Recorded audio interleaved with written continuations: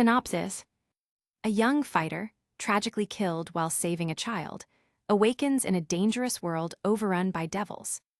Reborn with extraordinary abilities to manipulate space and energy, he forms unlikely alliances, hones his powers through rigorous training, and battles monstrous threats to protect humanity. As conflicts escalate, he uncovers deeper mysteries, forges bonds, and strives to become the ultimate guardian against evil forces. Chapter 1, Prologue. Within the deep expanse of the void, a flickering round orb of light could be seen floating in the deep darkness. The orb flickered like a gentle flame, illuminating the darkness that tried to devour it and persisted despite the dark storm. "Ugh, where am I?" After God knows how long, a deep voice reverberated from the orb, like that of a man accompanied by a groan. "Where is this?" The voice sounded out once more, but the chaotic void was completely silent, devoid of life, and no one to answer him. "What happened to me?" The voice spoke once more, after which a pin-drop silence reigned for a moment. "Did I die?" The voice spoke once more, however this time, with less tenacity and volume, trying to make sense of the current circumstance. "In the end, all that hard work all for me just to lose my life to a bunch of bank robbers." The voice spoke once more, this time, tinged with sorrow and regret. Emery Richards was raised by an orphanage in London. When he was 12 years old, the orphanage was closed down by the government due to abusive acts by the matrons and nuns who took care of the children. The government had offered to send them to other orphanages, but Emery refused and was left to wander the streets of Luton by himself. After a few weeks, he resorted to stealing and all sorts of crimes just to earn a few pounds for his daily bread. However, a year later, he stumbled upon a fighting gym where he decided to get the shit beaten out of him in order to earn money. There, he learned how to fight, and this began his career as a mixed martial artist. Training and training and training till he collapsed, he swore to himself to be the absolute best. He learnt many forms of martial arts: kickboxing, capoeira, jujutsu, jeet kune do, taekwondo, and many more. He trained day and night, and was basically secluded from the outside world. While teenagers his age were in high school studying and having a good time with their friends, he locked himself up in the gym and kept punching and kicking till his knuckles were sore and his feet bleed. He wasn't training because he loved, nor because it was his passion, but rather, it was for the money. Poverty was an unpleasant situation to find yourself in, and he promised himself to never go back to the streets. After countless fights, broken bones, and injuries, he was contracted by the UFC, and soon went on to become the youngest lightweight in history. However, in a twist of fate, one day, he decided to go to the mall to get himself a couple of nice clothes and shoes. After all, the least he deserved for all of his hard work was some to look good. Unable to escape the shackles of destiny, the mall was robbed a few minutes after he had entered, and in an attempt to save a little girl from being raped by the thieves, he was brutally murdered, with multiple bullets ripping through his heart and lungs. No matter how hard and strong his fists were, they could never block a bullet, just like how an ordinary man was inconsequential in grand scheme of destiny and fate. He went down as one of the greatest fighters to ever step in any ring, cementing his legacy, a legacy he would never be able to enjoy. What a tragic story. Suddenly, within the deep voice, a chuckle rung out, and an old man dressed like a Chinese hermit, with a figure as large as the universe itself, appeared. Immediately, the flickering orb of light was transformed into the figure of a young naked man who levitated before the old man. "Are you a god?" Emery, after a few moments, opened his eyes and looked upon the divine figure before him in awe. "Yes, I am." The old man responded with a calm smile, the light of goodness illuminating the entire expanse of the void. "If you are real, why did I have to suffer? Why does anyone have to suffer?" He spoke as he glared at the old man, as tears began streaming down his face. All those hellish days and nights of smashing his fists and heels against rocks and trees, all those days of fighting with the dogs for food and getting wet in the rain due to having no shelter. It all came crashing down. Suffering and happiness are like two sides of a coin.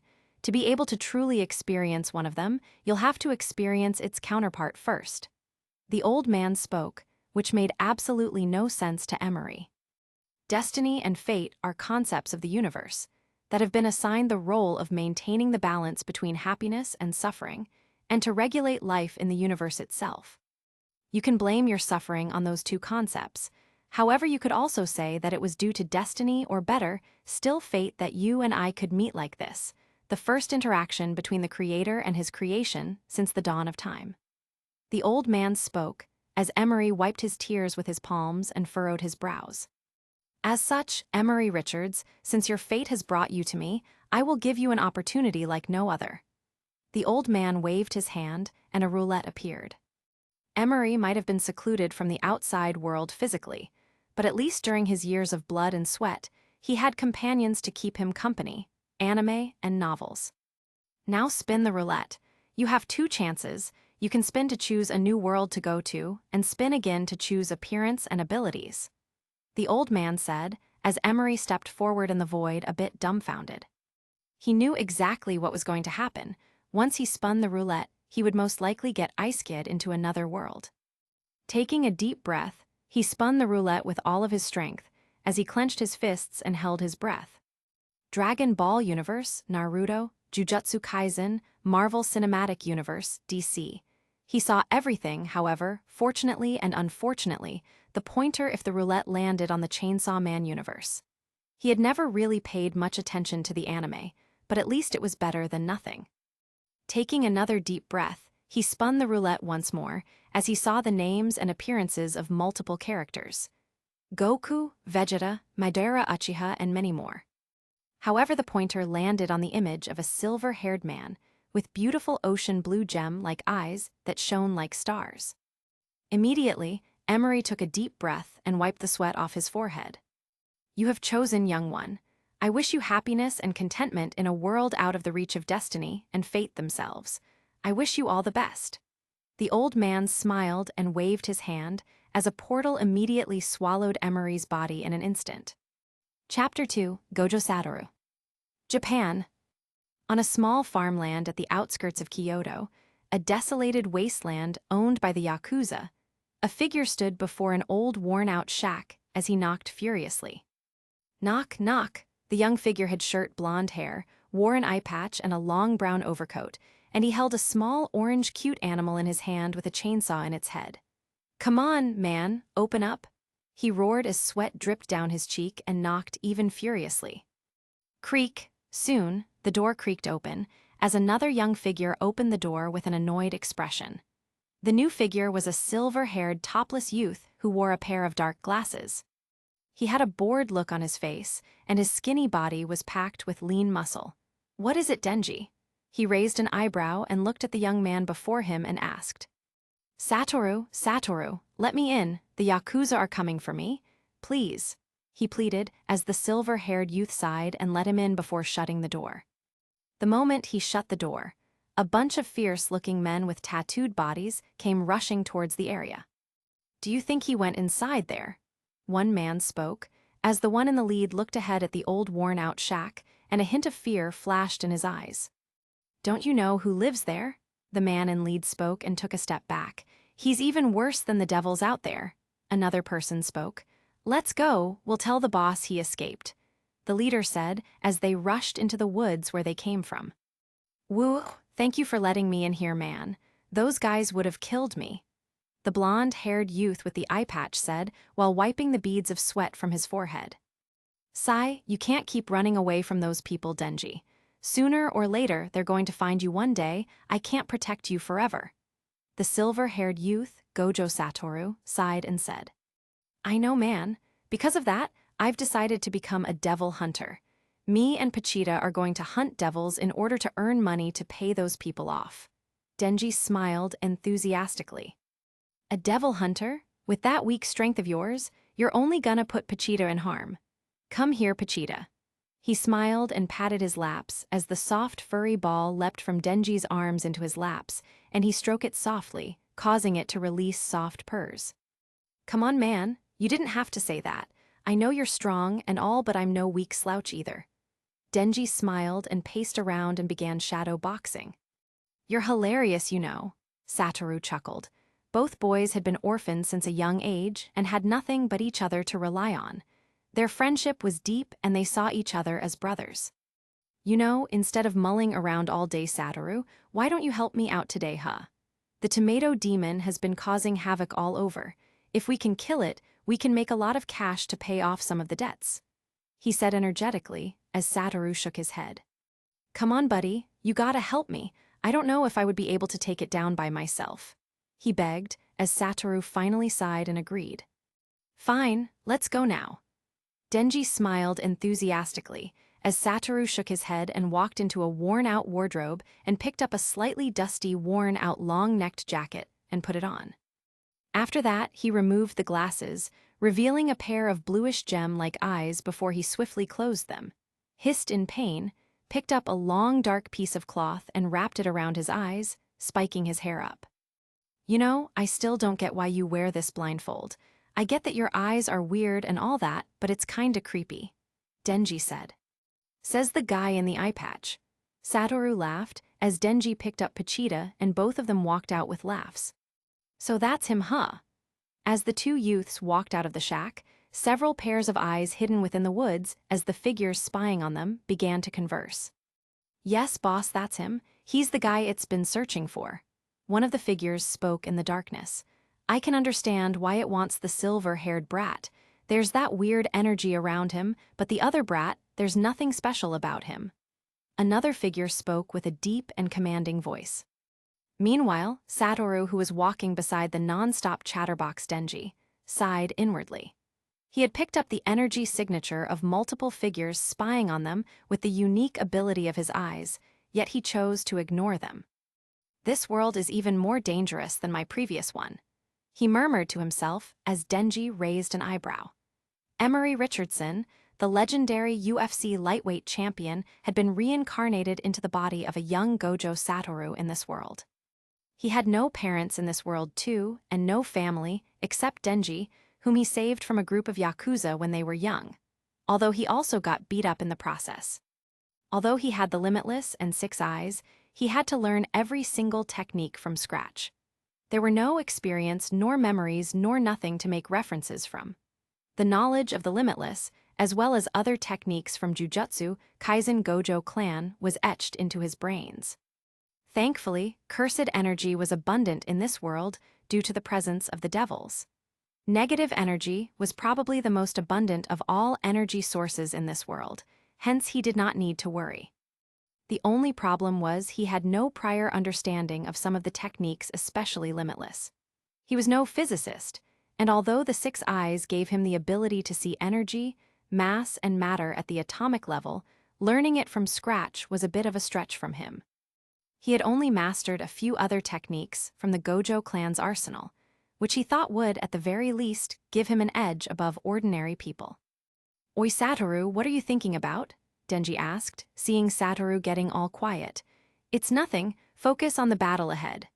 Satoru chuckled as both of them smiled and rushed to the location of the Tomato Devil. Chapter 3, 6 Eyes. Japan. Outside a massive farm, a huge Grostek figure could be seen frolicking to and fro, while making strange noises from its mouth. The figure was in the shape of a huge red tomato, covered in eyes all over with a huge mouth, and the arms of many humans as feet. SHHH. Meanwhile, 2 figures were hiding a few meters away from the farm, were 2 youth in hiding. The first youth was a silver-haired boy who wore a blindfold around his eyes, and the second one wore an eye patch over his left eye, and held onto an orange furry creature with a chainsaw as its nose. Oi, Satoru, how do we do this? Denji whispered and looked at Satoru, who was busily examining the Tomato Devil. I'll attack it head-on, deal with it when its guard is down.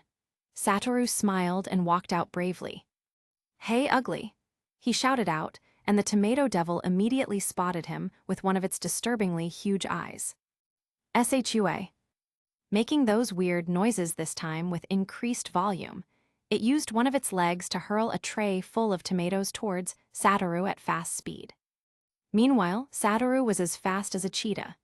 His body blasted forward at unnatural speeds before he leapt into the sky like an acrobat, effectively dodging the huge tray of tomatoes.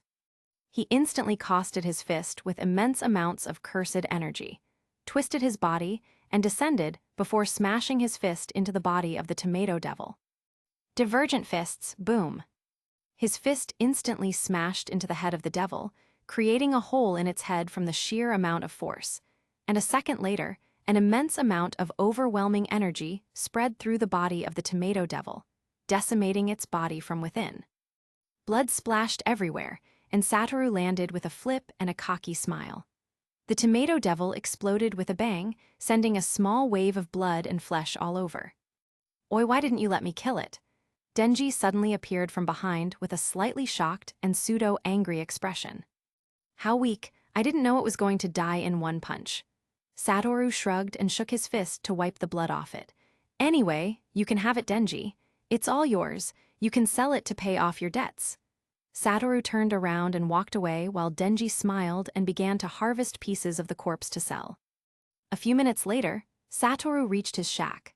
Before he took off his shirt and picked up a piece of stale bread and a jug of water, before sitting down on his favorite lazy chair and began to devour to his heart's content. If the divergent fist technique is enough to one-shot devils like the tomato devil, I wonder how strong I'll become when I muster the limitless. He thought as a small smile formed across his face. In his previous world, to stand at the top of the world, one needed to rich, immensely rich. However, in this world, to stand at the top and to be able to protect oneself from the many and untold evils in this world, one needed to be strong. And Satoru decided that's exactly why he was going to do. After all, how he was going to live up to the legacy of the Honored One if he allowed himself to stay weak. Okay, in order to muster the limitless, he had to fully grasp the abilities of the six eyes. And that was exactly what he was going to do. Except he didn't know where to start from. From the anime, the six eyes granted the user unnatural perception, allowing the user to see energy and matter at atomic levels even at extremely long distances. He slowly removed the blindfold, revealing a pair of sparkling blue gem-like eyes. Ugh! Suddenly, an immense headache reached his head as blood spurted out of his nose. The amount of information he received in just a split second was so overwhelming. It felt like the world had been placed onto his shoulders. Persevering through the pain, he suddenly felt the world slow down before his eyes, as his perception sped up drastically.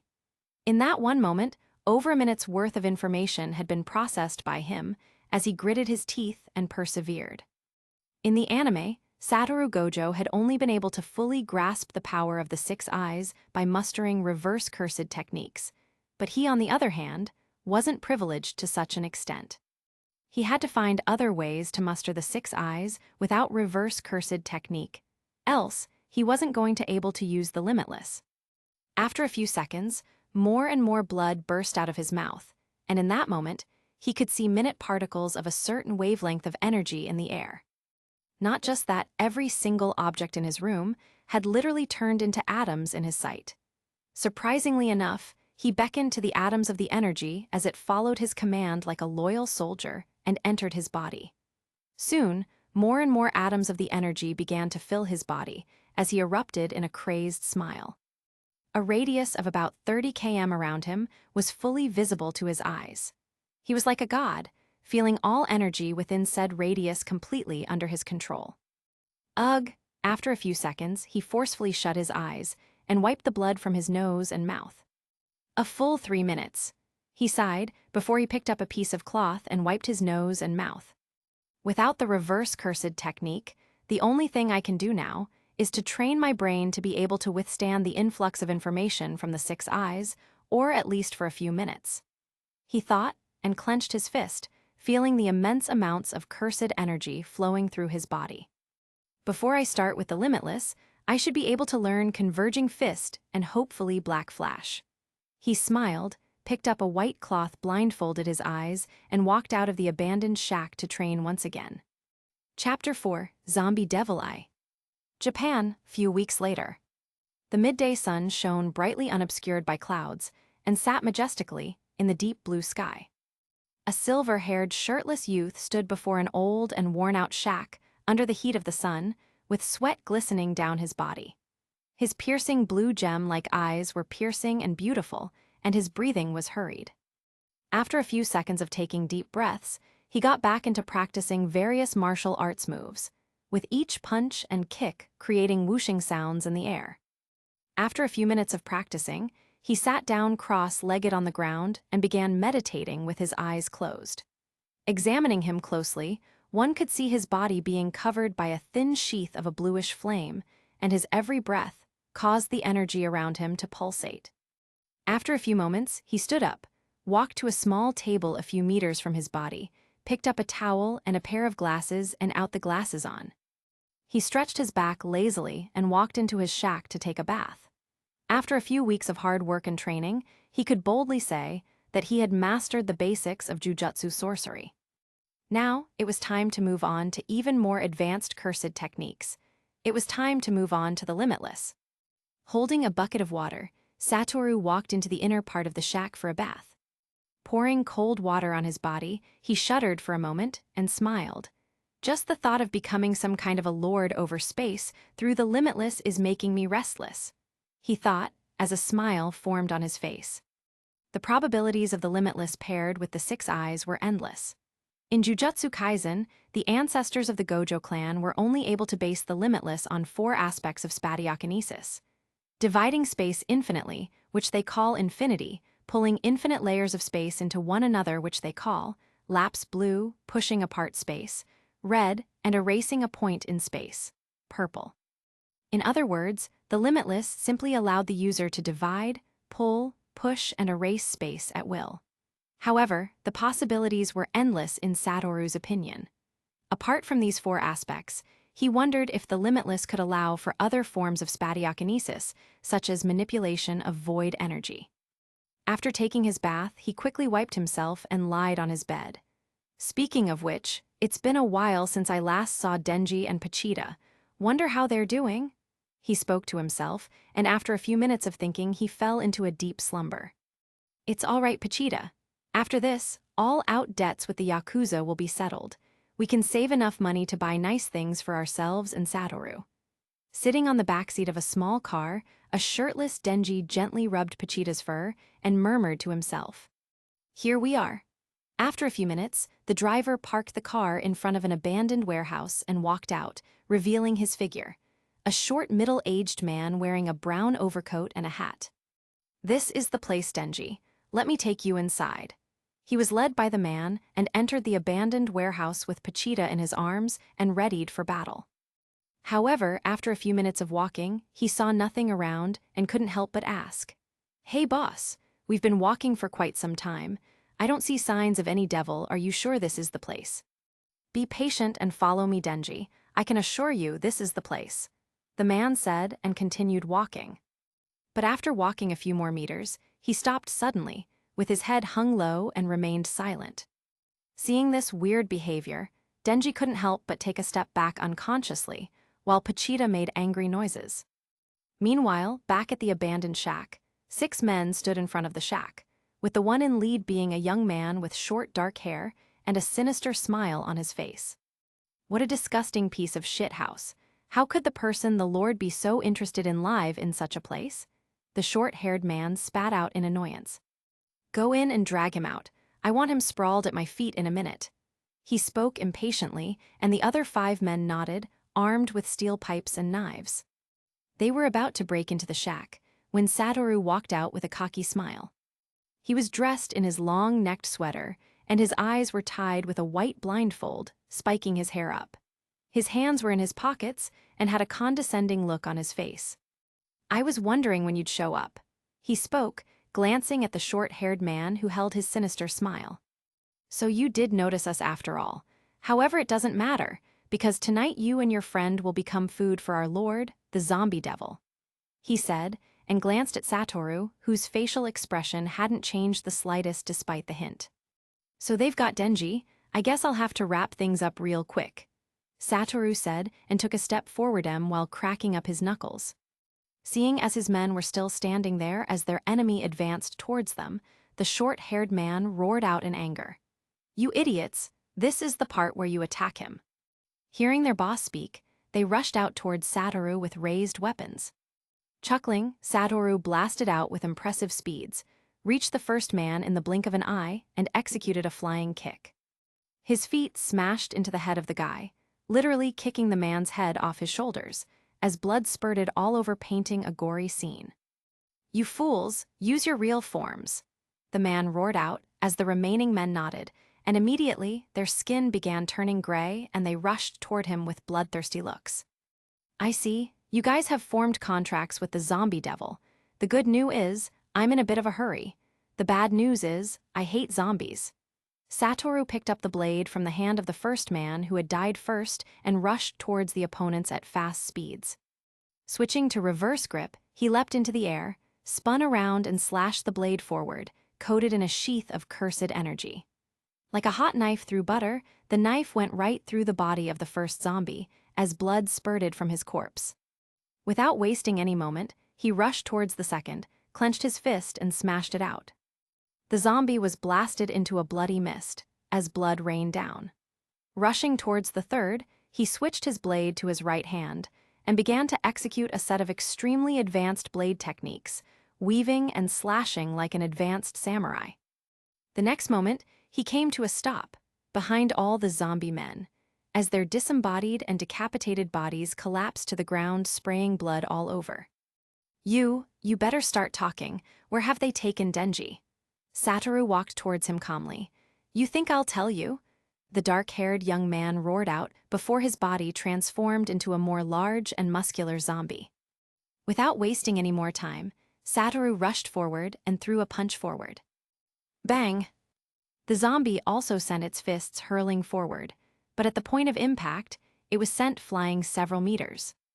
With the ability of the 6 eyes, he had nigh-perfect control over his cursed energy, to the extent that he was sure he could say he would never run out of energy again. Without relenting, he rushed forward at fast speeds, reached the zombie, and smashed his fist forward with all of his strength. Black flash. His fist MS were accompanied by a surge of red and black lightning, and an overwhelming force blasted apart the body of the demon, causing it to explode with a rain of blood. Raising his head, Satoru blasted away at great speeds due north, leaving behind a small crater where he previously stood. Chapter 5, Satoru vs. Chainsaw Devil. Japan. Deep in the night, in an old and abandoned warehouse, the sounds of multiple footsteps could be heard in a hurry. Inside the warehouse, a youth with short blonde hair and eye patch was currently running from multiple figures in the dark warehouse. Looking closely, one could see a huge gash on his chest that constantly dripping with blood. Together with the blood dripping from his pith and nose, he cut a sorry figure. Even the orange furry creature in his hands had a huge gash in its back and was bleeding profusely. Looking back at his pursuers, his breathing was hurried, and his face was drenched in horror. The next moment, he tripped and fell onto the ground as he rolled to a meter away. He began crawling, with more and more blood pouring out his mouth. Suddenly, he felt a sharp object rip through his back as he roared out in pain. He turned around only to see what looked like a zombified human sticking a large knife into his back. He then saw multiple zombies rushing towards him with weapons, as they dived onto his body and pierced him with the sharp weapons. "Somebody help, anyone, Satoru, help!" Roaring out in pain, he called out with blood pouring out his nose and mouth. His face was twisted to a horrifying degree, and his body was ripped apart by the zombies. Even the cute creature still in his arms was not spared from the onslaught. SCHLK. After a few seconds, only the sounds of flesh being ripped apart could be heard, accompanied by the continuous drip of drops of blood. Ha ha ha ha! Suddenly, a hysterical laughter reverberated as an extremely grotesque creature appeared in a burst of devilish energy. The figure looked like the neck and torso of a gigantic man, with a disgusting face etched into its left chest. Multiple tentacles could be seen whipping back and forth as it moved forward slowly. All devil hunters deserve to be killed in such a manner. Dispose of the body. Its voice sounded like the voice of many children as it turned around and left. Meanwhile, a silver-haired figure was running like a fierce gale along a highway. His body bypassed many cars and trucks, and his eyebrows were furrowed deeply. Rushing forward at full speed, he leapt into the sky and landed on top of a truck, before he bolted atop the ceiling of the truck, jumped onto another car, and blasted away. After a few minutes, he jumped from the top of a small car and landed onto an untarred road, where he began looking around him. Sighing, he took off his piece of cloth wrapped around his eyes and examined his surroundings. The negative energy is extremely thick. The zombie devil should be here. Satoru bolted forward at full speed. Using his 6 eyes as a navigator, he was faster than a horse, and his body seemed to traverse long distances in a step. In a few minutes of non-stop running, he stopped in front of an abandoned warehouse, where the negative energy was extremely concentrated.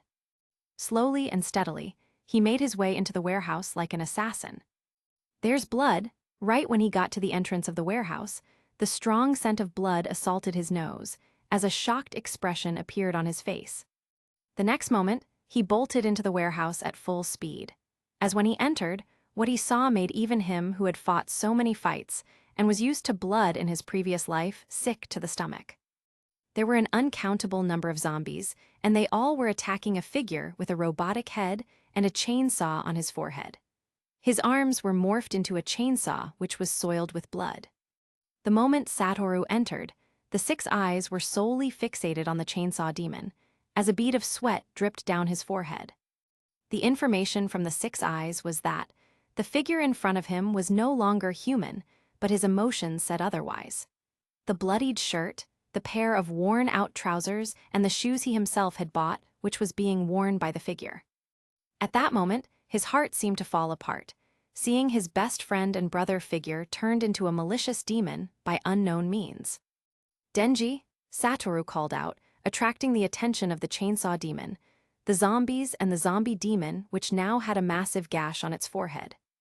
The moment the chainsaw demon turned around, Satoru could see the malicious glow in its robotic head increase sharply, as it shot towards him with outstretched arms. "You're the one with the energy. As long as I devour you, I will become even stronger."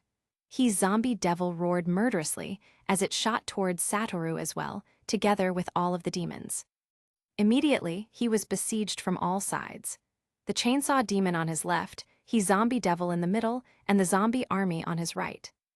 Without further ado, his eyes glowed murderously as he bolted forward, grabbed a long blade on the ground and shot towards the zombie demon and his army. At that moment, his immense cursed energy was overflowing, accompanied by immense rage and ferocity.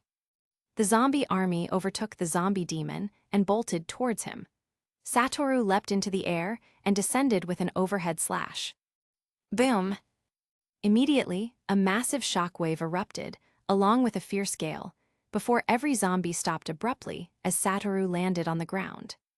Soon jets of blood spurted out, as their decapitated torsos fell to the ground, drowning the place in blood. "What?" The zombie devil looked on, seeing one of its tentacles cleanly cut off. A painful roar reverberated across the warehouse. Satoru didn't even waste a breath, as he caught sight of the chainsaw demon rapidly gaining on his position. He bolted forward with his blade in reverse grip and maliciously leapt into the sky, spinners around, and executed a reverse spinning slash, accompanied by perfect cursed energy output. Black flash. Boom! The walls of the warehouse shook from an immense shockwave as a fierce gale erupted, causing dust to swirl. When the dust settled, a huge gash had been formed on the ground as tendrils of black and red lightning smothered near the massive gash. The body of the zombie demon had been cleanly bisected into 2, as the red and black lightning streaked across both parts of the body.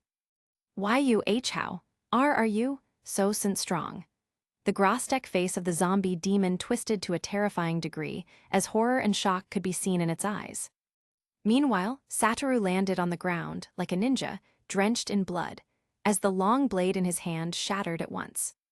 However, the next second, his body sidestepped to the left and shot backwards, dodging a slash from the chainsaw demon's long arms, like he had a pair of eyes at the back of his head. "Oi Denji, it's me, Satoru, Gojo Satoru." Satoru landed on the ground and spoke to the chainsaw demon, who was now face to face with him. "Saw Satoru?" The chainsaw demon opened its mouth and spoke, as the murderous glow dimmed significantly. "Yes, it's me, Satoru." Satoru nodded as the 6 eyes intensely examined Denji's body. "Bibi because of why you, P. Pochita and I died. Why, you were supposed to protect us, Denji roared out as the malicious glow in his eyes glowed. The next moment, he shot towards Satoru and appeared before him in a flash, before slashing his chainsaws towards his best friend's neck. Chapter 6, Infinity. The chainsaw devil bolted towards Satoru and slashed his chainsaws towards his best friend's neck. Right when the chainsaw was about to slash into his neck, his perception sped up as reality itself began to slow considerably, courtesy of the six eyes. Immediately he sidestepped to the right, causing the slash to miss him by a centimeter. Denji roared out in anger and began to execute consecutive slashes with his chainsaws as multiple whooshing sounds reverberated, akin to the sound of air being slashed. Satoru, on the other hand, kept calm and moved his body as if he was taking a walk in the park. All the slashes were close to his body, but never close enough to really touch him. After dodging Denji's attacks, Satoru bolted and appeared right before Denji in a split second, placed his palm on his chest, and jerked it forward. Boom! Denji was hurled backwards after a burst of cursed energy, before he smashed into a pillar. Arghh. Before Satoru could catch his breath, the chainsaw devil's figure was already in the air, descending towards him with an overhead slash. He instantly flipped backwards, effectively dodging the attack, and without wasting any time, he bolted forward, reached the chainsaw devil in a split second, and executed a crazy left hook, right body punch, and a spinning back kick, which hurled Denji flying into the walls once more. Do I really have to kill him? Satoru thought with a frown, seeing Denji rushing towards him once more. It was like the chainsaw devil had infinite stamina and kept coming even though he was taking a lot of damage. I think I should knock him out. That will do for now. Satoru dodged Denji's slashes while still in deep thought, as if he was on a stroll. The six eyes not only provided 360 vision and subatomic levels of perception of mass and energy, it increased peripheral perception, allowing the user to enter some sort of bullet time whenever in use. This alone, if properly used, could grant nigh godly reaction time and reflexes, allowing the user to be almost invincible in close combat. However, just as Satoru was about to move, a nerve-wracking headache assaulted him, as blood spurted out of his nose, which made him stagger for a second. Seeing the slip-up, Denji rushed forward and slashed a chainsaw forward. Satoru's brain was in a wobbled state, with its ability to process information currently in a bit of a mess. Even after torturing himself to withstand the six eyes for a while, he ultimately couldn't use it indefinitely without reverse cursed technique. He was hurled backwards like a comet, a testament to the immense strength of the chainsaw devil. His body dropped to the ground as he puked out blood and gritted his teeth in pain. A huge gash had appeared from his collarbone to his abdomen as blood poured out uncontrollably. Staggering to his feet, he closed his eyes abruptly, feeling the headache growing with each passing second.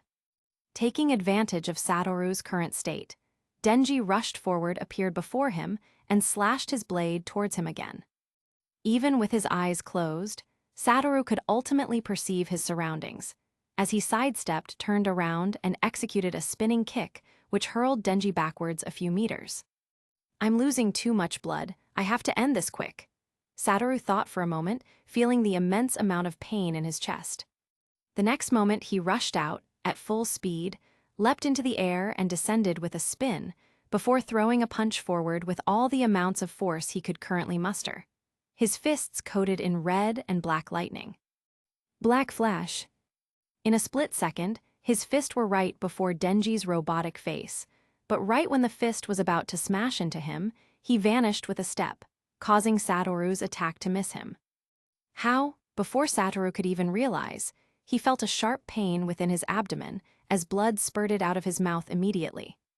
He looked down only to see a long chain saw embedded in his abdomen, and Denji's robotic face glaring at him with a malicious glow in his eyes. With a roar, Denji yanked the chainsaw out of his body, before he executed a front kick which hurled Satoru backwards like a comet, sending him smashing through multiple pillars. How did he do that? Satoru's mind was currently in a turmoil. With his current mastery of the Six Eyes ability, the bullet time ability couldn't be used passively and could only be used for as long as he can keep his eyes open. But even with the eyes closed, his peripheral perception far surpassed that of an ordinary person, and even with that, he hadn't seen Denji movements at all. Rising to his feet, he wiped his mouth as he spotted the chainsaw man rushing towards him. Before he could even move, Denji appeared before him, executing that same movement which even he had not been able to catch wind off. SHLCK, SHLCK. The sound of flesh being ripped apart reverberated, followed by sound of blood dripping to the ground. At this point, the sun had started to rise, as a group of figures walked towards the warehouse dressed in black suits and overcoats. Meanwhile, Denji and Satoru currently stood a few meters apart, with Denji's chainsaws and body soiled with blood, and Satoru who had a surprised expression on his face. Multiple deep gashes could be seen around his body, as blood flowed out incessantly.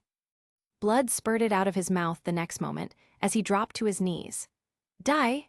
Denji rushed out and leapt into the skies, bringing down his chainsaws with immense force unto his best friend. Despair and regret could be seen on Satoru's face, as he witnessed the chainsaw getting closer to his neck with every passing second. He knew that no matter what, once the chainsaws reached his throat, he was done for. No, I can't die, not yet. He had been granted a 1 in a million chance to be reincarnated, and now he was going to die immaturely. Deep down within him, he just couldn't accept this fate. He knew there was only a single thing which could save him at this moment, but after many tries during practice, he still hadn't showed signs of learning the technique. However, this wasn't practice anymore. He had to manifest the technique, or he would really lose his life in a few seconds. Taking a deep breath, his eyes fluttered open once more, as untold amount of cursed energy began to flood his body. Space was everywhere, a three-dimensional void within which matter and energy resided. The Limitless could allow him to manipulate this dimensional void to untold extents, allowing him to divide, pull, push, and erase this void at will.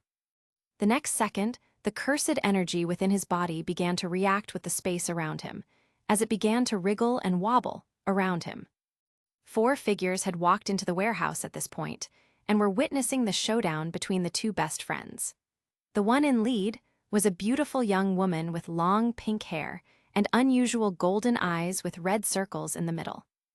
Although her focus was mostly on the chainsaw devil, she couldn't help but notice the unusual phenomenon occurring around the youth with short silver hair was on the verge of death. The space around him seemed to wriggle and stretch, as if welcoming the presence of the god of dimensions. Denji's chainsaw appeared before Satoru's neck in the blink of an eye, and right when I was about to pierce into his body, ending his life for good, it stopped a few centimeters away from his skin, unable to move an inch closer. I did it! Satoru flashed a victorious smile, seeing the blade an inch before his throat, unable to move closer. He had finally stepped on the path to become the strongest, the honored one. He had finally manifested the first stage of the Limitless itself, neutrality, the ability to divide space an infinite amount of times at will. It all makes sense now, he said with his smile as blood flowed out of his mouth and nose, and the next second his body crashed to the ground, losing consciousness as blood pooled under him. Seeing his enemy down already, Denji raised his chainsaws, ready to rip apart his chainsaws when he noticed the pink-haired young woman walking towards him. Immediately and unconsciously, he lowered his chainsaws, as the malicious glow in his eyes died down before reverting to his normal form. He looked around, as memories flashed past his thoughts, and saw his best friend lying on the ground in a pool of blood with deep gashes all over his body. Immediately, tears flowed down his cheeks uncontrollably, as he knelt near his friend's body and cried out. Chapter 7, Devil Hunters Association. Please save him? Denji instantly transformed back to his human form as he knelt beside the body of his best friend, tears dripping down his cheeks uncontrollably as he pleaded with the pink-haired young woman. The pink-haired woman nodded with a dull expression, her eyes darting between Denji and Satoru. Who is he to you? She asked and walked to Satoru and examined his pulse. He's my friend, no my brother. Denji roared out, as the pink-haired young woman raised an eyebrow. "He will be all right," she said, and took her hands of Satoru's neck. "Did you kill all the zombies?" She looked at him and asked. "No, it was him," Denji replied, his heart rate decreasing exponentially just from hearing that Satoru would be all right. Interesting," she nodded. "All right, take him away, and you come with me." She immediately signaled to the two men behind her, who carried Satoru's unconscious body and took him away into a car. "What's your name?" she asked with a small smile. "Denji." The youth couldn't help but stammer, with his face flushed, seeing such a beautiful smile. "I can see you're a human, Denji. I came here to kill the zombie devil. I'm a devil hunter from the Public Safety Bureau." She leaned in and whispered. "Since you killed the zombie devil, then my work here is done. As for you, Denji, you can choose to become a devil that I kill or become my human pet.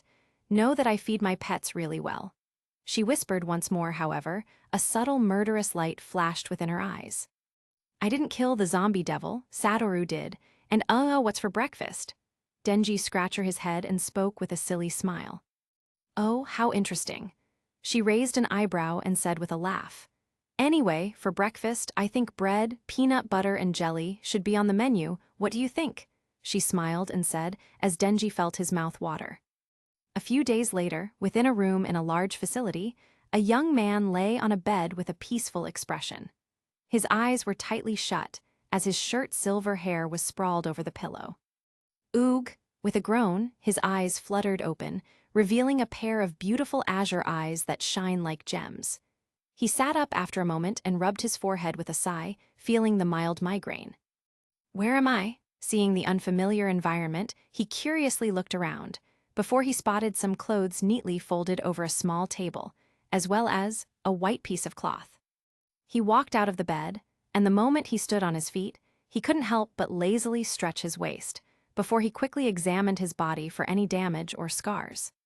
Do they have reverse cursed technique in this world? Seeing his body scarless and back to its optimum state, he clicked his tongue and smiled, before he proceeded to put on the gray sweatpants and the black shirt. He then picked up the white piece of cloth, closed his eyes and blindfolded them, completely covering the upper part of his face, while his hair shot up like spikes. "You're awake, just like she said." Suddenly, he sensed a presence in the room as he slowly turned around, only to see a youth in a black suit, with a sword sheathed at his back like a ninja. His slightly long dark hair was tied into a bun, and his apathetic eyes revealed no emotion. "And who are you?" Satoru asked as he folded his arms. "Hayakawa-aki, Devil Hunter, Public Safety Bureau," he stated as his eyes subtly examined Satoru's body. "Satoru, Gojo Satoru." Satoru introduced himself shortly. "A governmental organization?" Satoru asked, as Aki ignored him and began to make the bed. He finished in the blink of an eye and walked to the door. "Come with me. Ms. Makima would like to have a word with you." He opened the door and walked out, as Satoru looked at him weirdly. If his blindfold was off, then his current facial expression with both of his eyebrows raised would have been visible. He began to wonder if the youth before him was a robot, as he followed by him silently. Soon they reached a door, as he opened it and gestured for Satoru to enter. Upon entering, he saw a pink-haired woman looking into the distant sky through her window, standing near a desk filled with lots of papers. He scanned the room once or twice, as his gaze landed on the back of the pink-haired woman. After a moment, she turned around and walked closer to him, her golden eyes peering deep into his soul. At that moment, as if sensing a challenge, the 6 eyes fluttered open under Satoru's blindfold, as he scanned her from head to toe, before raising a brow in surprise. "I see, how interesting." She broke eye contact and walked to her desk. "You're not a devil, yet your body naturally and directly produces negative energy. No wonder the zombie devil wanted to eat you.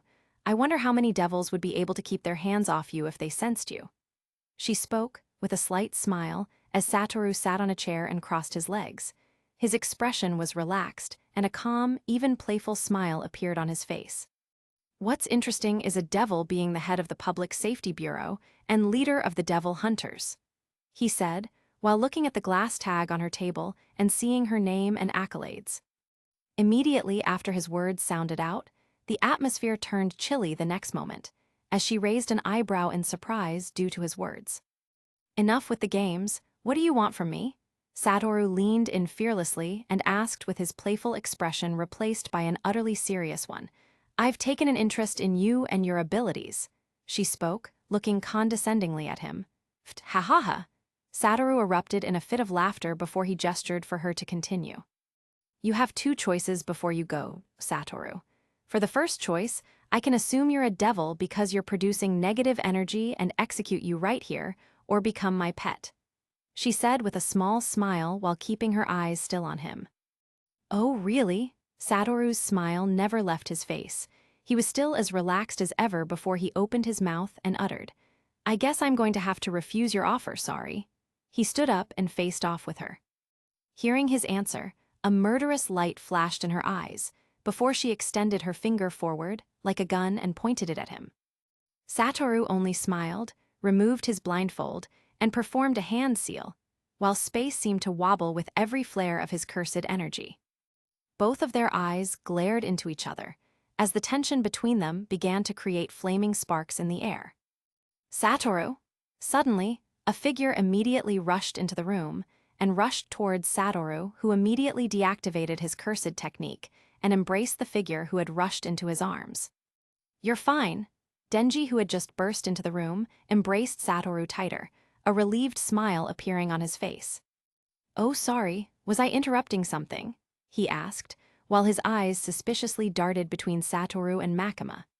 We'll continue this conversation later, but for now, you should join the Devil Hunters Association, as your abilities would be of use to us, she said, and walked to her seat. Fine, but I'll become a devil hunter, but my services won't be for free, you know, I'm quite exceptional, Satoru said with a cocky smile, as Makima's apathetic eyes rested on him once more. I'll take that as a yes.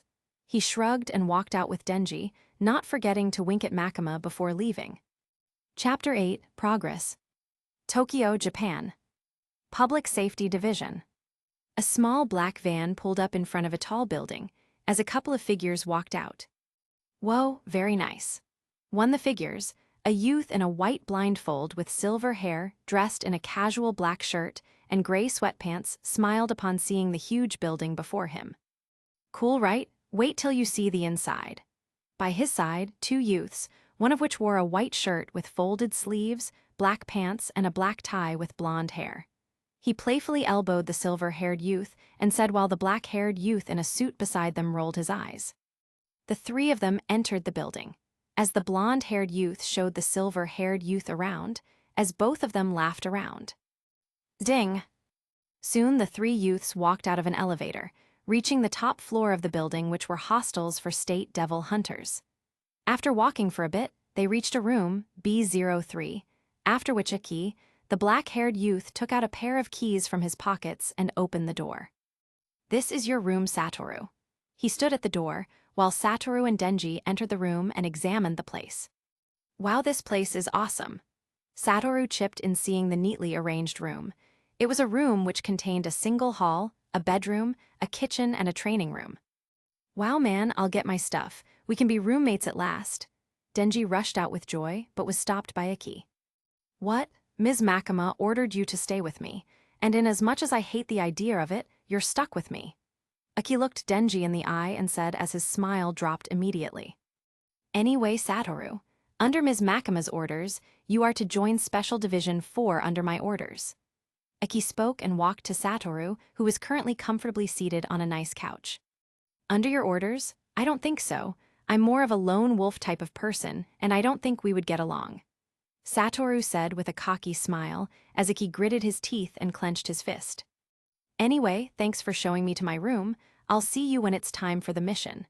Satoru spoke and lied down to rest. Anyway, I can't accompany you today, Satoru. Aki and I have a mission with Ms. Makima. See you soon, Denji said, and walked out with Iki, leaving Satoru in the room to rest. Okay, it's time to take a bath. Satoru stood up, took off his shirt, and then walked to the bathroom. A bathtub? Hell yeah. He immediately filled it with water and soap, took off his pants and jumped into the tub as he heaved a sigh of relief.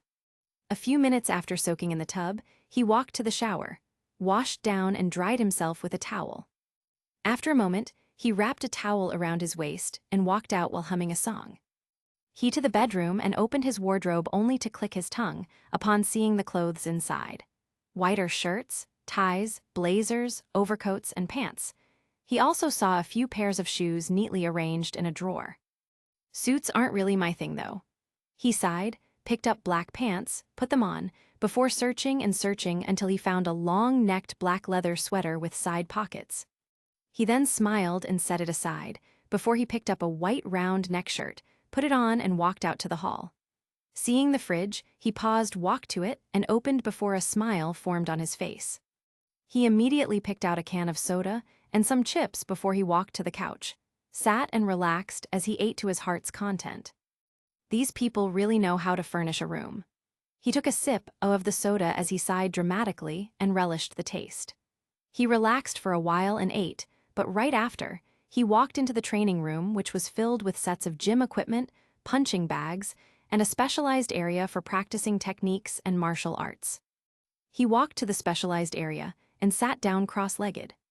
Okay, now that I've finally connected with the limitless, it's time to make some progress. He smiled and said. Although he had been a fan of anime, he didn't really know much about Jujutsu Kaisen since it was released a few months before his championship match, after which he died in his previous world. But even so, he knew of some characters in the anime like Gojo Satoru. After all, overpowered senseis like Gojo, wise from the Dragon Ball universe, and others were his favorite. Gojo's abilities with the limitless had been defined and divided into infinity, blue, red, and purple, but he knew he could do more than that.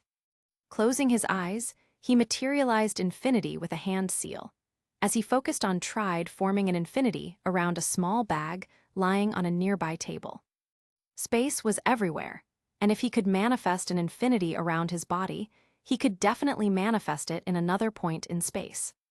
However, after a few moments, nothing seemed to happen, as he sighed in frustration. Refusing to give up, he continued the process, trying to manifest infinity, or better still, use cursed energy to manipulate the spatial forces surrounding the objects in his room, yet he failed even after trying for long hours.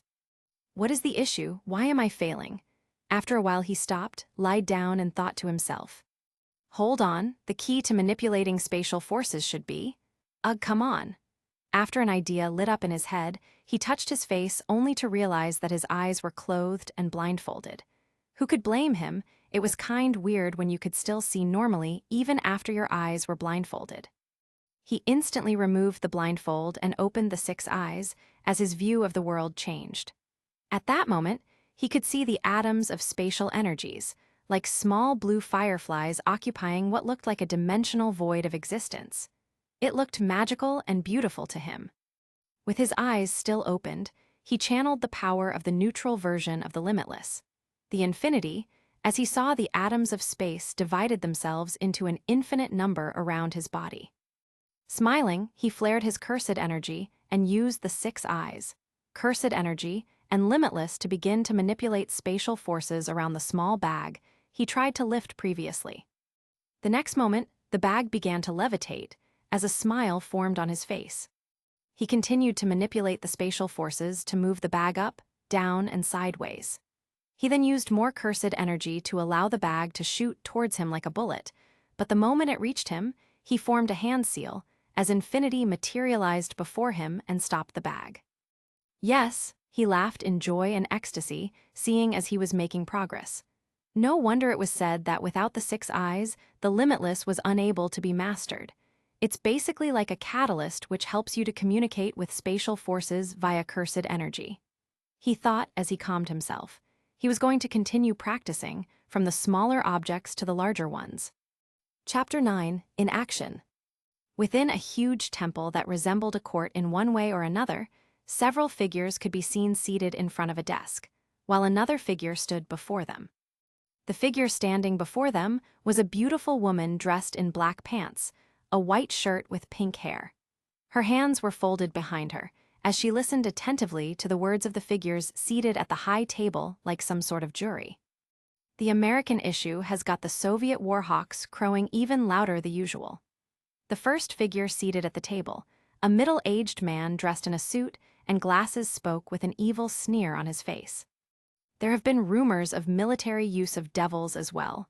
He finished his statement and adjusted his glasses. Hopefully, devils will stay as Japan's only enemies in the future. Another man by his side said with a sigh. Makima, how have the hunting dogs who have been added to the squad performing? A new figure spoke as Makima raised her head. One is promising, the other interesting, and another unpredictable, she said swiftly. Unpredictable. The figures at the high table looked at each other in dismay. Gojo Satoru. He is neither a devil nor a fiend, yet his body naturally produces negative energy like devils do. Makima spoke as the figures listened attentively. Also, the sheer output of negative energy from his body is unlike anything I've ever seen before, and most importantly, he seems to be able to manipulate space to an extent. She finished her statement as the figures finished taking notes on pieces of paper before them. Makima, your job is to grow the hounds and then put them to work. Any hound outside of your control should be directly eliminated in order not to pose future problems. Another middle-aged man seated in the middle said with a raised eyebrows. His abilities are too useful to us to be discarded so easily. He might not be under my control now, but he will not be able to escape his fate, she said with a smile as the figures nodded. Oi Power, are you sure this is the place? Walking towards an abandoned shack, Denji, who was holding an axe on his shoulder, asked the figure walking beside him with an annoyed expression. Just shut up and come along, you idiot. We're almost there. A young girl with long blonde hair wearing a shirt with a tie, black pants, and white boots responded with a fierce glare. Her most notable feature was the blood-red pair of horns which were growing in the middle of her head. I can't get near the Bat Devil, or hell sense my presence. Suddenly, Denji stopped, remembering what she had told him a while ago in the train as the grip on his axe tightened. Without hesitation, he swung it towards his partner, the young girl. However, before his axe could even reach her, a blood-red hammer smashed into his head with a powerful force, knocking him out cold with a bleeding skull, after which she dragged him to the warehouse. Devil HUNTRS HQ. Within a training room, a shirtless youth with bandaged knuckles was furiously smashing his fists and legs into a punching bag before him. His body glistened with sweat as he unleashed multiple combos on the punching bag, which seemed to fold with every punch and kick. After a while, he stopped and took a deep breath before he picked up a towel nearby and wiped himself before taking a seat on the floor. Right after making substantial progress with the Limitless, Satoru had devoted almost all his time to an intense training schedule. After a few days of this crazy schedule, although he had not made another breakthrough in the main abilities of the Limitless, he had managed to at least strengthen his previous ones and its applications. Even more importantly, he could feel his body's strength increase dramatically with every training session, as well as his cursed energy reserves. After taking a couple of breaths, he lifted up one end of his blindfold, revealing a sparkling blue eye before he beckoned with his finger. The next second, a small pebble began to levitate and spin as it moved closer to him until it was about eye level. Boom! With a slight move of his eyebrows, the pebble shot forward at immense speed, like a bullet, and instantly penetrated a wall in his room, as massive cracks formed on the wall. With a laugh, his cursed energy flared once more, and soon, his body began to levitate in the air. Although he hadn't mastered actually flying yet, he had figured he could harden spatial molecules to a level where it could support his body weight, and so he did. Gently, he lowered his body to the ground and sat down once more. Buzz! Suddenly beside him, his phone began to buzz as he picked it up and placed it on his left ear. What? Suddenly his eyes widened in shock as he rushed out at full speed, distress and urgency etched all over his face. Meanwhile, back at the warehouse, the morning sun had already set, with beautiful sun rays cascading down with blessings and goodness. Boom! The next second, the huge warehouse collapsed as a figure was hurled like a rocket, his body smashing into multiple buildings, as the civilians roared in horror and began to run for their lives. Just as the civilians were trying their very best to escape, a massive suction force erupted, as most of them were pulled backwards by a strange force. The next second, a huge purple tentacle with the head of a leech burst out of the warehouse, swallowing all the civilians like a vacuum. Ha ha ha ha, human flesh tastes the best when it's seasoned with fear. A shrill laughter reverberated as a huge purple creature walked out. The creature had large body with long and huge tentacles with mouth like leeches. Its neck was long and the black hair on its head covered its eyes, as a huge mouth filled with sharp teeth revealed a smile. Here, have some snacks, my Batsy.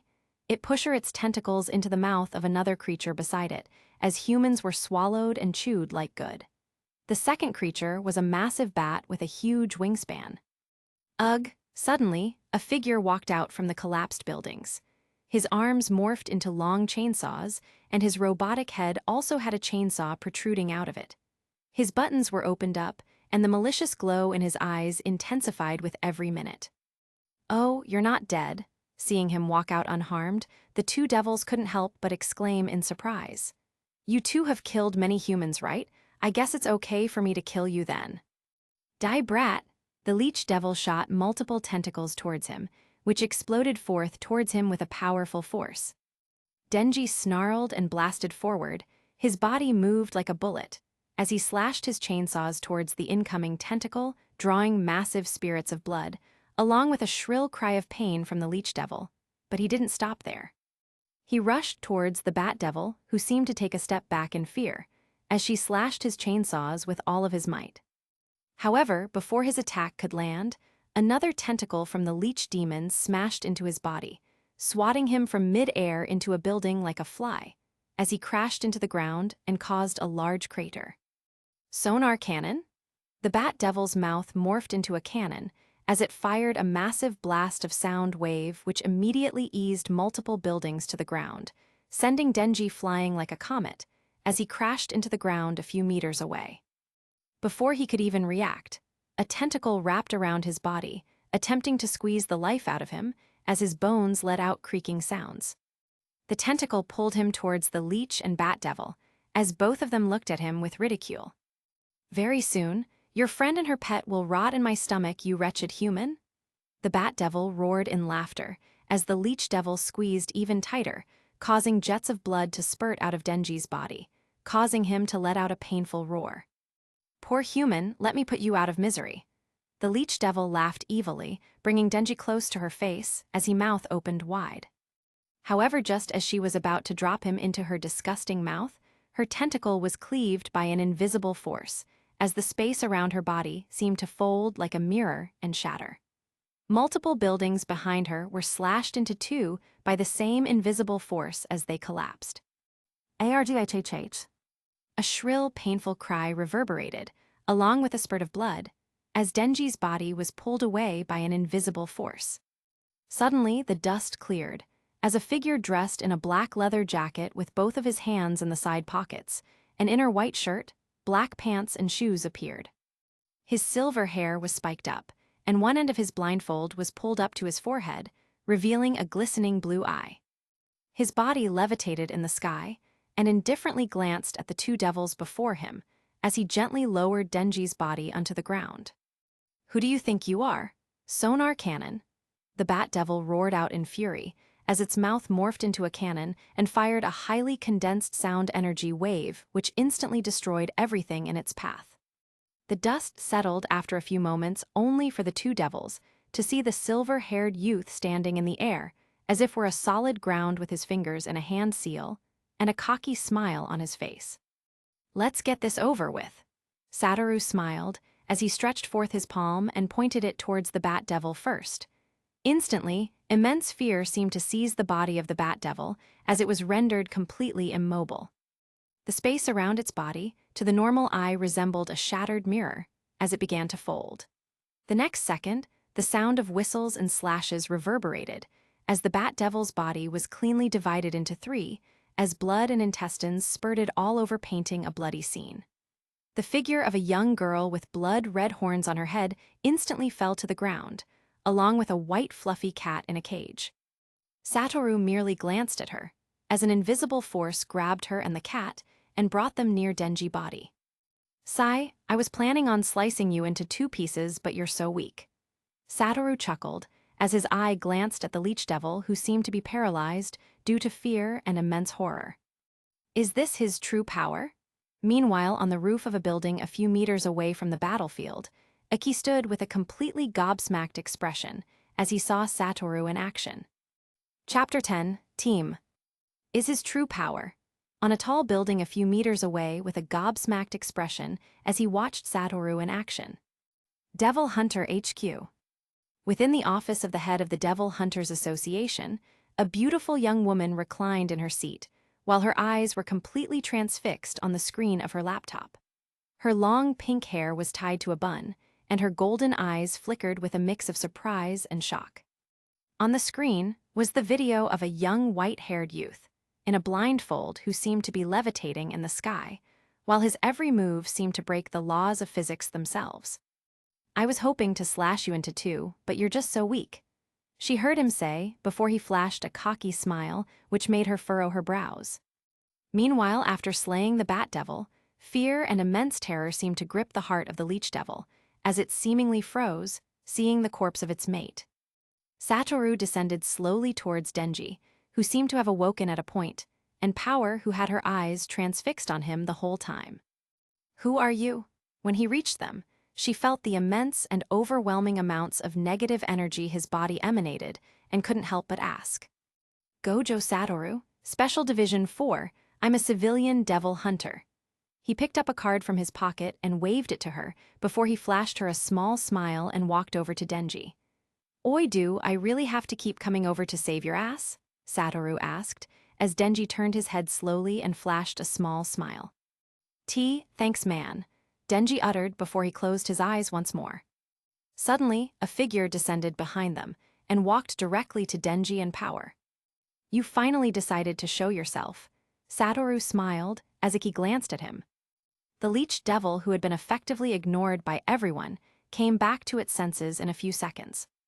Although its mate had been killed right before her eyes in one attack, now everything was clear to her. He had only been killed because he was careless. And as long as she managed to close the distance to him, she would be able to kill him and avenge her loved one.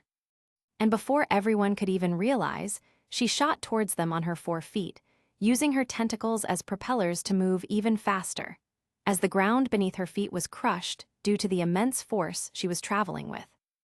HRGHH.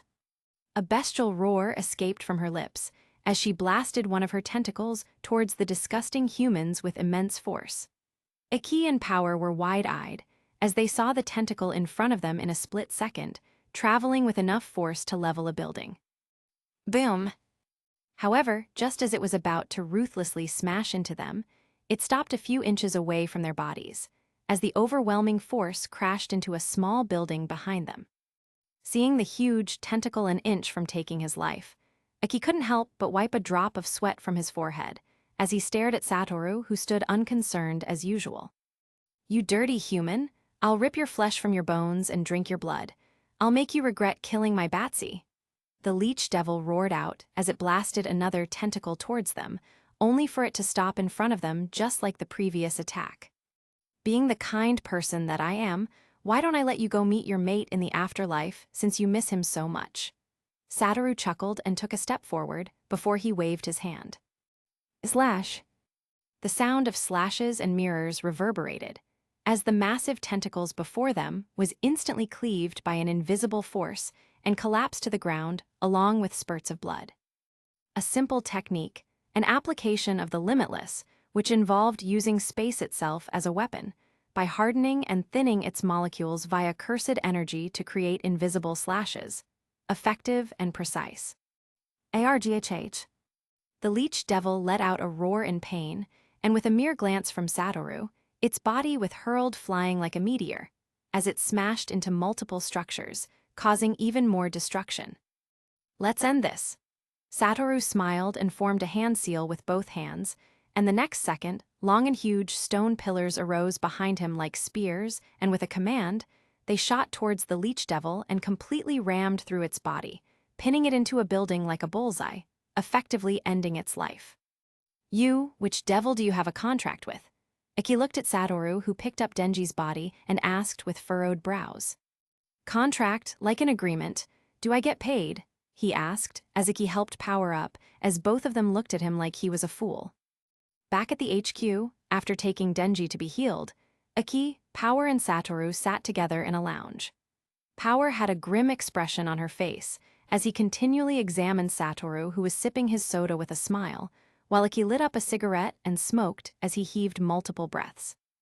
Are you sure you're not a devil? Fiend? Power continued to ask questions as Satoru sighed and reclined in the soft sofa. I already told you. My name is Gojo Satoru and I'm a human, he replied as he adjusted his glasses. Maybe you're a spawn from the union between a devil and a human and a fiend, or a devil and a fiend. She kept on formulating theories, as Satoru felt a headache just from listening to her rants. So you're saying your abilities do not come from an external source? How is that possible? Iki suddenly spoke and looked at Satoru, who seemed to be resting. I don't know how that is impossible. Surely you don't think devils are the only ones with special abilities, do you? Satoru put down his soda and folded his arms before speaking. Devils are born from humanity's fears. They embody the power of the fear of which they are born from. For example, the bat devil and leech devils have the powers to emit sonic waves and devour just like bats and leeches can. Iki explained, as Satoru listened carefully.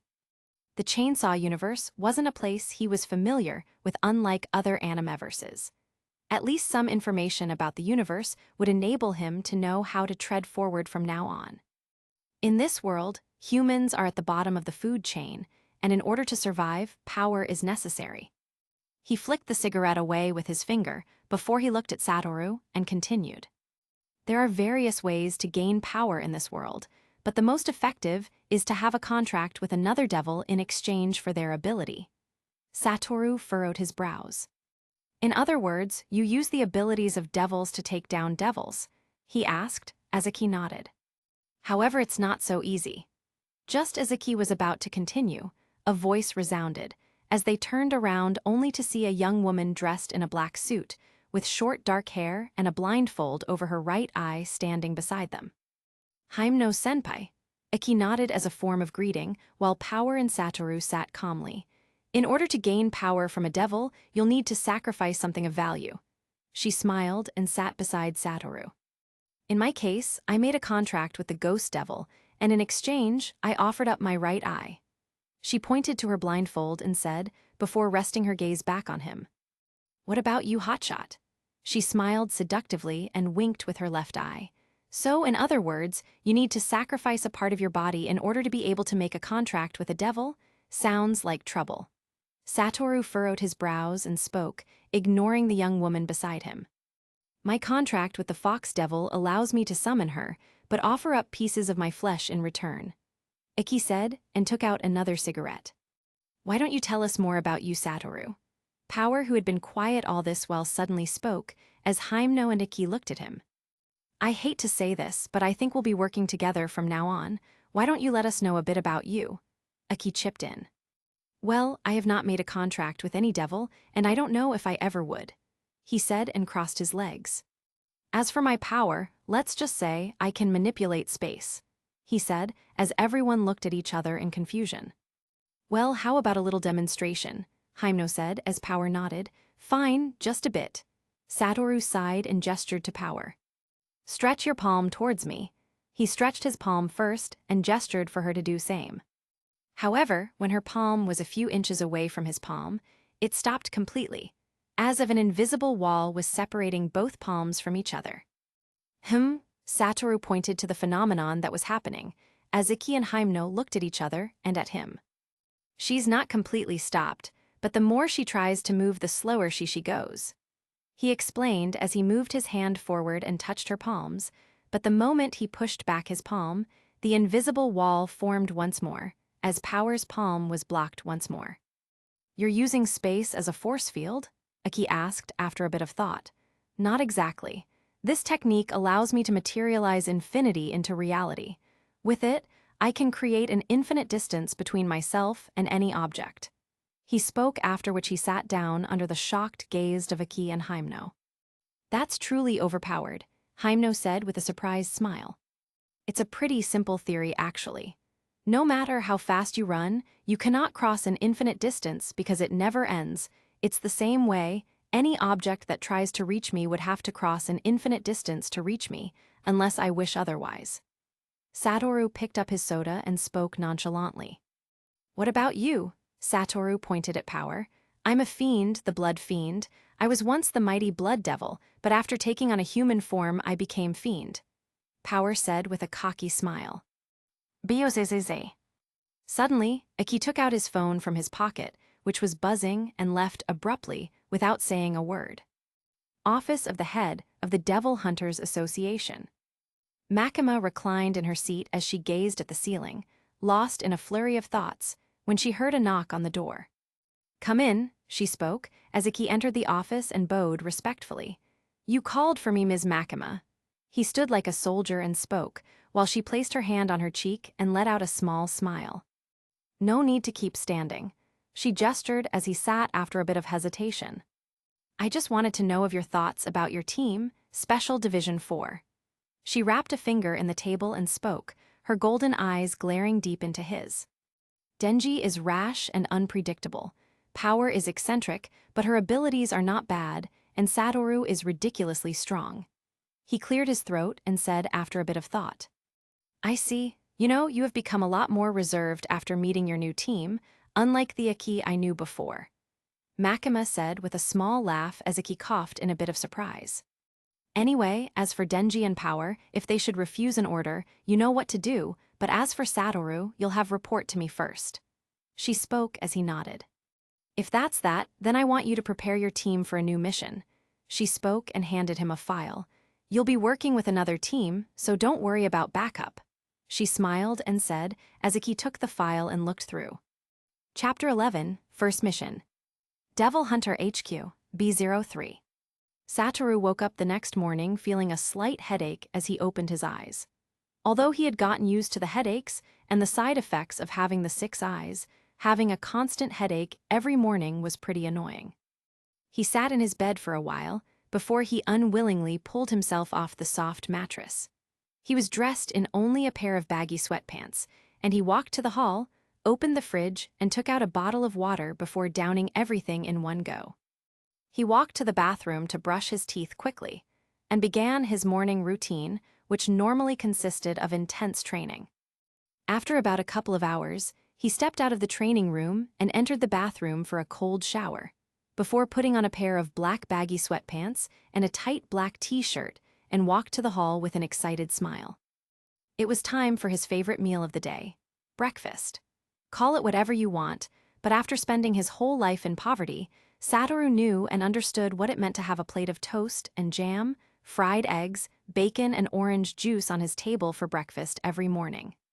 Putting on his glasses, he walked to the hall with his food on a tray, placed it on the center table, and sat comfortably, while watching an MMA fight on the TV.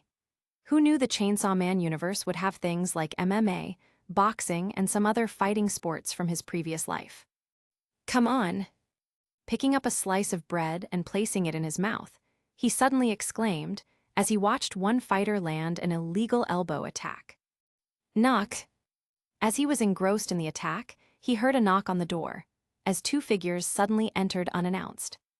Oi, I never said you could enter. Satoru facepalmed, seeing Iki and Hymno enter to the hall and sit right beside him. Your place is really neat, compared to other devil hunters I know. Hymno looked around, as a smile blossomed on her face. She immediately picked up a toast from Satoru's plate and leaned close to him, while Iki shook his head, seeing her shameless act. What do you guys want? I'm kinda in the middle of something right now. Satoru spoke, as he weaved and bobbed his head around, as if he was the one fighting on the TV. It's about a mission. Iki spoke and placed a file next to Satoru's tray of food. What's in it for me? He said, still engrossed in the MMA battle. Ms. Makima has promised $5,000 if you help us, Iki said with a sigh. Wait, what 5,000?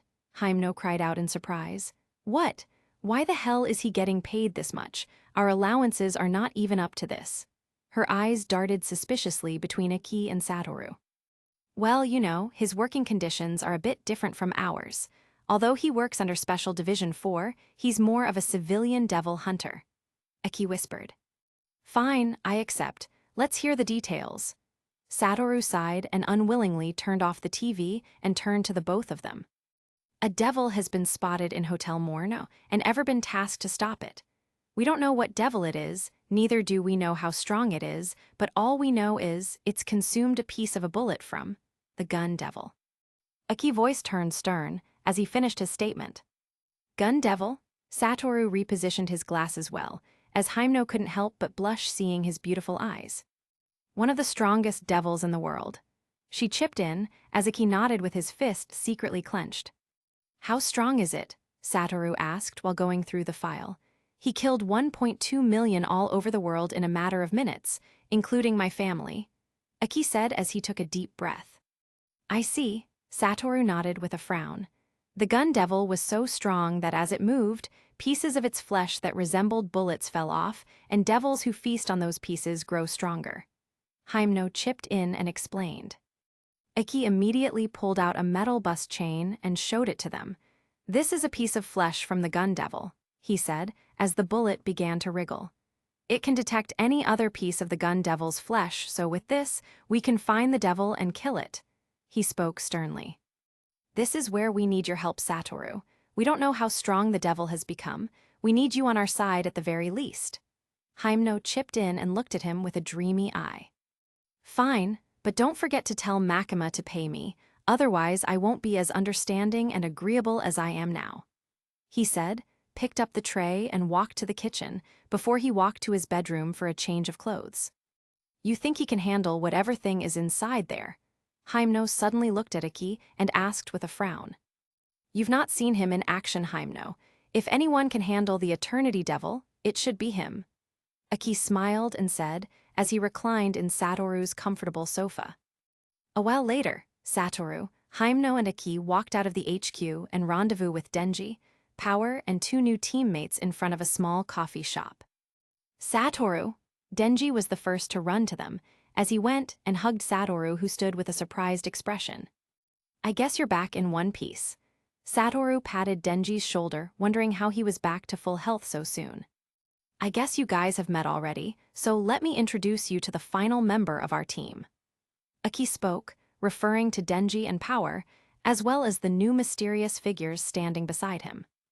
Guys, this is Gojo Satoru. Satoru, meet Hirokazu Arai and Higashiyama Kobni. Aki did swift introductions, as Satoru nodded to a tall man with short black hair. Seeing the petite figure shivering in fear beside him, Satoru waved slightly, as a small smile escaped his lips and turned away. Okay, our ride would be here any moment. Aki said, and right after, a black SUV pulled up before them, as Satoru immediately hopped to the front seat. Aki took the wheels and the rest of them sat in the back. Within the vehicle, Satoru's glasses was lowered to his nose, and his eyes were closed as he enjoyed the cool breeze. His purple long neck jacket had a few buttons opened, revealing the black shirt on the inside, and his legs were crossed like a gentleman. Oi, you know, us devil hunters are required to wear suits on missions, Aki said, looking at him. In the back seat, almost everyone except Himeno and Arai has dozed off. Sorry, I'm not a big fan of suits. Satoru slowly opened his eyes and smiled before saying. I see, Aki said and nodded. And what do you think about Ms. Makima? Aki suddenly asked, as Satoru glanced at him from the corner of his eyes. I think she's a bitch, Himeno suddenly said, as Aki rolled his eyes. I wasn't asking you, Himeno, he said with a pout. Of course, since you know what I would say already. Seriously, I don't know why you guys are so obsessed with her. She might be beautiful, but why don't you see what I see? She spoke and folded her arms in frustration. Ms. Makima is a good person. Denji, who was fast asleep, woke up with a yawn and said, while looking at Himeno. Yeah, right, a good person who treats us like pets. Didn't you hear what she told us, Denji? She said we are to be executed should we refuse any orders. How cruel is that? Even I don't treat Meowie that way. Power grumbled as she woke up in frustration. Due to her position as the head of Devil Hunters Association, her job requires strict and unbiased judgment. Aki cut in and said. Meanwhile, Satoru listened, as the others argued. Why do Denji and Aki sound like lovaboys when talking about her? He thought for a moment, as his brows furrowed. Not that it was impossible for two youths to like one girl, but the fact that they were blatantly ignoring the evils Hyamno, Power, and even Eri, who was currently speaking, said about her was a bit weird to him. Maybe love worked in mysterious ways after all. For someone who had never fallen in love in his past life, he didn't know much when it came to emotions and feelings. Majority of what he knew about them was from watching anime and comics, so he wasn't going to judge. After all, boys were boys, right? Anyway, Satoru, like I asked, what do you think about Ms. Makima? Aki threw the question back to him as he shook his head. I don't think about her. He spoke with a chuckle, as Denji and Aki couldn't help but let out surprised expressions. Meanwhile, Power and Hyamno smiled and began seeing him in a new light, with way more respect. After all, it wasn't easy for a guy to resist the charms of someone like Makima, at least in their opinion. We're here. After a few minutes of silence, they reached their destination, as Aki parked the car in a safe spot before everyone got out. The next moment, all 6 of them began to walk right into the hotel, with Satoru and Ski in the lead. Satoru took out some Pringles from his side pockets and began munching on it. However, a few meters near the hotel, he felt the immense negative energy perforating every pore of the hotel, as he stopped in his tracks abruptly. Satoru, what's wrong? Aki suddenly asked as the others turned around. The devil in the hotel, it might be stronger than we think, he said before taking a bite from the Pringle in hand, looking a bit surprised. Seeing the others giving him the what the hell is he taking about look, he sighed and went on to explain. In my opinion, the strength of devils are characterized by the sheer output of the negative energy they produce. A small output means a weak devil, and a large output means a strong devil, he said in one breath. And how can you tell whether a devil has strong negative energy output or a weak one? Hyamno asked. Let's just say I have really, really good eyes, Satoru said, and gently lowered his glasses, flashing his azure gem-like eyes to them, which left everyone stunned for a moment. Chapter 12, Trapped. Let's just say I have really, really special eyes. Satoru gently lowered his glasses and flashed them a peek of his azure gem-like eyes as they watched with a stunned expression. All right, everyone, let's go in, Aki spoke as everyone nodded and walked into the hotel solemnly. With Aki and Satoru leading the way, the others walked behind, a smooth journey, until they reached the 4th floor. The flesh of the gun devil is reacting, Aki said as he watched the bullet on the chain wriggle. The negative energy has gone up a notch as well. Whatever devil is here, we are getting closer to it, Satoru said casually, with both of his hands in his side pockets. Beside him, Aki couldn't help but sigh. Once one attained overwhelming power, it was difficult to not be cocky. At the very least, he was glad Satoru was on their side. Oi Satoru, what are your dreams? Upon teaching the 5th floor, Denji suddenly asked, as Satoru raised an eyebrow. Why don't you tell us about yours first, Denji? Eri chipped in and asked, as Denji rubbed his temples in exasperation. Back then, my biggest goal was to fondle a woman's breast, but after doing it, I wasn't happy, neither was I satisfied. Now my biggest goal is to kiss a girl. Denji spoke with seriousness as everyone stopped moving and looked at him. Suddenly, Hyamno, Power, and even Kobni broke out in laughter after hearing his so-called biggest dream. What? That's my dream. It might not be the noblest of dreams, but at least it's worth fighting for in my opinion, Denji argued, as Hyamno and Power fell to the ground in laughter. Oh my god, this guy is so funny. You know you should quit being a devil hunter and become a comedian or a circus freak instead. Hyamno laughed as she wiped drops of tears from her eyes. It's all right, Denji.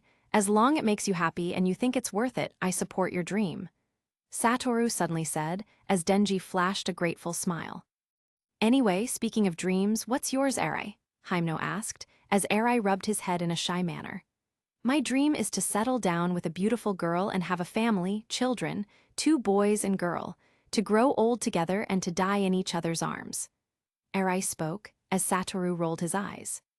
Aw, that's so nice, Eri. I hope your dream comes true. Hyamno smiled as they continued their journey. What about you, Hotshot? What is your dream? She asked as everyone cast their eyes on Satoru. To become the strongest, he spoke swiftly as Eki and the others nodded with respect. Wait, The moment they reached the 8th floor, Satoru stopped in his tracks for a moment, feeling a sense of foreboding, as if the 6 eyes was telling him to descend the stairs and leave right now.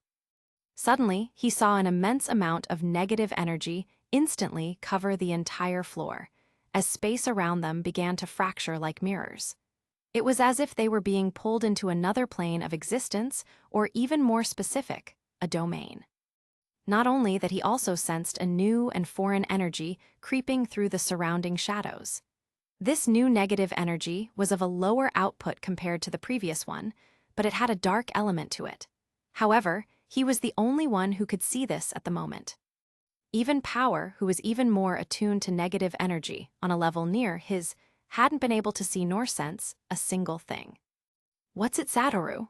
Aki suddenly asked, seeing the skin of the gun devil reacting strongly, as if something terrifying was coming their way. "We're trapped." A small chuckle escaped his lips before he spoke, taking everyone aback for a moment. "What do you mean we're trapped? We haven't even encountered the devil." Hymno was the first to speak out, seeing Kobni enter panic mode immediately. "Some way, somehow, the devil managed to construct some sort of domain, or a pocket dimension so quick that even I only noticed it at the last minute." He spoke as he adjusted his glasses. "Also, there's a new negative energy in the building. If my suspicions are true, then we should be dealing with more than one devil here." He sighed and relaxed against a wall. "I don't believe it. How can we be trapped?" Arai said with shivering confidence as he rushed down the stairs. The next moment, everyone saw him descend down a stairs towards them, although they had clearly seen him go down. "How is this possible?" Iki spoke as sweat dripped down his forehead.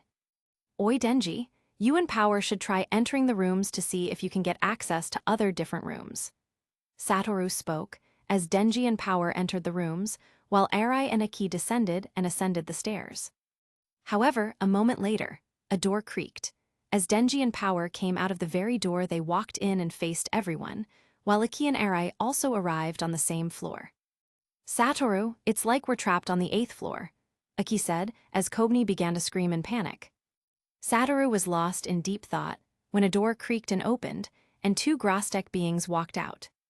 The first creature was the head of man, about knee-length in height, with human feet sticking out of the side of its heads, allowing it to move. The second creature looked like the ghastly blend of shadows and darkness, with its form resembling a large snake. It slithered towards them, making hissing sounds. Smelling the fear and terror from some of the devil hunters, the first creature attacked first, as the legs on its body allowed propelled it forward at fast speeds, as it reached out towards Kobni, who entered extreme panic mode. When it was a few inches away from her, an invisible force gripped it, seizing it in the air. Hymno, who had her hand outstretched, simply smiled, as Satoru furrowed his eyebrows and chuckled after.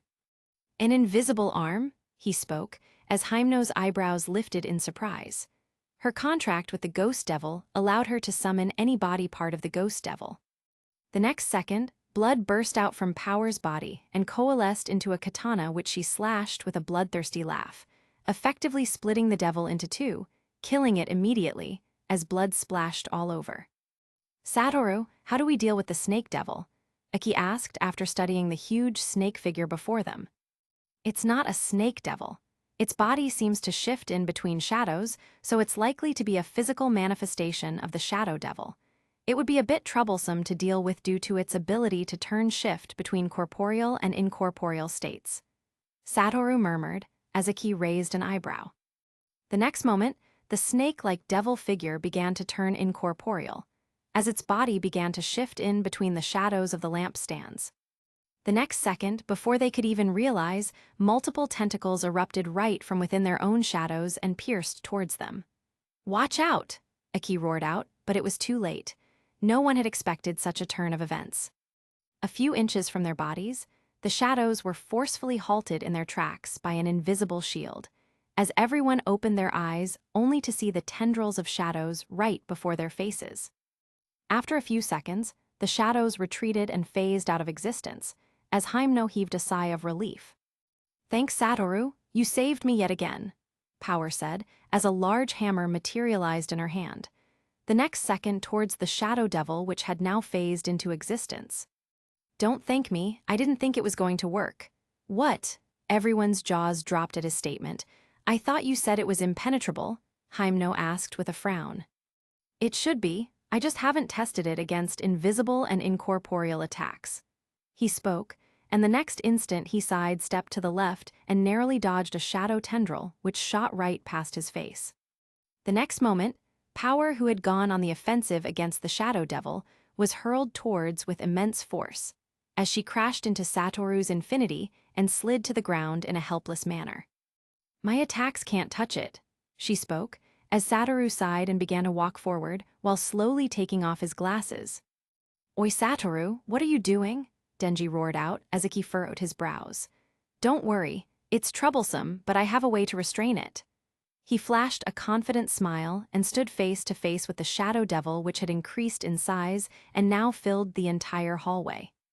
You might be able to phase in between shadows, but you can't phase through space, and unfortunately for you, I just recently learned a technique that is detrimental to you. Satoru smiled confidently and stretched forth his index and middle finger like a gun. Bli rdhak. A shrill voice echoed out, as the Shadow Devil shot towards Satoru at a fast pace, shifting between multiple shadows and reached him in a split second. The next moment, multiple tendrils of shadows pierced towards him at fast speeds, as he skillfully dodging every single one of them with the simplest of movements. He continually dodged multiple attacks for a while and waited for an opportunity. The moment the Shadow Devil phased back out of the shadows, he smiled and raised his right middle and index fingers. Gotcha! The devil was about to phase into a shadow when the space around its body began to shatter like mirrors, as its body was immediately encased in some sort of invisible spatial cage. It began to thrash around, trying to phase out of the cage but to no avail. Satoru then stretched forth his hand and clenched it, as the spatial cage suddenly crumbled into itself like glass and exploded, leaving behind only specks of black flames in the air. Did he just kill it in one move? Arai was the first to speak out, as a large smile appeared on his face. Man, I'm really glad you're part of our team. Without you, we would all be either dead or badly injured. Hyamno chipped in, as Iki and Denji only smiled lightly. Don't rejoice just yet. The real fight has only began. Satoru picked up his glasses and put them back on as he spoke in an ominous tone, snapping everyone back to reality. Chapter 13, Trapped II. Don't rejoice yet, the real fight has just began. Satoru put his glasses back on and spoke in an ominous tone which snapped everyone back to reality in an instant. Within one of the hotel rooms, the group chose to relax and calm their minds for a bit in preparation for whatever battles lay ahead. Denji, Power, and Arai were fast asleep on two beds. Kobni kept screaming in panic, which did nothing but annoy Satoru. Hi Hyamno. How are we going to get out of here? She cried and screamed out as Hyamno patted her back. Don't lose hope, Kobni. We'll find a way out of this. Her words only fueled the flames as the young girl cried out even more. You know, there's something you can do to help everyone here. Suddenly, Satoru, who was calmly seated on a rocking chair, spoke out as Kobni raised her head. Me, what can I do? She pointed to herself as Satoru nodded. Shut the fuck up. He mentioned every word with increasing rage while an overpowering energy burst out of his body. The young girl instantly passed out as Satoru heaved a relieved sigh. What is wrong with you? Why knock her out? Hyamno instantly got up in rage as she readied herself for attack. Meanwhile, Satoru only shifted his glasses for a second, allowing his right eye to rest on her body in an indifferent manner. Hyamno, please calm down for a second. We all know putting Kobni to sleep was the right course of action. Iki voiced out his thoughts while calmly seated on a chair in a corner. Hyamno grumbled as her eye cast a vicious glare unto Satoru, but sat immediately. I should have knocked her out a while ago. Satoru reeled in silence as Hyamno constantly glared at him murderously. She knew he was right, but she just couldn't bring herself to knock out her own friend. Satoru, have you found anything else that could help us escape? Iki asked as Satoru took a deep breath. Indeed I have, he nodded. If we want to escape this damned place, there are only two ways to do it. He extended two fingers as he spoke slowly. If my assumptions about this being a domain is correct, then the concentration of negative energy on the inside should be greater than the concentration outside, he said, as Aki descended into deep thoughts. So you mean, destroying it from the inside should be impossible, but from the outside it should be possible? After a few moments he spoke, as Satoru nodded with a smile. You're right. In order to construct a domain, one would need to focus an immense amount of energy to maintain the inner part of the domain, leaving the outer part vulnerable and susceptible to destruction. Satoru added. So, if we can get other devil hunters to destroy the building from the outside, we should be able to escape, Hyamno asked after calming down for a bit. Exactly, Satoru nodded. The only problem is time itself has been paused in here. When we entered, the second hand of the clock was on 5 and hasn't moved an inch, he said and pointed at a nearby clock without moving. Maybe it's broken, Aki asked and looked at him, while Hyamno sighed. It's not, Satoru shook his head. A devil that is able to affect the flow of time and space in its own domain. How troublesome. Rubbing his temples in exhaustion, Satoru couldn't help but shake his head. You said there are 2 ways, what's the second? Hyamno asked. After observing the rooms for a while, I noticed something, he spoke as both of them carefully listened. There are immense amounts of negative energy flowing through each and every single block that makes up the hotel rooms, he said. And what's that supposed to mean? She asked back as Satoru crossed his legs. Imagine this hotel as a giant body, the blocks being the blood vessels and the negative energy flowing through the vessels, its blood, Satoru said with a small smile. Hold on, are you saying we are inside the body of the devil? Hyamno was the first to freak out, as Aki wiped the drops of sweat on his face. Could be, Satoru nodded. Besides, the probability should exceed 60%. Now it makes sense to me why I wasn't able to sense the domain trap all along. He sighed. But if we're in the body of the devil, how do we escape? Aki asked, as his expression turned grave for a moment. It's simple. If I'm right, then the heart and vital organs of the devil should also be in the building. Hence, if we can destroy that, then technically, we should be able to escape. Satoru spoke with a smile. If not, his eyes turned grave for a second before he relaxed and flashed a small smile. If not what? Hyamno asked with a frown. I'll have to use a trump card, he said after a few moments of silence. And why not use it now? She felt like screaming and punching his all-so-perfect face. I have never even tried using it and only have theoretical knowledge on it. In other words, if I use the attack, the probability of death increases exponentially, he said and closed his eyes to relax. Satoru, there's something I want to ask, Aki said and looked at him. Why haven't you tried using your slashing attacks or anything in your arsenal to try to destroy the place? He said, as Hyamno's brows furrowed in surprise. Like I said, the concentration of negative energy on the inside of the domain is extremely terrifying. Besides, if the devil is able to manipulate space like I can, then it can nullify almost all of my attacks, he said, as Aki nodded. Hyamno, why don't we go see if we can find any unusual spots? If it swallowed the price of flesh from the gun devil, then we can use the piece of flesh from the gun devil to locate its internal organs, Aki said, and took out the bullet chain from his pocket.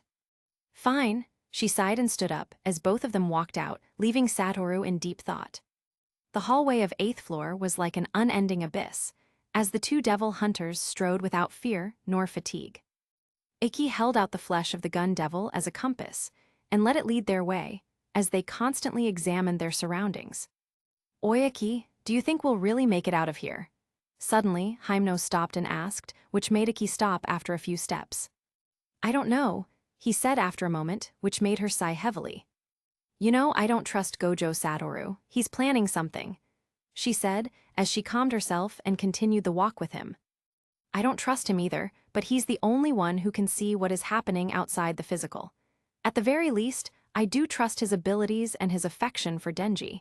I know he'll definitely not let Denji die in this place, he said, as his eyes turned sharp for a moment. I see, Hyamno nodded, as both of them continued their walk down the endless hallway. However, after a few minutes, Iki felt the flesh of the gun devil react strongly, as he stopped. Hold on, something's coming. Suddenly, Hyemno roared out as the building began to shake. SSHADJGO, JKSK. A shrill voice sounded out as they witnessed a disgusting scene. An extremely large mass of flesh, like puddles of mud, with innumerable heads, hands, and feet began to rush towards them. It filled the entire hallway as it propelled itself towards the two devil hunters at a fast speed.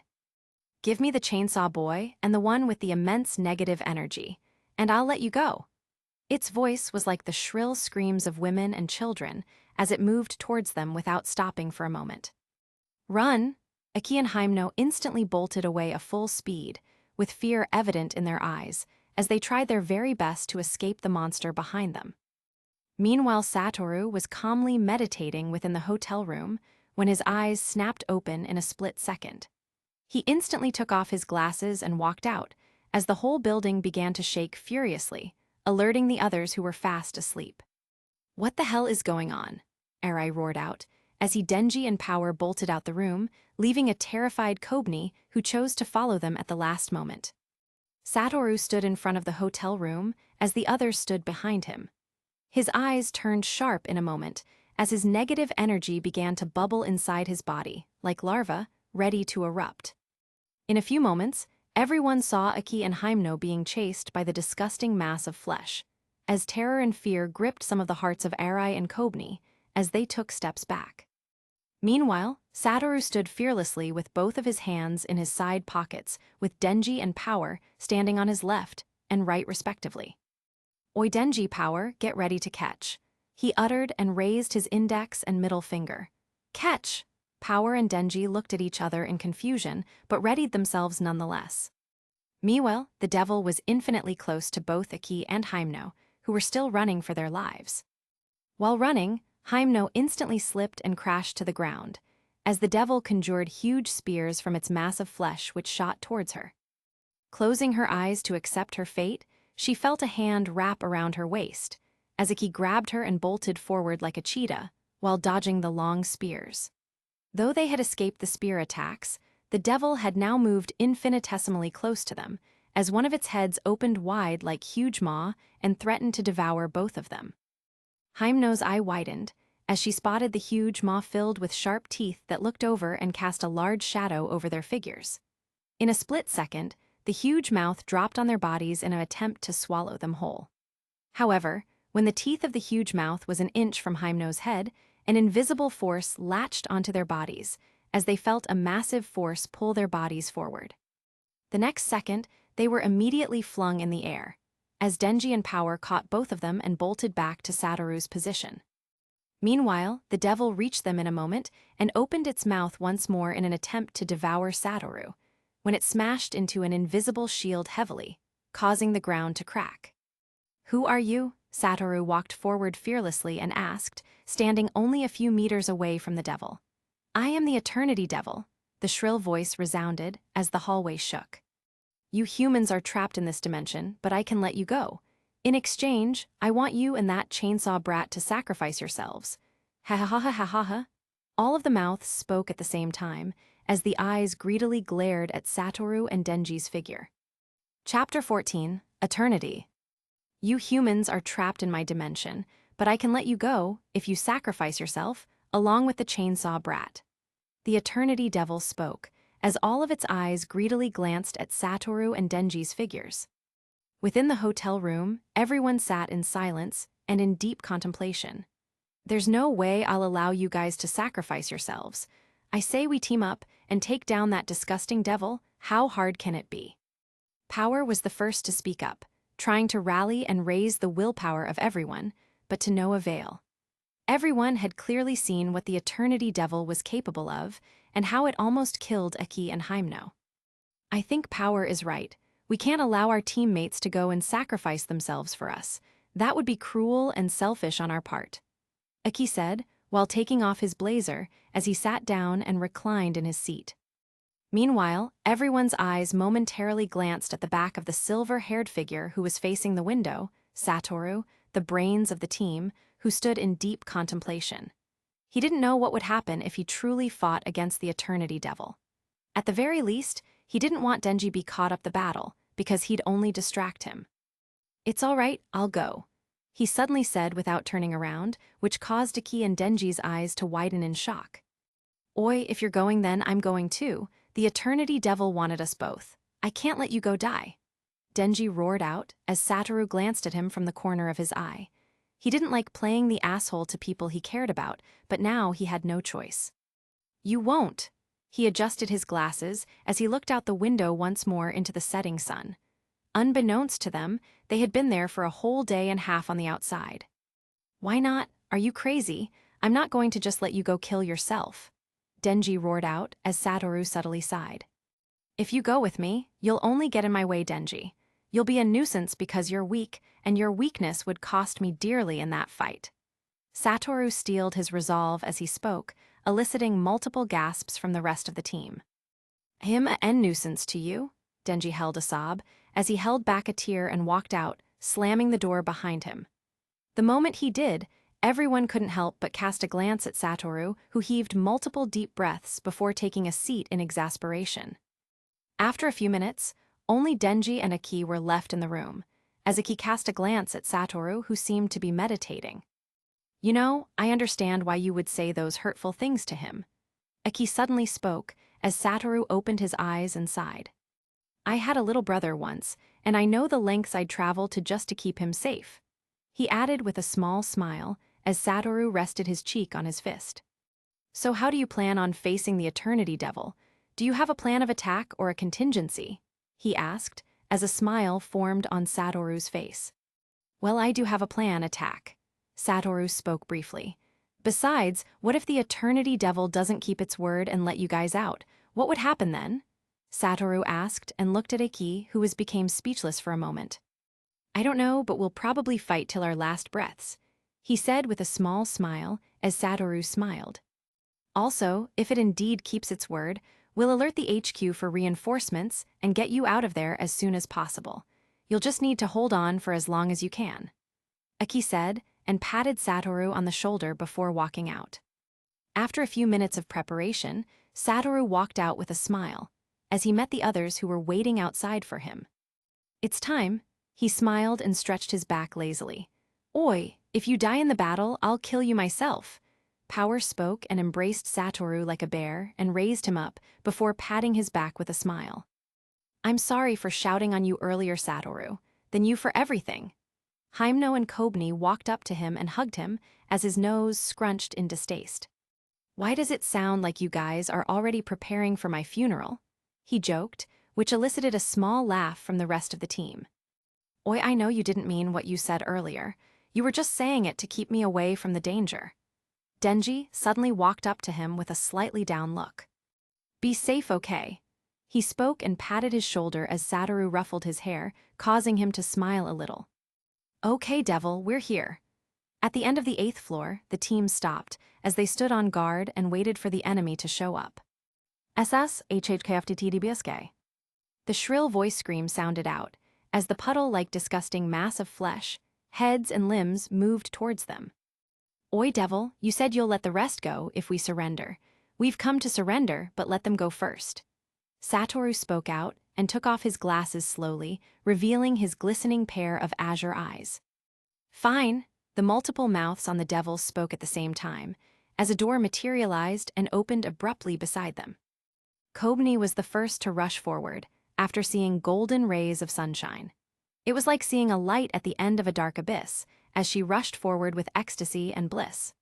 Right as she was about to enter, the door morphed into a huge maw, filled with sharp teeth, and seeing this, shock and fear gripped her heart as she forced herself to halt abruptly. The huge maw closed abruptly, right in front of her face, as he dashed back to the group with tears in her eyes. "Oi, we have you what you wanted, now let the rest of us go."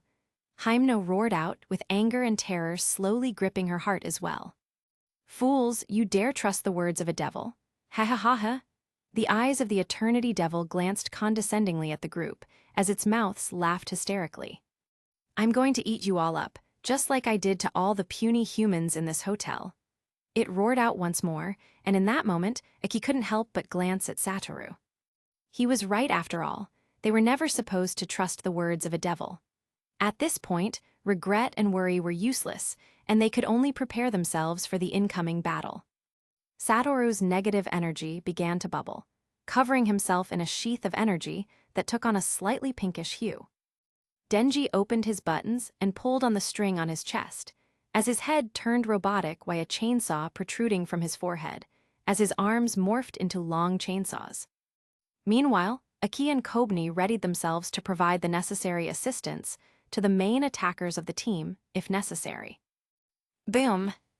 The battle instantly began, with the Eternity Devil, conjuring multiple long spears from its mass of flesh, which pierced towards the both of them. Denji instantly slashed forward with his chainsaws, ripping the spears apart, while all the spears which were piercing towards Satoru were immediately cleaved into the two, as they fell to the ground and turned to muddy puddles. Hargih. Denji was the first to rush forward, dashing forward like a gust of wind. He dodged multiple spears from the Eternity Devil, as the blades on his chainsaws began to rotate at fast speeds. He instantly pierced forward, ripping through the huge mass of the Eternity Devil's flesh, causing large amounts of blood to spurt out, as the devil roared in pain. Meanwhile, Satoru was not idle. He pressed a finger forward, as a massive beam of cursed energy blasted out like a cannon that ripped through the Eternity Devil, creating a massive hole in its body. Meanwhile, power also entered the fray. Multiple streams of blood burst out of her body, before they materialized into long spears that pierced into the body of the Eternity Devil. Argh. A shrill scream reverberated throughout the building, as the Eternity Devil's eyes glanced furiously and murderously at the three attackers. The next moment, its body began to heal itself in a weird way. All the muddy puddles of flesh on the ground began to move toward it and mended itself back into its flesh. Now it's reversing time on itself. Satoru's eyes widened in shock, and the next moment, the Eternity Devil's mouths widened all at once. Instantly, multiple beams of energy shot out and coalesced into one single attack, which blasted towards the team who had surprised expressions on their faces. Chapter 15, Eternity II. No way, it's reversing time on itself. Satoru looked on in shock, and in the next moment, the mouths of the Eternity Devil opened wide, before massive amounts of energy gathered and shot out and joined together into a large beam which blasted towards the team. Boom! Ha ha ha ha! A hysterical laughter reverberated, while the Eternity Devil began to make its way towards the seemingly vaporized group of humans. However, when the dust settled, the next thing the large eyes on its body saw was another beam of energy, many times larger than its own, blasting towards it with immense force. Boom! Its body was hurled backwards, as it smashed into a huge pillar behind it, with a massive gaping hole forming in its body, which healed an instant later. What a troublesome creature! A chuckle slowly rang out, as the members of the team appeared totally unharmed, with Satoru standing at the forefront of the team with fingers crossed and a small smile on his face. How do we take it down if it keeps regenerating? Hyamno spoke, as she summoned her ghost arm and readied herself for battle. It's not regenerating, it's rewinding time to restore its body to the original. The only way to win this is to take it out in one shot. Satoru furrowed his brows before flashing a glance at Aki. Die! The Eternity Devil roared out in rage, summoning giant spears from its own flesh, which shot towards the team. Satoru immediately took a step forward, gathering an immense amount of cursed energy within his body, before he stretched his palm forward. Boom! In a split second, space itself seemed to shatter like a mirror, while a huge slash swept out instantaneously, accompanied by a massive amount of force, which decimated the building itself. The Eternity Devil was immediately cleaved unto two, while huge amounts of blood spurted out like a fountain. The team of young devil hunters moved in that moment. Taking advantage of the devil's predicament, Denji, Power, Aki, and Hyamno bolted forward, each executing their own techniques, causing even further damage to the already wounded Eternity Devil. The devil rewinded time once more and healed itself.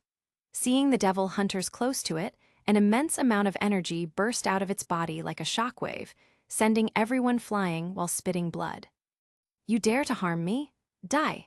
With rage-filled eyes, a large amount of energy coalesced above the Eternity Devil into a massive energy sphere. In the same moment, a dozen massive spears materialized from within its body, with incredibly sharp and pointed ends aimed towards the group. In an instant, the two-prong attack blasted towards the youths, with the massive energy sphere leaving a trail of destruction everywhere it passed, while the long spears seemed to rip through the air itself. Satoru moved in that instant, ready to materialize the infinity to protect them, when he felt a weird energy crash towards him in a split second. In the next moment, he swore he could have seen a sneer form on the faces of the Eternity Devil as his body suddenly froze in time. Shit, he immediately cursed it out in his mind, seeing the Eternity Devil laugh hysterically. It had most likely figured out his techniques and planned on singling him out to divide and conquer. The two-prong attack, on the other hand, advanced with immense speed towards them, especially towards Satoru, bringing about destruction wherever it passed. Satoru! Denji roared out, before he bolted forward, uncaring for his own life, leapt into the air, and used his own body as a shield, protecting Satoru from the onslaught, while Power used whatever was left of her blood energy to construct a massive dome to protect the others. Boom! And large explosions set off, as multiple glass louvers shattered, along with the destruction of a massive part of the building itself. Even if I destroy my body, in the end it's all going to be worth, while after I gobble you measly humans up like the worms you are. The Eternity Devil's hysterical laughter reverberated throughout the neighborhood. The dust settled, revealing the miserable states of the team of young devil hunters. Kobni and Eri were unconscious, along with Power, who looked bloodied and badly injured. Ikki and Hyemno were sprawled in the ground, their clothes disheveled with blood flowing out of their nose and lips. Meanwhile, Denji and Satoru had it worse. Multiple spears pierced through both of their chests, and their bodies were conjoined to each other, on their knees. Denji? Satoru opened his eyes a moment later, seeing the unconscious body bleeding out and resting on his chest unconscious. He sighed, before he slowly moved his hand and snapped the spears, separating himself from his best friend, and stood up slowly. Saw Satoru? Ikki roared out, seeing his teammate seemingly walking to his death. Although they had their differences, he still trusted and had faith in his abilities, and as a leader, he wasn't going to let his teammate be the one to sacrifice for the group. It's all right, I got this. Satoru turned around and flashed a wide and bloody grin before continuing forward towards the Eternity Devil. Ha ha ha ha, you are relentless, aren't you, puny human? Your measly control over space doesn't give you an edge over a godly being like me with the power of time. The devil roared out before erupting a fierce and bloody laughter. Sai, I admit you're pretty troublesome, and I was a bit overconfident. Haha, didn't know your control over time had reached such a level. Satoru rubbed his head before flashing another bloody grin. A puny human dares to boast in front of me? You're just like the other humans in my presence, only your power makes you stubborn and a bit strenuous to kill, like a cockroach. The Eternity Devil rambled on, looking down on Satoru as if he were an inferior being. Oi, you think you're some sort of a higher life form, but in my eyes, you're but a slightly troublesome worm. Satoru spoke with a wide grin as his eyes glowed with immense amounts of pride. His body began to levitate slowly as he opened his arms wide, like some self-acclaimed messiah. Before me, you're nothing. I am the true higher life form. The moment his words sounded, a deafening silence reverberated as the space around began to crack and shatter like mirrors, as if the void itself was acknowledging the presence and authority of a supreme god. In a split second, his body was encased in an immense amount of cursed energy, as his hands began to move in tandem, as if he was stirring the waves of the ocean. Curse technique amplification, blue. The next second, space shattered before him as a small black dot materialized, a singularity, created from an unnatural and extreme authority over the concept of space itself. Instantly, a massive attraction force burst out. Matter, mass, and immense amounts of cursed energy began to pour into the singularity. Shockingly, the group of badly injured devil hunters seemed to safe and protected by an invisible force, while the hotel itself seemed to collapse and be pulled into the singularity. In a flash, the small black dot had begun to churn, as it enlarged and turned a bright blue shade, while it absorbed immense amounts of mass and energy itself, becoming a large energy sphere. Go! With a command, it blasted forward with immense force, decimating every and anything thing in its path, while continuing towards the Eternity Devil with immense speed. The eyes on the faces of the Eternity Devil widened, as it blasted out a massive beam of negative energy towards the incoming energy sphere. However, its attack did absolutely nothing, and was instead absorbed by the blue energy sphere and became part of it. BOMMs. Hehe, Iki and Hyemno leaned against a pillar, as Iki chuckled, seeing the overwhelmingly powerful attack from Satoru and the damage it caused. No wonder he didn't want to use the trump card from the get-go. Just imagine what would have happened to us if we're caught up in it. What a monster. Hyemno couldn't help but smile as her eye glanced towards the tall and awe-inspiring figure levitating in the sky like a deity. Chapter 16, Aftermath. No wonder he didn't use that trump card from the get-go. Imagine what would have happened if we were caught up in such an attack. What a monster. Hyemno smiled as she raised her eye and glanced towards the tall and awe-inspiring figure levitating in the sky like a deity. Several ambulances and devil hunter SUVs had pulled up outside the now-destroyed Hotel Morno. In one of the ambulances, Denji, who was now conscious, was strapped to a stretcher, but a wide grin remained in his face while he looked towards the figure before him. "I'm glad you're okay, Satoru," he smiled and said before closing his eyes as he pulled into the ambulance.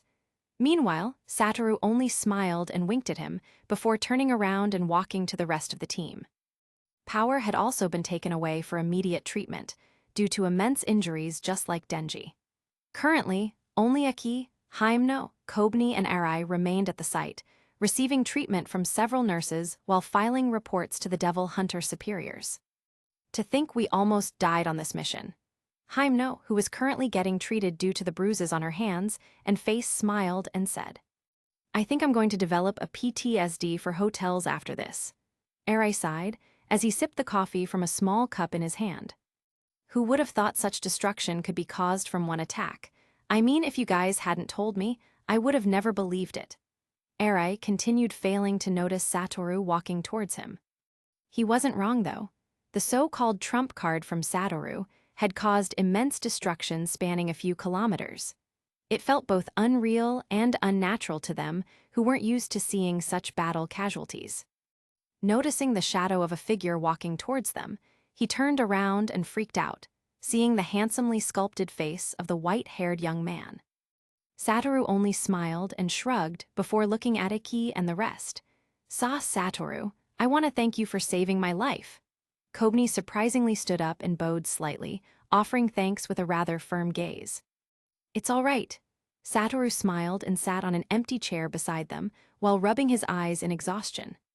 He checked his pockets the next moment and picked up a white piece of cloth, before he closed his eyes and blindfolded himself and heaved a sigh of relief. "I think we all should celebrate after all the paperwork is done. What do you guys think?" Hyemno suggested with a small smile. "It's a good idea, but I'm definitely not paying," Satoru wittingly said with a chuckle, which caused Hyemno and Aki to roll their eyes. "Come on, after receiving your first paycheck, it's only fair that you treat your teammates to some meat and alcohol," she insisted. "You guys are rather supposed to flatter me with gifts for saving your asses back there. You know, if it wasn't for me and my awesome abilities, you would have been toast." Satoru argued back, a cocky smile plastered all over his face, while the others scrunched their noses in distaste. "Stingy jerk." Hyemno immediately walked away with a cold harumph, as Arai and Kobni followed behind, leaving only him and Aki seated with smiles. "You know, you're right. You did save our asses back there, and we owe you one." Aki bowed his head slightly, offering a sincere thank you to the one who saved their butts from the Eternity Devil. "Don't mention it," Satoru smiled. "Anyway, I recently thought of something," he said with a slightly concerned look. "Have you guys ever tried grading the devils or classifying them?" Aki raised an eyebrow at his question. Think about it. We could classify or grade the devils according to the sheer output of their negative energy. Grading the devils should allow the devil hunters to grasp the danger level of the devils they face. Satoru said, but Aki remained skeptical. Interesting proposition, Satoru. Satoru was about to continue when a voice rang out, which made him pause momentarily and turn around. Behind him, Makima walked towards them with both of her hands in her pockets, and a smile adorned on her face. Ms. Makima. Aki stood up immediately, despite his injuries, and bowed slightly, while Satoru remained seated and even yawned while scratching his non-existent beard. I'll consult with the upper echelons on your proposition. She smiled and sat down beside them, and gestured for Aki to do same. You saved the lives of your fellow devil hunters while at the same time executing the mission. Not bad, at least thanks to you, we didn't lose such talented hunters. She smiled and spoke, but the condescending look in her eyes was unmistakable, which caused Satoru to frown a bit. It's all right, he replied and crossed his legs, while raising his chin, with a smile, pride radiating right from within his core. Anyway, the association decided to increase the amount we promised to offer after completing the mission, she said, as Aki and Satoru glanced at her in surprise. Instead of the 5,000 we were going to offer you, now we're going to pay you 9,000 instead for the mission, she said and stood up smilingly. I'll leave both of you here. Aki returned to the HQ as possible to file the mission report. See you next time. She waved at them before walking away with steady steps. Oyaki, how strong is Makima? Watching her figure disappear into the crowd, Satoru asked and glanced at Iki, who was currently in deep thought. I can't really gauge her strength, and I've only seen her in action once, Aki replied and reclined in his seat with a sigh. Compared to me, how strong is she? Satoru pressed on with another question. If it wasn't necessary, then he didn't want to become enemies with her. Not because he was afraid, although the sheer output of his negative energy outclassed her in both quality and quantity, energy levels weren't the only deciding factors in a battle. On the surface, she looked harmless and outgoing, but Satoru could sense the fierce and outright demanding aura, which sometimes let out of her body uncontrollably. Well, compared to you, then even I don't know. I've seen you in action many times, but I have only seen her in action once, so I can't judge, Aki said, as his gaze peered into the deep blue sky. Fair enough. See you next time, Aki. Satoru smiled before walking into one of the SUVs and ordered the driver to take him back to the HQ. Chapter 17, Spark. Tokyo, Devil Hunters HQ. Gojo Satoru. Makima sat in her office with a confused yet intrigued expression on her face, while she read a report file on the table before her. He had single-handedly defeated the Eternity Devil, a being that should prove to be a challenge for the strongest devil hunters, and he had done it in one move. From the reports, Aki's exact words were, he conjured what looked like a black hole and turned it into a sort of energy sphere. From what she knew of him so far, Aki was no liar, especially since she had him under her control, hence his report was legit. A human able to manipulate space to such an extent was incredible yet disturbing at the same time even for her. She might be able to stop him if they were to engage in a fierce combat now, but what about a few years later? She couldn't get him under her control now, due to that weird ability of his eyes to see energy and mass at atomic level. Hence, there was only one thing to do. She would take extreme measures against him. She shook her head and pulled open a drawer on her desk, and pulled out a file with a murderous smile plastered over her face. Meanwhile, in a training room, two youths were engaged in a heated brawl, sending punches and kicks flying towards each other at incredible speeds. The first figure was an extremely handsome youth with short silver hair who wore a pair of dark-tinted circular sunglasses. His upper body was bare, showing off his slender and toned body packed with lean muscle, but he wore gray sweatpants and was barefooted. He had a smile on his face, as he weaved and bobbed in between the terrifying combos unleashed from the other youth, as if he could see it coming. The other youth was a handsome youth dressed in a black sweatsuit. His slightly long dark hair was tied into a short ponytail, and his expression was serious. He moved at immense speed, while unleashing various punch and kick combos trying to take down his opponent. The youths clashed one more time, with their fists smashing into each other, as the dark-haired youth skid backwards for a few meters and dropped to his knees while gasping for breath. "You're pretty strong, Aki." The silver-haired youth extended a hand and lifted his partner to his feet while patting his shoulder. "Don't try to make me feel better. I lost 5 fights in a row." Aki shook his head before he walked towards his water bottle and drank from it while taking a seat. "I'm not joking, you're really strong." Satoru picked up his towel and bottle and sat beside Aki, speaking while taking small sips of freshly squeezed fruit juice from his bottle. "You have transcended the limits of the physical body with nothing but pure effort and talent. The only reason why I'm able to win over you is because I have access to negative energy and can empower my body with it." Satoru flashed a small smile before speaking. In fact, as far as he could judge, Aki was probably the strongest amongst all the devil hunters he had seen so far. Although he was holding back a lot, being able to keep up with someone like him in hand-to-hand combat wasn't something most could do at the moment. "I see, although I have a question." Aki nodded and looked at him. "Go ahead." Satoru gestured with a nod. "Is it possible for a human apart from you to be able to manipulate negative energy or gain access to a technique of his own?" he asked with a slightly expectant look. Let's see." Satoru placed his hand on his chin before descending into deep thought. "Devils are born from negative energy, fear, and on the other hand, the fear that births devils originates from deep within the soul of man. And it's completely understandable, because fear and negative emotions make us who we are. They are the very foundations of the human civilization." Satoru completed his lecture with a smile. "So technically, it should be possible for a human to use it since it's a part of us." Aki replied with a question. "It's just a small theory, but I mean, it should be possible. The only problem is, it should be concentrated enough for one to able to grasp onto and materialize it." Satoru chuckled while Aki nodded. "As for the technique, I'm not too sure, but who knows, everything is possible, right?" He shrugged with a slightly pensive look. "Anyway, you want to go for another round? I'll go easy on you."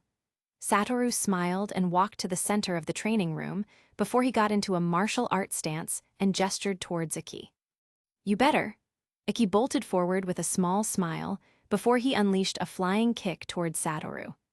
Smiling, Satoru crossed both arms before his chest and tanked the attack, before he grabbed Aki's foot within a split second, spun him around, and hurled him backwards with immense force. Aki flipped his body multiple times in the air and landed while skidding a few meters away. Before he could even react, Satoru appeared before him in an instant and unleashed a crazy 360-degree spinning kick, which pushed him back once more. The next moment, both of them rushed towards each other and were about to engage in a fierce session of close combat when a group of figures barged into the training room unannounced. "Oi, Aki, I have been searching for you since forever. Since when did you start hanging out with the jerk?" The person in the lead, Himeno, said with a snarl while sending a fierce glare at Satoru. "And why the hell are you guys training without me? I feel betrayed and hurt." Denji spoke with a dramatic expression while Eri couldn't help but laugh. "Hold on, is something going on between both of you that we are not aware of?" Himeno suddenly covered her mouth with a widened eye while Denji and Eri followed suit. Aki was speechless for a moment while a trickle of sweat dripped down his cheek. "How did you guys find out? Aki and I are sweethearts now. Tell them, darling."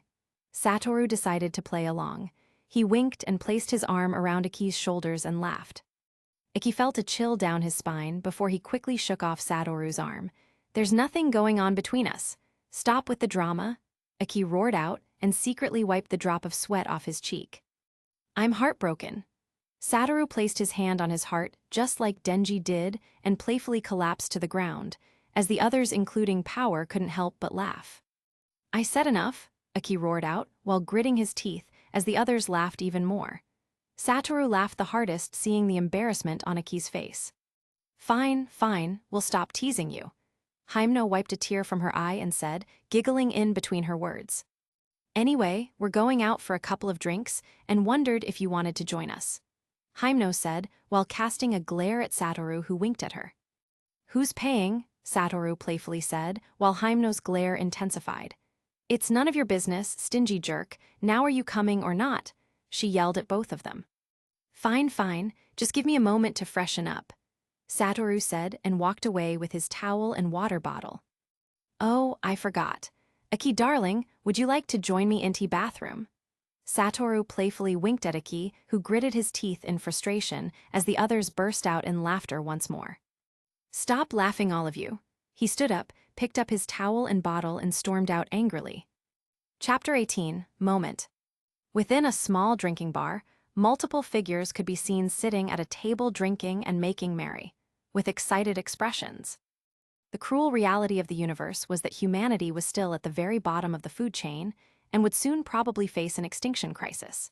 However, the frontline fighters and leaders of humanity against such a terrible fate were a bunch of young men and women who had given their lives, their families, and everything they possessed to choose the higher calling and become devil exterminators.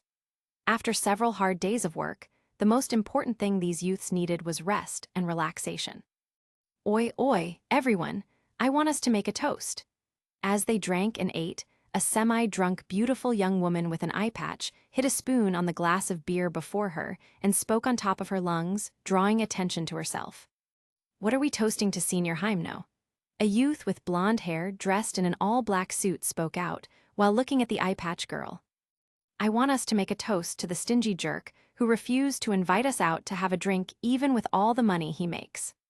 The moment her words sounded, all eyes shifted onto the quiet silver-haired youth in dark circular glasses who was calmly seated at the end of the table, while slowly feasting on the plate full of meat before him and the soda in his hand. Thank you very much, Heimno. That warms my heart. He placed his hand on his chest and smiled sarcastically as the others laughed. Toast to the stingy jerk who saved our lives yesterday. Cheers! Everyone cheered at the table and downed a glass of beer before they clapped in excitement. So you're the man of the moment, huh? How does that feel? Sitting before the silver-haired youth was a beautiful young woman with slightly long pink hair. Her golden eyes peered deep into his soul as she flashed him a smile and asked, "This isn't my moment. It's everyone's. A little bit of enjoyment and relaxation isn't a bad thing after all. Who knows what the future holds, right, Makima?" The silver-haired youth took a bite of the roasted pork on his chopstick and spoke, while looking at his teammates happily dancing and making merry. Hearing her name being called so informally, the pink-haired beauty scrunched her eyebrows for a moment, before she flashed her signature smile. I notice you're not drinking alcohol unlike the others. I'm guessing it has something to do with an ability of yours, no? She said, while resting her cheek on her fist. Well, first of all, I don't drink alcohol, it's disgusting. And like I said, it's everyone's moment to have a good time, but anything is possible, he replied. You're right, it would be disastrous if a powerful devil was to show up here. You have the mindset of a true hero. She smiled, but the crafty and condescending look in her eyes was apparent. PFFFTTT? A hero? What's that? The silver-haired youth laughed. Gojo Satoru was no hero. He might be a good brother who was willing to risk his life to save his brother's ass all the time, but that was it. He wasn't one to put his life at risk to save people he did not even know, although he wasn't one to harm innocent people either. He cared for himself, his own interests, and Denji. So tell me something, Gojo Satoru. What is your dream? She asked and took a sip of her beer, while Satoru happily ate his roasted pork. My dream? Why don't you humor me, Makima? Tell me yours first. He continued eating and spoke without even sparing her a glance. I want to save humanity from the plague of devils. She spoke briefly and looked at him only for him to laugh out once more. You're either lying or you're delusional. A devil will forever be a devil, no matter how many times it interacts with humans. I find it really funny that a devil wants to rid the world of her own kind. He laughed and wiped his eyes of tears and continued. Fine, say you managed to somehow accomplish that goal, what next? Enslave all of humanity, become a dictator. Satoru lowered his glasses as his 6 eyes peered into Makima's. At this point, she wasn't smiling anymore, and beneath her expressionless visage, Satoru could detect a hint of malice, bloodlust, and murderous intent. Let me make something crystal clear to you, Makima. I don't care whether you want to turn the world into a devil farm or whatever, you can do whatever you want, once you don't get in my way or harm anyone I know. Because once you do, Even if I have to fight against the entire world just to get my hands on you, I promise I will end you myself. Is that a threat? Instantly, the whole bar turned silent, as all eyes turned to the two figures who were boldly facing off against each other. Makima sat uncaringly, with her cheek resting on her fist. Her eyes gleamed with murderous intent as she glared at the figure before her who was seated with his legs crossed, fingers interlocked, with a cocky smile. A threat? No, how could I threaten my superior? It's just a word of caution and hopefully, things wouldn't escalate to such a point. Everyone at the bar couldn't help but shiver, hearing Satoru's cocky reply. Even Himeno, who didn't like Makima, was terrified for Satoru. Although she hadn't seen her in action, at least she had heard stories and tales of Makima. Iki raised an eyebrow, while Denji looked to be in a dilemma. On one hand was the girl he liked at the moment, and on the other was a brother figure to him. After a few seconds, Makima broke eye contact and picked up her overcoat. I would have loved to continue this conversation, but unfortunately I can't stay any longer. I'll pay on my way out. She smiled, before she flashed everyone a gentle smile, not forgetting to glance at Satoru's figure before leaving. Bro, what the hell was that about? The first to blurt out in dissatisfaction was none other than Denji, who instantly came over and sat on Makima's seat. Oh my, you might be a stingy jerk, but tonight you increased my favorability point about you to 5 stars. Should I give you a kiss? Himeno smiled seductively, but Satoru didn't even glance at her nor at Denji. I guess from now on, my stay in this place is going to be anything but peaceful. Satoru smiled and downed his drink in one go. Meanwhile, inside a luxurious car moving on a highway, Makima was calmly seated in the back, with her eyes fixated outside the glass window, while in deep thought. Gojo Satoru? She calmly whistled out his name as her eyes turned murderous. What an interesting fellow. With him standing in my way, my goal and dream might not be manifest. She thought, as she remembered his calm and cocky smile and those eyes of his which was still ingrained in her memory.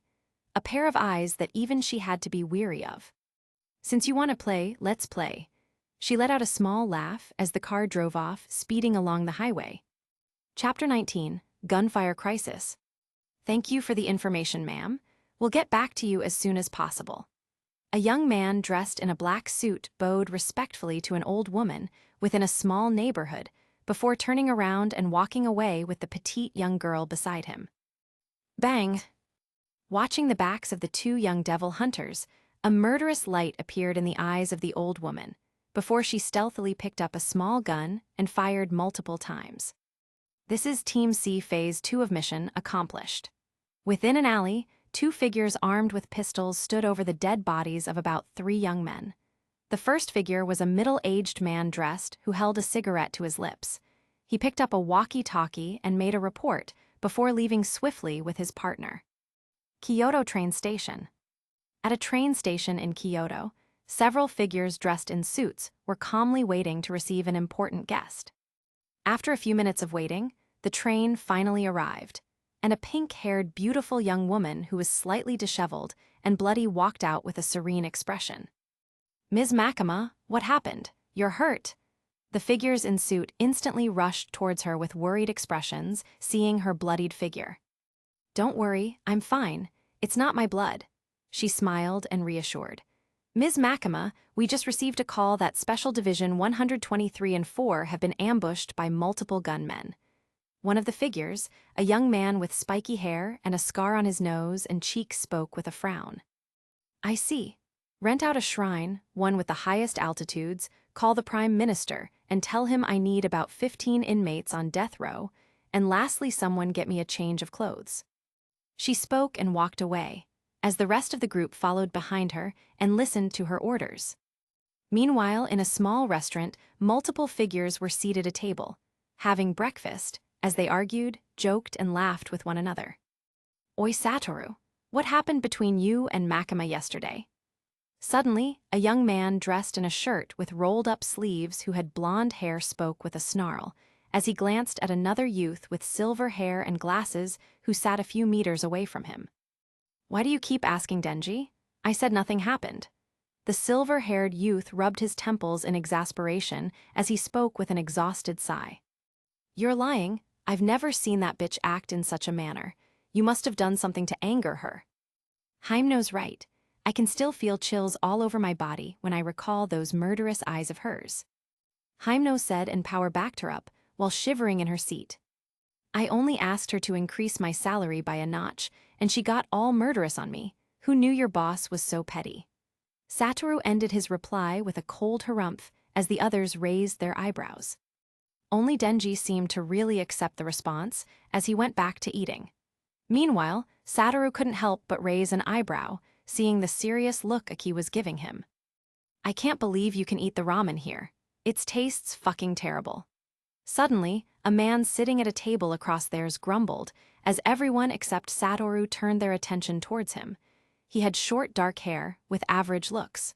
The only thing that was incredibly glaring about him was his sideburns and an even bigger temper. Who are you? It tastes fine to me. Denji and Power replied at the same time, while the others remained quiet and observant. I won't bother arguing with fools who can't even judge the quality of flavors. He spoke as a frown appeared on Aki's face. My grandfather was the kindest man in the world. He bought me food at expensive restaurants and gave me everything I ever wanted. I'm told he only killed a bunch of women and children. People like him are a necessary evil. He was a yakuza with principles. He continued to speak and slowly stood up. He was a man who everyone loved, and I'm sure you did too, didn't you, Denji? He walked to them and took out a picture of an old man and a young boy before showing it to the team. What do you mean? Denji instantly frowned as the others tensed up. The gun devil says it wants your heart. He calmly spoke before pulling out a pistol and fired multiple shots at Hymeno, Aki, and Satoru, wanting to take out the humans first. However, a few inches away from the foreheads of the targets, the bullets halted in their paths. Aki and Hymeno instantly let out a breath, seeing the bullet only a few inches from their foreheads. No wonder you looked familiar. Long time no see.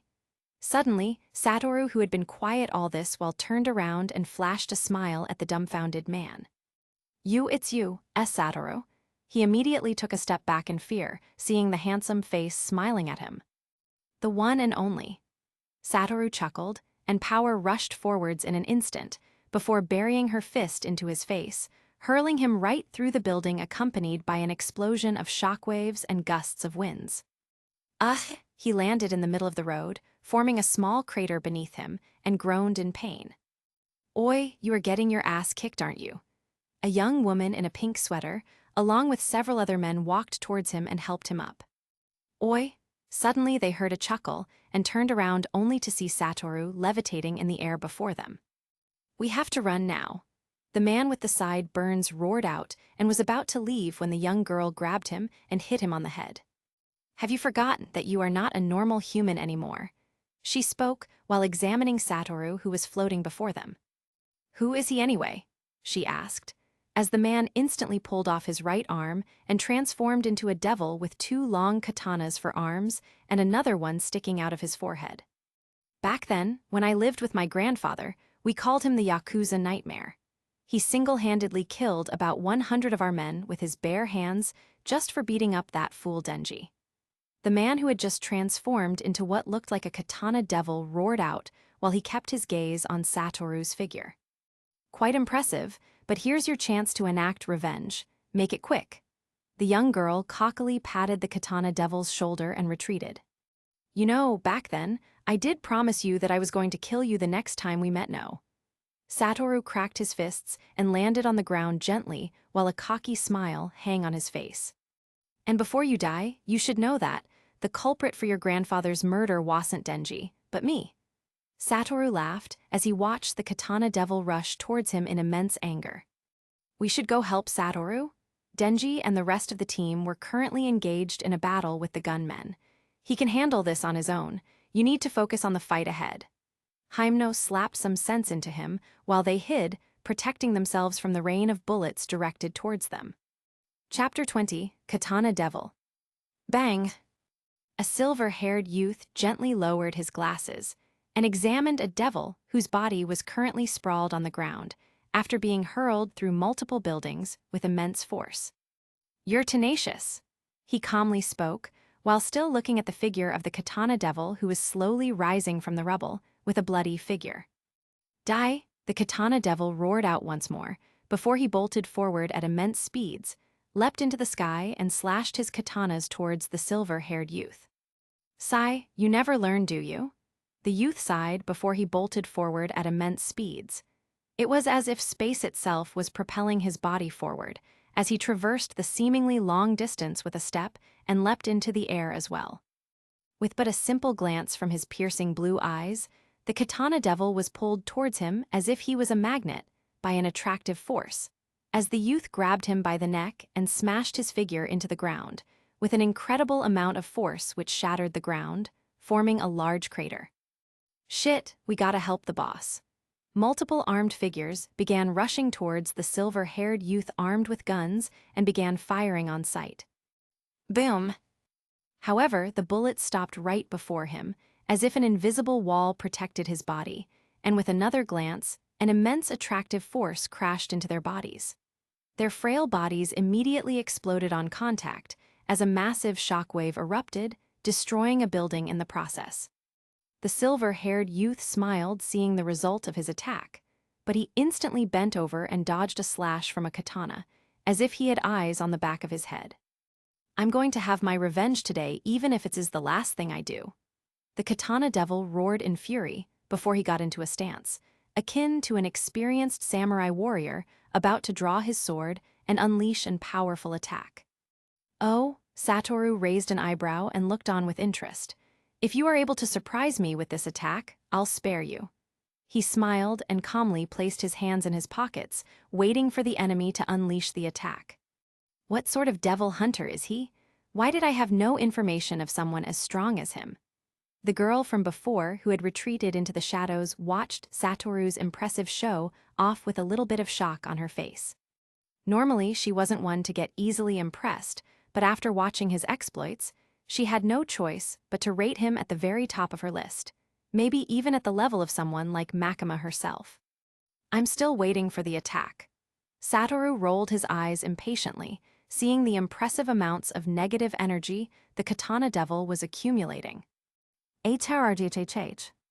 The katana devil roared out, before he vanished with but a simple step forward. Whoosh boom! Multiple gusts of wind exploded from the point of contact, followed by a large explosion which caused a mushroom cloud of dust to rise, like the remnants of a nuclear explosion.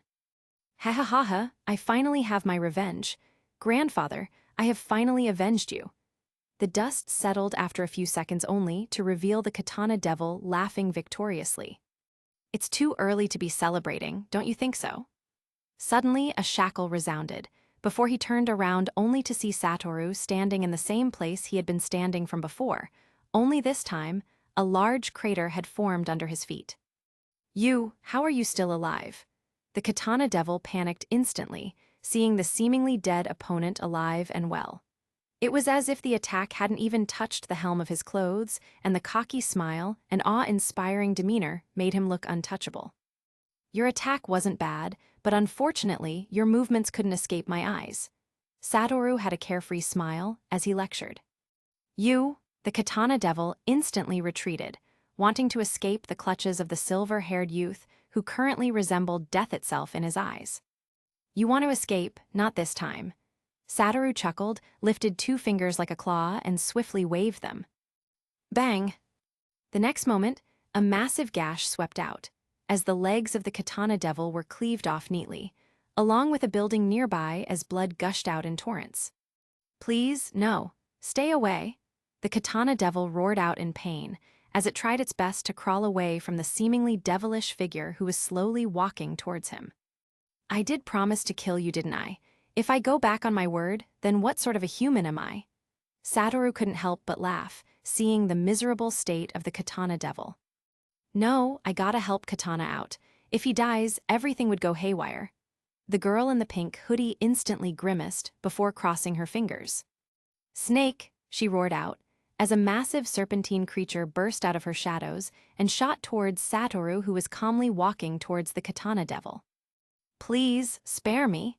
The katana devil kept roaring out in fear and instantly reverted to his human form.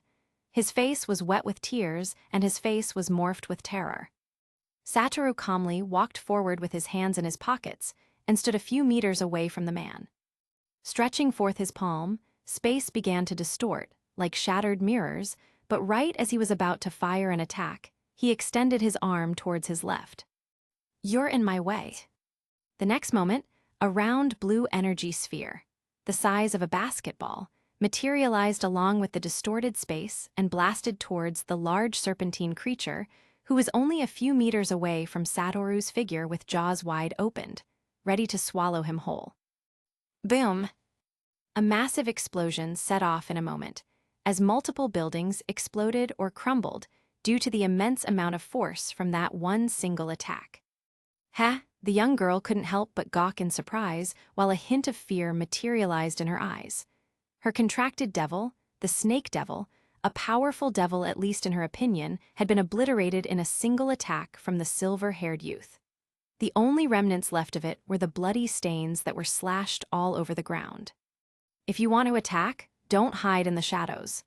Satoru spoke and instantly looked towards a certain building. Instantly, the pink-haired girl took a step backwards with a shiver, seeing as how he had been able to pinpoint her accurate distance even with such a distance between them. She immediately made a run for it, leaving the rest of the men and everyone else and escaping for her own life. Now where were we? Satoru turned to the man in front of him with a sadistic smile, and just as he was about to obliterate him, a surge of negative energy out of nowhere crashing into the man's body, as his body exploded, creating a blood mess. What the? Satoru was glad he had used infinity on time, else he would be been splashed with blood and intestines.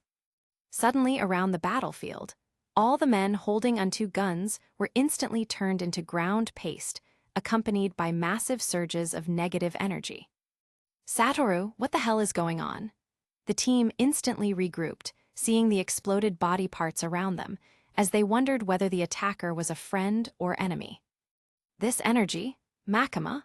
Satoru scrunched his eyebrows and instantly used infinity, feeling the negative energy instantly crash towards him. However, a few meters away from the infinity, it disappeared like it was never there, leaving only a massive crater beneath his feet. "So this is how you want to play Makima," he thought, before he burst into a fit of laughter as the others looked on in surprise and frowns. Kyoto, Shrine. Meanwhile, the attacker, who was none other than Makima, stood on the compound of a shrine, and kneeling before her was a middle-aged man who was tied up with his eyes bandaged, who was about to join his comrades who had been killed in what looked like a ritual. Her hands were interlocked into an intricate hand seal, and the devil hunters behind her all had blindfolds on.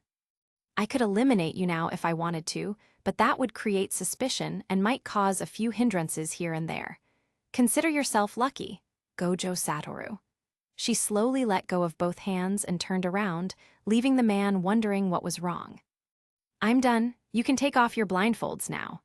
She spoke and looked at the devil hunters who took off their blindfolds instantly with their clothes drenched in sweat.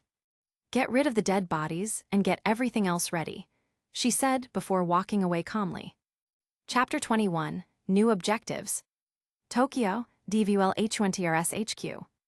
A few days after the attack, the Devil Hunters HQ was bustling and lively, with every devil hunter under immense stress and working under pressure. Within the main office of the head of the Public Safety Division, several figures were seated on couches, in a somber atmosphere, with melancholic looks written all over their faces. Right before them was a pink-haired beauty dressed in a two-piece suit with an overcoat, sitting behind a desk, whose eyes kept glancing towards a silver-haired youth wearing a blindfold. This was an attack directed specifically towards the special divisions, and from your reports, it seems they perpetrators were actually after you, Denji, or more specifically, your heart. After a few minutes of silence, Makima was the first to voice out her thoughts, as the others listened. "We lost so many teammates this time." Hyemno blurted out with a sigh and patted Kobni's back, while the petite girl cried her heart out. Her teammate and close friend, Arai, had been shot full of bullets right before her eyes in an attempt to protect her. These past few days had been traumatizing, especially for her. But why does the gun devil want Denji's heart? Aki asked and looked at Makima, expectantly. Even I am oblivious to your question, Aki. There were no witnesses, neither was any Yakuza member left alive. The only information we have now is the identity of the girl and the katana devil. Makima replied, while placing her cheek on her fist in a carefree manner, as if the fact that the deaths dozens of the Special Division devil hunters didn't matter to her one bit. During our childhood, Denji and I lived in a neighborhood that was run by the Yakuza. They were filthy bastards who would go as far as selling their souls for wealth and power. Satoru, who had been quiet all this while suddenly spoke up, drawing the attention of even Makima herself. In the past, the grandfather of the katana guy sold the souls of some of his men to the zombie devil, and caused the incident that made Denji what he is now. Maybe his grandson decided to follow his footsteps and pledge allegiance to the gun devil in exchange for ammunitions and money, and in return they were to retrieve Denji's heart or whatever. Everyone nodded at his words, seeing as it made sense at the very least. At least with this information in mind, they had a starting point for their investigation. Anyway, I've decided on a new course of action for the Special Division. Makima's words instantly got everyone on alert, except Satoru, who was holding himself back from blasting her, though the building with an attack for the little stunt she pulled back then. Not that he couldn't, but at the very least in a full-blown war between the two of them, he wasn't sure someone as crafty as her wasn't going to hold Denji or any of his teammates as hostage. At the very least, when things went wrong, he would be able to protect himself. But what about Denji and his teammates who he had grown attached to? On the other hand, he didn't know the full extent of her abilities and plans, and planned on keeping an eye on her for the meantime. "Why did you mean Ms. Makima?" Aki asked with a small frown on his face, while Denji and Power lifted their eyebrows. "First of all, I created the Special Division groups to be the backbone of the Public Safety Bureau, but it's not serving its purpose as intended. In other words, she created the Special Divisions to be the dogs of the government. What a nice way to put it." Satoru couldn't help but chuckle. There's been too many losses that need to be accounted for, and to ensure that these things desist from occurring. At this point, her voice was seemingly accompanied by an ominous tone, sending shivers down the spine of Aki, Power, Haimno, Kobni, and even Denji. "I've decided to groom you to become stronger." She ended her words with a smile, and the others couldn't help but heave a sigh of relief. Denji and Power were the most relieved since serving under someone like Makima was like a guillotine looming over their heads. One wrong move from them, and they were toast. For Iki, Haimno, and Kobni, I've decided it's time for you to get contracts with even more powerful devils to enhance your strengths even further. For Denji and Power, I've put in a special request from the higher-ups to have one of very best devil hunters groom you. Also, I'll be increasing the roster of the Special Division groups to replace the deceased hunters. She smiled and closed the small file on her table and took out another file from her drawer. As for you, Satoru, the higher-ups have ordered me to personally grant you this mission. She smiled and took out a white sheet from the file and handed it over to him. Recent sightings in North Korea have located multiple devils on the loose, all believed to have swallowed multiple pieces of the gun devil's flesh. Reward, $10,000. She said, as Satoru read through the files with a glance. In other words, you want me to go to North Korea to go fight off a horde of devils for $10,000? He asked with a contemplating expression. Yes, and not only are you supposed to finish them off, you are also to retreat as much of the gun devil's flesh as you can for even more bonuses. She spoke. I see, Satoru nodded. There was nothing for him to do here other than sit around and train all day. Why not go out there, kill some devils, and make some more money? He also speculated that it was all a part of Makima's schemes to divide and conquer. Maybe she wanted to single him out, and when he was alone out there, she would get him assassinated or even get the job done herself, and then fake his death. It might have been impossible for someone else, but for someone as scheming as her, there was nothing she wouldn't do to achieve her goals. Fine, I agree, I mean, why not? He shrugged and reclined in his seat, ignoring the cruel look in her eyes. But, at the very least, I want a first-class flight to North Korea and a booked hotel at one of their best hotels, though I doubt if they even have one, and some cash. Satoru spoke after a bit of thought, while Makima thought for a moment and nodded. I agree to all of your conditions, but I'll have to have someone join you on the mission in case of anything. She nodded. Cool, when it's time to leave, just let me know. He then stood up, patted his clothes, and walked out nonchalantly. Chapter 22, Partner. Bangs, bang. Within a training room, a shirtless silver-haired youth was fiercely throwing some sick punch-kick combos onto a punching bag. His eyes were blindfolded, and his knuckles were taped.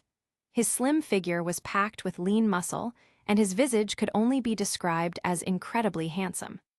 Even after reaching what could be said to be the pinnacle of mortal strength with just his physical body, and reaching a nigh untouchable and unbeatable level of strength in this world, this young man had still never given up in his work ethic. Call it a waste of time, but deep down inside of that youth was a fire that burnt and the zeal to strive for perfection and to be the best.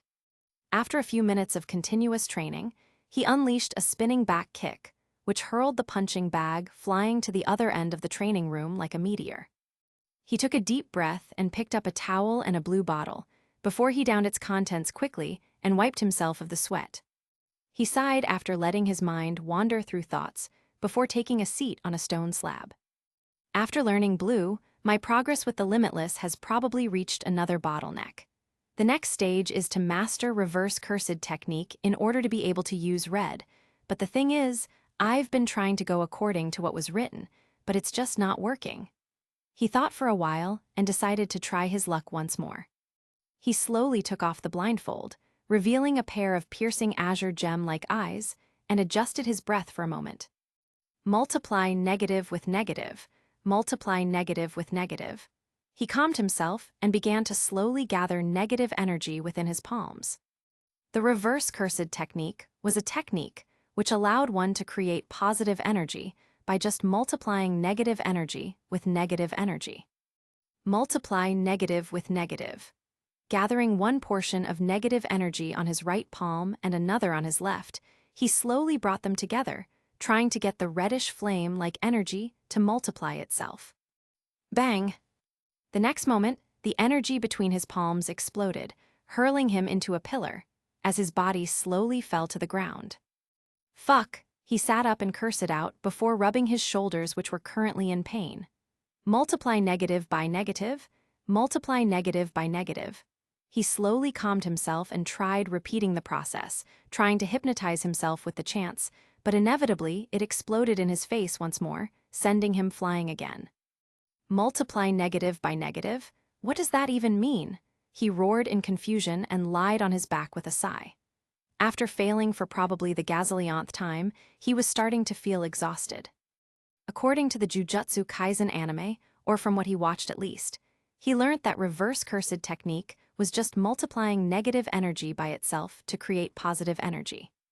As for how you were to multiply a form of energy by itself, he didn't know, or whether a catalyst was needed, or whether the amount of energy he needed had to be in a certain amount he had no idea, or whether said energy had to be in two different proportions in order to multiply.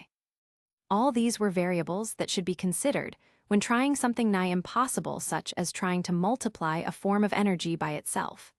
It wasn't called one of the most advanced techniques in the Jujutsu Kaisen franchise for nothing. At the very least, he trusted that since some characters had been able to learn the technique, there was hope for him to learn it as well. The only problem was he didn't know how long it will take, or whether he needed to achieve another enlightenment, or whether he would have to touch on the core of cursed energy itself. Man, I should have watched and read everything there was to know about the Jujutsu Kaisen universe before dying. He facepalmed and sighed, but a small smile formed on his face as he remembered something. At the very least, I've made some progress of instant teleportation. He laughed and interlocked his fingers in an intricate seal. Okay, let's see if I can bring the theory into reality. I hope this doesn't turn into another RCT moment for me. He chuckled to himself and steadied the rhythm of his breath. Instant teleportation, quite complex in its own right. Although having a basic understanding of the limitless and 6 eyes made it a bit less strenuous. It was a simple technique, which involved collapsing the space between himself and his destination using negative energy. neutralizing the very concept of distance. In other words, teleporting according to the limitless worked in the same way as blue, which involved spatial distortion. Even through his research, he found out that, even in reality, when space-time is distorted, a gravitational pull manifests which begins to pull objects into itself to try to mend the distorted void. Teleportation according to limitless wasn't a form of instant movement, but by warping space, the very concept of distance becomes neutralized, creating the illusion of instantaneous movement. Okay, here it goes. He took a deep breath, materialized huge amounts of cursed energy, and just as he was about to execute the technique, he stopped and clapped himself on the head. How could I forget a destination? Seriously, Satoru, what the hell is wrong with you? He sighed and shook his head before he interlocked his fingers once more, materialized massive amounts of cursed energy, and this time, he used the 6 eyes to pinpoint a destination, which was his bedroom. Clap bang! The sound of his palms hitting each other reverberated, as his body disappeared in a split second, leaving only the floor where he previously sat cratered. Did it whoa? It fucking worked, ha ha ha ha! Slowly opening his eyes, he found himself on top of his bed, as he laughed without reservation. Let's do it again. He smiled and interlocked his fingers and clapped his palms once more, and his body mysteriously disappeared and reappeared in his bathroom. From the bathroom, to the living room, to the training room, back to the bathroom, then to the bedroom. He practiced his newly formed ability until he was mentally exhausted. BZZZT, BZZZT. After a few moments, his phone, which silently lay on table beside his bed, began to vibrate as he took it and picked up the incoming call. Satoru, where have you been? I've called you several times now, but no answer. Aki's voice resounded on the other side, as he listened with a bored expression. What do you want? He said with a tired voice. Ms. Makima has requested for your presence to debrief you on the mission. Your partner is already in, and did you forget that you have a mission tomorrow? Satoru couldn't help but sigh, unwilling to listen to Aki's rants, as he ended the call swiftly and teleported to the bathroom. Within Makima's office, a handsome youth dressed in a 3-piece suit with long blonde hair sat on the couch along with Aki. His face was expressionless, and the most peculiar thing about him was the pair of white fluffy wings which grew on his back. Makima sat opposite them, going through some paperwork when she felt a familiar negative energy source reappear out of nowhere in front of her office. Oh, she couldn't help but raise an eyebrow as she watched the silver-haired youth with the white blindfold dressed in his signature long-necked jacket, trousers and shoes walk in an arrogant fashion without even knocking. Satoru sat on a different couch, while his gaze peered towards the blonde-haired youth with the wings before mere seconds before retracting his gaze. You're late, Makima raised an eyebrow while he shrugged. I had an emergency, you know. My dog ate my keys. But you don't have a dog. Iki was quick to sell out, as Satoru glanced at him and rolled his eyes under his blindfold. Good point, he smiled a moment later as Iki sighed and shook his head. Anyway, Satoru, this is your partner, the Angel Devil, but you can call him Angel. She introduced them, as Satoru nodded towards the silent youth with the wings. So you're the Angel Devil and your name is Angel, he asked as the youth nodded. Interesting. Chapter 23, Mission I. Within a large airplane, flying first class, 2 youths were sitting in their seats with loads of snacks before them. The first was a youth with pure white wings behind his back. A golden halo shone over his head, and his long hair shone with a slightly pinkish glow. His normal expressionless face shone with a hint of boredom, as he munched on a chocolate bar and drank from a can of soda. Meanwhile, sitting beside him was another handsome silver-haired youth with a blindfold on who had his feet currently in steamy water, enjoying the warmth of the water massaging his feet. In his hand was a bunch of chocolate bars and a can of sodas on which he feasted to his own happiness. Sigh, this is the life. He downed his soda in one shot, flicked the can away with his finger, and reclined in his seat. Oi, Angel, tell me about yourself. Who are you and what can you do? He looked towards the expressionless youth and moved closer to him. The expressionless youth became uneasy seeing him move that close to him and shifted himself away. Sai, I already told you my name is Angel. I'm a devil hunter, and my ability allows me to steal life force, he said while looking away, as the silver-haired youth leaned on even further. You can steal life force, that's interesting and cool as well. Satoru smiled and looked at him once again. So how does your ability work exactly?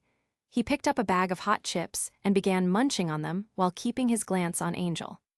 It works through touching, and if I may ask, why are you eating so much, and where is all that food going?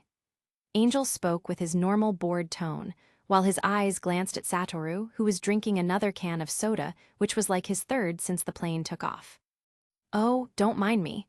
My technique has a lot to do with my brain, and as such, I need stimulants, and since I don't do drugs, I can only depend on things with enough sugar, though they taste really good as well. Satoru smiled and said, You have a technique? You're not a devil, are you? Angel asked, casting an examining look at his partner. Definitely not, but it's kinda a long story, blah blah blah. Satoru reclined in his seat and wiped his mouth with a napkin. Anyway, it seems we're about to land, so fill me in on the mission specifics.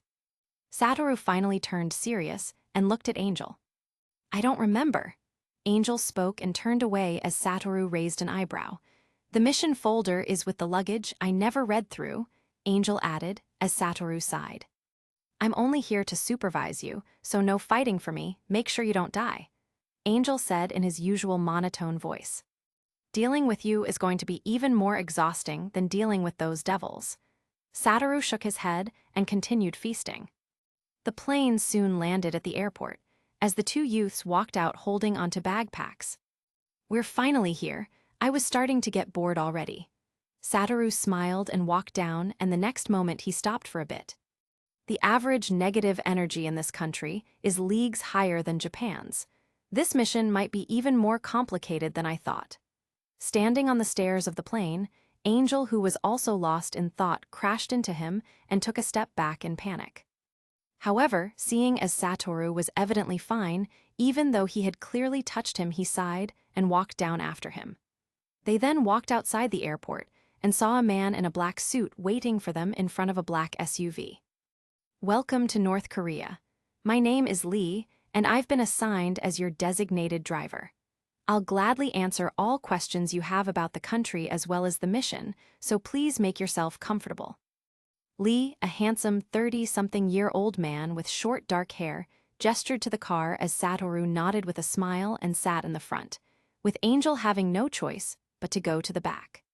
So how was your flight? I trust it was okay. The SUV drove along a highway as Lee tried to strike up a conversation between himself and the two devil hunters. Oh, it was not bad at all. Satoru nodded after getting rid of distracting thoughts. Anyway, tell me something, Lee, are you a devil hunter? Satoru asked with a questioning gaze.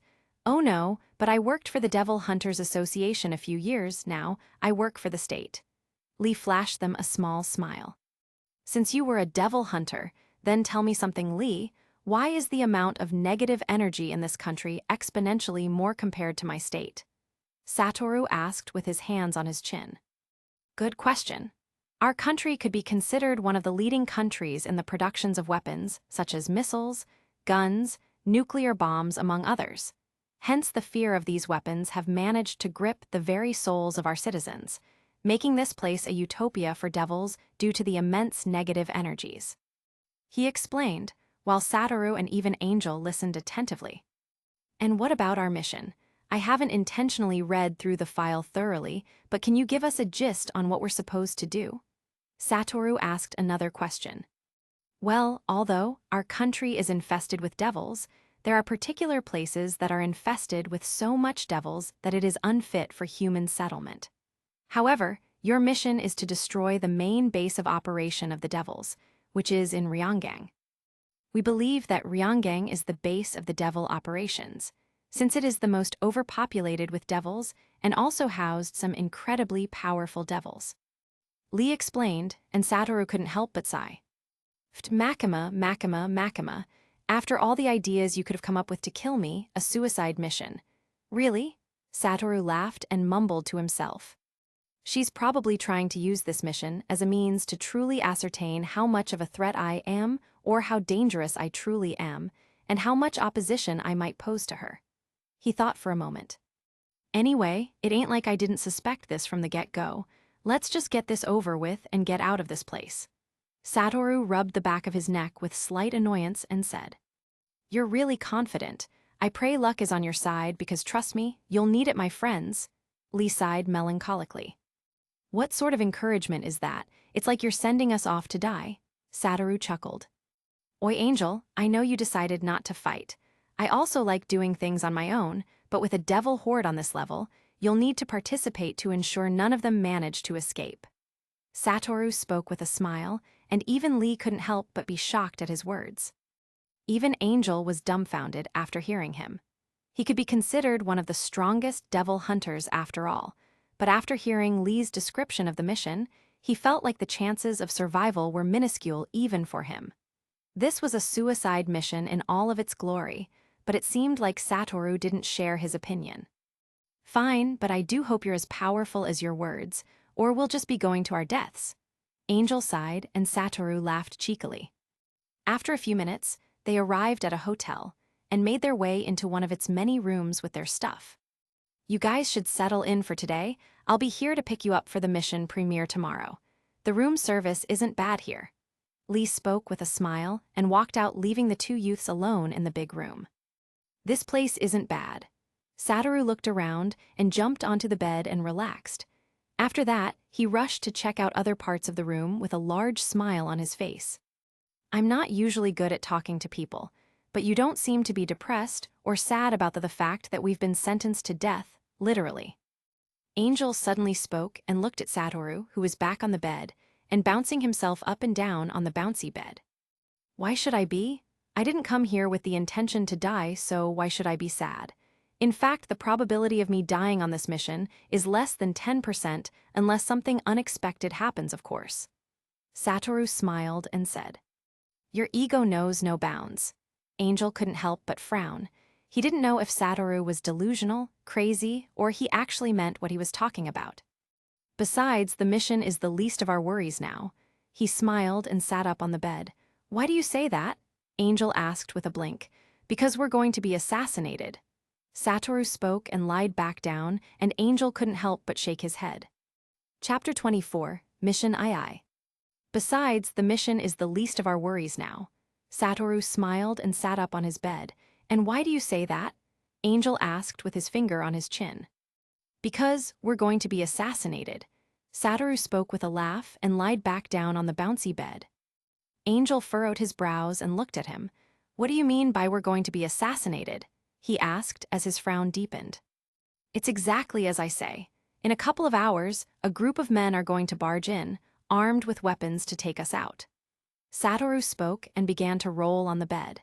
It seemed like the amounts of sweets he had taken in the plane was starting to stimulate his brain, making him hyperactive and full of energy. "I did my research on this mission, and it turns out that all the devil hunters who had been assigned the mission had either been assassinated or vanished mysteriously." He sat up once more and spoke with a laugh, as Angel sighed and lied on another bed. "It's quite simple, actually. My theory is that the devils have managed to infiltrate the higher-ups of this country. I mean, why else would they be able to grow to such an extent, even with a Devil Hunter Association branch in this country? There is a certain someone amongst the higher-ups of this country who is either in a contract with them or being controlled by them, and this person must have already informed them of our coming." He spoke as Angel sighed, repeatedly in exhaustion. "So what do we do now?" Angel glanced at Satoru and asked. "What do we do? Well, nothing. Moving or trying to escape will alert them. We have to lay low and strike when the time is right. So we wait for our deaths." "Definitely not. Don't worry, nothing bad will happen to you as long as I'm around." Satoru patted his chest with a cocky laugh, while Angel rolled his eyes. "Also, if I am right, then our designated driver, the handsome Mr. Lee, should be working for the enemies," Satoru said, as Angel facepalmed in worry. "And how did you figure it out?" he asked. "It's simple, actually. I detected traces of negative energy with an unusual explosive property within his body." Satoru spoke with a shrug. "Humans on the normal produced negative energy, but had no access to it, unlike an anomaly like him. Only devils had access to negative energy, but after contracting a devil, a human could borrow a part of the devil's abilities and use them, by siphoning off negative energy from the devil itself. So, what do we do now? Angel asked again, immensely regretting the decision to accept this mission from Makima. He had thought by accepting to supervise Satoru, he would get to escape the hectic and troublesome devil hunter life even for a short moment, but reality was always so cruel. You are going to stand guard since you're the supervisor, while I take a nap. Satoru laughed and began taking off his shoes and shirt before covering himself with a bedsheet. I might as well go take a look around and see if there are any possible escape routes. Angel straightened his collar and walked to the door, about to go out. Why did Makima send you on this mission, Angel? Tell me the truth. Just as he was about to go out, Satoru's voice resounded, this time without its playful tone. To ensure you never return. Angel spoke in his monotone voice and opened the door slowly. I see, thanks for letting me know. Satoru chuckled as Angel walked out with both hands in his pocket. Beep, this is Lee, the targets have arrived and are settling in. In a few hours, we'll commence with Phase 2, is everything in place. Within a small house opposite the hotel the two young devil hunters were now staying in, a familiar figure stood near a window, holding a pair of binoculars and a walkie-talkie, with a murderous smile etched on his face. Ready to proceed, awaiting further orders. A deep voice sounded out on the other side of the phone call as the man with the binoculars smiled. Within a big office, a middle-aged man dressed in a three-piece, all-black suit sat behind a desk with a frown on his face and in deep contemplation. The next moment, a man in a suit and glasses entered before bowing lightly and reported. Makima's goons have arrived in the country once more. Team C is ready to engage. The man behind the desk slowly stood up and walked to his window, admiring the beautiful deep blue sky and the golden ball of light that sat majestically within. That little girl still hasn't learned her lesson from before, no? I still don't understand why those old fools keep influencing her to send out her bunch of trained dogs to throw away their lives on an uneventful and meaningless endeavor. He smiled lightly, walked to his desk and picked up a large cigar and lit it up, puffed out smoke. Tell the leader of the team C to use as many resources as possible. I want no mistakes or they'll have to answer to me. He sat back on his desk and lightly waved his hand as the man in the glasses bowed lightly and walked out. This country will and forever remain off limits to you and your dog's Makima. Let's see what you can do about it. He smiled and puffed out smoke once more. Meanwhile, back at hotel, the relatively quiet atmosphere was instantly disturbed by the sound of screeching tires. The next moment, more than 7 black SUVs pulled up before the hotel in a rush, as multiple figures dressed like SWAT police team, armed to the teeth, rushed into the hotel building. Sigh, feels good to be back in the game. I never thought I'd be here again making some easy money. Suddenly, a man dressed in a white shirt and black sweatpants walked out of one of the trucks, resting a large machete on his shoulder. He had a large scar on his right cheek that made him look incredibly menacing and fierce. Shut up, you twat. Can't believe I have to see your ugly-ass face one more time. Another voice sounded out, and a young black woman walked out the car with a sinister smile on her face. In her hand was a long katana with 2 guns strapped to her thighs. Jackie, I missed you too, old friend. The man with the scar sarcastically smiled as the black young woman placed her hand on the hilt of her sword, ready to draw. Any idea of who we're here to kill? The man asked as she shook her head in denial. 2 devil hunters from Kyoto's Public Safety Bureau, Makima's loyal dogs.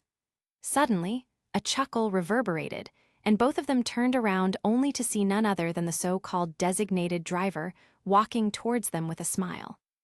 I trust you guys are doing great, he said with a small smile. Well, you know, retirement isn't really doing it for me anymore. The man with the scar lazily stretched his back and spoke, while the young woman rolled her eyes. Anyway, why call us here? If you were going to bring along so many goons, Lee, you know I fly solo. The woman, Jackie, frowned as she watched the men successfully infiltrate the hotel rooms without any setbacks. These are trained devil hunters we're talking about. Our men might be good, But there isn't much guns can do against the real might of a devil hunter. That's why I need you. Besides, there's one guy who looks like trouble. Boom! The moment his words sounded out, a large explosion set off which hurled the three of them flying backwards, along with the SUVs behind them. Soon, the hotel itself began to collapse and crumble to the ground as a hysterical laughter resounded. The remaining men, as well as the trio, couldn't help but raise their heads, seeing a silver-haired youth standing in the air as if it were solid ground with both hands in his pockets, and a large smile on his face.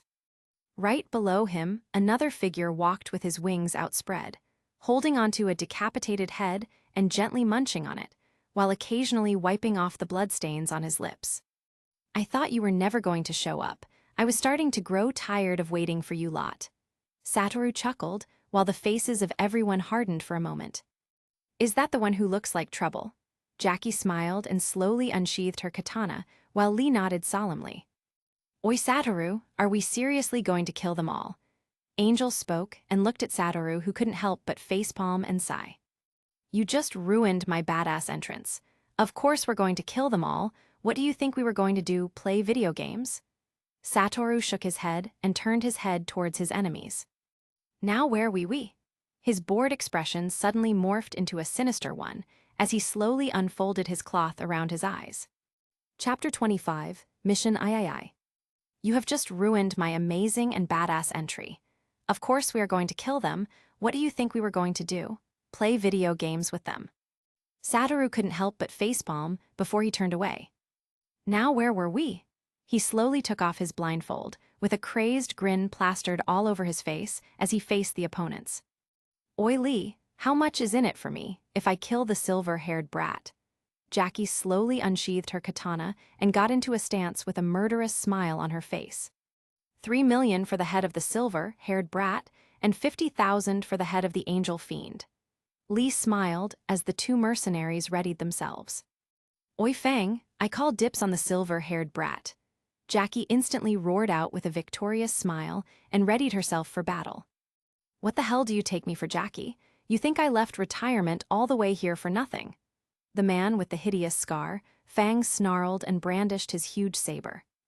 Oi, I admit I'm handsome and all that, and due to my overwhelming compassion, I'll allow both of you to attack me together.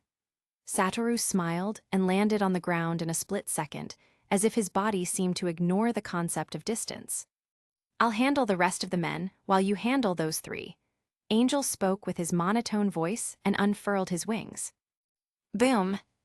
The next second, his body seemed to teleport as he appeared in front of one of the men and smashed his fist into his chest, hurling the body of the poor soldier like a meteor through another building on the side. His body instantly rushed into the groups of soldiers and began harvesting lives with every touch of his like the Grim Reaper. Let's see if you're as strong as you look. Jackie brandished her katana and pointed it right at him. Lightning. TSSTT boom. The next moment, a Grostek figure, which seemed to be the amalgamation of boundless bloody clouds with multiple large mouths and feet protruding out of its fluffy body. Sizzles of lightning streamed across its body, along with the booming of thunder. The next moment, a stream of negative energy covered her body, before bolts of blue lightning instantly covered her blade and body. Boom! She then blasted forward with immense speeds, akin to a lightning bolt, as she reached Satoru in a split second and slashed her katana covered in lightning bolts towards him with immense ferocity and strength. Boom! You should try harder. A massive lightning slash swept out with immense power, cleaving right through the molecules of air itself. However, after the dust settled, the smile on her face paused for a moment as a chuckle rang out. Her lightning slash was just a few inches away from the neck of the silver-haired youth, who still had the cocky smile etched onto his face. With a grunt, she brandished her blade once more and executed multiple slashes, her body moving like an experienced ninja, as she unleashed multiple attacks in a split second. However, none of her attacks managed to breach past the invisible wall separating Satoru's neck from the edge of her blade. You're pretty strong. If you were facing any other devil hunter, you would have won pretty easily. Unfortunately, your opponent is me. Satoru smiled and slowly lifted his head and simply glanced at her with his left eye.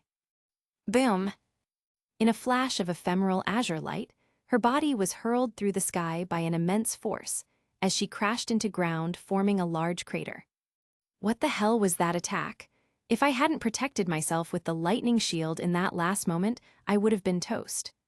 Jackie slowly walked out of the crater and wiped the trickle of blood at the corner of her mouth. Oi, you need some help, Jackie. Fang walked forward with his large blade in hand and a ferocious smile. I'm not sure I can take him by myself, so we take him together and split the money equally later. Jackie sighed reluctantly and walked forward, as the two mercenaries stood side by side with their weapons brandished and ready for battle against the silver-haired youth who seemed the least bit concerned about their tag team. I did mention that you guys team up. Why doesn't anyone listen to what I say? Satoru sighed, and in the next moment, he took a step back and sidestepped to the left, dodging a slash from a large blade with nothing but a smile. That was fast. He smiled and looked at the figure before him who was wielding the massive blade. He then sidestepped leisurely and dodged another slash from the huge blade, as a surprised expression appeared on Fang's face. In a split second, the two mercenaries seemingly went all out, unleashing multiple attacks with their weapons, slashing and cleaving towards the body of the silver-haired youth who leisurely dodged and weaved through all of their attacks, as if he was taking a stroll in a park.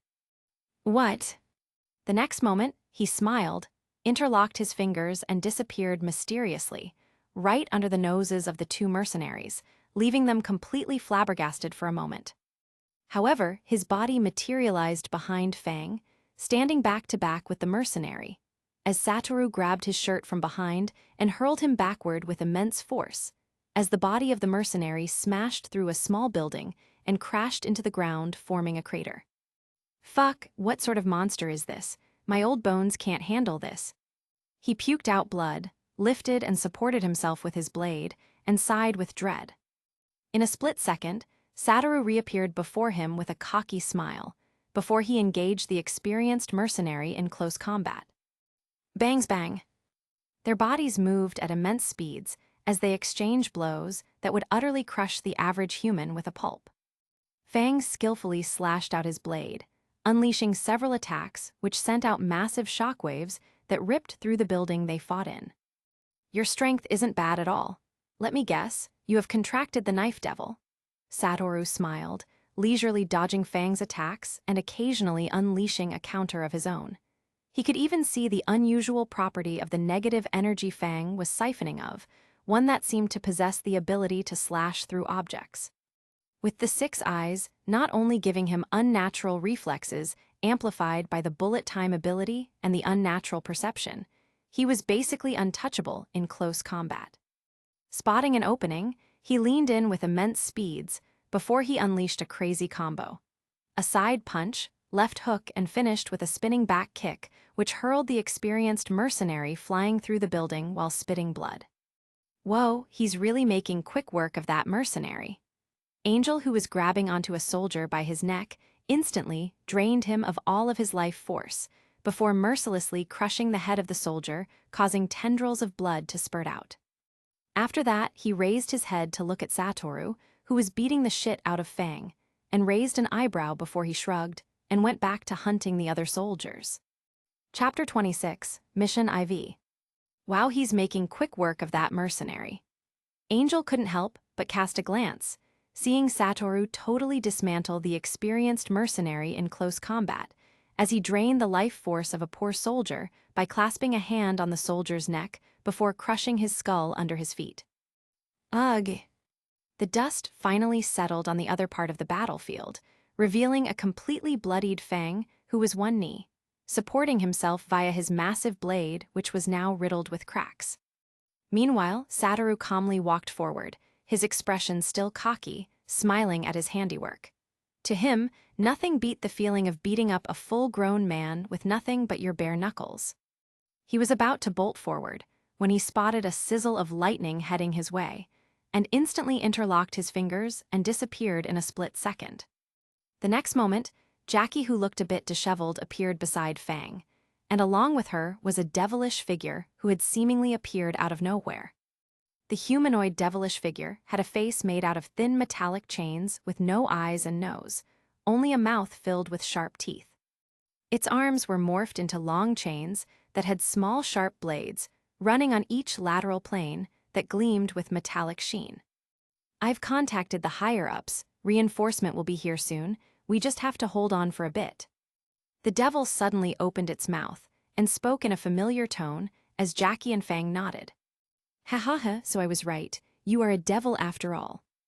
A chuckle rang out as Satoru's figure instantly reappeared before the three of them, as his eyes glanced at the figure of the humanoid devil. You look like a rip-off of the chainsaw devil, pretending to be a designated driver, so what should we call you? His ridiculing tone was apparent, which only served to enrage the devil as it bared its teeth murderously. If the three of us work together, it shouldn't be impossible to take him down.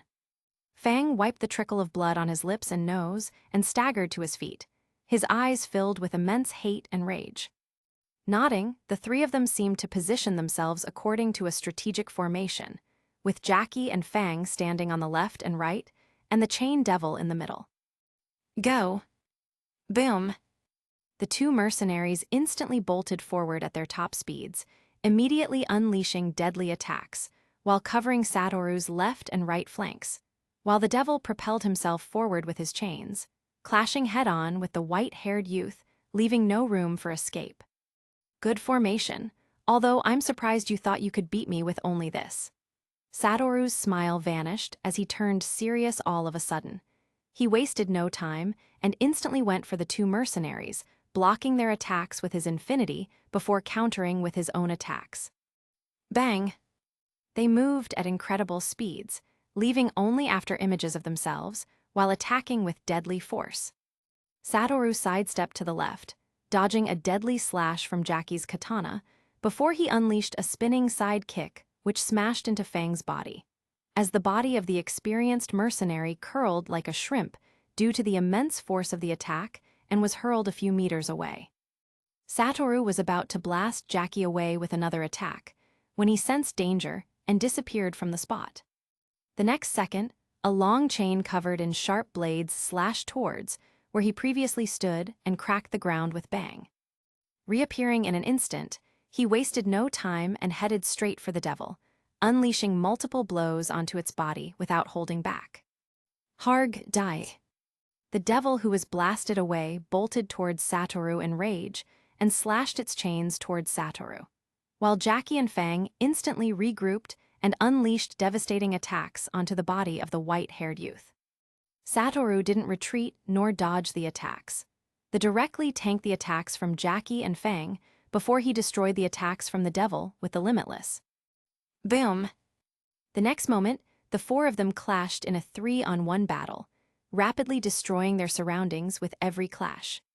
Although Satoru looked outnumbered, the three of them were rather outclassed with every move of his drawing blood from the opponents or hurling them away with force. Whoa, he wasn't all talk after all. Meanwhile, Angel, who had currently finished off all of the soldiers, was engrossed in the 3-on-1 battle, watching intently, even though he had no plans of joining. Who? Suddenly, his senses picked up on some terrifying presences heading towards them at immense speeds, as he turned around and headed towards Satoru's battlefield. Damn, their reinforcements are here. I have to end this now. Satoru dodged another attack from the chain devil, before he unleashed an incredibly destructive magnetic force, which crashed towards the three of them and hurled them away. We gotta go now. Angel arrived by his side and urged, as he sighed and lazily stretched his waist. You know, I was actually starting to enjoy the fight. Satoru sighed as he watched the devil bolt towards him in a fit of rage. He smiled and waved his hand, lightly accompanied by an influx of negative energy. Boom! Space instantly folded and shattered like a mirror, before a massive slash swept out, directly and cleanly cleaving through the body of the chain devil into two as blood spurted out. A moment later, the two now bloodied mercenaries arrived near the chain devil, which was seemingly crawling away from the two devil hunters. These two mercenaries are extremely durable and tenacious for humans like them. Angel couldn't help but furrow his brows seeing Jackie and Fang, who were bloodied all over, still moving towards them. "Well, I guess there's nothing wrong with showing off a little."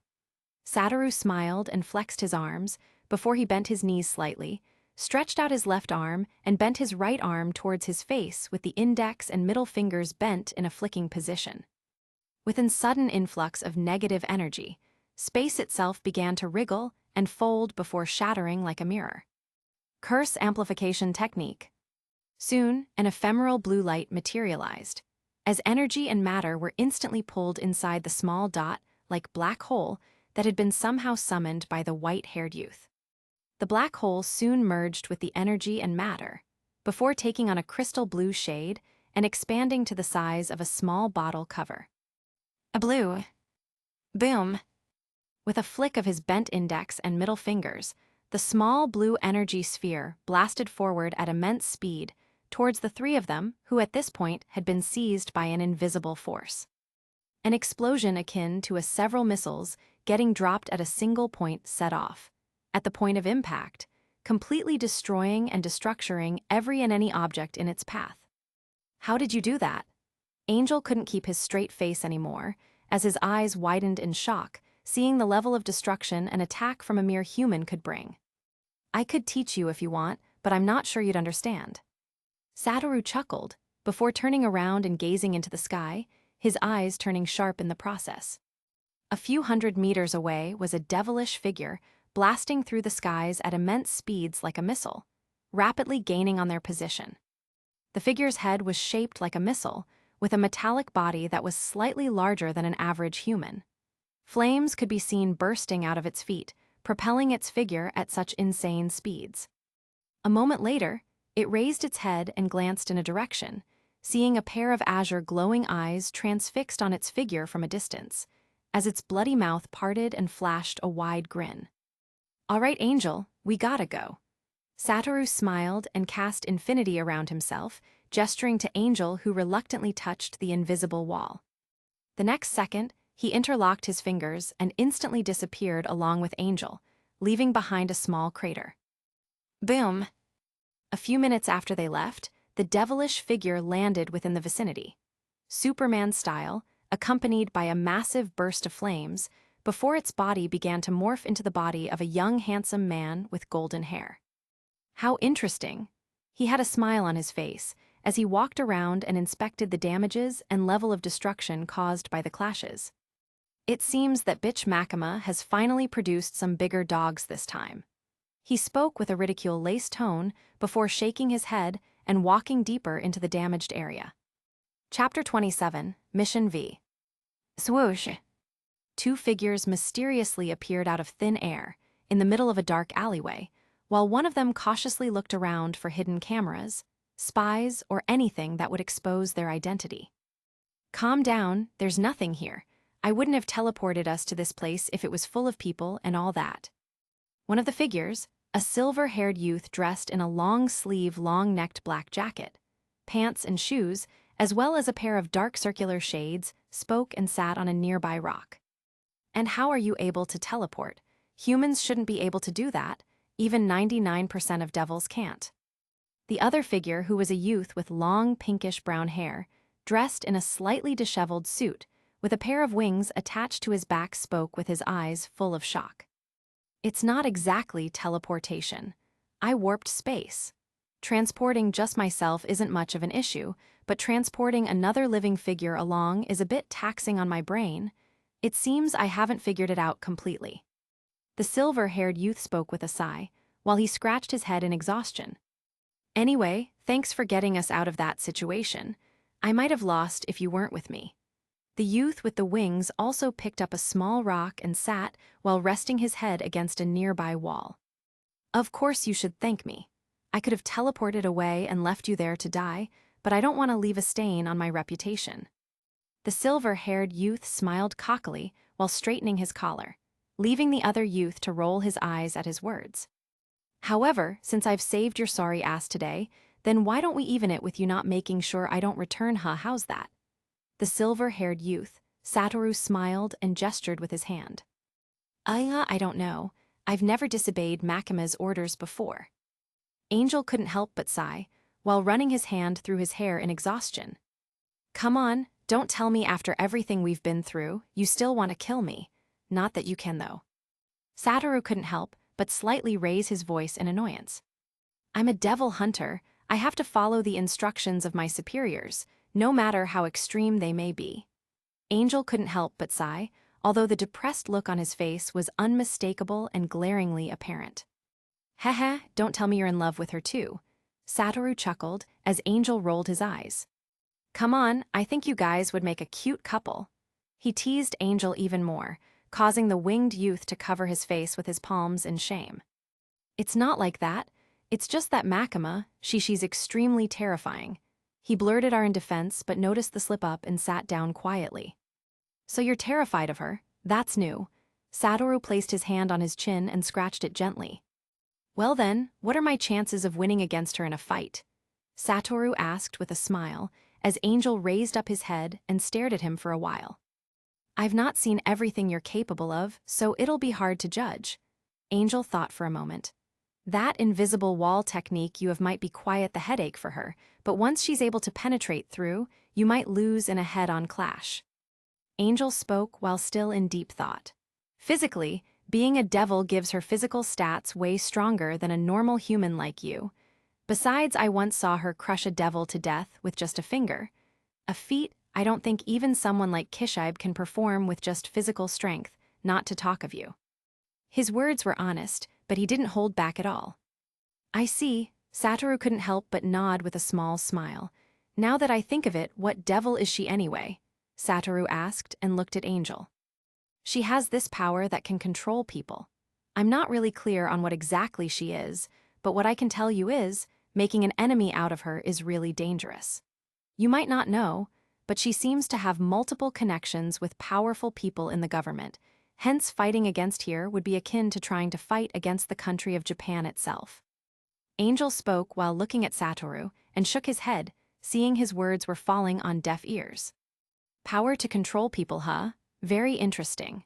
Satoru couldn't help but reel in his thoughts. Something didn't feel right. If she was the control devil, then what exactly was that attack she used to eradicate the members of the Yakuza?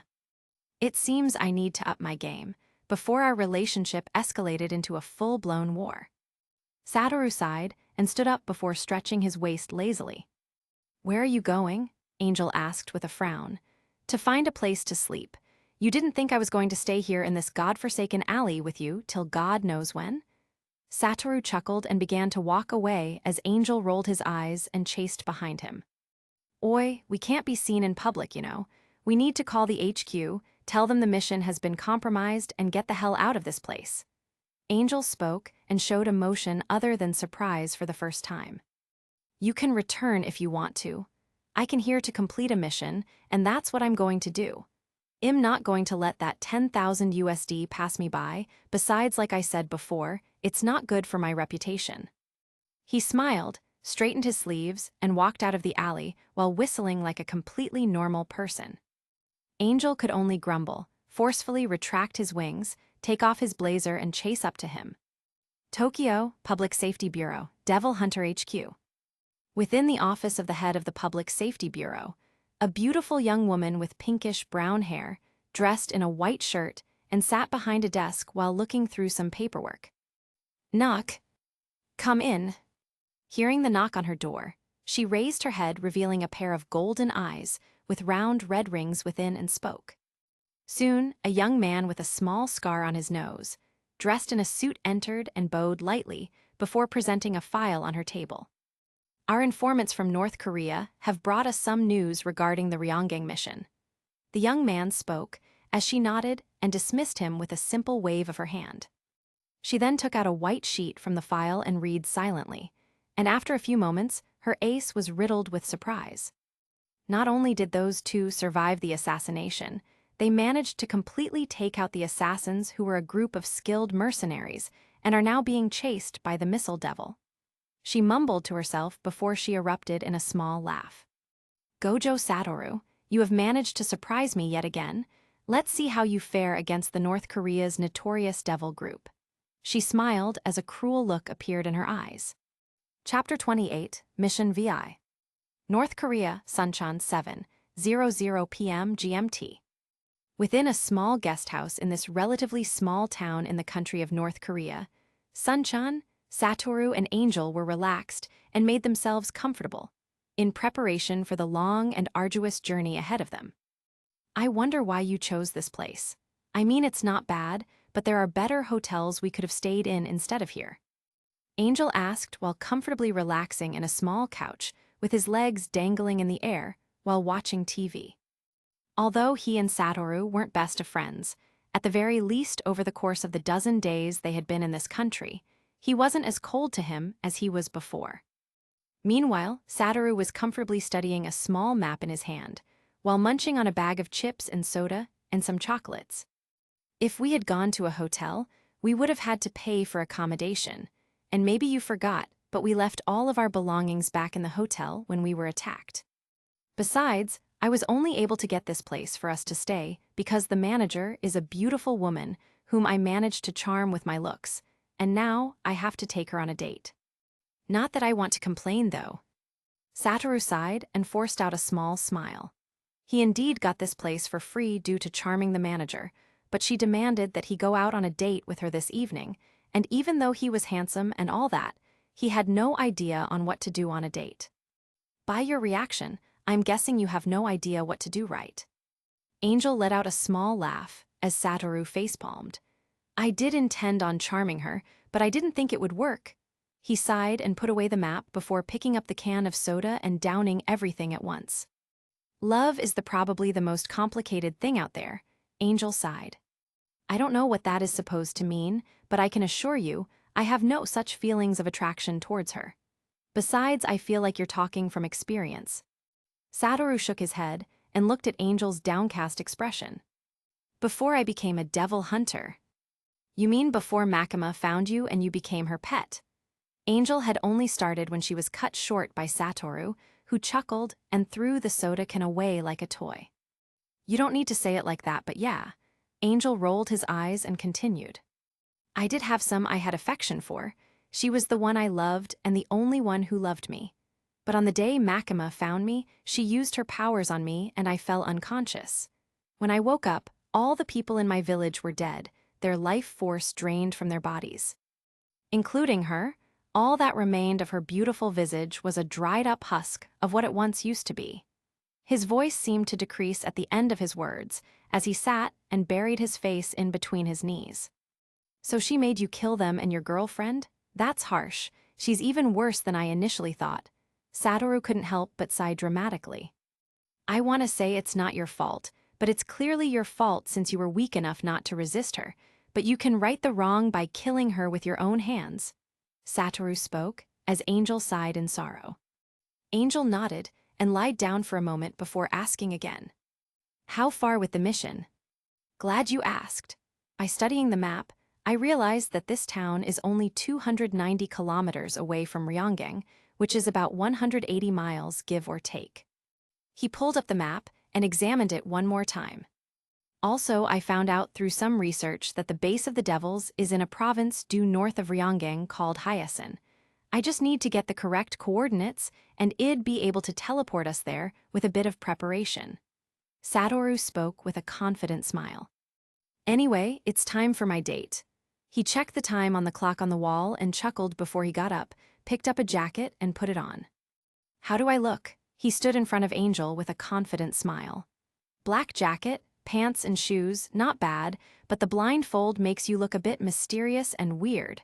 Angel replied with an examining look. Gotta add the mystery. Fine, I'll take my glasses instead. He was about to argue, but seeing the look on Angel's face made him give up as he unfolded his eyes slowly and put on his glasses. Anyway, have fun while I'm gone, though I doubt if I take long. He smiled and walked out. Within an expensive restaurant, a young, handsome, silver-haired youth was seen eating together with a beautiful woman in her early 40s. They ate and laughed, enjoying the comfort of each other's presence. Haha, I didn't know you were so funny, Satoru. The woman laughed with a hand covering her lips as Satoru smiled back. You're the first person to laugh at my jokes, Ms. Mina. I guess I'm comfortable sharing because I'm with you. He smiled and raised his glass, wondering how he could come up with such smooth lines. Did I always have the smooth talker talent in my previous life? He wondered and took a sip from his wine glass. Oh my, I guess I'm comfortable with you as well, Satoru. I don't normally act this way around people. I'm the shy type. She whispered the last parts of her statement as Satoru shook his head. Anyway, why did you come here to North Korea, if you don't mind me asking? She asked with an imperceptible glint in her eyes. I came here for some business deals. Satoru answered shortly, feeling a subtle warning from the six eyes' danger sense. After a while, they finished their dinner and went for a stroll on the quiet streets of the town. It's not bad, isn't it? Mina smiled and said, as she watched the relatively quiet town with few beautiful structures and smiled. Satoru only nodded, feeling the warning from the six eyes instantly spike up. This place is one of the relatively peaceful places in all of North Korea. However, when people like you enter the country, you disturb the peaceful waters, and many devils migrate from that damned place to this small town just to hide from your kind and in turn create havoc for the people of this town. While she spoke, she took a step back, leaving only Satoru, who walked forward a few steps and stopped after a moment. I knew this date was a bad idea, he sighed to himself before he asked, How long have you known about me? Meanwhile, back at the guest house, Angel was busily watching a cartoon show on the TV while munching on some popcorn and soda when he sensed a familiar energy signature and readied himself abruptly. Boom! A figure suddenly crashed through the roof, causing a large explosion which swept out, as Angel summoned his wings and instantly protected himself by covering his body with them. I was looking forward to meeting the human with the blue eyes, but oh well, let's get this over with. The figure smiled before his body blasted forward at immense speeds, propelled by a gust of flames. Ever since the bounty for your head was put out by the government, she smiled and dipped her hand into her purse. The next second, she immediately picked out a loaded pistol and fired many rounds only for the bullets to stop a few meters away from his back, as if stopped by an invisible wall. That was not a good idea. He smiled and turned around before cracking his neck and stretching his waist. I'm going to take your head and claim the bounty while in turn preventing another calamity from happening once more. She smiled murderously before she held out a finger and summoned. Spider. Boom Kaya. Suddenly, dozens of portals seems to open as a large number of huge grotesque-looking spiders with long blades for feet, as well as multiple human heads right below their head appeared. Spider Devil, not bad. Satoru clapped his hand in admiration before she slowly took off his glasses, revealing a pair of azure gem-like eyes. My contract with the Spider Devil allows me to summon her spawns in exchange for amounts of my blood. Ha ha ha ha. This time, I'm going to take revenge for what you devil hunters brought upon my town and my family. She smiled as blood began to mysteriously materialize out of her body and magically disappear, leaving her skinny and weak. Satoru, on the other hand, couldn't help but smile as he waved his held out two of his fingers as space began to fold and shatter like mirrors. Swoosh! After a few hours, a white-haired figure mysteriously appeared out of nowhere, with a cold expression. His silvery white hair was dyed partly red, along with his clothes, as he walked step by step into what was previously a shelter for him and his partner. The entire area had been destroyed and turned to cinders by powerful flames, spanning several miles, with multiple large craters formed all around. Walking further, he saw something which made him pause for a moment. Sprawled on the ground were pure white wings lying in a pool of blood, with a piece of paper situated at the top. What a unique sense of packaging. He smiled and picked up the paper, before he sighed, flicked it away, interlocked his fingers and disappeared. Chapter 29, Mission VII, Battle Begins. North Korea, North Ryanggang, Hyasin. Few hours later. Within a particularly large warehouse located in a rather dark and isolated town near a large river, disturbing shrill voices and hysterical laughters resounded, and the thick negative energy surrounding the place made it resemble a house of devils. The warehouse was filled with an army of devils numbering into the hundreds, with scary appearances who looked ready and taut, as if awaiting a prey. Behind the large number of devils, multiple figures stood with murderous expressions, while glaring maliciously at the lonely figure of the pale red-haired youth who had been chained and hanged in the sky. His eyes were hollow, his body disheveled, and the large wounds on his back showed no signs of healing. His body was enveloped in a thick aroma of despair as he convulsed in the air due to the immense electricity which were traveling up the chains and electrocuting his body every few minutes. Are you sure he got the note missile? You know, if we fail the mission, the gun devil isn't going to forgive us. A huge black and red grotesque spider with long sharp blades from limbs and a poisonous liquid continually dripping down its mandibles cast its abnormally large pupils towards the golden-haired male who stood unconcerned and apathetic. Spider's right. You know the gun devil is unforgiving. I say we go get this puny human and crush him. Another devilish figure walked out of the shadows with the figure of a gigantic bear with long, sharp teeth and saliva dripping down continuously. Don't worry, folks. I can guarantee he'll be here any moment.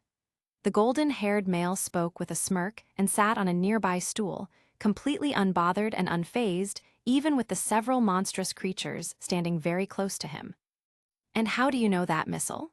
The spider devil communicated, while another devil resembling an amalgamation of clouds with lightning sparks streaming across its body tortured the red-haired youth. Because his massive ego and pride wouldn't let him leave his partner and run away like a coward. Suddenly, another voice sounded out as a familiar figure walked out of the shadows. A girl dressed in a pink sweater and jeans shorts walked out with a cocky expression. Besides, have you guys planned or put up any measures? Trust me, I've fought the guy and he's on a whole new level compared to other devil hunters. She added and took a seat. That's quote the high appraisal coming from someone like you. The golden-haired male chuckled and crossed his legs elegantly. We all know what's going to happen if the mission fails. Crack boom. Boy, you guys sure know how to throw a party.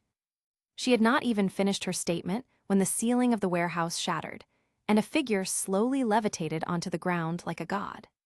His short silver hair and clothes were dyed with blood, but his azure gem-like eyes remained ever bright, while he sported a cocky smile. Told you he was going to show up. The golden-haired male smirked and stood up. Normally, other devil hunters don't receive this level of special treatment, but we had to, you know, make some preparations just for you. He clapped his palms together and smiled towards the silver-haired youth. Thank you very much, that really warms my heart. The silver-haired youth, Satoru Gojo, let out a sarcastic response and bowed slightly.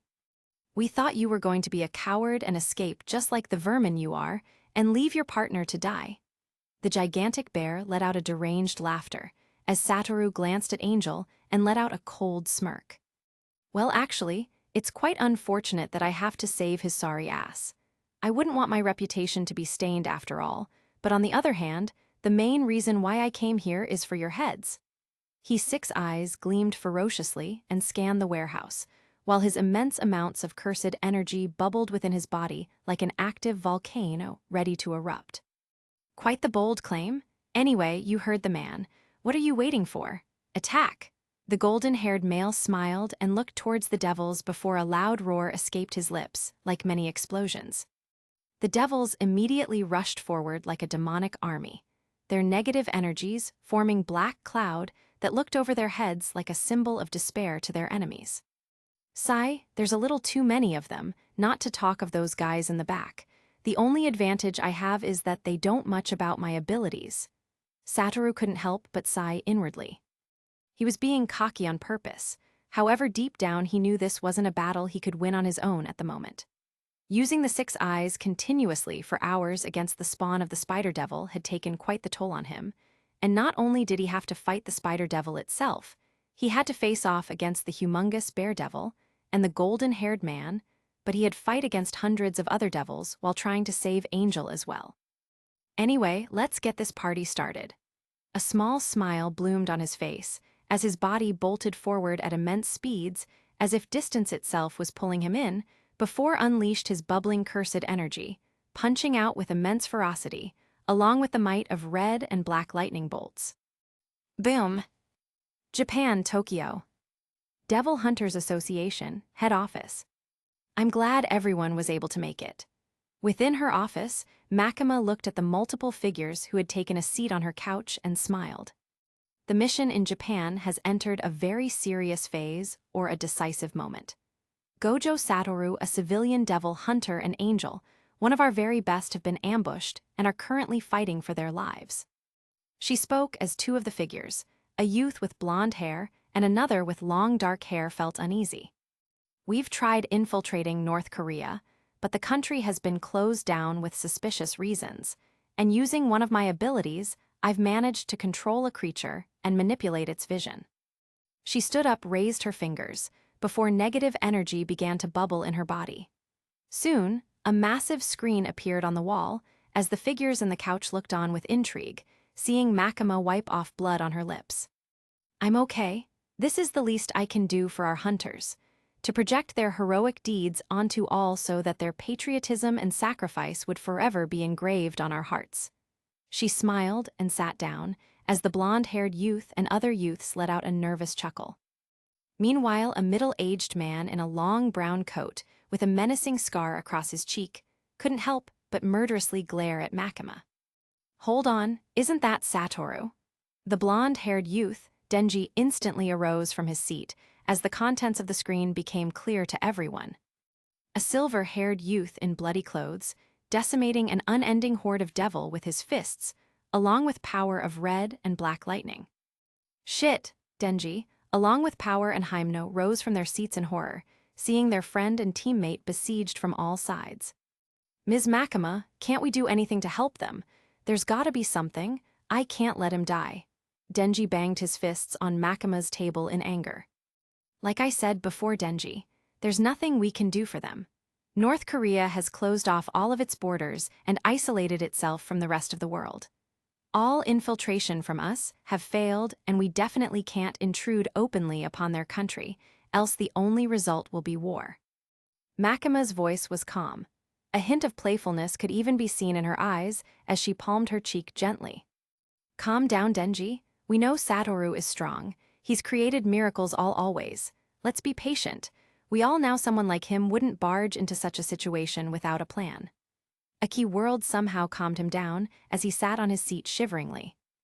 Meanwhile, the middle-aged man silently took his eyes off Makima and returned it to the screen as shock and surprise flashed through them, seeing the insane combat moves and power being unleashed by the silver-haired youth. This is the beginning of the plan, Denji. I'm going to make you watch everything you love crumble to the ground, starting off with him. Makima chuckled and turned her eyes to the screen with a smile. Chapter 30, Mission VII, Battle continues. Bang! The corpses of many devils littered around, causing the image of a bloody wasteland to overlap with the already unkempt environment of the warehouse.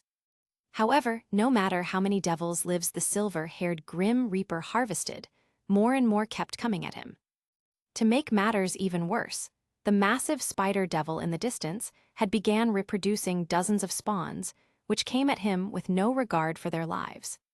He refrained from using any special technique right from the get-go. His fists, like a pair of hammers, smashed and exploded the bodies of the devils as if they were mere toys. It's starting to get boring. Why don't you lot join in the fun?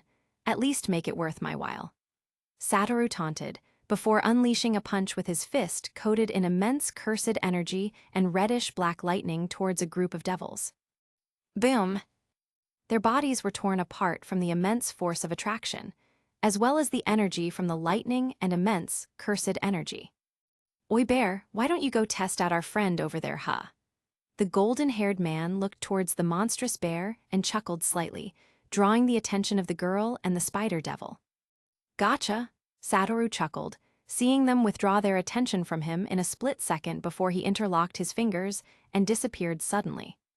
Before any of them could react, his body materialized right before them and unleashed a powerful attraction force which crashed towards them. His attack was blocked by the group, however. His goal wasn't to attack in the slightest. He silently waved his finger as a slash swept out and cleaved through the large chains holding Angel's body. The golden-haired male, however, was the first to react to this situation. His body turned around at immense speeds.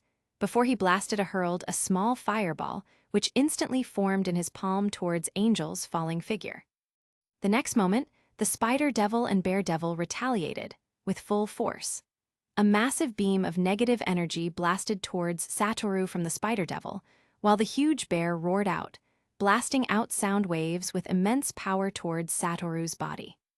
Flashing a cocky smile, Satoru instantly interlocked his fingers, casting the infinity around Angel's body and teleporting Angel's figure to his previous position in a split second, before he crossed both arms before his chest, a sheath of cursed energy surrounding his body, and was hurled by the sheer force from the attacks and sent crashing through multiple pillars. Heh, what a smart fellow, and what an unusual power. The golden-haired figure smiled and turned around, seeing that his attacks had caused a big explosion, but had hit nothing. Satoru slowly stood up, ignoring the pain his body felt. He wiped the blood on his lips and nose and walked to Angel before flashing the confused fiend a bloody smile. In that confrontation with the spider devil and the bear devil, he had used the infinity to block the attacks of the golden-haired male aimed at Angel and teleport him, while simultaneously casting a technique called Falling Blossom Emotion. A technique he had mastered, but never got a chance to use. It was more effective in a domain, as it could basically ignore all energy-based attacks to an extent. However, one of its many drawbacks was that it couldn't resolve the impact from the attacks, and the user would have to tank the force from the attack or block it one way or the other. How and why?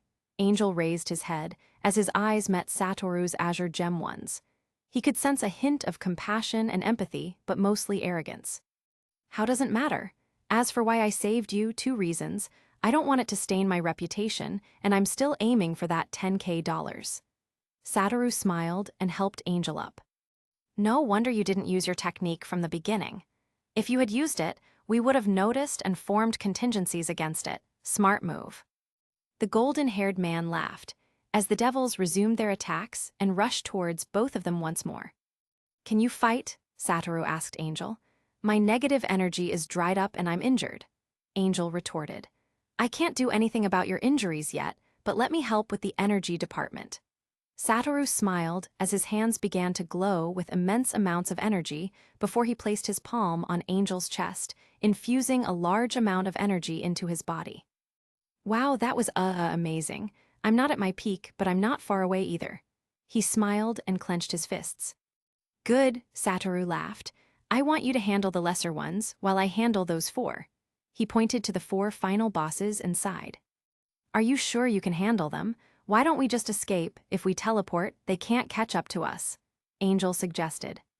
How can you even suggest that? Satoru raised an eyebrow and looked to him incredulously. 3 reasons. I've laid a spatial barrier around the warehouse. If I move out of specific range, it'll collapse and the devils will run amok. First off, it'll ruin my reputation. Second off, if the demons escape, Makima sure won't hand me that $10K. And thirdly, the devils will run amok the country and kill everything in their path. If that happens, I sure ain't getting my $10K. Satoru spoke seriously, dodged a sharp claw swinging his way and waved his finger, as a large slash swept out and cleaved through multiple devils in an instant, spraying blood all over the warehouse. Fine, but when you reach your limit, we can still escape. Now go.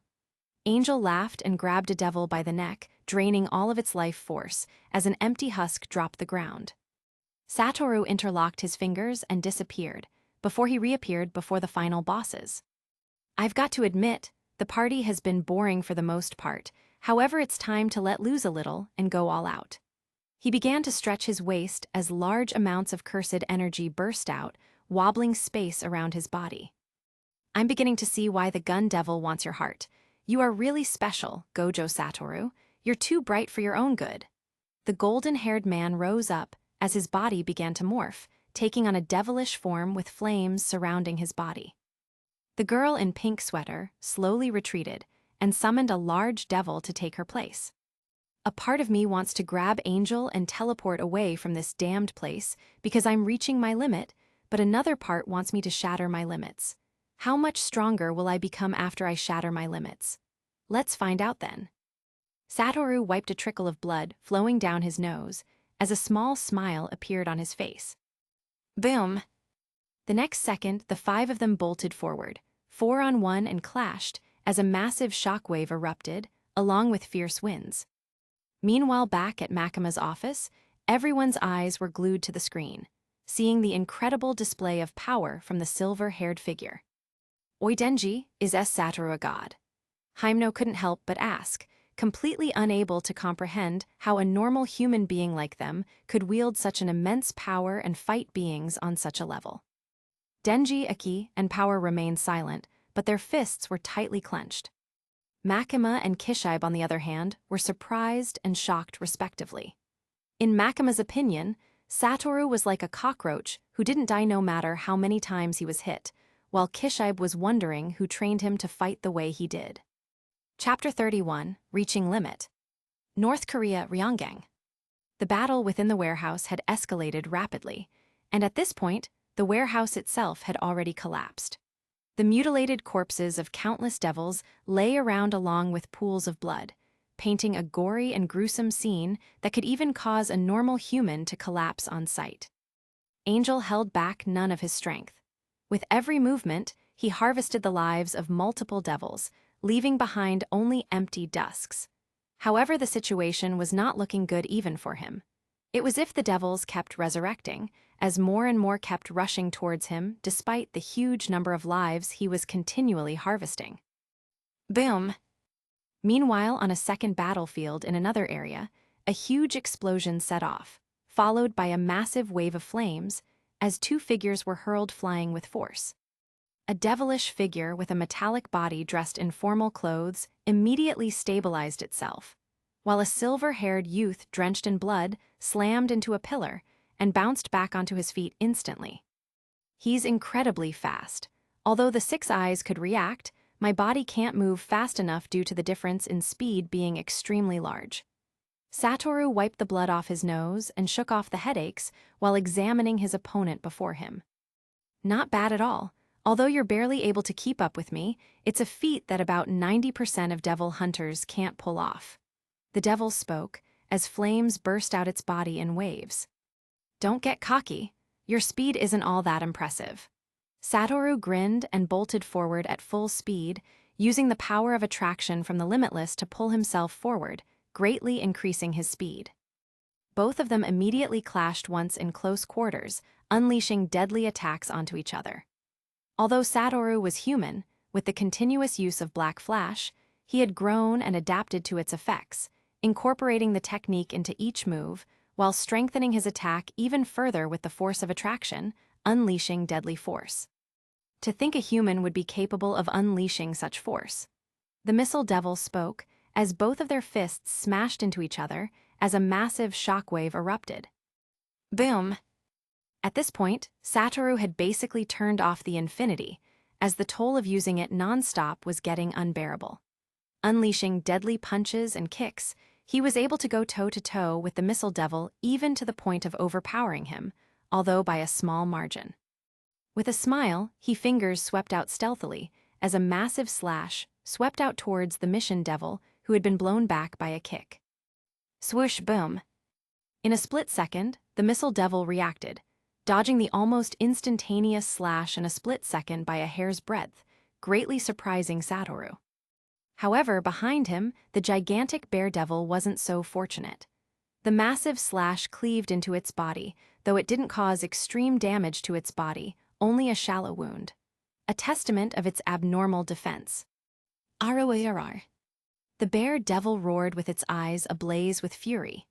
In a moment of anger, it blasted forward and pounced towards Satoru, wanting to crush his body under it. Satoru, on the other hand, simply smiled and stealthily waved his hand. Before the bear devil could even land, his body disappeared as it smashed into the ground. Right as it was about to bolt forward once more, its body was encased in a three-dimensional pocket space as it thrashed about within, trying to break through the confines and escape.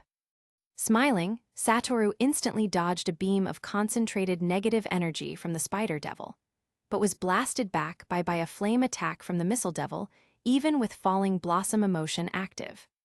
That slashing attack wasn't directed towards me, was it? The missile devil spoke, as Satoru winked at him. Not necessarily, although it would have been good if it could have taken you out in the process. He laughed and interlocked his fingers. Swoosh! He teleported into the spatial cage, while activating Infinity to resist the attacks of the bear devil, who immediately attacked without warning, although its attempts to reach Satoru was futile. This might leave my body vulnerable for a moment in order to deal with the after effects, but as long as I can achieve my goals, who cares about some puny injuries? He smiled and held up two of his fingers, as his eyes gleamed ferociously. Cursed technique amplification, blue. Boom! Immediately, 3 massive blue energy spheres almost the same size as the bear devil materialized and began to spin while orbiting around the body of the bear devil. Have fun! Satoru smiled and teleported outside, as the 3 orbs fused into one and exploded, the immense force of attraction ripping through the body of the bear devil, completely eradicating it in the process, which set off an explosion that sent massive shock waves ripping through the land itself. When the dust settled, the missile devil, spider devil, and the girl in pink jacket were both immensely shocked, seeing one of their comrades totally eradicated down to its atoms. Even Angel, who was fighting on a different battlefield, could feel the impact of the attack on the land.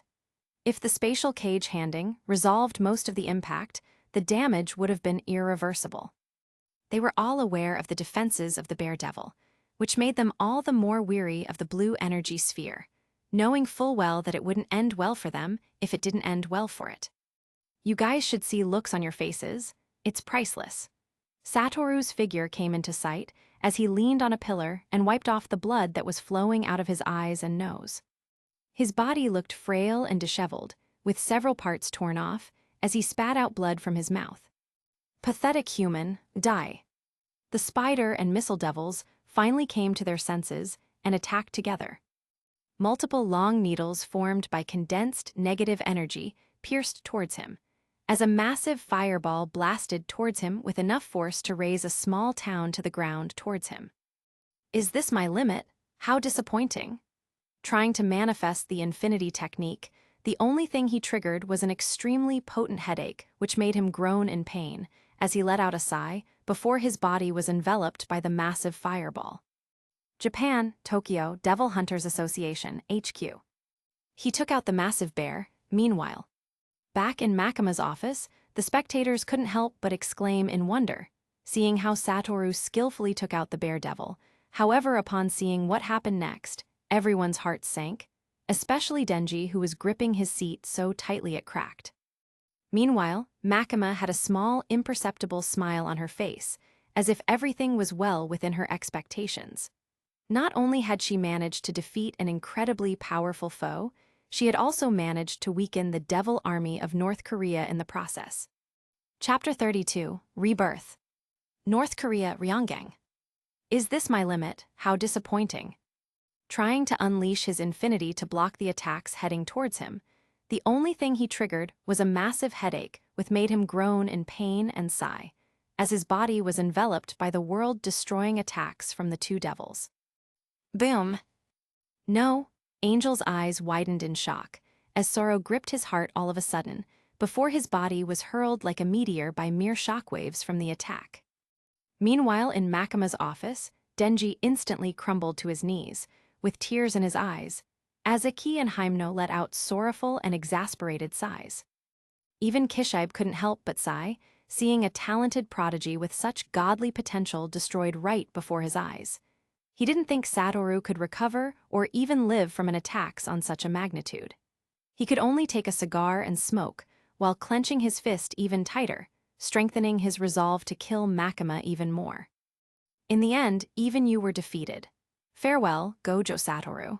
At the very least, your death won't be in vain and would only facilitate my plans, allowing this world to enter a peaceful age. You have my respect.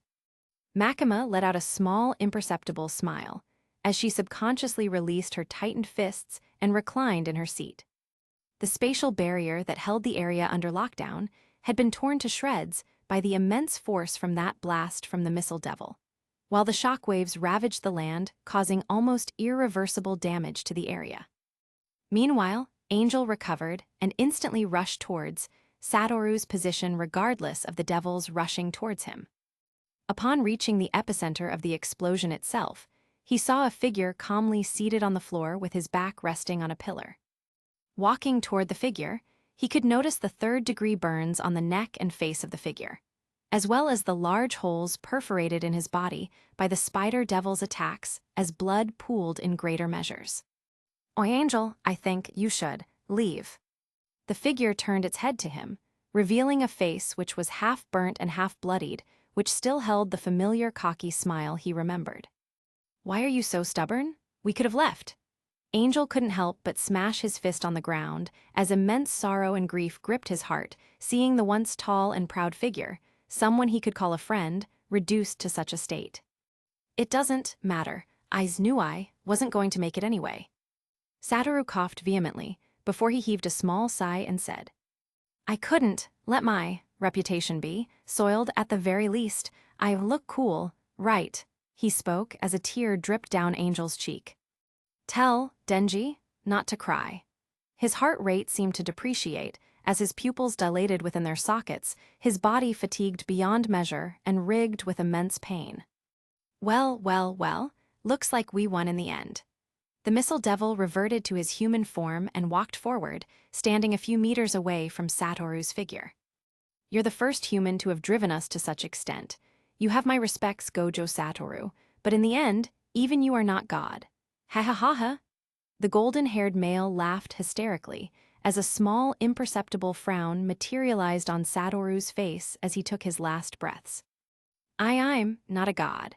He soon saw only darkness as his consciousness slowly descended into the cold embrace of death itself. I weak, he could feel death's cold arms embrace his soul, while his conciseness held onto its last pieces of sanity. He wanted to go down as the strongest, and even if he was to die, he could only do so at the hands of someone who could truly overpower him, not a bunch of weak devils who could only take him out because he was spent and exhausted. Reverse, cursed energy. An idea suddenly lit up in his consciousness as his concours was wrestled against death's influence and took control of the inner structures of his own body, especially his core of cursed energy. He didn't know whether he could actually make it work. Time was running out and he knew it. Death was being patient for now. After all, even the abyss truly didn't want to claim someone with his potential. Reverse cursed technique worked by multiplying negative energy with negative energy. It didn't really specify how to go about it, but what if he could separate all of the cursed energy within his core into two, and using the limitless as a catalyst, try to multiply it with itself?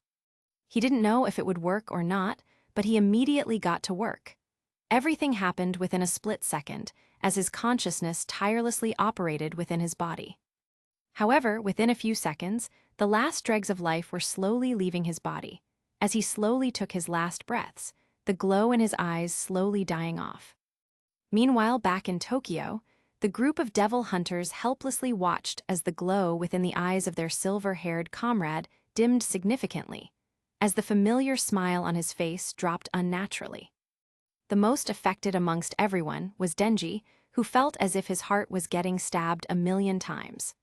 The pain was 100 times worse than what he felt on the day he was dismembered by the Yakuza. He truly couldn't believe that Gojo Satoru, the nightmare of the Yakuza, a person he looked up to, was gone in such a manner. His eyes turned dejected as Ikki and Himeno tried to console him, but to no avail, afraid their friend would lose his mind from the pain of grief and loss. "I can't believe we truly took him down." The girl in the pink sweater walked out of the shadows and took a seat, while casting an examining glance at Satoru's corpse, an angel who was still kneeling beside it. "I didn't think it was going to take much effort from us. After all, he is a human." The golden-haired male stretched his back and said with a sigh, "We even most Big Bear in the process. God knows how strong he'd have become if we allowed him to continue growing," she added.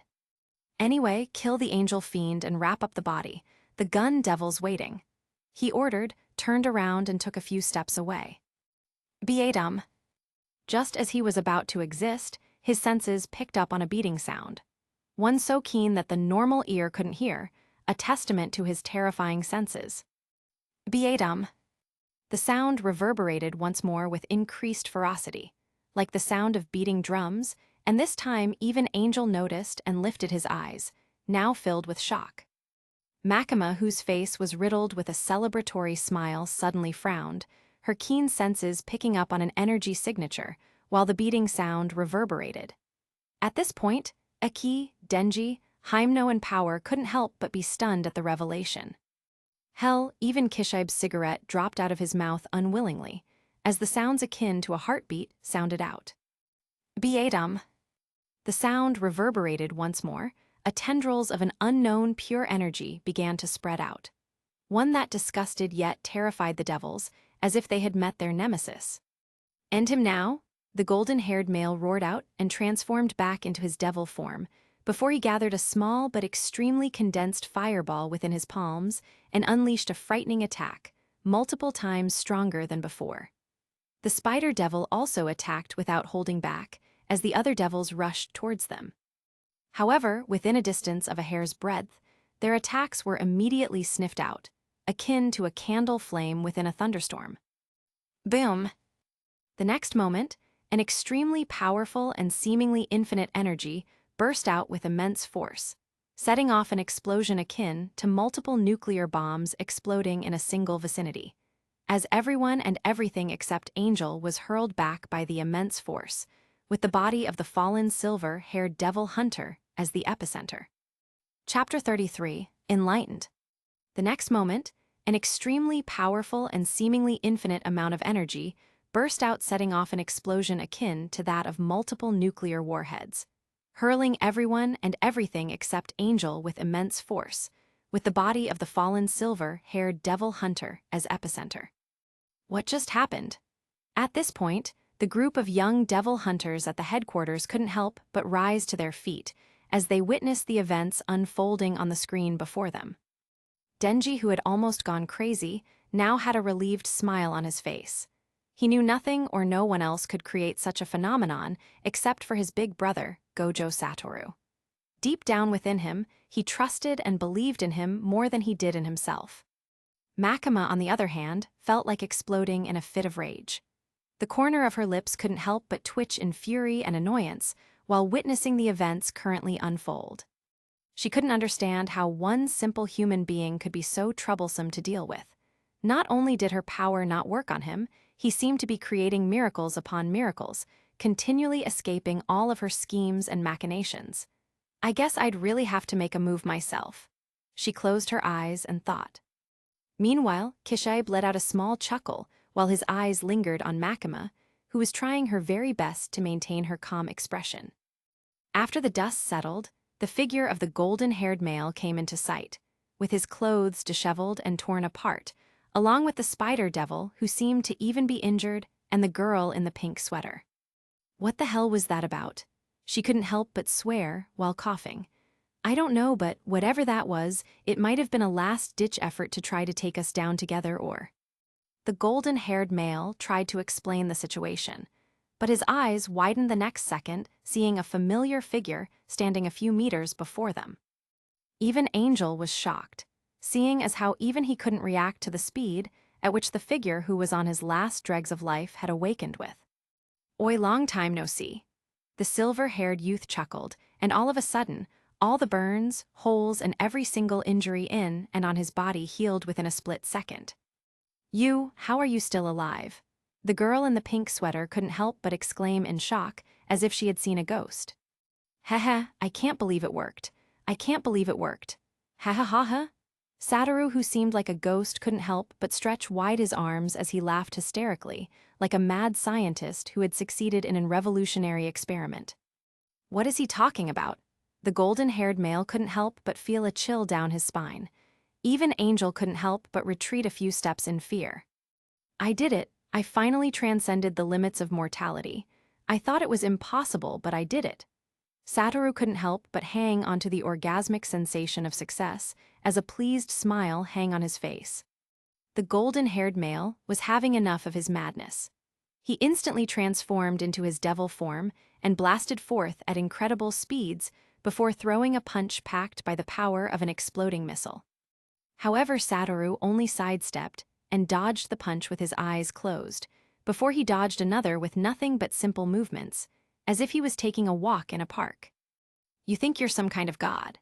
The missile devil roared out and fired a massive explosion towards Satoru, who only jumped and suspended in the air while bathed in an ethereal glow with a satisfied smile on his face. "I have achieved true enlightenment, stepped into the boundary of the divine, crossed the thresholds of mortality. You're nothing but an ant." Cursed technique reversal. A condescending smile hung on his face, as the 6 eyes glowed ethereally while space itself began to shake and wobble.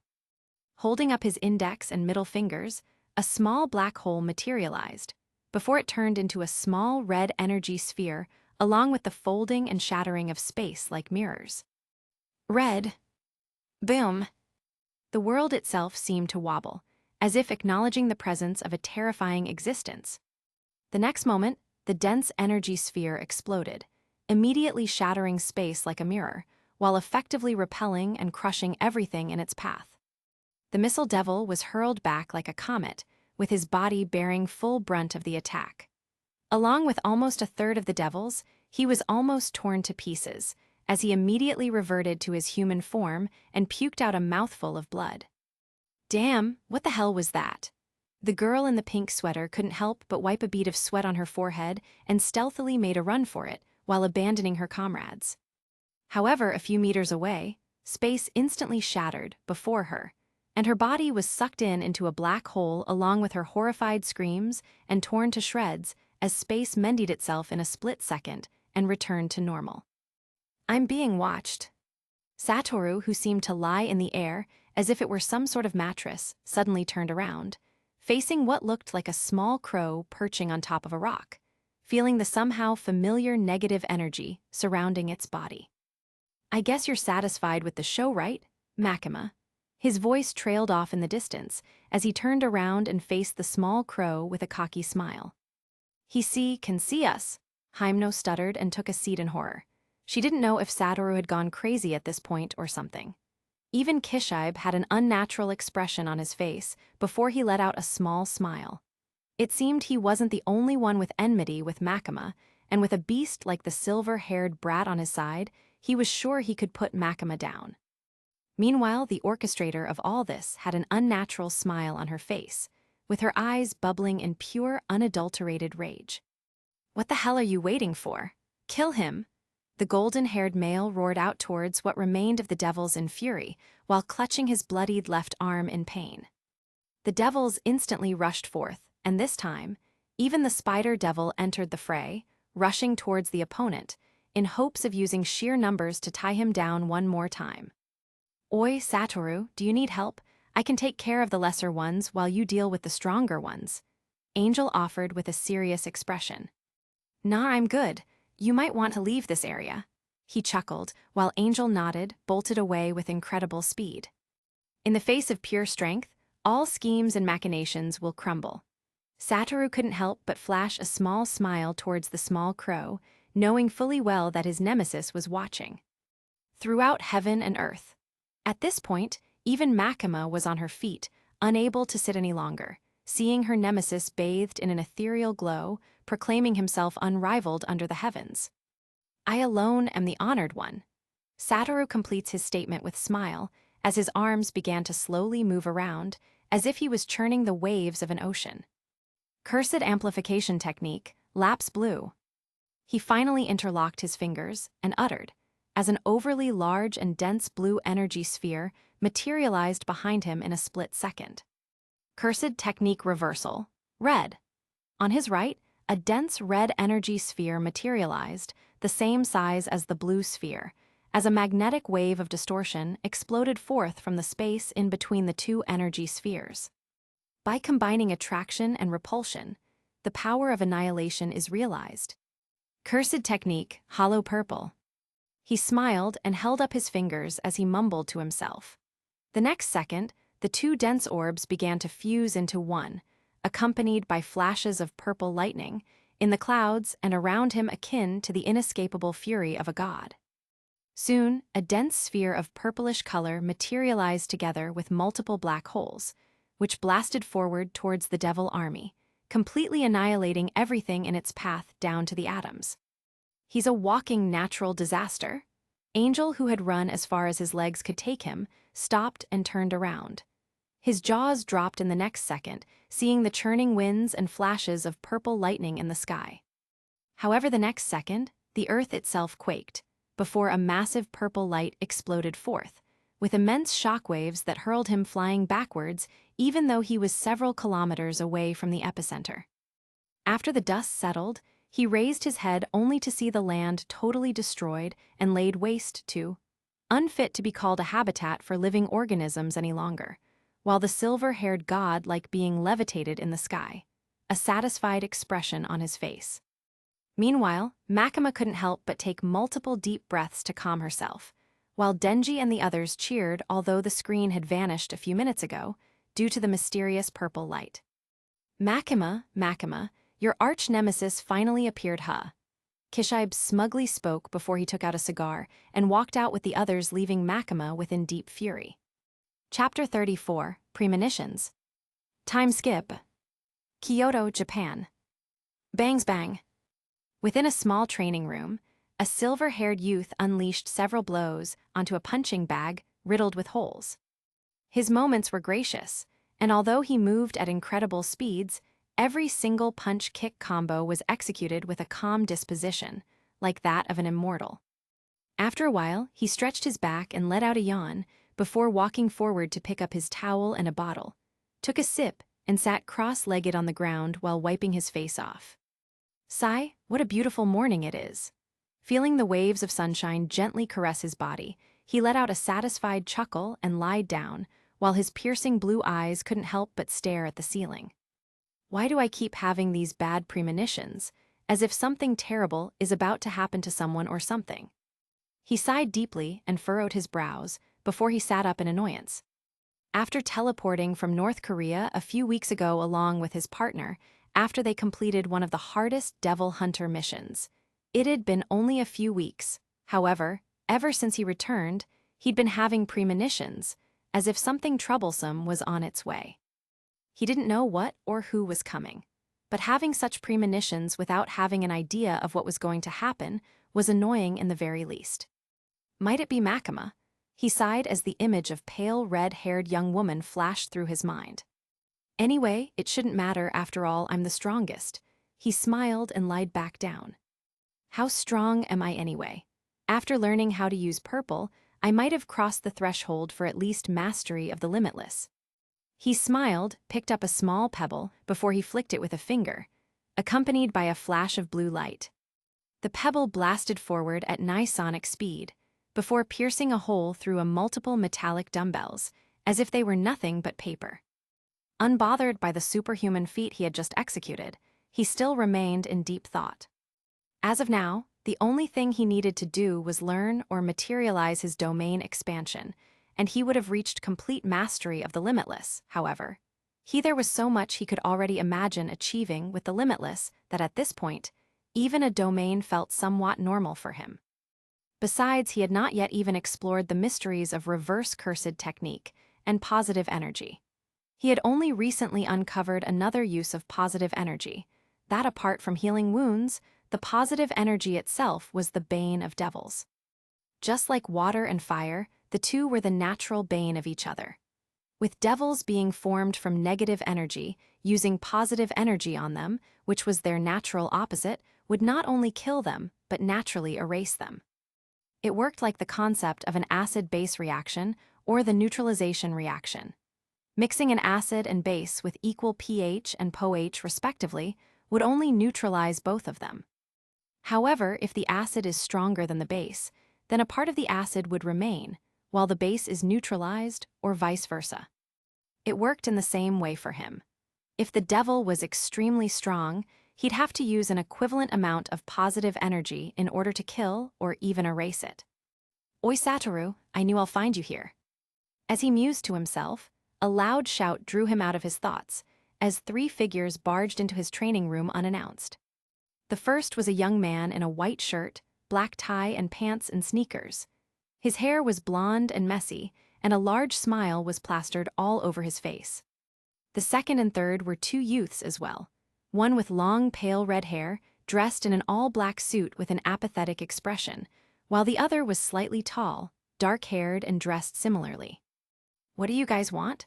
I told you, I ain't taking any missions within the span of a few weeks." Satoru couldn't help but sigh and sit up while his piercing blue gems rested on the youths.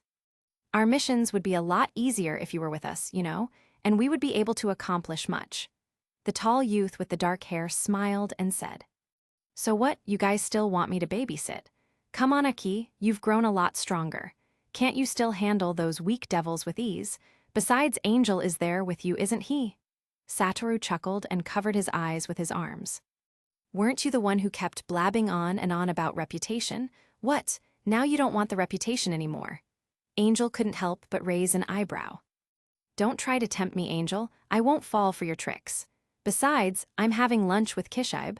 Satoru couldn't help but facepalm, recalling the middle-aged devil hunter who was supposedly Denji and Power's teacher. The man was scary in his own right, and boy did he reek of alcohol sometimes. Even Satoru with all of strength had trouble dealing with someone like him.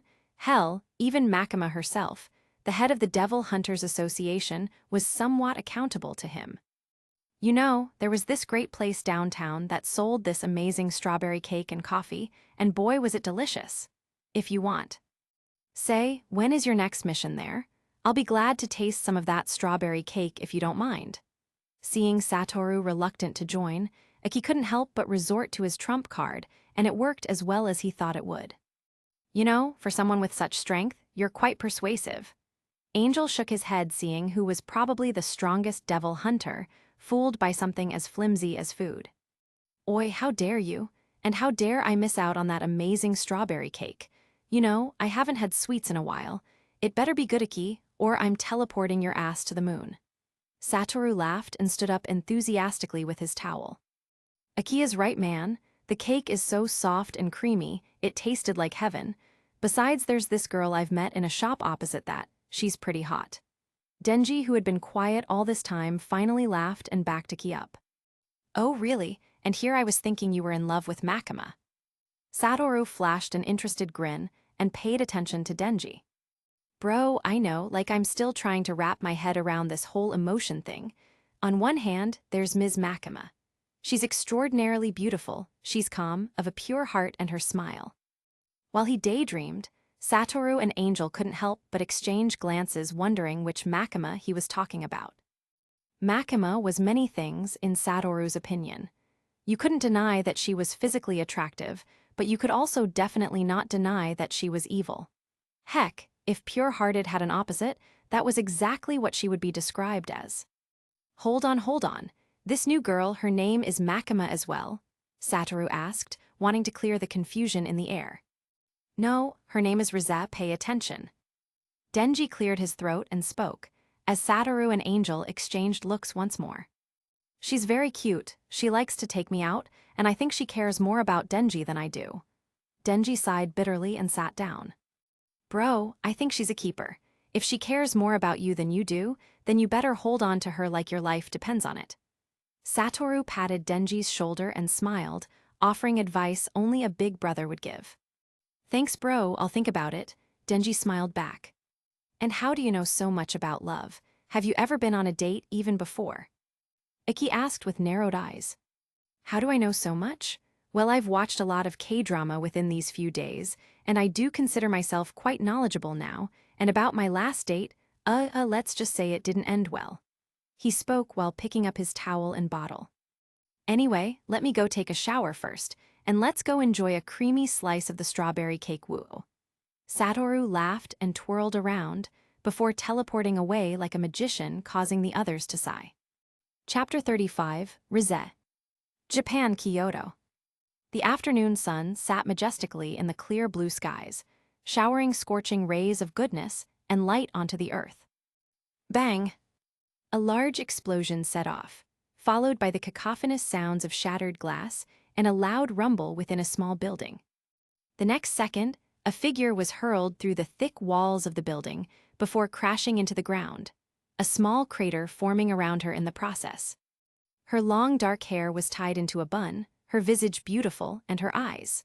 Her left eye was dark red and occasionally glinted with a flash of red light, while her right eye seemed normal and ordinary.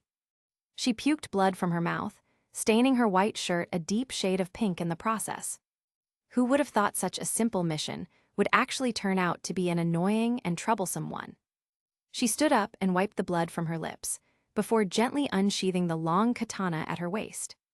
Raising her head, she peered at the monstrous insect like devil before it that was as massive as a building. It resembled a creature formed from the amalgamation of multiple insects, bearing large blade-like mandibles, as well as long, sharp, curled arms like that of a praying mantis, while a pair of membranous wings flapped on its back. Her eyes turned grave, as her red left eye turned sharp. She immediately got into a stance, courtesy of the hell-like training she had been through with the one they called the Mad Dog himself, the self-proclaimed yet recognized as the strongest amongst all devil hunters. The next moment, her blade was covered in an invisible sheath of negative energy, as she steadied and calmed herself, allowing her heart and breathing to move together in a rhythmic tandem. Like an experienced samurai, she took a step forward, about to unleash her strongest attack when she stopped abruptly. Bang! Few seconds later, a force of repulsion exploded forth from out of nowhere, as the insect-like devil was immediately blasted into a bloody fog, along with more than half of the unoccupied buildings in the area. She instantly smiled and sheathed her sword before turning herself around, as if anticipating the arrival of a few old friends. Swoosh! The next moment, a couple of figures mysteriously appeared on the battlefield in an instant, as she walked towards them with a smile. Wow, Hymno, you've changed a lot. The first to speak out was a silver-haired youth wearing a pair of dark circular glasses while dressed in a black sweatsuit, a dire contrast to how the rest of the youths around him were dressed. He was also the culprit of the previous crushing attack, and his eyes unscrupulously examined the young woman's body from head to toe. Tisk, are you admiring my body or my progress? She couldn't help but click her tongue with his azure gem-like eyes unceremoniously examining her from top to bottom. I don't see why I can't do both. He let out an evil laugh, although he knew he wasn't really paying much attention to her body. What really interested him was how he could somehow feel the existence of a devil within her body courtesy of that reddish right eye, along with the immense waves of negative energy she was siphoning off. She had become immensely strong but at a terrifying cost. Satoru could sense her life force dwindle, like a candle in a thunderstorm, about to be snuffed out by the crushing waves. At that point, he wasn't sure if his reverse cursed technique would even be able to bring her back, which made him sigh inwardly. The path of the honored one was said to a lonely road, and was not for a faint heart.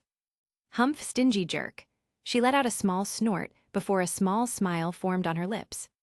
How can a human have such a pure yet immense output of negative energy? Who is he, and why can't I read his memory? Within her soul, a raspy voice sounded out in a mix of surprise and alert, while peering at the silver-haired youth through her left red eye. He's off limits to you, devil. Lay a hand on him and our contract is nullified. Her consciousness retorted with a warning. I see, so he's the one you fancy. Quite unfortunate he doesn't feel that way. He feels nothing. Just who is he? The raspy voice sounded out once more, as she let out a sigh inwardly. Anyway, what are you guys doing her anyway? Hymno smiled and looked at Iki and Denji, who seemed to be quarreling over a matter, while Angel stood there unconcerned. Sai, these punks needed me on a mission, so being the magnanimous person I am, I volunteered to help them out, and now we are on our way to enjoy some delicious strawberry cake. I can't wait. Satoru let out an anticipatory laugh and rubbed his palms together. Can I come along as well? Hymno asked and looked to him. Of course, but I'm not paying for you. He replied with a yawn which made her clench her teeth in annoyance. I wonder what even attracts me to a stingy jerk like you, she muttered undertone before shaking her head. And you guys should stop arguing already. Let's go eat some of that cake, woohoo. Satoru let out a laugh before he interlocked his fingers and teleported everyone away in an instant. After buying 2 large strawberry cakes for himself, Satoru bought one for everyone to enjoy before they walked to the opposite shop to enjoy the cake along with some beverages. "Oh my, it's so good!" Satoru couldn't help but roar out in orgasmic ecstasy after taking a bite from the soft cake. Feeling it melt in his mouth, his eyes softened and his cheeks blushed, while wondering to himself, since when did he become such a foodie? He ordered a vanilla cream latte, along with the cake, as he feasted with incomparable joy. Beside him, Aki, Angel and Hyemno couldn't help but sigh, seeing how engrossed he and Denji had become with eating, although they also couldn't help but inwardly admire the sweetness of the cake.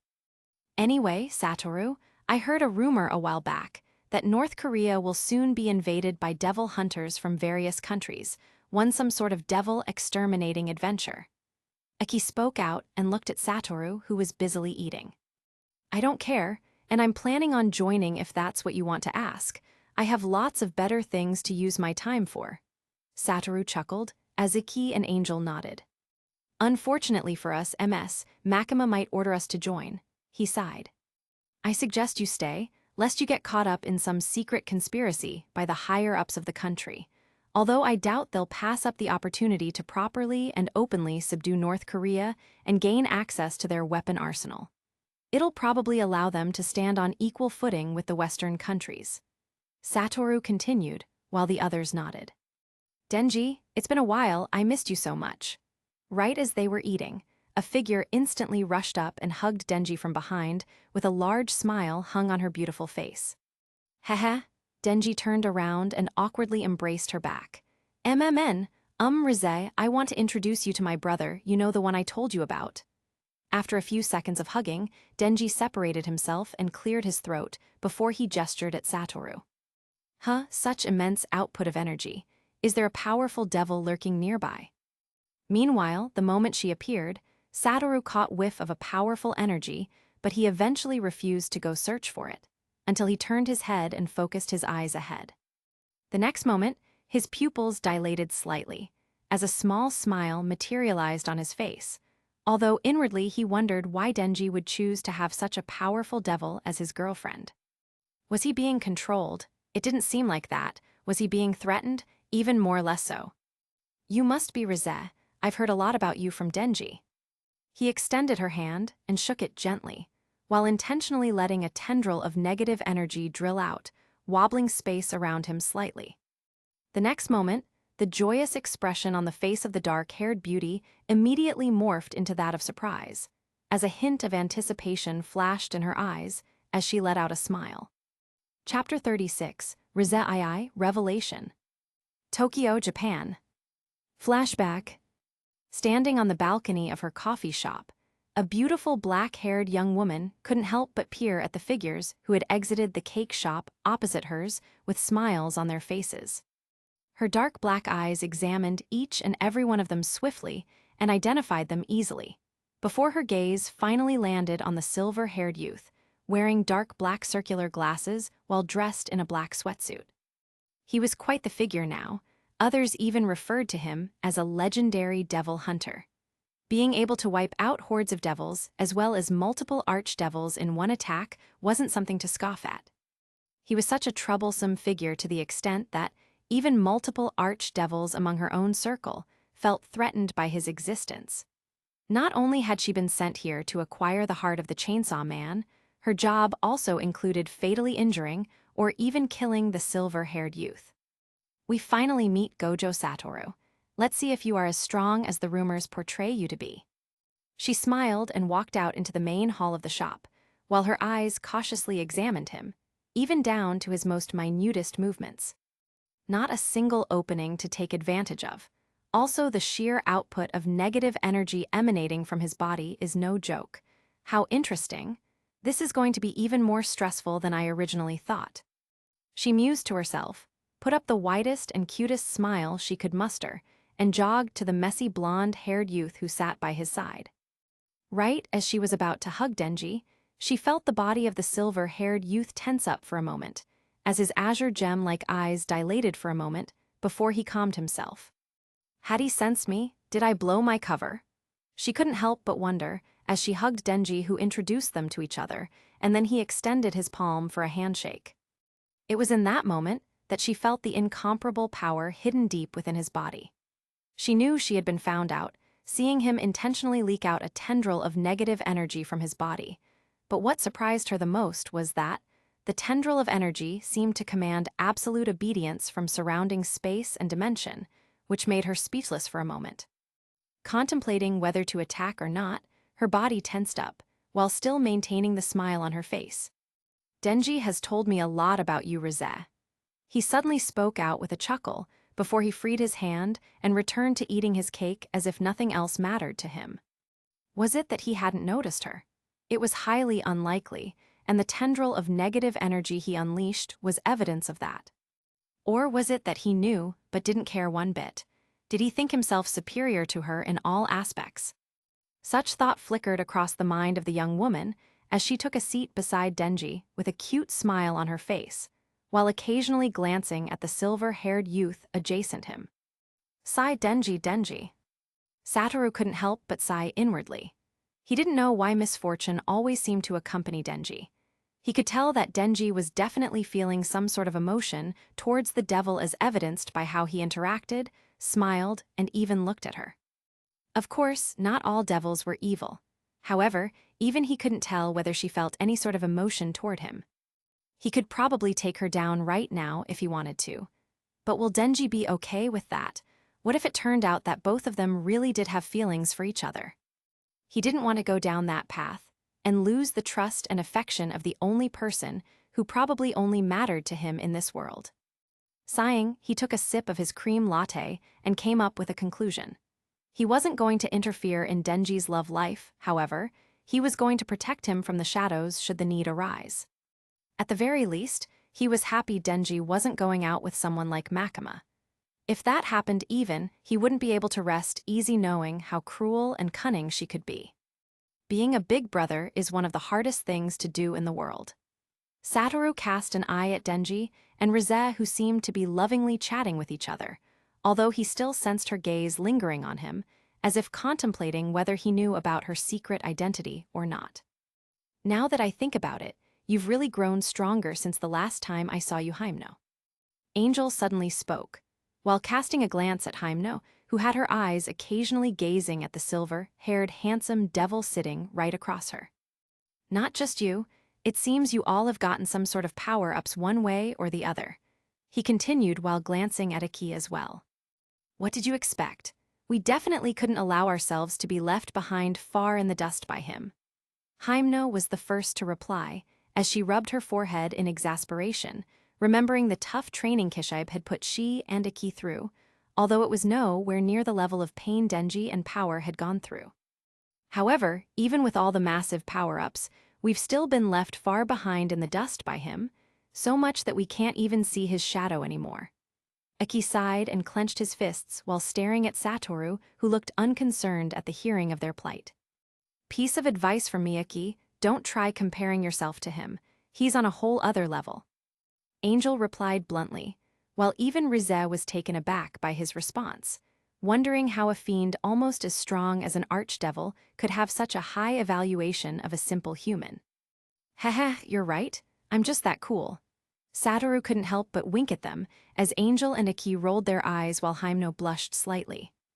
Even though I'm extraordinarily strong and infinitely cool, I do believe the human potential is infinite, and what we can achieve if we put our minds to it is unimaginable. Satoru added, while spinning his fork in midair using the power of convergence and divergence. Humph, easy for you to say, but not everyone is born the ability to teleport or fly or create massive energy blasts as powerful as nuclear explosions. Hyemno harumphed before she took a sip of her coffee. I know, but that's what makes me look cool, isn't it? Satoru would never miss an opportunity to show off, while the others couldn't help but roll their eyes at his words. Like I said before, it should be possible for humans to acquire superhuman abilities by learning to materialize and manipulate the negative energy within their bodies. It might sound crazy, but hypothetically speaking, it should be possible, he added. I've tried doing it many times.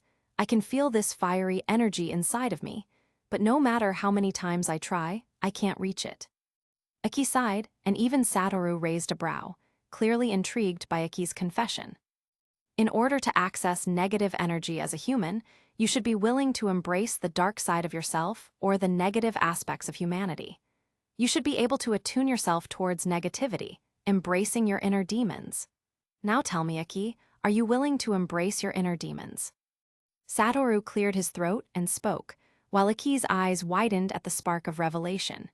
Even Rize, who was pretending not to listen to the conversation, couldn't help but look at him incredulously. Is he planning on teaching humanity to embrace negativity and materialize negative energy? If that happens then, it would very well be the end of the era of devils. Although she masqueraded as naive young girl, she was terrifyingly intelligent, being able to become an archdevil with not only her strength but her wits. She instantly understood what Satoru was trying to hint at, while her face couldn't help but contort. Are you okay, Rize? Denji, noticing her change in facial expression, couldn't help but ask in concern. Don't worry about me, Denji. I'm fine, just cramps. She faked a painful smile, while Denji lovingly patted her back. Anyway, I'm not going to go about preaching this to everyone. I think humanity is fine just the way it is, and devils are a necessary evil to balance the order of the world. Satoru added while taking another bite of the strawberry cake, leaving Aki, Haimno, and even Angel in deep contemplation. Anyway, I love the support. And also, can you guys help out with new abilities for the MC? I think I've fried my brain enough at this point.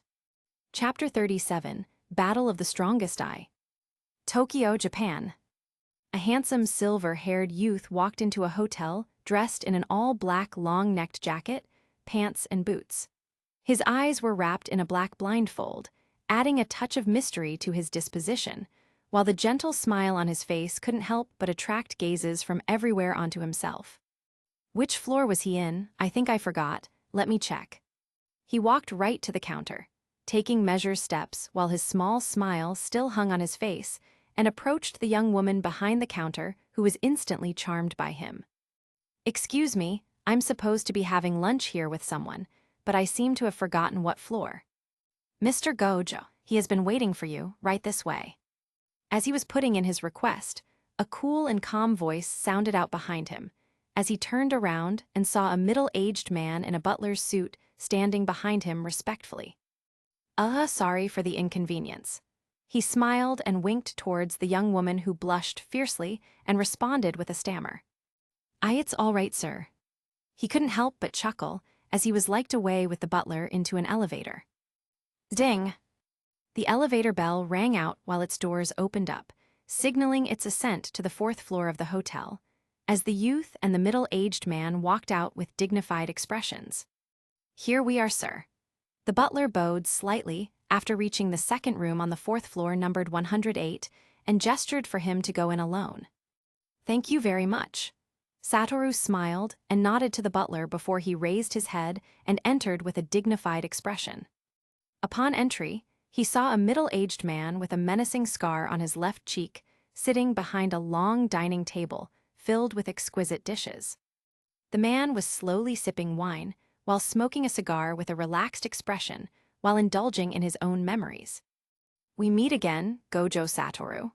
Seeing his guest walk in, the man stood unhurriedly before he extended his hand for a handshake. A simple gesture, although the number of people who have received this level of respect from the man could be counted on one hand. We meet again, Kishibe. Satoru smiled and extended his hand as well for the firm handshake before he took his seat opposite Kishibe. It all looks so delicious. Did he plan all of this to put in a request or a favor from me? Satoru couldn't help but click his tongue in amazement, seeing the neatly arranged and well-cooked fancy cuisine before him. Anyway, we have important matters to discuss, so let's eat first. Kishibe gestured, as Satoru nodded and both of them began feasting. A while later, both of them had eaten to their fill, as they sipped expensive wine, while several staff walked in and packed all the used dishes away. The room service in this hotel is very good. I should probably come here more often. Satoru chuckled while sipping his wine. It's not ordinary room service. I especially ordered everything because of you." Kishibe spoke with an apathetic expression, as if he didn't know what it meant to smile. "I don't know whether to be flattered or thankful." Satoru gently twirled his wine glass while peering at Kishibe. "Now, let's get down to business. I've been the strongest devil hunter for as long as I can remember, but having you as a successor brings joy to my heart." He stood up and slowly took off his brown trench coat, before folding his sleeves and took out a short katana. "My old bones have been itching for one last good fight. Please make this old man's wish come true, and after that, we'll get down to business." Kishibe got into a stance, while his eyes dangerously peered at the silver-haired youth who still had a smile on his face and was still holding his wine glass. "I figured you were going to ask for a battle. Guess what? I came here for a glorious battle as well. The former strongest devil hunter versus the current strongest devil hunter." Satoru smiled, placed down the glass and walked to the empty space in the hall along with Kishibe, while their gazes never left one another. "However, I could finish you in one attack if I truly wanted, but where would be the fun in that?" Satoru slowly pulled up his blindfold, revealing his azure gem-like right eye, and cracked his knuckles. "Let's see if you truly live up to your reputation as the current strongest devil hunter." Kishibe let his short katana drop to the ground before cracking his knuckles. Like seasoned fighters, both of them had a tactical understanding. In a fight like this, the only way to win wasn't through using some fancy moves, but to have your opponent beaten down and surrender under the strength of your fists. An all-out brawl, as many Westerners referred to it. But who is going to prevail? The old generation or the young generation? Boom! In the span of a second, both of them moved at untraceable speed and clashed in an epic showdown, fist to fist, as a massive shockwave erupted from the mere collision of their fist. His fists aren't just strengthened by negative energy. There's something more. Kishibe analyzed, feeling the raw power, as well as an immense force crash into his body at the point of impact. "Not bad for an old man," Satoru chuckled, while his 6 eyes gleamed ferociously. Bangs bang! The next second, the two fighters clashed once more, exchanging attacks at immense speeds.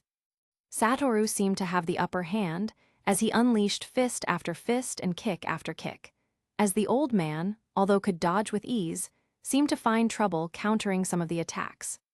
Smiling ferociously, Kishibe bolted forward at immense speeds and smashed his fist forward, while the air exploded from his pressure with which the fist generated. Satoru didn't cower, he responded in kind, twirling like an experienced parkour artist. He blasted his fist forward as another shockwave exploded from the collision. This time, Kishibe was hurled back a few meters, before he stabilized himself. Without giving the opponent time to rest, Satoru blasted forward, before unleashing multiple punch and kick combos at immense speeds. Although most of it were blocked by the old man, he was still hurt from the ones that managed to slip through his defenses. Flashing a bloody smile, he ignored his defense and unleashed multiple punch combos, effectively countering Satoru's heavy kicks. Grasping a slip-up in one of Satoru's attacks, he unleashed a punch with all of his might, which blasted right into Satoru's chest. However, the young devil hunter was unrelenting. He swallowed the blood that wanted to spurt out of his mouth with a smile, before he unleashed a 360-degree spinning kick, which hurled the old man into a pillar. What an experienced old man. How was he able to land that attack? Satoru's smile never left his face, although his eye grew a bit grave. "Your defense isn't impenetrable after all. Although your reflexes are near godly levels, once I manage to trick them, you'll be vulnerable to my attacks." The old man slid down the pillar and wiped the drop of blood at the corner of his lips. "Aside from that, bitch, you're the only one who's managed to make me bleed in close combat. Let's see if you can do it again." Kishibe got into a karate stance and readied himself for round 2. Satoru couldn't help but smile before he got into his favorite Jeet Kyun-do stance. Throughout the fight or the first round, he had been relying on just his right eye to outclass the old man, but it turned out that the old man had seemingly adapted and improved mid-battle and had even found a way to counter his impeccable reflexes and reaction speed. How terrifying was that? This is going to be even more fun. Satoru smiled before he completely took off his blindfold, unwilling to underestimate his opponent any longer. "You may have found a way to counter me, old man, but I'll take you down before you can deal any decisive damage to me." He smiled as Kishibe nodded with a bloody grin. Boom! The next moment, both of them clashed once more, using any or all of their bodies as weapons, while trying to take each other down in the process. Moving at immense speeds, just the shockwaves from the collision of their attacks shattered glasses within multiple rooms in the hotel, while destroying several pillars and walls in the process. Chapter 38, Who Won? "You may have found a way to counter me, old man, but I'll take you down before you can deal any decisive damage to me." Satoru laughed and completely took off his blindfold, while Kishibe flashed a bloody grin. Boom! The next moment, both of them clashed once more, using their fists, legs, and knees as weapons, unleashing immense deadly force, while trying to take each other down in the process. Kishibe has taken massive hits, however. The old seasoned devil hunter held his ground, even against the strongest of the current era. He unleashed a left hook, to which the silver-haired youth sidestepped and dodged, before he unleashed a crazy right hook followed by a whirlwind kick. Satoru sidestepped and dodged like right hook, before he tilted himself posteriorly, narrowly dodging the whirlwind kick, which seemed to directly follow up after the punch. The next moment, he unleashed his own whirlwind kick, which smashed right into Kishibe's body. However, right as the old man was about to be hurled away, he executed a backhand punch which sent Satoru flying as well. Kishibe stabilized himself after being hurled through a pillar, however. Before he could even react, Satoru arrived before him in an instant and unleashed a side punch, a right hook, and followed up with another whirlwind kick. A terrifying combo was also one of his favorites. However, just as Satoru's whirlwind kick smashed into his body, Kishibe unleashed a nasty side punch, which knocked the breath of Satoru, as both of them were hurled back once more. "You're tenacious, old man." Satoru couldn't help laugh, while he praised the tenacity of the old man before him, after stabilizing himself and wiping the trickle of blood near his lips. "Taking direct hits just to be able to land a couple of hits. I've never seen anyone fight in such an unbridled manner before." Satoru couldn't help but furrow his brows while he spoke. Kishibe, against all odds, had been able to land a couple of hits onto his body, while he seemed to be taking direct hits from him as if it was nothing. At this point, Satoru couldn't help but admit that Kishibe was really a troublesome opponent to face, even though he was only human. His terrifying battle instincts and ability to adapt to any style of combat was shocking in the very least. "Tusk, they don't call me Mad Dog for no reason." Kishibe forced himself to his feet, feeling his bones creak. The strongest devil hunter of the current era, Gojo Satoru was strong, immensely strong and experienced even in close combat. To Kishibe, Satoru's punches felt like a metal dumbbell getting smashed into his body at high speed. And even with all of his strength, he had only managed to cause some shallow wounds on the youth's body, which was a testament to his durability and endurance. Boom! Without any weight, they bolted forward and clashed once more, as more and more shockwaves erupted. Exchanging move after move after move, they accelerated at immense speeds. Satoru seemed to have improved drastically, dodging Kishibe's moves with relative ease, while his attacks got even more powerful. Meanwhile, Kishibe seemed to be on his last dregs. His strategy of taking hits and answering in kind was taking a toll on his body. The most surprising things was that Satoru seemed to have adapted to his current fighting style, as he unleashed unpredictable attacks which left no room for no counter. Before Kishibe could even realize, a fist smashed into his face, followed by another to his ribs, then a kick, and another and another. Satoru was moving so fast, even Kishibe with all of his experience couldn't track his movements. He unleashed combo after combo, as Kishibe crossed his arms before his face to protect himself. The next moment, a massive force smashed into his body and hurled him a few meters away. "The fight has been enlightening." Satoru stretched his back. He had emerged victorious in the head-on clash. Maybe it was because Kishibe was well past his prime and his remaining life force was vastly diminished. Satoru didn't feel any joy after winning the fight, mostly due to the fact that he didn't know what would have happened if he had fought the Mad Dog in his prime. However, even they had been allowed to use techniques, then it would have been a whole different story. Wait, one last attack. Kishibe's voice sounded out as he walked out of rubble with a bloodied smile. A last attack with any technique allowed. He spoke and picked up his short blade from the ground and stretched his back with a groan. Satoru couldn't help but frown. Kishibe didn't seem injured or affected by his attacks. He knew how much power he had unleashed in that last round. It wasn't a power a defenseless human could tank with his physical body, no matter how trained it was. That last round was extremely dangerous for me. Kishibe seriously spoke and wiped the blood on his nose and lips while gazing at Satoru, who had a frown on his face. Are you sure you want us to use techniques? You might die instantly, old man. Satoru shook his head and readied himself. Everyone had his or her secrets, and he wasn't going to pry into Kishibe's. Not that he cared, though. Boom! Without warning, Kishibe's body exploded forth with even greater than speed than before, as he slashed his blade towards Satoru's neck in a split second.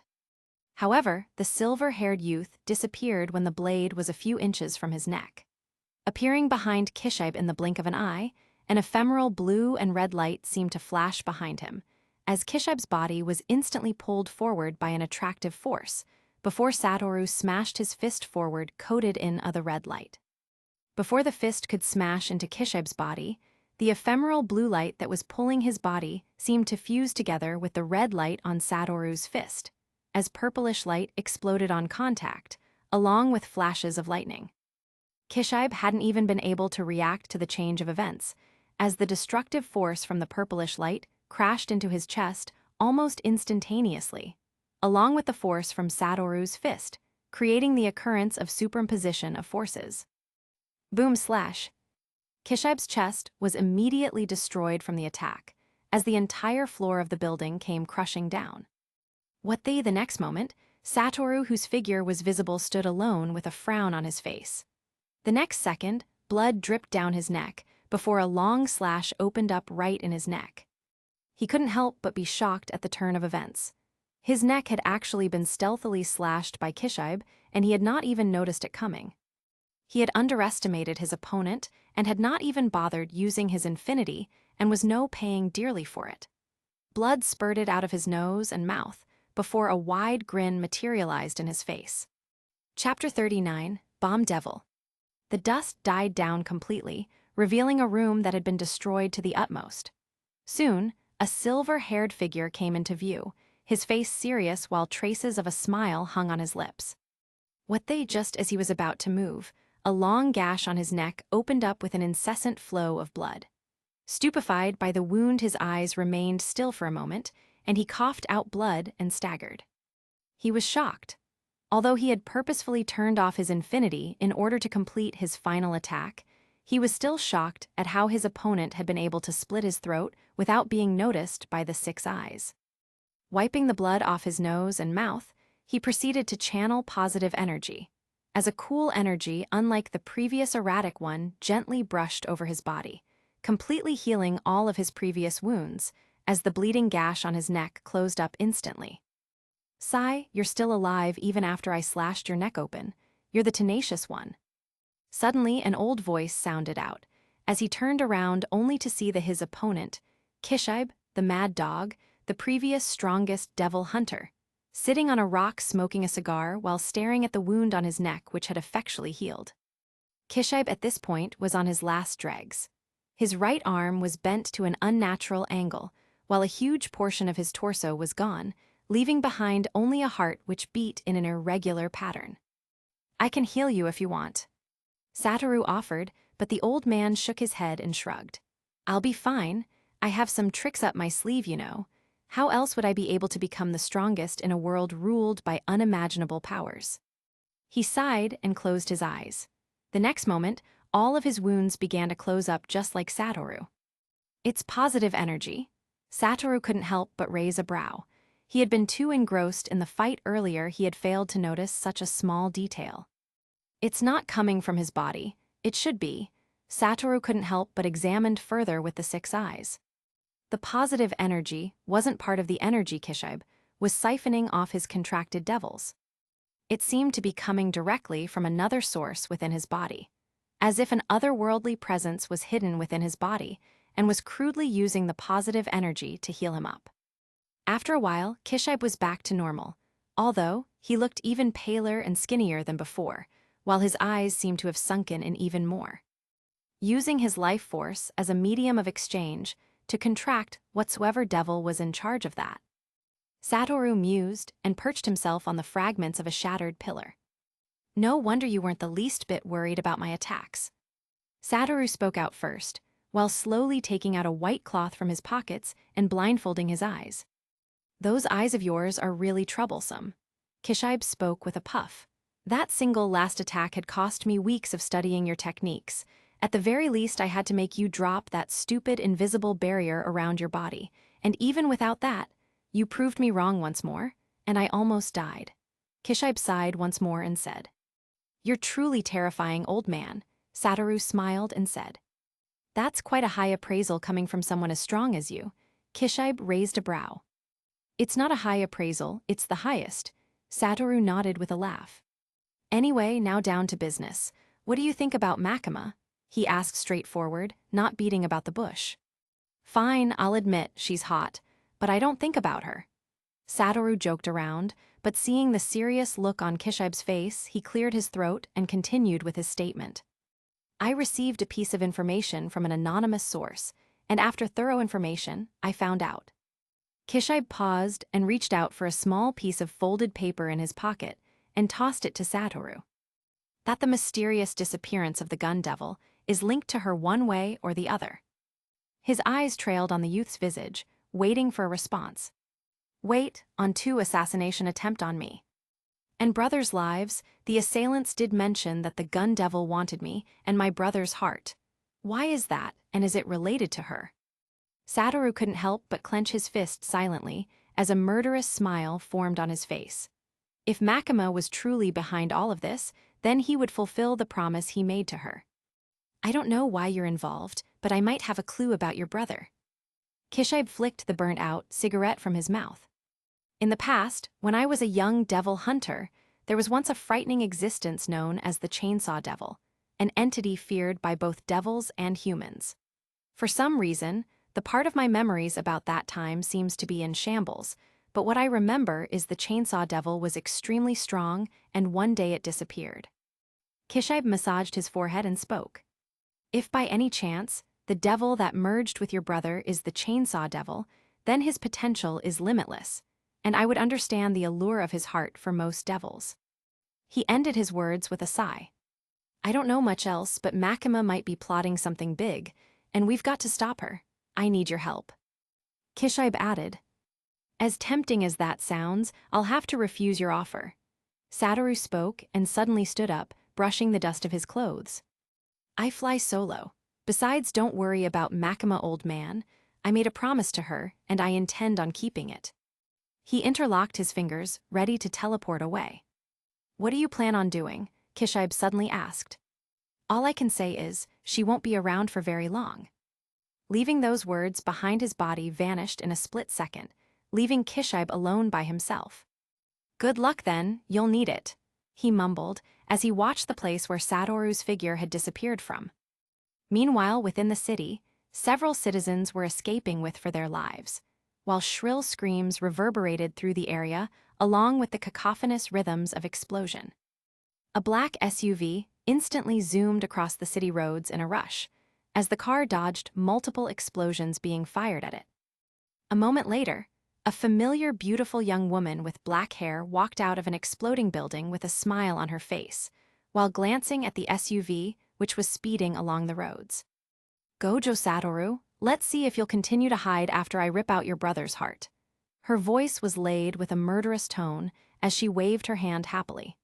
The next second, her body instantly blasted into the sky, accompanied by an explosion, as she broke the sonic barrier with ease and chased after the SUV. Chapter 40, Enemies Meet Against the Bomb Devil. Tokyo, Japan. ARGTH. Parts of the city of Tokyo was in shambles, with buildings and other structures destroyed by explosions. Although many lives had been lost, the rest of the citizens could not muster any courage to fight back. as they helplessly run for their lives in order to escape the nightmarish phenomenon. A black SUV sped off into the distance, with multiple figures seated within. Worry, shock, and fear were etched on their faces as they tried their very best to escape the walking natural disaster that seemed to follow them wherever they went. Meanwhile, a beautiful young woman walked out of an exploding building with a smile on her face. On her neck was a necklace, and on it was an object that resembled a bomb pin. Gojo Satoru, let's see how long you will hide for after I rip out your brother's heart. After careful planning, she had decided to go through with her plans and mission, deeming the current strongest devil hunter as undeserving of his status and weak. With the smile on her face, her body instantly blasted off into the sky, accompanied by an explosion which cracked the ground she previously stood on. Devil Hunters Association HQ. Makima was silently seated in her office, with her pupils glued to the TV screen as she watched the crazy battle unfold between the Chainsaw Devil and another devil with a head shaped like a bomb. The only sound that occasionally reverberated within the room was the sound of the tip of her pen, which she rhythmically tapped against the table, while a gentle smile hung on her face. Even with his interference, everything was still going according to her plan, and it wouldn't be long until she achieved her lifelong dream. At that point, would he even be strong enough to threaten her? She was planning on breaking down his spirit and soul by slowly taking away everything and everyone he ever loved. After all, no human, no matter how powerful, was immune to emotions and feelings. This was his destiny as her rival, the only man to have ever aroused that peculiar feeling of helplessness within her. Swoosh! A silver-haired youth mysteriously appeared right before her with the swooshing sound of air, just as she had expected. His handsome face was devoid of its usual cocky smile, rather adorned with a slightly serious look, and his azure gem-like eyes were free of their blindfolds, as they glinted murderously while glaring at her. His fists were clenched within the pockets of his jackets as a thick, bloodthirsty aura diffused off his body in waves. You have finally shown up, my rival. She opened her mouth and spoke while her eyes peered into his, fierce stare down, which caused negative energy to erupt along with shockwaves due to the fierce clash between their auras. Satoru didn't speak a word. With but a simple glance, a crushing force erupted and crashed into her body, completely destroying her office, along with a part of the building. Makima walked out of the explosion completely unharmed, with her gentle smile replaced by a serious look. With a wave of her hand, matter itself seemed to warp, as a part of the building was ripped off forcefully by an unknown force before it crashed into the figure of the silver-haired youth who stood with an unconcerned look. Boom! The building itself collapsed. However, the silver-haired youth walked out of the point of impact completely unharmed with one hand out of his pocket. Seeing his approaching figure, Makima's expression couldn't help but tighten her gaze. Watching him in a battle and fighting him were two different things. I thought I had overestimated your capabilities. However, it seems my overestimation was still an underestimation. She couldn't help but smile before she held out a finger in a gun-like position. Watching his apathetic face intently, an unknown feeling slowly crept up her spine. She didn't know whether it was fear or shock or surprise. It had been a while since she had met an opponent like him who could stimulate such a feeling from within her. Satoru didn't utter a word. He only held out two of his fingers and faced off against Makima. Both of them were completely unconcerned about the lives of several devil hunters who were still in the building and were currently scurrying away for their lives. At this point, the only thought on their minds was to take each other out. Cursed technique reversal. An extremely dense red sphere of energy materialized at the tip of his fingers, as red light encompassed his figure. Makima's expression couldn't help but tighten seeing the dense sphere of positive energy ready to take her out. Readying her own attack, her negative energy began bubbling within her body, as an invisible energy gathered at the tip of her fingers. Satoru was about to unleash his attack when he immediately broke out of his stupor.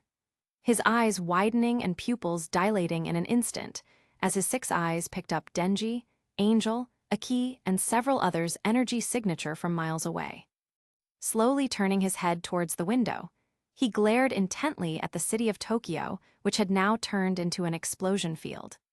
Sigh, what a waste.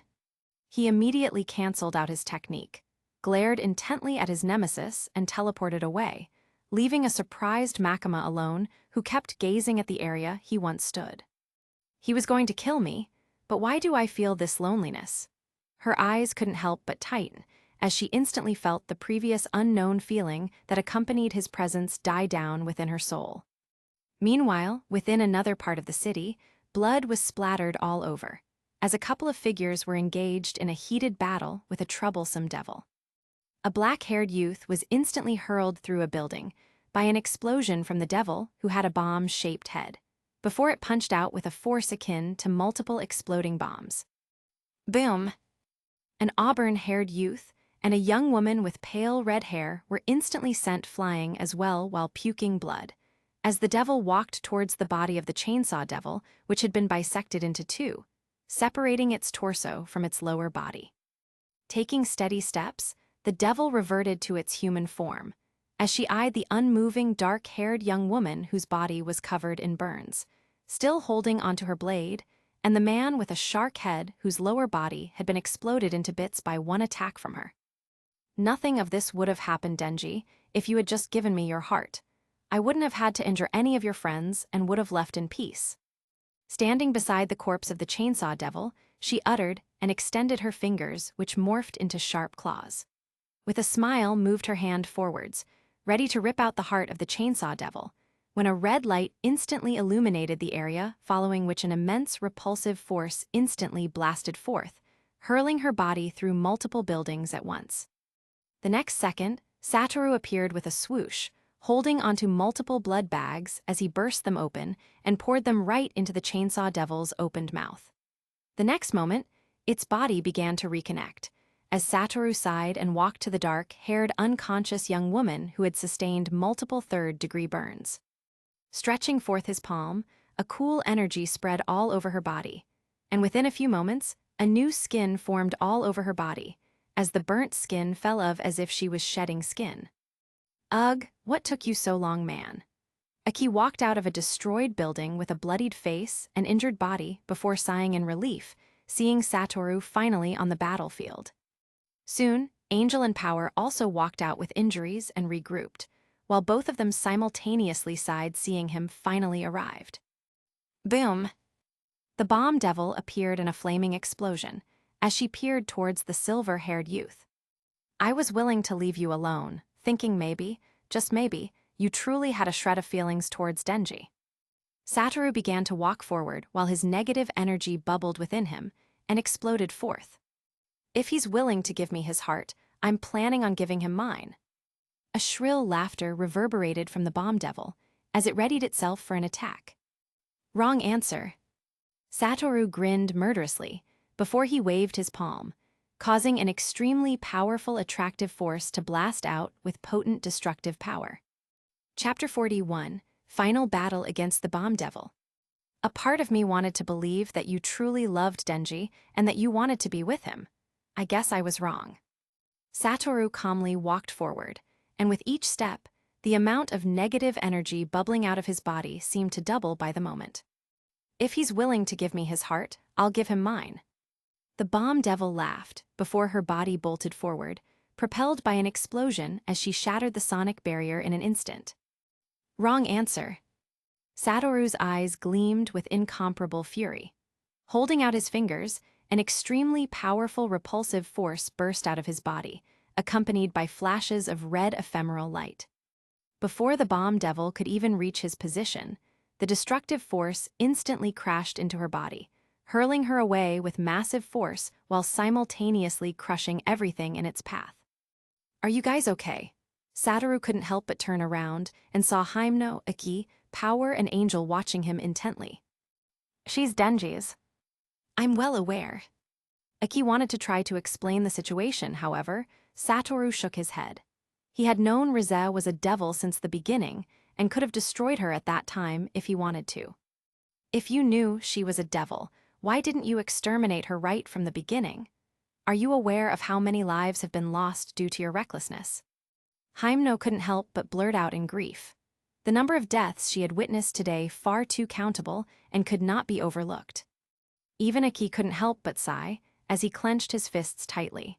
He had similarly witnessed multiple deaths in the span of a few hours to the extent that, although he had become numb to it, he couldn't help but silently grieve in his heart. What do their deaths have to do with me? I'm not some messiah. If you care so much about them, become strong and then protect them with your own strength.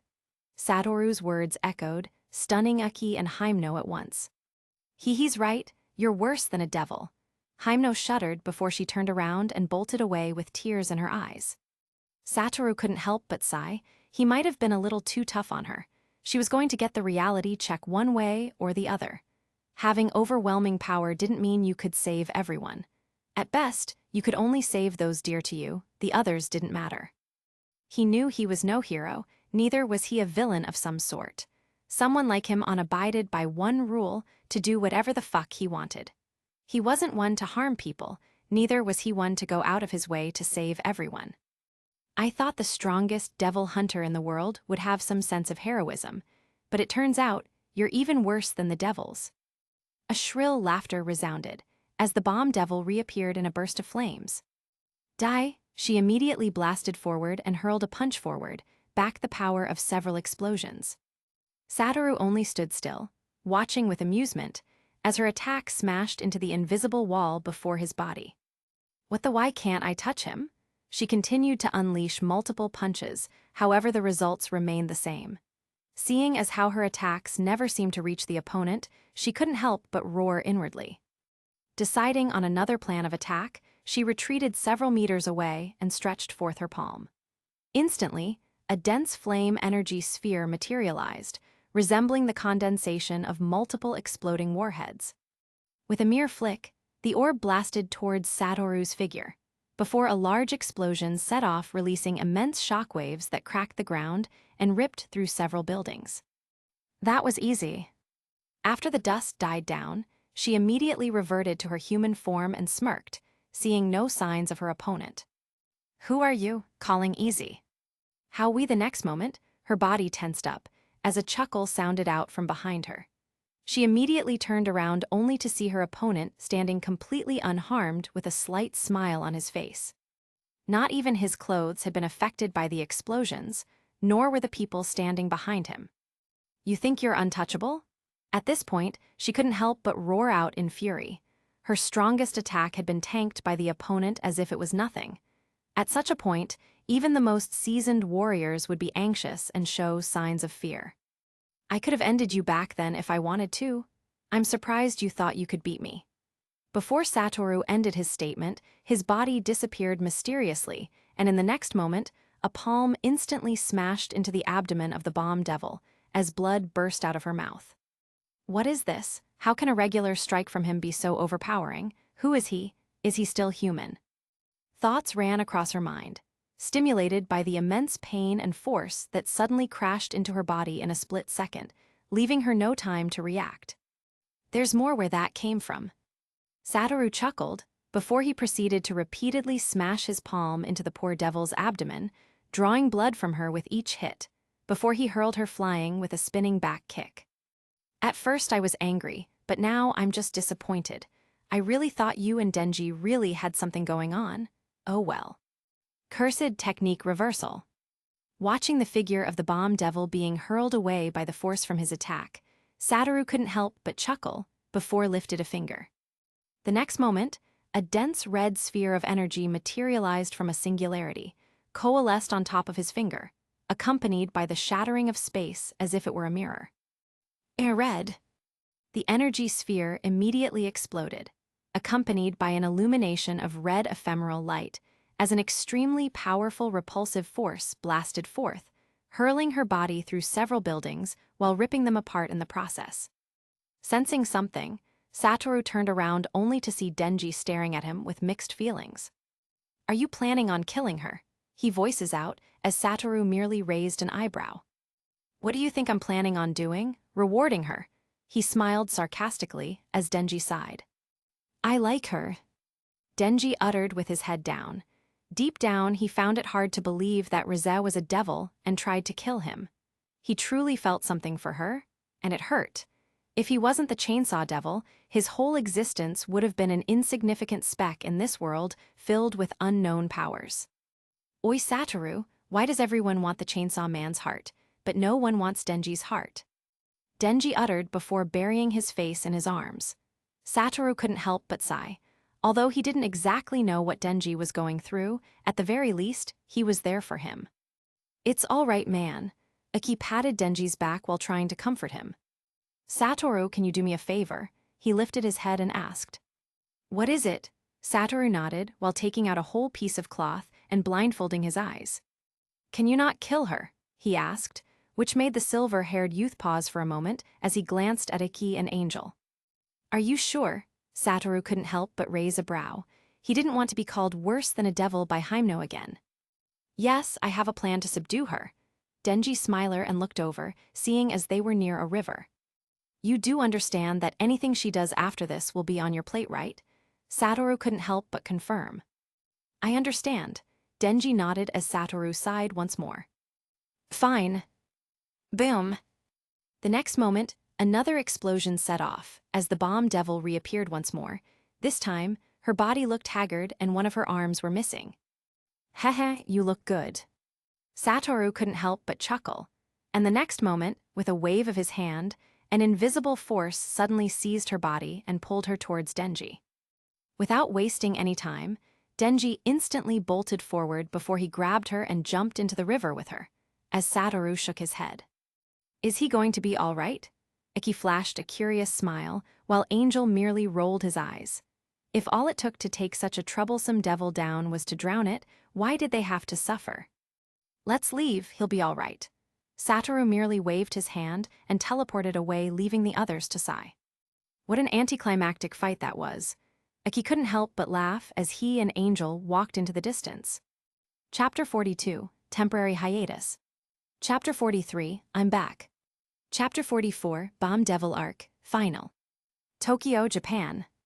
Two figures sat under the fading glow of the sunset, while watching the sea-blue ocean with relaxed expressions. Were you really lying when you said you liked me? One figure, a youth with shaggy blonde hair, sat at the beach with his partner, while his eyes trailed the never-ending waves of the waters. You're stupid, you know. Every single thing I did, from my words to my expressions to even the blushes on my face, were as a result of my training. His partner, a young woman in a shirt and a pair of torn trousers, turned around and glanced at him with her bluish-green irises. Her eyes that were once filled with love and tenderness now emanated iciness. I liked you, Rize. I wasn't sure about myself before, but now I know. He admitted with a sigh, before shaking his head in exasperation. I'm leaving. Taking one long last glance at his face, the young woman stood up and began walking away. Wait, Rize, we can run away together like you said before. Let me come with you. The young man, Denji, chased after her and stopped her from walking away even further. You'll die, Denji. After all the people I've killed yesterday, even I don't know what will become of me. She turned around and cupped his cheek with her palm, before leaning in and kissing him softly on the cheek. Stay here, Denji, at the very least. With someone as strong as Satoru on your side, you'll be safe. And don't trust everyone, especially Makima. She ended her statement and vanished without a trace, leaving Denji standing with mixed feelings. Few days later, a young woman walked out of a train holding a flower in her hand, while immersed in a world of her own. Walking slowly and steadily, she made her way out of the station while she let herself be immersed in fleeting memories. Her expression seemed to change from that of joy to an anxious one and to exasperation. After a few minutes of walking near multiple buildings, she decided to walk through an alleyway near the side of a building.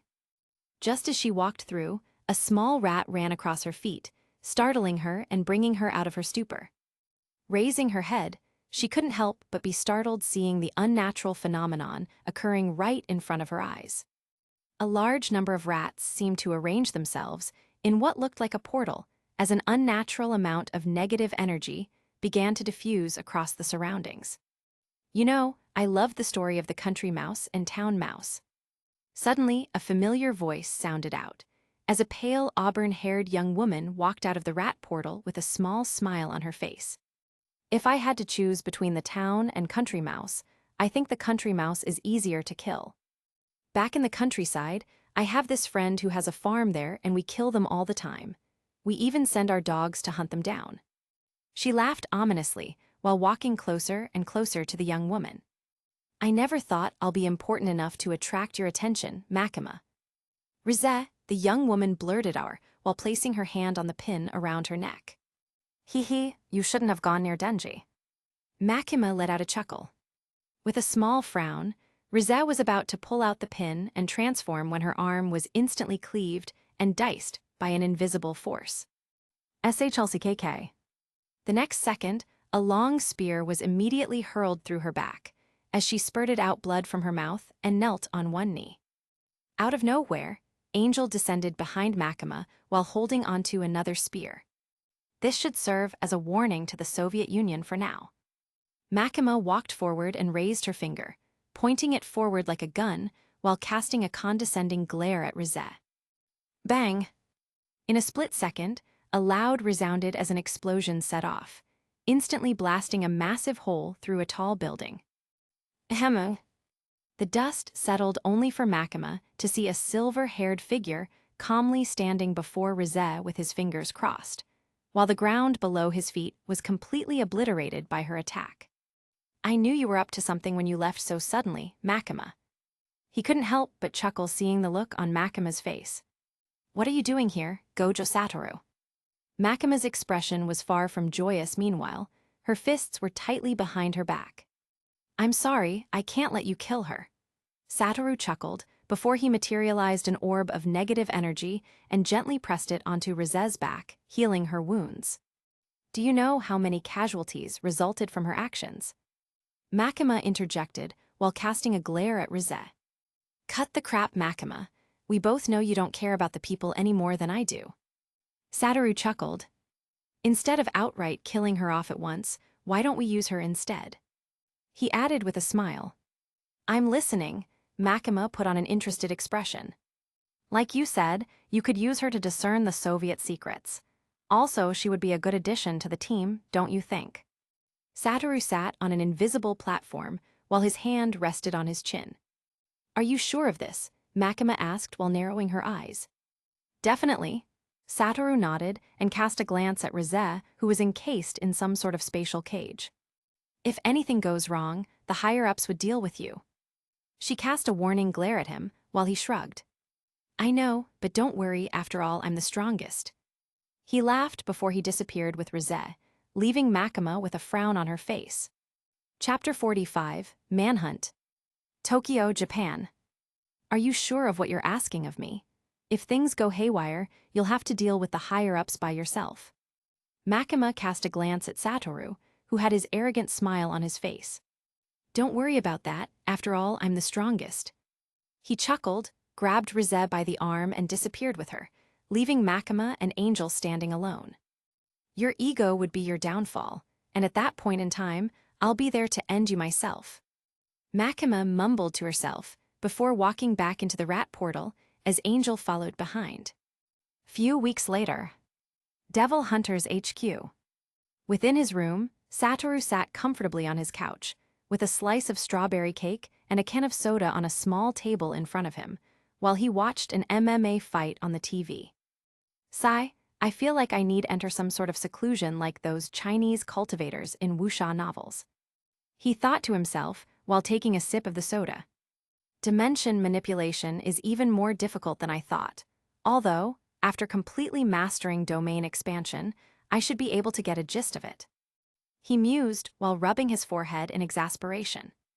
After a bit of thinking over the past few weeks, he had realized that, although he could be considered to be the strongest devil hunter, he wasn't really the strongest in the verse at this point. If devils were born from fear itself, then there should be immensely powerful devils, far stronger than himself. For example, death was one of humanity's most primal fears. If there really was a death devil, then its level of power shouldn't be something the current him would be able to handle. After all, everyone feared death. If devils like these exist, and if want to stand on a similar level as them, then I'll need to be able to do more than just create black holes. He sighed and picked up the slice of cake and began to enjoy with a smile on his face. Space was truly one of the most unfathomable elements of the universe. Even with his 6 eyes and limitless, he could only be said to have grasped bits of its power. Satoru. As he was immersed in the joys of eating his cake while musing, 2 excited screams reverberated as 2 figures rushed into his room with his permission. What is it this time? Can a man get an hour of peace to himself? He facepalmed, seeing Denji and Power, who had already seized his cake from him and were already munching to their satisfaction. "We're going on a trip." Denji screamed on top of his lungs, while Power nodded excitedly. The next second, Iki and Angel walked through his door with small smiles. "Ms. Makima is planning on organizing a trip for us to Inoshima. It's high time we relaxed after so many missions." Iki sat down and spoke with a sigh, while Angel quietly sat beside him. A trip does sound kind of fun." Satoru placed his hand on his chin and spoke after a bit of thought. "Fine, I'm in," he nodded with a laugh. "I hope there's a beach around. Rize and I would swim a lot." Denji sat while a small smile formed on his face. A chainsaw devil, dressed in public safety devil hunter uniform, was spotted fighting against.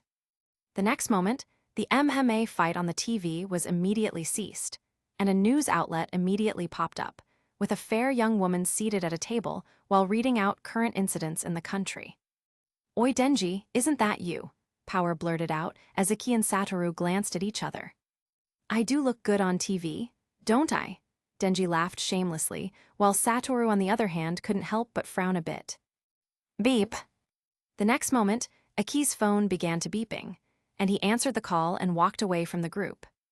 "Ms. Makima has requested our presence in her office. It's important." He came back with a serious gaze as the others, including Satoru, who was dressed in a simple black t-shirt and gray sweatpants, followed him to the main office. "I'm afraid, but I'm going to have to cancel our trip." Within the office, the members of the group sat with grim expressions, while Makima lectured with a serious expression. "What? No way."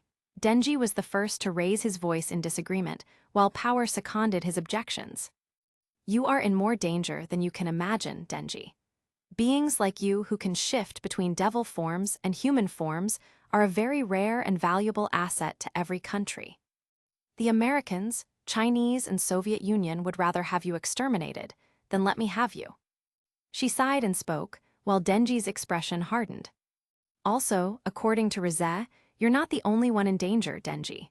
The Soviet Union has allied with the Gun Devil and other archdevils and have formed an association to terminate you, Satoru. They might take advantage of this whole situation to try to take you out along with Denji." Makima added, while Satoru lowered his glasses and raised a brow. "For now, your movements would be restricted, Denji, and you would be guarded day and night." Makima added while Denji sighed. "Things are getting really interesting." Satoru sighed before a small smile formed on his face. New York, USA. Within a small house, 3 youths sat in a room bare-chested while having lunch and watching the news on the TV before them. "We received a mission." One youth with shaggy black hair spoke out first while pressing his phone's screen. "They are 2 actually." Another youth intercepted, one with 2 scars running down his right eyebrow to his cheeks. "We are to assassinate the chainsaw thing and a devil hunter known as Gojo Satoru." The last youth replied, while the others raised their brows. "Wasn't he the one who took out All Fang, Jackie, and the devil group in North Korea?" The youth with the messy dark hair blurted out in shock. "I don't know," the one with the scar sighed and shrugged. "What do you mean you don't know? We are no match for him. Even Jackie died." The messy-haired youth slapped the back of his brother's head before he sighed. "Well, I mean we had to take the mission. The reward is $5 million. The scarred youth rubbed his head in pain and spoke. "Don't worry about it. I think we'll be fine. Besides, we are not the only ones who will be hunting for him. If push comes to shove, we can escape at any time." The last youth, who had been silent for a while, spoke out with a small smile, as the others listened and nodded. Chapter 46, Manhunt II. Tokyo, Japan. Bang! A loud bang resounded across a mountainous terrain, scaring away the birds around. The next moment, A young man with short blonde hair, dressed in a black winter jacket, walked out from a hiding place with his shotgun in hand, while smoke diffused from the muzzle. Walking forward, he tried his very best to hide the mixed emotions on his face, as he watched the body of the coyote twitch while blood pooled under it. "Are you okay, Talka?" A moment later, a voice sounded out as a frail lady in a long skirt and a similar jacket walked out with a smile. "I knew you could do it." She patted his shoulder while the man nodded softly. "Anyway, we have received a new mission this time." She took out a file from her pocket and handed it over to him. "Are we supposed to kill 2 boys?" The young man couldn't help but speak with slight surprise. "These are not just any boys. The one with the blonde hair is the Chainsaw Devil, and the silver-haired one is Gojo Satoru." She spoke while her brows furrowed as she mentioned his name. "Hold on, you mean the Gojo Satoru? How are supposed to kill someone like that?" he asked with apparent shock in his expression. "Don't worry about it, Talka. Once there's a will, there's a way. I've contacted some people." She laughed and patted his shoulder. "I don't think this is a good idea. He's too strong. What if the plan doesn't go as we want? He can kill us easily." The young man voiced out his concerns, while he glanced at the back of the woman. "Faith, Talka, faith. He might be strong, but there are powers in this world that can end the world if they wanted to," she added before walking away completely. Germany. An old man with a long white beard holding onto a cane sat on a bench at an amusement park, while his yellowish eyes continually glanced at the little children running happily with desire. A moment later, a man dressed in a red soldier's uniform walked and sat by him on the bench. "There's a new mission this time," the soldier uttered in a thick German accent while his eyes rested on the man's unusually ugly face. "What is it?" the old man blurted out, flashing an annoyed glance at the soldier. "2 people dead." The soldier handed a folder to the man, who took out a file and read through it. "Who's the silver-haired brat?" the old man blurted in annoyance. "He's Gojo Satoru, an extremely powerful devil hunter. He's suspected to be one of Makima's dogs and needs to be taken down." The soldier explained briefly while old man listened. "Are you people kidding me? A team of some of the highest mercenaries just for one of Makima's dogs? What the hell do you take me for?" The old man couldn't help but curse out. Obviously, he had no idea of the prowess, infamousness, and notoriety of the current strongest devil hunter. Otherwise, he would have chosen his words wisely. "Trust me, old man. This guy's is no joke. The only reason why we dare to even take up this mission is because we are allied with America and China, and they are willing to help out." The soldier spoke with a frown. "Fine, whatever. The price would be the same as usual. 5 million and 4 kids, 3 for the ritual and 1 for pleasure." The old man spoke with a dirty smile as the guard cursed inwardly. "Consider it done." The guard nodded after a bit of thought before getting up and walking away. Beijing, China. Ugh.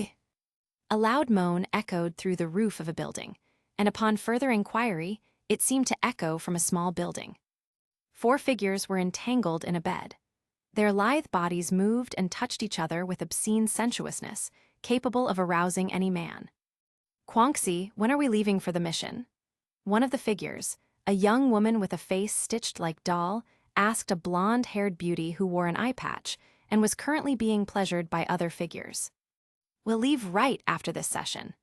The blonde-hair woman moaned in between her words before she buried her face in the crotch of another sensuous figure. Meanwhile, back at the Public Safety Division, the Devil Hunters HQ was bustling. The whole place had been armed with even more personnel, while some moved around carrying paperwork to and fro. Meanwhile, within one of the rooms, Satoru sat comfortably in a chair, getting his feet massaged in steamy water, while his morphed into that of ecstasy. "This is the life," he let out a breath and mumbled with a smile. "Satoru, what the hell are you doing? Everyone here is on guard for an attack at any moment, and you're here getting a massage." Aki walked in before exclaiming in surprise and exasperation. The last few days had been a couple of sleepless nights for him and some staff. Not only did they have to guard Denji all day, they had to be on guard for any hidden attack at any moment. It was exhausting and annoying at the same time. Of course, I need to be in my best shape for the upcoming battle. Satoru let out a small chuckle while picking up a soda from a tray beside him and sipped it. Although I must say, this whole situation came sooner than I expected. I mean, I knew it was going to happen, but I didn't expect it to come so soon. Satoru sighed and rubbed his forehead in exhaustion. What do you mean? Aki asked in confusion and sat. Isn't it obvious, Aki? I'm too strong and too high profile. Someone with abilities like mine and an unfettered mindset like mine is destined to threaten the power balance of this world, hence they want to take me out. Damn, I feel like the main character of an action movie right now. Satoru blurted out with an arrogant smile, while Aki couldn't help but facepalm. If you knew about it, why didn't you tell us all this while? He asked while casting a confused glare at the silver-haired youth. The path of the strongest is riddled with trials and tribulations. Some of them I must face myself. He spoke with his hands on his chin, like some wise sage. Anyway, don't worry, Aki. As long as some devil with extremely unusual abilities doesn't appear, I'm confident I can handle everything all by myself. After all, I'm the strongest. He spoke and stretched open his arms. What do you mean a devil with unusual abilities? Iki raised a brow and asked. Well, you know, once there's no devil with reality-bending abilities, nor one with abilities that can rip through space-time, I will be fine. He answered and took a sip from his soda again. What do you think about the situation? Within the main office, Makima sat behind her desk while Kishibe took out a cigarette from his pocket and smoked. It's even more serious than I thought, Kishibe replied after puffing our smoke from his mouth. However, you should make the chainsaw boy our priority. As for that silver-haired brat, he'll be able to handle himself. Kishibe added while shaking his cigarette slightly, allowing the ash to fall off. Any idea of who we'll be facing? Makima nodded and asked again. I've only been able to confirm Quanxi's involvement. He spoke with a sigh. I never thought I'll get to see her again. Makima smiled and said. However, with how things are going, Quanxi should be the least of our worries, as I'm confident that even if I can't handle her, the silver-haired brat would definitely be able to. He frowned and said, Do you think he'll be joining this expedition? Makima asked with a bit of shock. Knowing his character, the probability is very high. Kishibe eyebrows furrowed as he spoke while puffing out smoke. Chapter 47, Confrontation. Are you guys sure about this whole assassination thing? It's already been 3 days, and I've not even seen anything happen. Within a small restaurant, multiple figures sat at a table, having lunch, while a youth with shaggy blonde hair dressed in a white shirt and pants complained while eating his food. Right, go ahead and blurt it out to the whole world that you're being assassinated. Another man dressed in an all-black suit, wearing a pair of dark shades, rolled his eyes at the blonde youth's antics. I hate vegetables, makes me want to barf, ugh. Beside them, an auburn-haired young woman rubbed her stomach in disgust, watching the plate of vegetable salad offered to her. Calm down, Power, we can change it if you want. A young man dressed in a white jacket and jeans smiled and calmly spoke, causing his teammates to raise their brows. Don't be nice to her, Yashida, she's a fiend after all. The man in the all-black suit adjusted his glasses and spoke with a condescending expression, while glaring at Power, the auburn-haired young woman with 2 blood-colored horns on her head. You're going to regret saying that. Power was about to lash out in anger when Denji grabbed her hand and forced her to calm down. You guys shouldn't talk to Power like that. Devil, fiend, or human, she's still a person.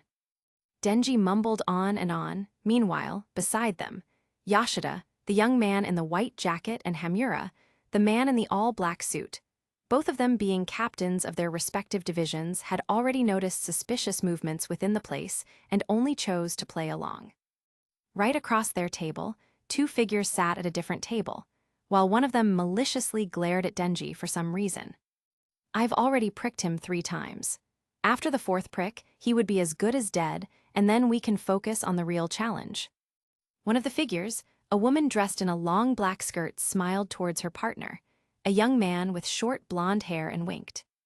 The next moment, she picked up a small needle and pretended to stagger in her movements and crashed towards Denji's table. Before any of the captains could even realize, She swiftly and stealthily pricked Denji's arm, before slowly getting up and rubbing her forehead in exhaustion. "I'm very sorry, you guys. I just came back from chemotherapy, and I'm feeling a bit dizzy." She spoke as the two captains frowned, although they nodded and excused her, letting her walk away into the restroom. "Notice anything strange, Yashida?" Hamura asked in a low voice while looking at Yashida. "Nope," Yashida replied while shaking his head. A few minutes later, the young man who was sitting beside the suspicious woman stood up and walked out of the restaurant, as the two captains glanced at each other. "Are you sure we can go into the mall? I thought you guys are supposed to be protecting me, but I feel like I'm being paraded around like an object." Standing before a huge mall, Denji couldn't help but complain while rubbing his forehead. "It's all right, Denji, we're here to watch out." Yashida was about to explain the situation when his instincts flared out of nowhere. The next moment, he pushed Denji away with an arm while he propelling himself backwards with force. In a split second, a large bolt of lightning crashed into the area where Denji previously stood, decimating and charring everything. A devil hunter behind them wasn't so lucky. Tendrils of the lightning smashed into his body, which hurled him through the sky as he puked blood and crashed into the ground. "Shit, Kenshin, go check up on him," Hamura roared out, while he, Yashida and Denji and couldn't turned around and noticed two figures standing at the top of a tall building. "Captain," Kenshin called out in horror. When they rushed there, they realized that the face of the person who had been destroyed by the lightning had changed to a face Yashida was familiar with. "Shit, I know him. He's from a mercenary group in the USA, and his three brothers are his accomplices. They have a contract with the Skin Devil." Yashida replied and settled everyone's doubts. Just as they were speaking, all the humans walking around ceased movement in a sudden. The next moment, the features began to twist into that of dolls as their skin paled and multiple stitches appeared on their bodies. Their heads turned in unison towards the team of devil hunters before they began to rush towards them in their numbers. "Everyone inside the restaurant now?" Hamura blurted out in horror, seeing the hordes of human dolls rushing towards them. The next moment, everyone rushed into the restaurant at full speed, shutting the door behind them. Standing on top of the building, two figures couldn't help but laugh out seeing the devil hunters scurry inside like cowards. "What a bunch of cowards!" A youth with short gray hair, dressed in a black coat, blurted out. He had an unusual pair of green pupils that seemed to glow even in the light. "I heard the Gojo guy is pretty strong. I just hope he doesn't disappoint us." Beside him, another man dressed in a blue shirt spoke out. "You bunch of rascals are here already." Behind them, an old man holding onto a walking stick walked out with a grim smile. "Santa, Santa, you look good, old man." The silver-haired youth was the first to roar in laughter, seeing the figure of the old man. "Aren't we supposed to go after the chainsaw boy?" The old man spoke out while his eyes twitched furiously. "Chainsaw is but a small fish. The real reason why any of us accepted the mission is because of the one they call Gojo Satoru." The gray-haired youth laughed with arrogance. "At the same time, we're waiting for Vale and the others." The moment the man in the blue shirt spoke out, a black veil resembling a shield immediately encapsulated the restaurant. "Speak of the devil." The gray-haired youth laughed, and the next second, a figure arose out of the shadows, clad in darkness itself. Beside the figure, an ant-like figure, in the likeness of man, jumped out of the shadows, before its body enlarged. With a face like that of a young man, and a body that resembled that of a man with scales running across in a zigzag fashion. "It's good to see the team back together." The new devil figure with the body of a man spoke out, while the one that emerged from the shadows looked on with an apathetic expression. "Virom." In about a few minutes, a black SUV pulled up in front of the restaurant and multiple figures walked out hurriedly. "That silver-haired brat hasn't still arrived."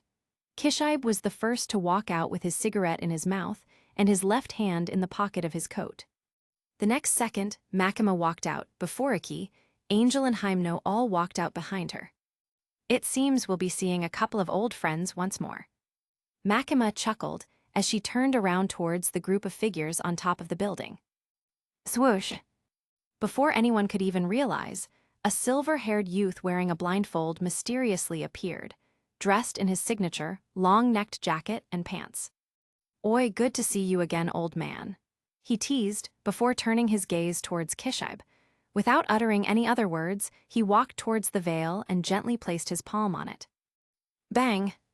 His body was hurled back as he skid a few meters with his palm completely burnt off. Hehehe! Satoru couldn't help but chuckle before a cool energy encapsulated his palm, healing his wound and turning his hand back to normal. Walking forward fearlessly, Aki placed his hand on the veil. However, on contact, his palm entered into the veil, facing no impediment whatsoever. "I see. It's a veil that allows everyone else to go in return for keeping Gojo Satoru out. These bastards did come prepared." Satoru chuckled before his gaze turned towards the couple of figures standing at the top of the building.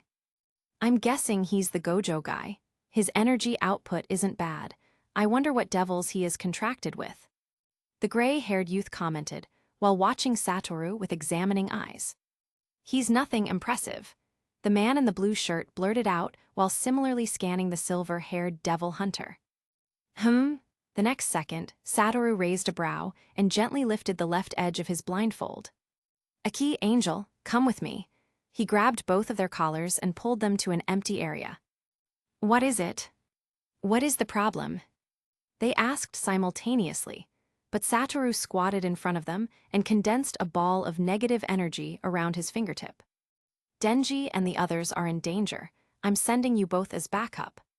He spoke and began to trace his finger on the ground, forming a black circular seal around their bodies. "Aren't we supposed to stay here and help you against those guys?"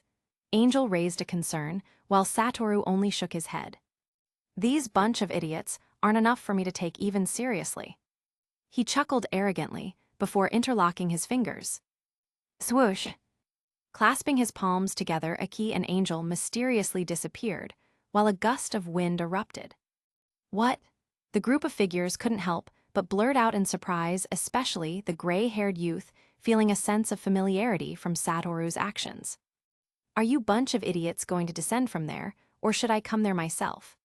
Slowly pulling off his blindfold, he laughed before his azure gem-like pupils glared at the figures at the top of the building, who were immensely shocked at this point. Chapter 48, 5 versus 1. "Are you idiots going to come down from there, or should I come up there myself?"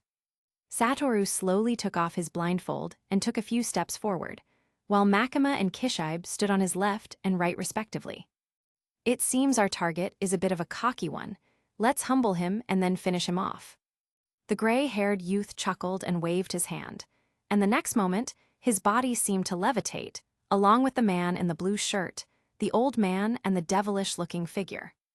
The figure clad in darkness seemed to mysteriously vanish and reappear in front the devil hunter trio, while the others slowly levitated and landed right by him. "You must be Gojo Satoru. I've heard a lot about you, but you're not as impressive as the rumors say." The gray-haired youth chuckled, while his eyes wandered on Satoru's figure.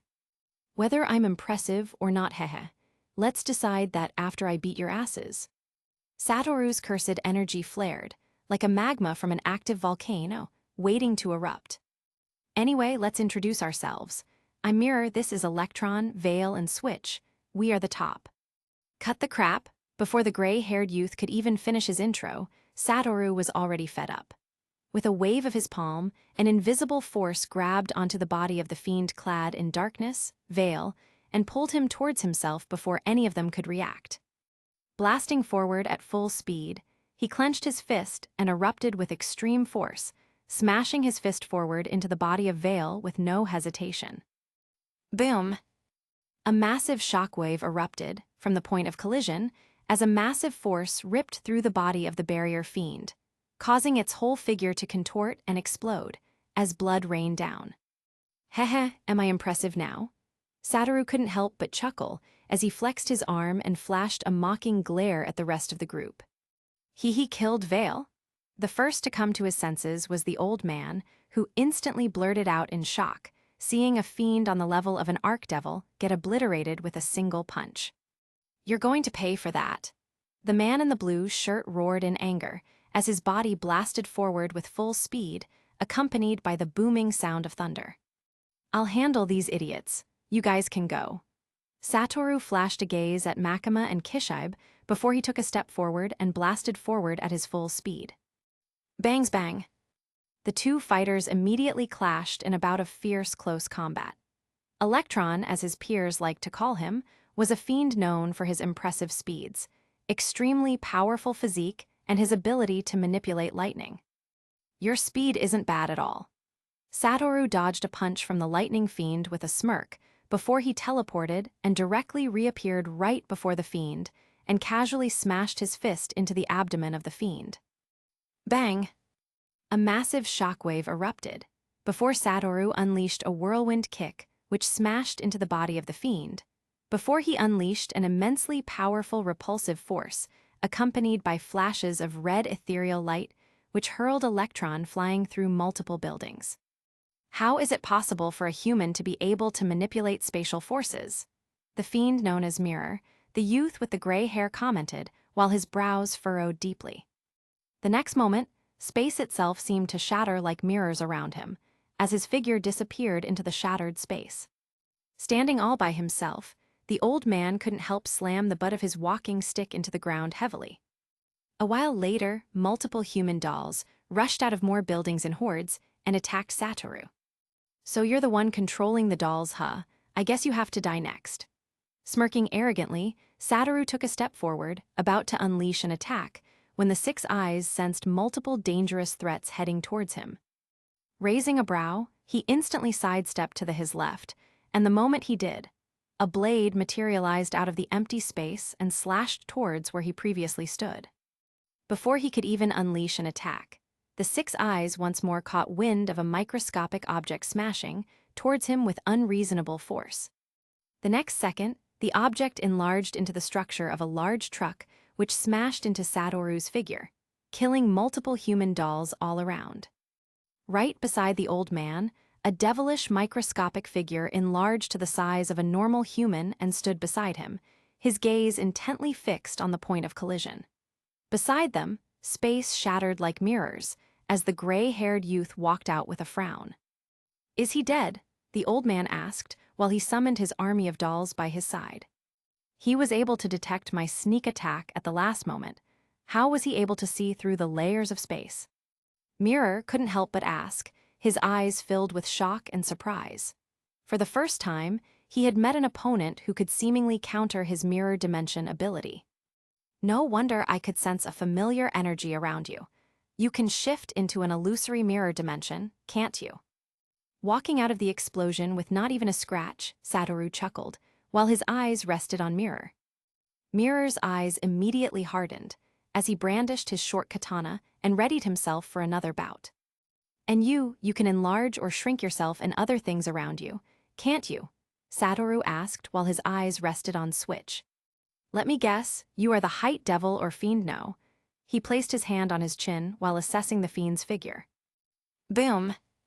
The next second, a large bolt of lightning instantly blasted towards Satoru with immense force. However, just like every other attack, it stopped a few meters right before his face and exploded into flames. Soon, Electron appeared once more, although his figure looked completely disheveled and bloodied. That attack from Satoru had been no joke. If it wasn't for his superior physique, he would have died. "I see. That quite the lineup against a single me, but oh well, it only makes it more exciting." Satoru cracked his fists and flexed his shoulders with a smirk.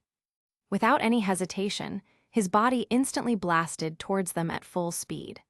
With a leap, he shot into the sky and descended with a fierce punch accompanied by an immense force that seemed to rip through space itself.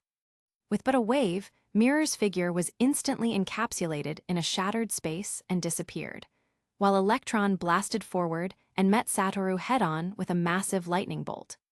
Touching a small building beside him, Switch shrank it before he tossed it towards the descending figure of the silver-haired devil hunter and enlarged it to smash into his figure. Seeing their incoming attacks, Satoru chuckled and immediately interlocked his fingers and disappeared before he immediately reappeared behind Switch and unleashed a crushing force, which hurled both fiends crashing into several buildings while destroying several infrastructure around. Smiling towards the old man, Satoru was about to take him out once and for all when he sensed another danger coming out of the folds of space near his heart. He immediately used the limitless, unleashing an immensely powerful attractive force, which immediately grabbed into the figure of the gray-haired youth hidden deep within the shattered folds of space, and dragged him out into the outside world. Hehe, I can do more than just counter your technique. Cursed technique amplification. Stretching his palm towards the confused figure of the gray-haired fiend who had just been pulled out of his mirror dime soon by an unknown force. A black hole formed instantly, before it was encapsulated in an ephemeral blue light, while a massive attractive force swept out, pulling multiple human dolls and buildings into the orb. Blue.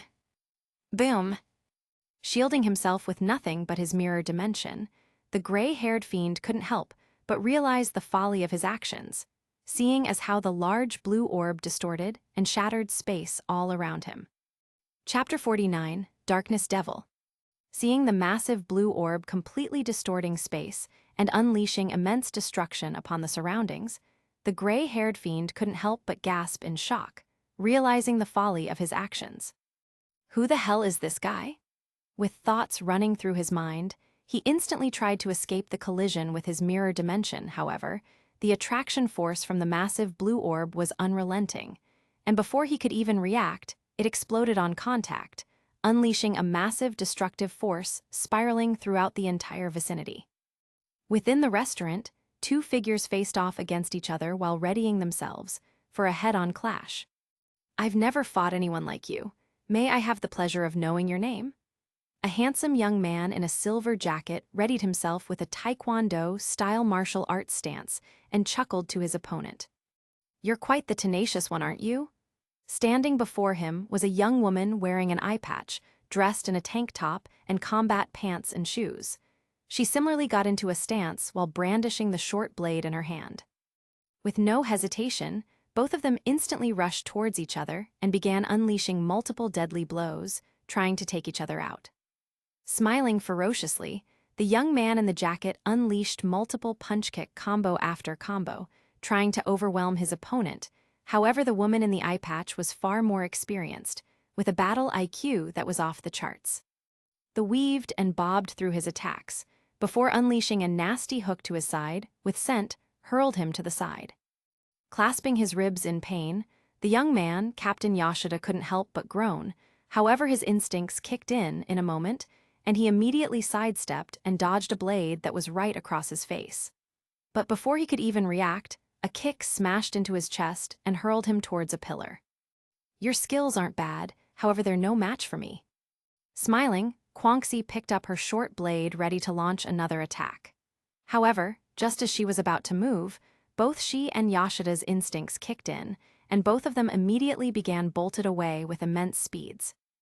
Boom! A second later, a large explosion ripped through the building itself, distorting space and matter, encapsulated in an ephemeral blue light.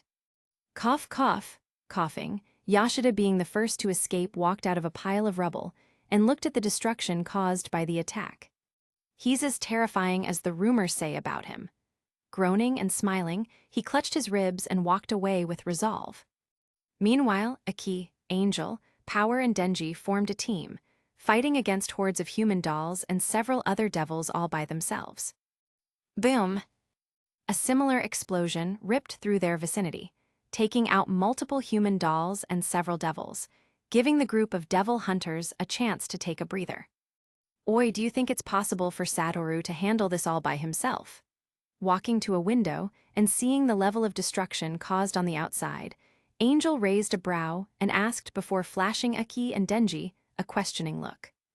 Counting the one power just killed on our one, we've only been able to take out about 7 devils, yet with a single attack, he completely took out almost all our opponents. I think it's possible. Aki used a towel to wipe the bloodstains off his sword and said with a smirk, How magnificent! I think you'd become so strong, I'd have to seek for external help just to take you down. Standing towards a window in the building, Makima's eyes peered onto Satoru's battlefield, while her brows creased slightly. Behind her were multiple corpses of several devils sprawled across the floor, painting a gory and brutal scene that would evidently scare the shit out of anyone who saw it. Why in the hell did you even take this mission? How the hell are we supposed to defeat someone like him? Standing beside a familiar figure, Talca blurted out in fear, seeing the damage caused from an attack from the strongest devil hunter. Relax, Talca, I told you before. Even if he's extremely powerful, there are powers in this world that eclipse all. Just be patient. The woman in the long skirt couldn't help but flash a bloody smile when these words escaped her lips. What are you? Collapsing to the floor in shock, the old man clutched the stub of his missing arm while he shakily glared at Satoru, who was walking towards him with an arrogant smirk.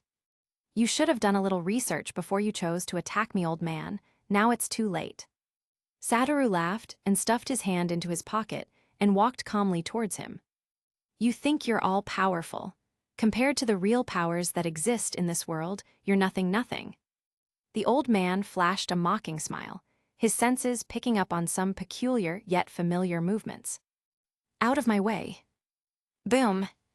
Casually lifting his arm, Satoru extended his palm toward an incoming microscopic projectile towards his left. A small red orb of energy instantly materialized and blasted through the microscopic object, which enlarged into a building, before it immediately blew a hole into Switch's body, who was right behind the attack, preparing for a sneak attack. What? The old man couldn't help but blurt out in shock, seeing how easily Satoru had taken out the height devil. In a split second, two bloodied figures materialized out of space and grabbed onto the old man's body, before they bolted into the veil surrounding the restaurant and escaped into the building. You guys want to play, huh? Satoru began to levitate slowly into the sky, rising above the restaurant, far above the veil. Let's play. With a crazed smile on his face, he immediately snapped his finger as an invisible slash swept out, cleaving through the veil, as well as multiple buildings around. Looking at the level of destruction all around, Satoru couldn't help but laugh at his handiwork. Okay, I've given you guys enough time to hide. It's time for me to seek you out. Laughing, he interlocked his fingers and disappeared instantly with a whooshing sound. Those fucking old fogies, how dare they send us to our deaths? Within a small room, Electron, who had escaped along with Mirror, and the old man couldn't help but puke blood, while resting his back against a wall. They better hope I don't make it out of here alive, else I'll rip their bodies apart. Glancing at the left side of his body that was completely ripped apart, he roared in anger. You! The next moment, a figure mysteriously reappeared right in front of him with a hand in his pocket. Demon! Electron roared in pain and gathered all of his energy, wanting to unleash another attack. However, Satoru only raised his head, a smirk etched on his face, while his right eye slowly glanced at him. Boom! A slash swept out in an instant, cleanly cleaving through the body of the lightning fiend as blood spurted all over. Lifting his head, Satoru immediately noticed another bloodied figure hiding through the crevices in space. Tusk, let me show off a little. Smiling ferociously, he interlocked his fingers as his cursed energy began to bubble within his body. Cursed technique amplification, blue. With a chuckle, another blue energy orb materialized behind him towards his left. Cursed technique reversal, red. With another chant, another red orb materialized towards his right as a shockwave erupted. Hello, purple. With a smile, the red and blue orbs began to fuse together as wave of annihilation spread, accompanied by flashes of purplish lightning. Soon, a purplish orb exploded forth, accompanied an extremely potent destructive power, ripping and annihilation everything in its path. Shit, he's doing that attack again. Everyone hide. Seeing the flashes of purple light, Angel felt a sense of déjà vu as he immediately prompted Iki, Denji, and Power, who instantly took cover and hid from the power that was erupting towards them. The injured figure of the gray-haired youth rushing through layers of space couldn't help but cease his movements, and in an instant, a massive purplish orb with immense destructive power crushed towards him unhindered. I should never have taken this mission. The last thought on his mind was filled with regret before he was eventually swallowed up by the purplish orb and reduced to nothing. Sigh, what an extremely terrifying individual. However, it's not over yet. In fact, the fun is now beginning. Old man, it's time. Looking into the distance, the young woman standing with Talca arose from her seat and spoke, while the young man looked at her incredulously. With my life and 3 children as an offering, I summon you, darkness devil. Plunging a blade through his own heart, the old man chanted, before the light of light vanished from within his eyes. The next moment, even Satoru couldn't help but feel a sense of unease, as a wave of darkness immediately encapsulated the entire building. Chapter 50, Enemies Unite. With my life and 3 children, I summon you, darkness devil. With an expression of resolve, the old man plunged the blade through his heart, as the light of life slowly vanished from his eyes, and his corpse sprawled to the ground lifelessly. At that moment, everyone couldn't help but feel chills run down their spine, as if a terrifying presence was heading towards them from an unknown dimension. Even Satoru couldn't help but raise a brow, feeling a far immense and exponentially powerful negative energy that seemed to encapsulate the whole world heading towards them, hidden within the intricate layers of space. Feeling such an overwhelming energy heading towards him, even he couldn't help but admit his inferiority in terms of quantity and sheer potency. The next moment, a veil of primordial darkness seemed to engulf the entire building, as everyone felt their bodies go cold and collapse to the floor. Satoru couldn't help but stagger, as he felt a trickle of blood flow down his nose. He could feel the shift in dimensions, as if space was moving on its own and carrying them to an unknown destination. He could try to stop or stabilize the spatial forces, or try to teleport them away, but should he? It would be a good opportunity to experience firsthand the powers that lurk within the shadows of such a universe. Flashing a smile, he wiped the blood of his nose with his hand and stood upright, waiting to arrive at the unknown destination. After a second, everyone instantly vanished and mysteriously reappeared in a completely unknown dimension. Even Satoru couldn't help but gasp in surprise, as he admired the new dimension he had been teleported to. Right in front of them were the figures of multiple astronauts in their suits who had been buried halfway into the ground and their bodies aligned.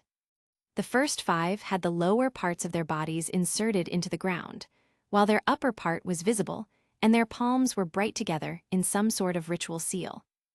The other 5 who had been buried opposite them had their upper bodies inserted and their lower bodies suspending in the air. What a terrifying dimension! Satoru chuckled, while his eyes observed everything in much detail. The entire dimension seemed to be encased in darkness, while in the sky were an infinite number of doors which seemed to open to multiple destinations. Satoru, where is this? Aki was the first to wake up, his body shivering in fear while he observed the dimension around. Meanwhile, the moment Denji opened his eyes, he and all the devils and fiends around began to scream in pain, as their bodies collapsed to the floor in exhaustion. Sigh, everyone should stay calm. Kishibe, who was standing near Quanxi within the group, couldn't help but sigh, seeing everyone's reaction. Wiping even more blood from his nose with his palm, Satoru couldn't help but raise a brow as he sensed the presence drawing closer to them. At that moment, a figure walked out from within the darkness, cloaked in a veil of dark matter. Its head was the skull of a prehistoric beast, and its middle body was made of the skull of 5 humans. 2 long skeletal arms extended from its sides, and its lower part was made out of the skeletal legs from 2 humans. The moment it appeared, everyone's arms was immediately cleaved off by an invisible force, with the exception of the silver-haired youth, whose face was filled with that of shock and surprise. Satoru, help! Aki stuttered, as he, Kishibe, and the others fell on their knees. Materializing a stream of cool, positive energy within his left palm, and a stream of raging negative energy within his right palm, he sent the positive energy towards the humans, and the negative energy towards Angel and Power. At that moment, Satoru felt a chill down his spine, as he turned around only to see the gaze of the presence fixated on him, seeing as he was the only one still standing. The next moment, a longsword materialized from out of nowhere before the mysterious presence and shot towards him at immense speeds, as if piercing through space-time. Slash! The sound of flesh being pierced through resounded, accompanied by a spurt of blood, as everyone looked on with shocked expressions. "What the hell?" Satoru mumbled, as blood burst out of his mouth and nose. Looking down, he saw the long sword embedded right in his heart. Indeed, the attack from the mysterious presence had been able to break through infinity. With a slight wave from the bony hand of the mysterious presence, an extremely powerful yet tiny dark orb materialized at the top of the outstretched finger of the devil, with world-shaking destructive power. Satoru did not even have time to react to it, as the orb blasted towards him at full power. Boom!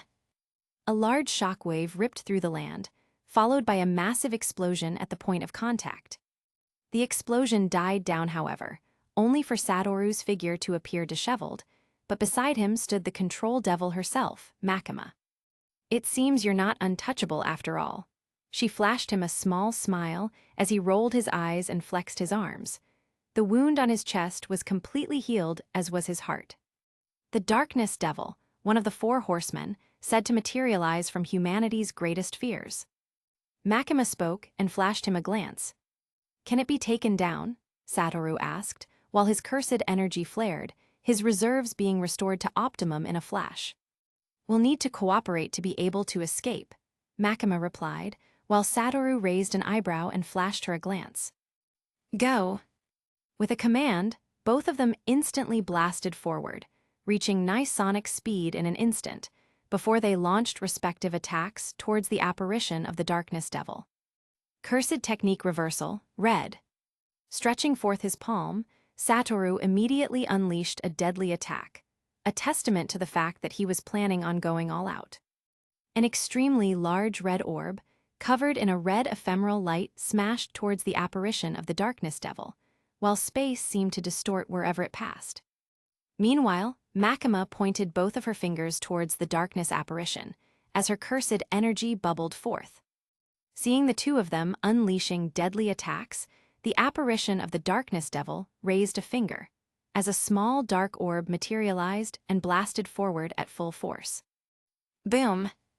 A massive explosion set off, as the shockwaves blasted everyone else back, as it ripped through the land.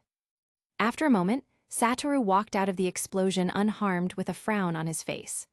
Makima, on the other hand, looked slightly disheveled with her clothes partially destroyed. The darkness apparition, however, only had streaks of blood running down the eye sockets of the skulls that made up its body. "We did some damage, but not enough to hinder its mauve." Before Satoru could even finish his statement, an invisible force swept out, grabbed onto Makima's body, and twisted her neck to an unnatural degree as blood spurted out. Her body collapsed to the ground right before Satoru, who only raised an eyebrow, seeing her corpse fall right beneath his feet. "I can't see any hint of victory, however. When push comes to shove, I guess I'll just have to use it." Mumbling to himself, he immediately unleashed a hollow purple, creating a large orb of destruction around himself. Chapter 51, Infinite Void. "I can't see any hint of victory, but when push comes to shove, I'll just have to use that." Satoru mumbled to himself, before unleashing a large hollow purple, which seemed to annihilate everything in its path. Holding up his fingers, he hurled the massive orb of annihilation towards the apparition of the Darkness Devil. Turning its gaze towards the massive orb of annihilation heading towards it, the apparition lifted a hand, as darkness itself began to move under its gesture. Immediately, a large shield formed from darkness materialized before it, as its purplish orb smashed into it without hesitation. Boom! A large explosion set off, as a massive shockwave ripped through space itself, sending everyone except for Satoru flying a few meters away. At the point of collision, however, the purplish orb of annihilation ripped through the shield of darkness after a while and crashed into the Darkness Devil's apparition, as a wail reverberated across the domain. A few moments later, the Darkness Devil apparition reappeared once more.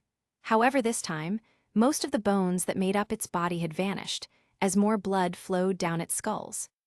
Not even darkness can escape the power of annihilation. It seems you're not invincible after all. Flashing a confident smile, Satoru held up his fingers once more, wanting to unleash another hollow purple attack. However, right in front of him, the apparition's body seemed to mend itself, as it grew larger than it previously was. Like I said, it'll take both of us to cooperate in order to escape from this place. Right as the phenomenon occurred, Makima's corpse sprang back to life miraculously, as she mumbled with a small smile.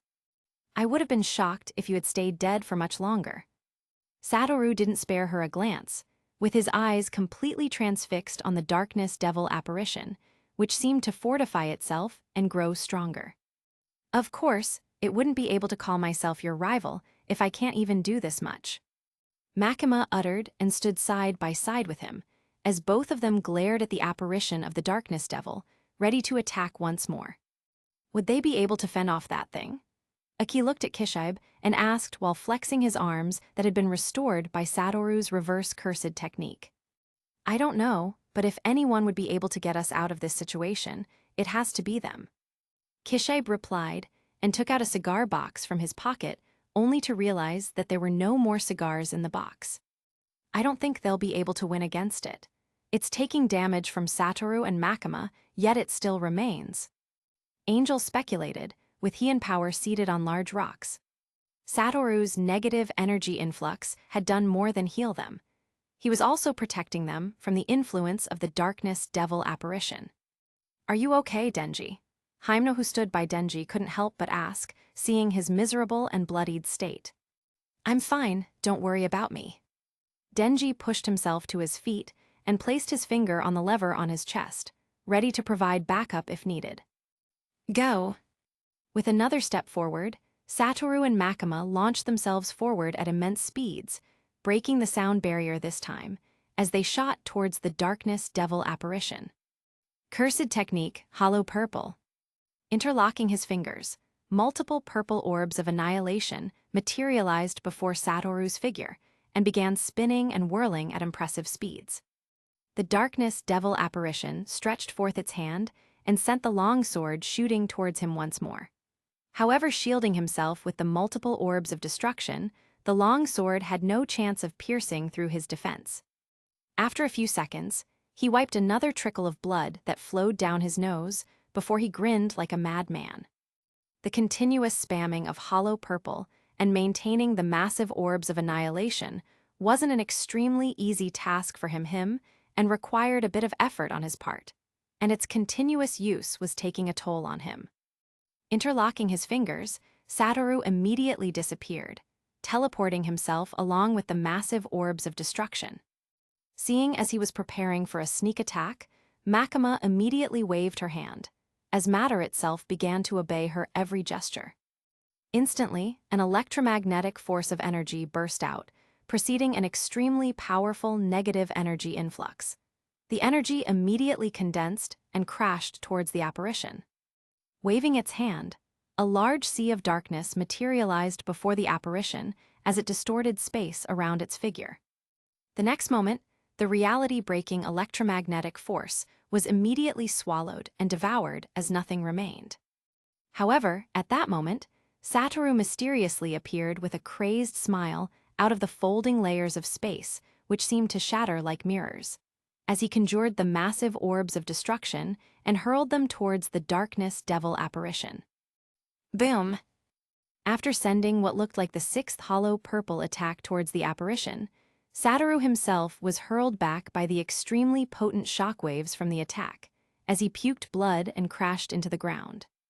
That won't be enough to take it out, but it should buy us some time. Everyone grab on.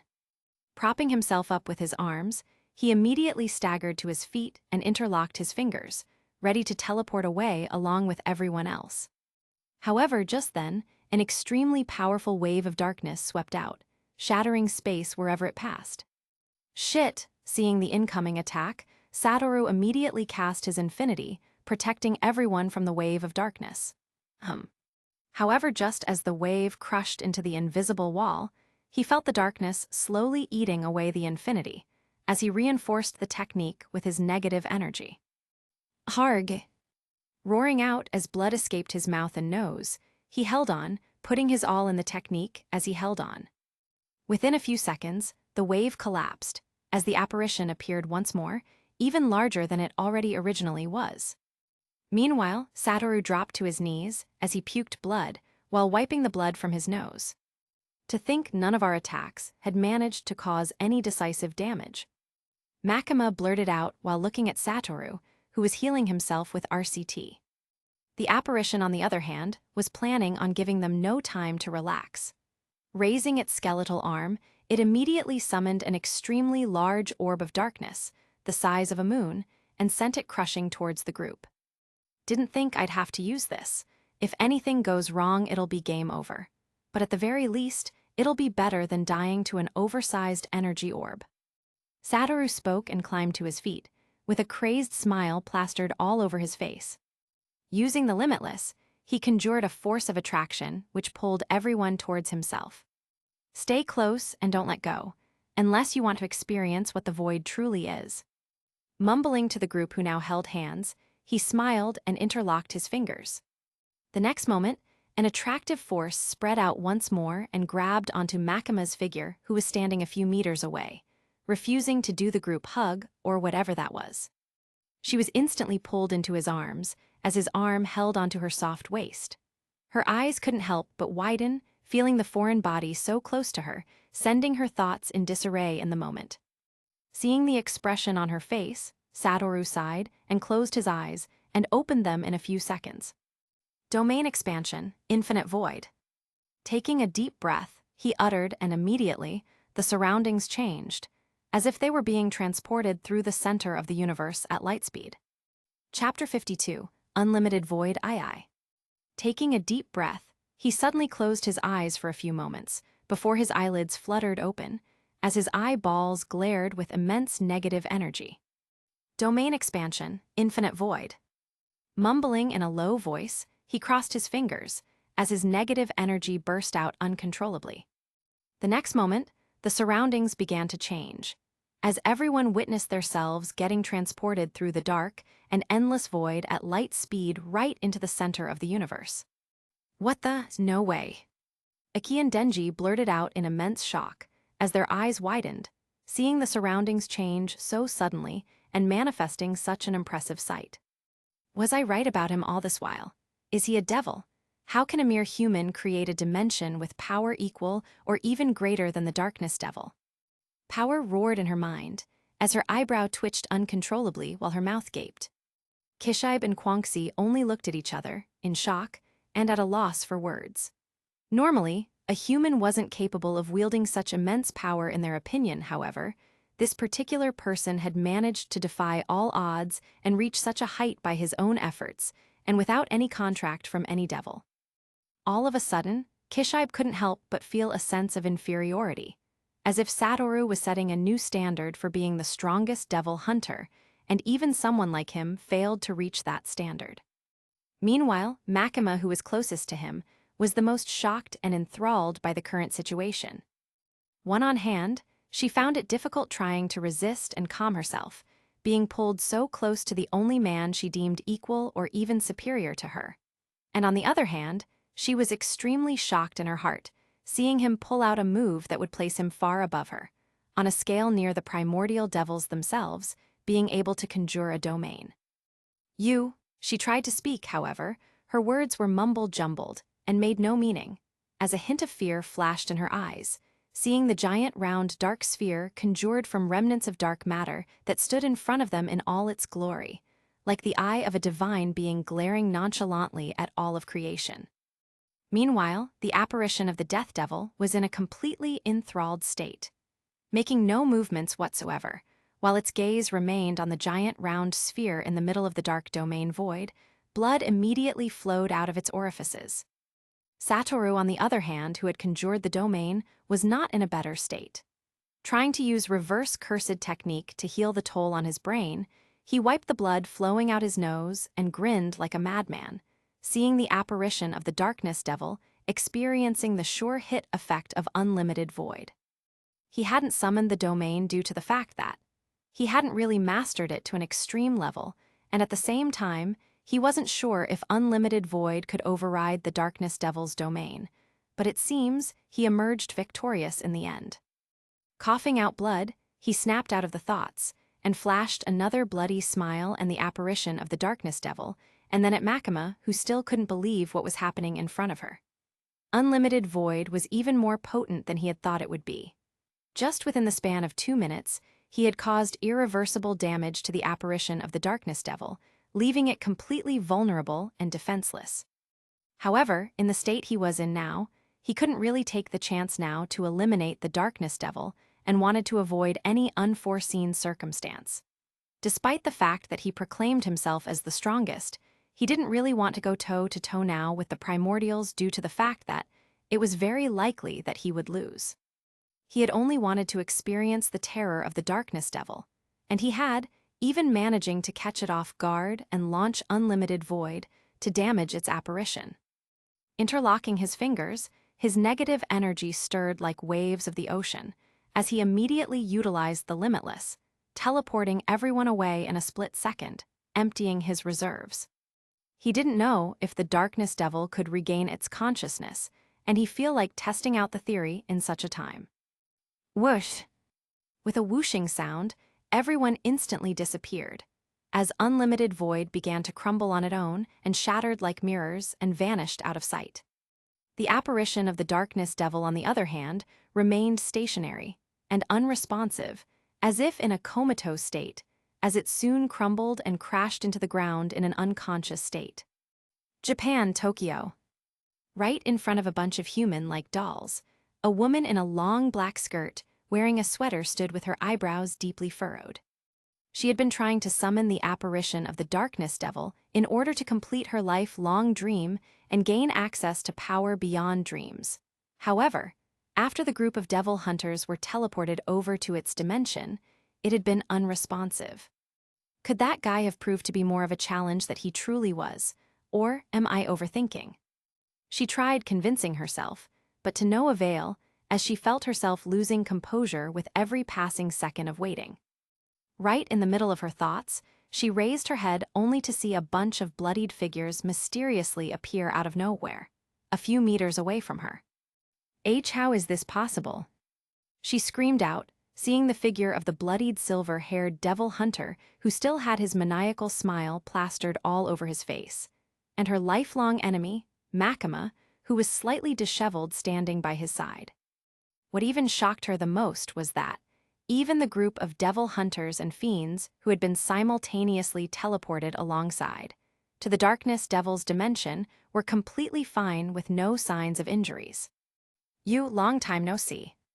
Satoru was the first to blurt out, seeing her distraught expression, as he flashed a ridiculing smile and walked forward. Like he had said before, there were a few things that could escape the vision of the six eyes. He had noticed how she had summoned the curse devil after pricking Denji with her needles upon his arrival.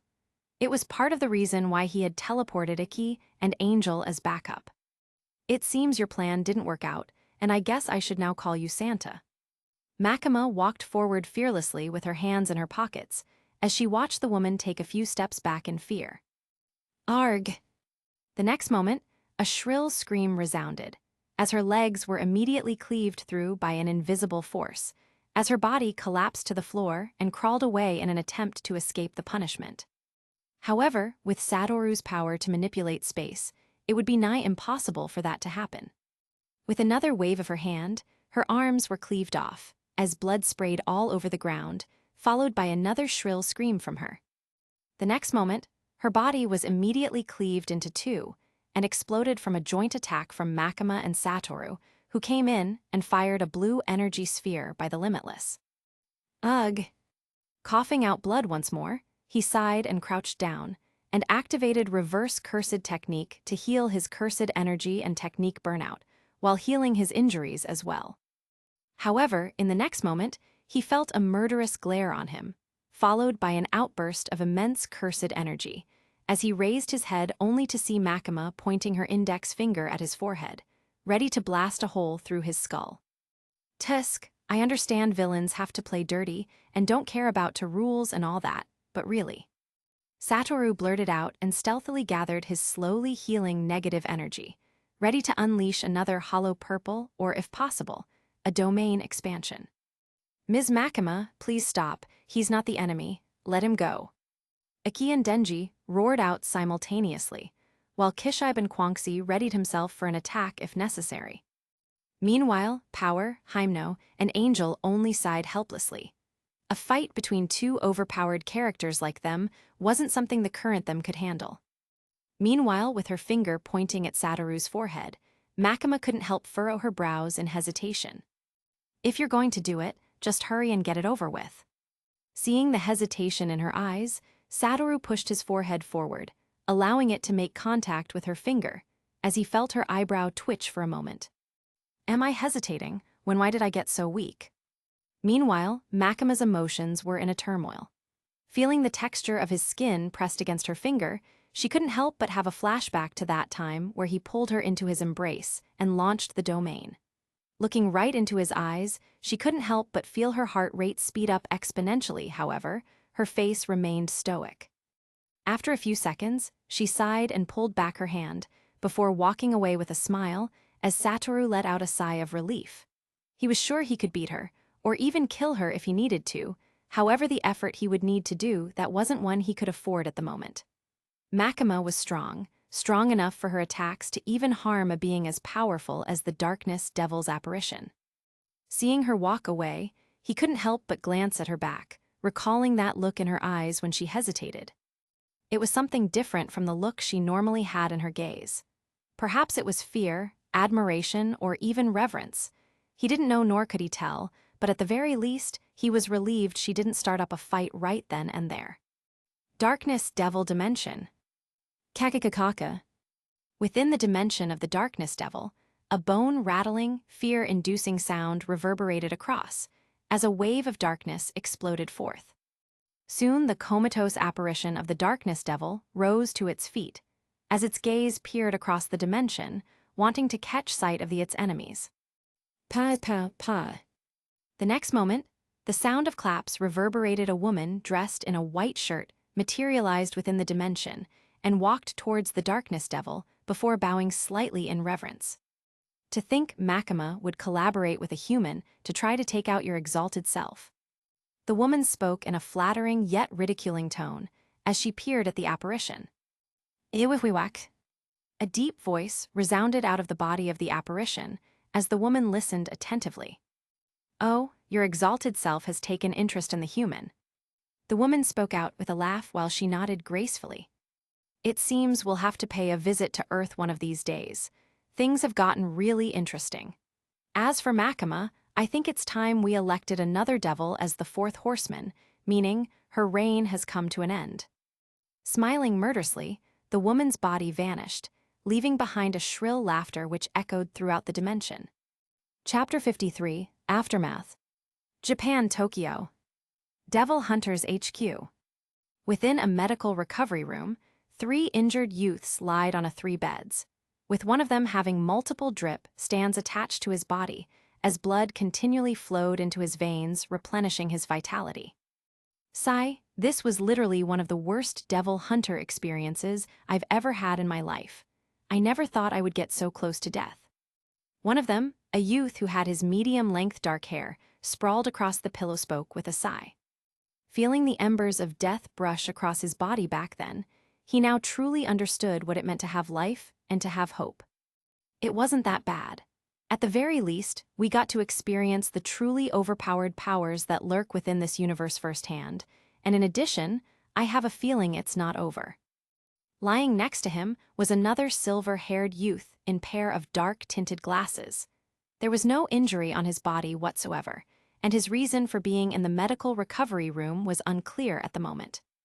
Easy for you to say, and why are you even here anyway? The dark-haired youth let out a breath and asked with looking at the silver-haired youth in annoyance. Hey, I'm a human too. I'm here because I want to heal my emotional injuries. The silver-haired youth spoke with a serious face, and instantly his colleagues immediately burst out in unbridled laughter. How dare you? The silver-haired youth raised an eyebrow, seeing them laugh at his remark. Oh man, that was a good laugh. Aki wiped a tear from his eye and spoke, while Denji, who had been silent most of the time, continued laughing. Anyway, I still have to give you a thumbs up for saving our asses back then, Satoru. To think you'd even be able to defeat that thing. Iki said and looked at Satoru, who only rolled his eyes and sat up.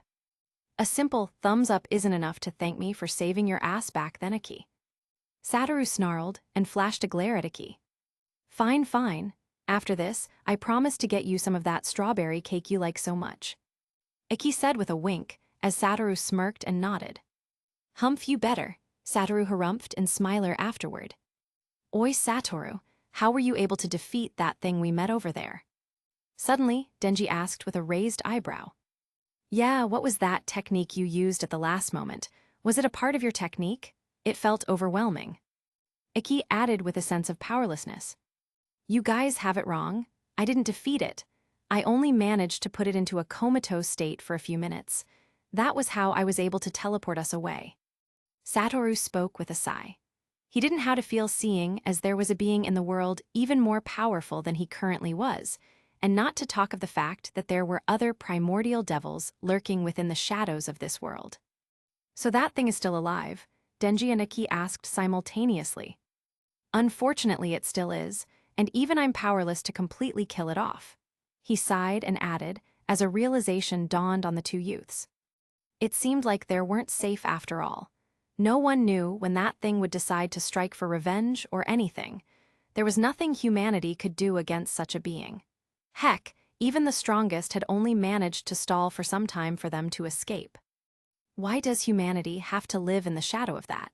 Why couldn't they be truly free of devils and be their own masters without having to worry about when the next devil would go on a rampage? Iki's emotions got the best of him as his thoughts to descend in madness. Sitting on his bed, Satoru flashed an interested smile, seeing the amount of negative energy diffusing out of Iki's body. It seems this guy has had a couple of negative thoughts bottled up within himself. Satoru smiled and mumbled to himself, seeing the immense energy Iki was diffusing at the moment. Although it wasn't on his level, at the very least, it was quite impressive for a normal human to have such immense amounts of negative energy. I see you're awake. Suddenly, a voice rang out as Angel and Makima walked into the recovery room.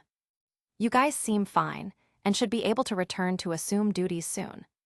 Makima flashed a glance at Denji and Iki. Meanwhile, although she could feel the pair of azure gem-like eyes watching her intently, she couldn't bring herself to face him.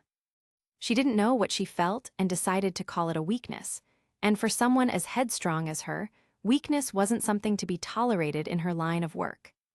Turning around, she ignored his gaze and walked away with her head held high, with a conceited look in her eyes.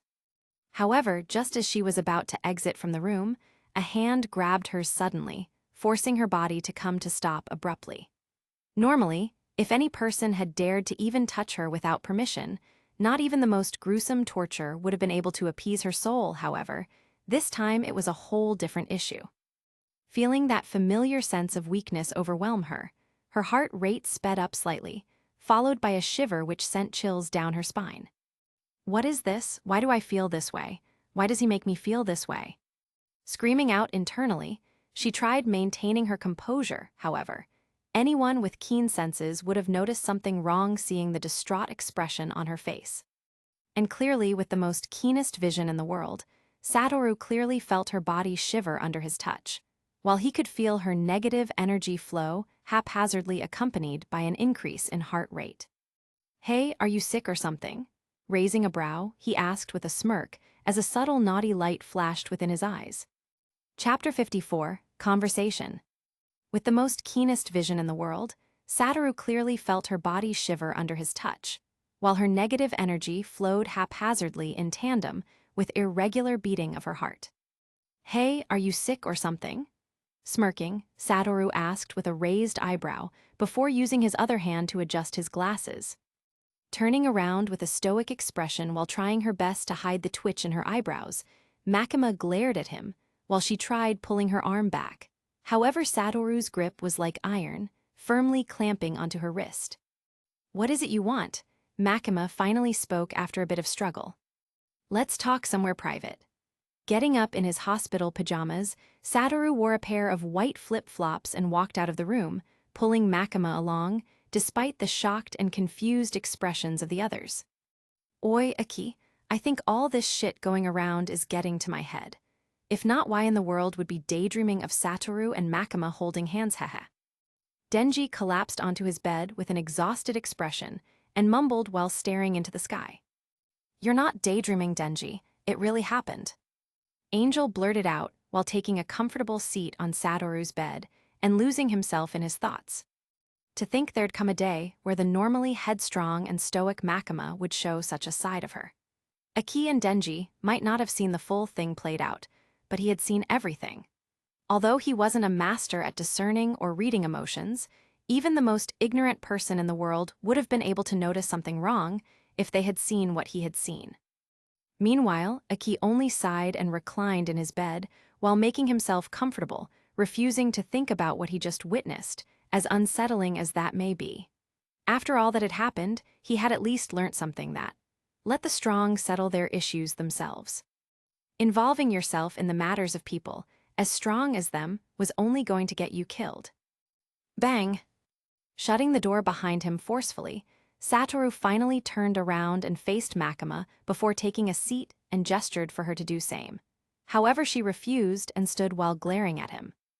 Sighing, he stood up and pushed away the chair he was sitting on before facing her with a smirk. "Why did you bring me here?" Breaking the tension with a question, Makima sighed in defeat. "Since you're not planning on killing me anymore, haha. Not that you could, though. But since we could be considered allied in the very least, why don't you fill me in with some information?" Satoru placed his hand on his chin and spoke. "What sort of information and why?" Makima asked with a bit of seriousness. "Hey, don't get too worked up. Honestly speaking, there's an unsettling feeling in my stomach, as if something terrible is about to befall humanity soon, so be a good girl and just answer my questions." Satoru spoke while rubbing his tummy with a frown, while Makima raised an eyebrow at being called a good girl by him. "As for what kind of information, for starters, why don't you fill me in on the gun devil and the reason why it wants Denji's heart?" He spoke and reached out for the chair once more before he sat and crossed his legs. Staring deep into his eyes for a few seconds, Makima maintained eye contact, as if trying to discern his intentions from his eyes. "You're right after all. Evil days are coming for mankind, and having an ally such as yourself will be helpful." After a bit of thought, she replied, and leaned her back against a table that was right behind her. "Thanks for the compliment. It's nice to see that someone appreciates my efforts, although I won't mind some cash or some strawberry cake either." Satoru flashed a naughty smirk before he cleared his throat and forced a serious expression, seeing the look Makima was giving him. The gun was a powerful devil, on the level of the Four Horsemen, and only lacking in comparison to the primordial devils themselves. Makima spoke briefly and paused before rubbing her temples in exhaustion, seeing student Satoru with his arm lifted high wanting to ask a question already.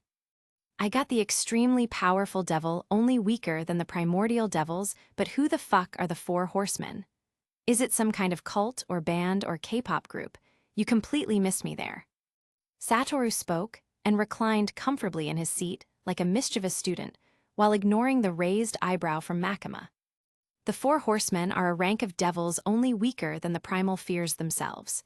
Having only 4 members, they have dominated the world for eons. War, famine, death, and control. Nice band name. I guess the strongest devil hunters should create their own band name as well. How about the pay attention?" After Makima finished her statement, Satoru was quick to make fun of the band name, wanting to make plans of naming the strongest devil hunters as a group as well. But seeing the exasperation on Makima's face, he paused and gestured for her to continue. Now the gun devil, a being almost as strong as the Four Horsemen, made its appearance on November 18. In its full form, it rushed through the whole of Japan in just a matter of 26 seconds, killing 57,912 people in that one move. This time, Satoru was truly surprised. Being able to trespass a whole country in under 30 seconds and killing over 50,000 people on one attempt was very impressive to say the least, and would require the assailant to move at nigh hypersonic speed. Now the gun devil was defeated by the war devil after a gruesome battle, and it was enslaved. However, its body was divided by the governments, with the Westerners taking the bulk. Since we don't know what happened to the Gun Devil after its debut on November 18, I just made this up so that things can be easier for me. Makima lectured on and on, as Satoru listened with rapt attention. Now to why the Gun Devil wants Denji's heart. Makima took a deep breath and looked at Satoru once more. I'm sure you know that devils don't die by conventional means, so I won't have to explain why the Gun Devil is still alive. She spoke as he nodded accordingly. Now Denji, or the devil whose heart he now carries. You mean Pachita? Satoru asked with a confused expression. Denji had explained what had happened to him and Pachita on that day, so he knew why Pachita had vanished. The Chainsaw Devil, Makima corrected. The Chainsaw Devil is a special case. It's a devil even stronger than the Gun Devil in its prime, and it possesses the power to completely eradicate a devil. In one confrontation, the Chainsaw Devil killed and gobbled up the Nuke Devil, who was very dear to the War Devil. Due to that, the War Devil actively searches for the Chainsaw Devil, who is now Denji, in an attempt to make him puke up the remains of the Nuke Devil so it can respawn. And with the Gun Devil being under its control, you now know why the Gun Devil actively wants Denji's heart. Makima spoke every word with a serious expression, while Satoru nodded. I see, it all makes sense now. Satoru nodded and stood up. And let me guess. You plan on using Denji's power to eliminate your fellow horsemen from the face of the world, in order to achieve your great goal of ushering mankind into a new age of existence now. The moment Satoru spoke out, Makima's body tensed up immediately, as her cursed energy flared up furiously. Hehe, I would be stupid not to realize your end goal after all of what you've told me, Makima. Satoru chuckled and stretched his back with a lazy yawn. He was right after all. The Chainsaw Man universe wasn't as simple as it seemed. Are you planning on stopping me? Makima asked with a smile. No need, you'll be more useful alive than dead. Satoru waved his finger. Also, I haven't enacted my revenge on you. I remember a certain someone planning on blowing my brains out after we came out of the darkness devil dimension. Satoru spoke with an evil smirk before he walked forward step by step towards Makima, who unconsciously took a step back.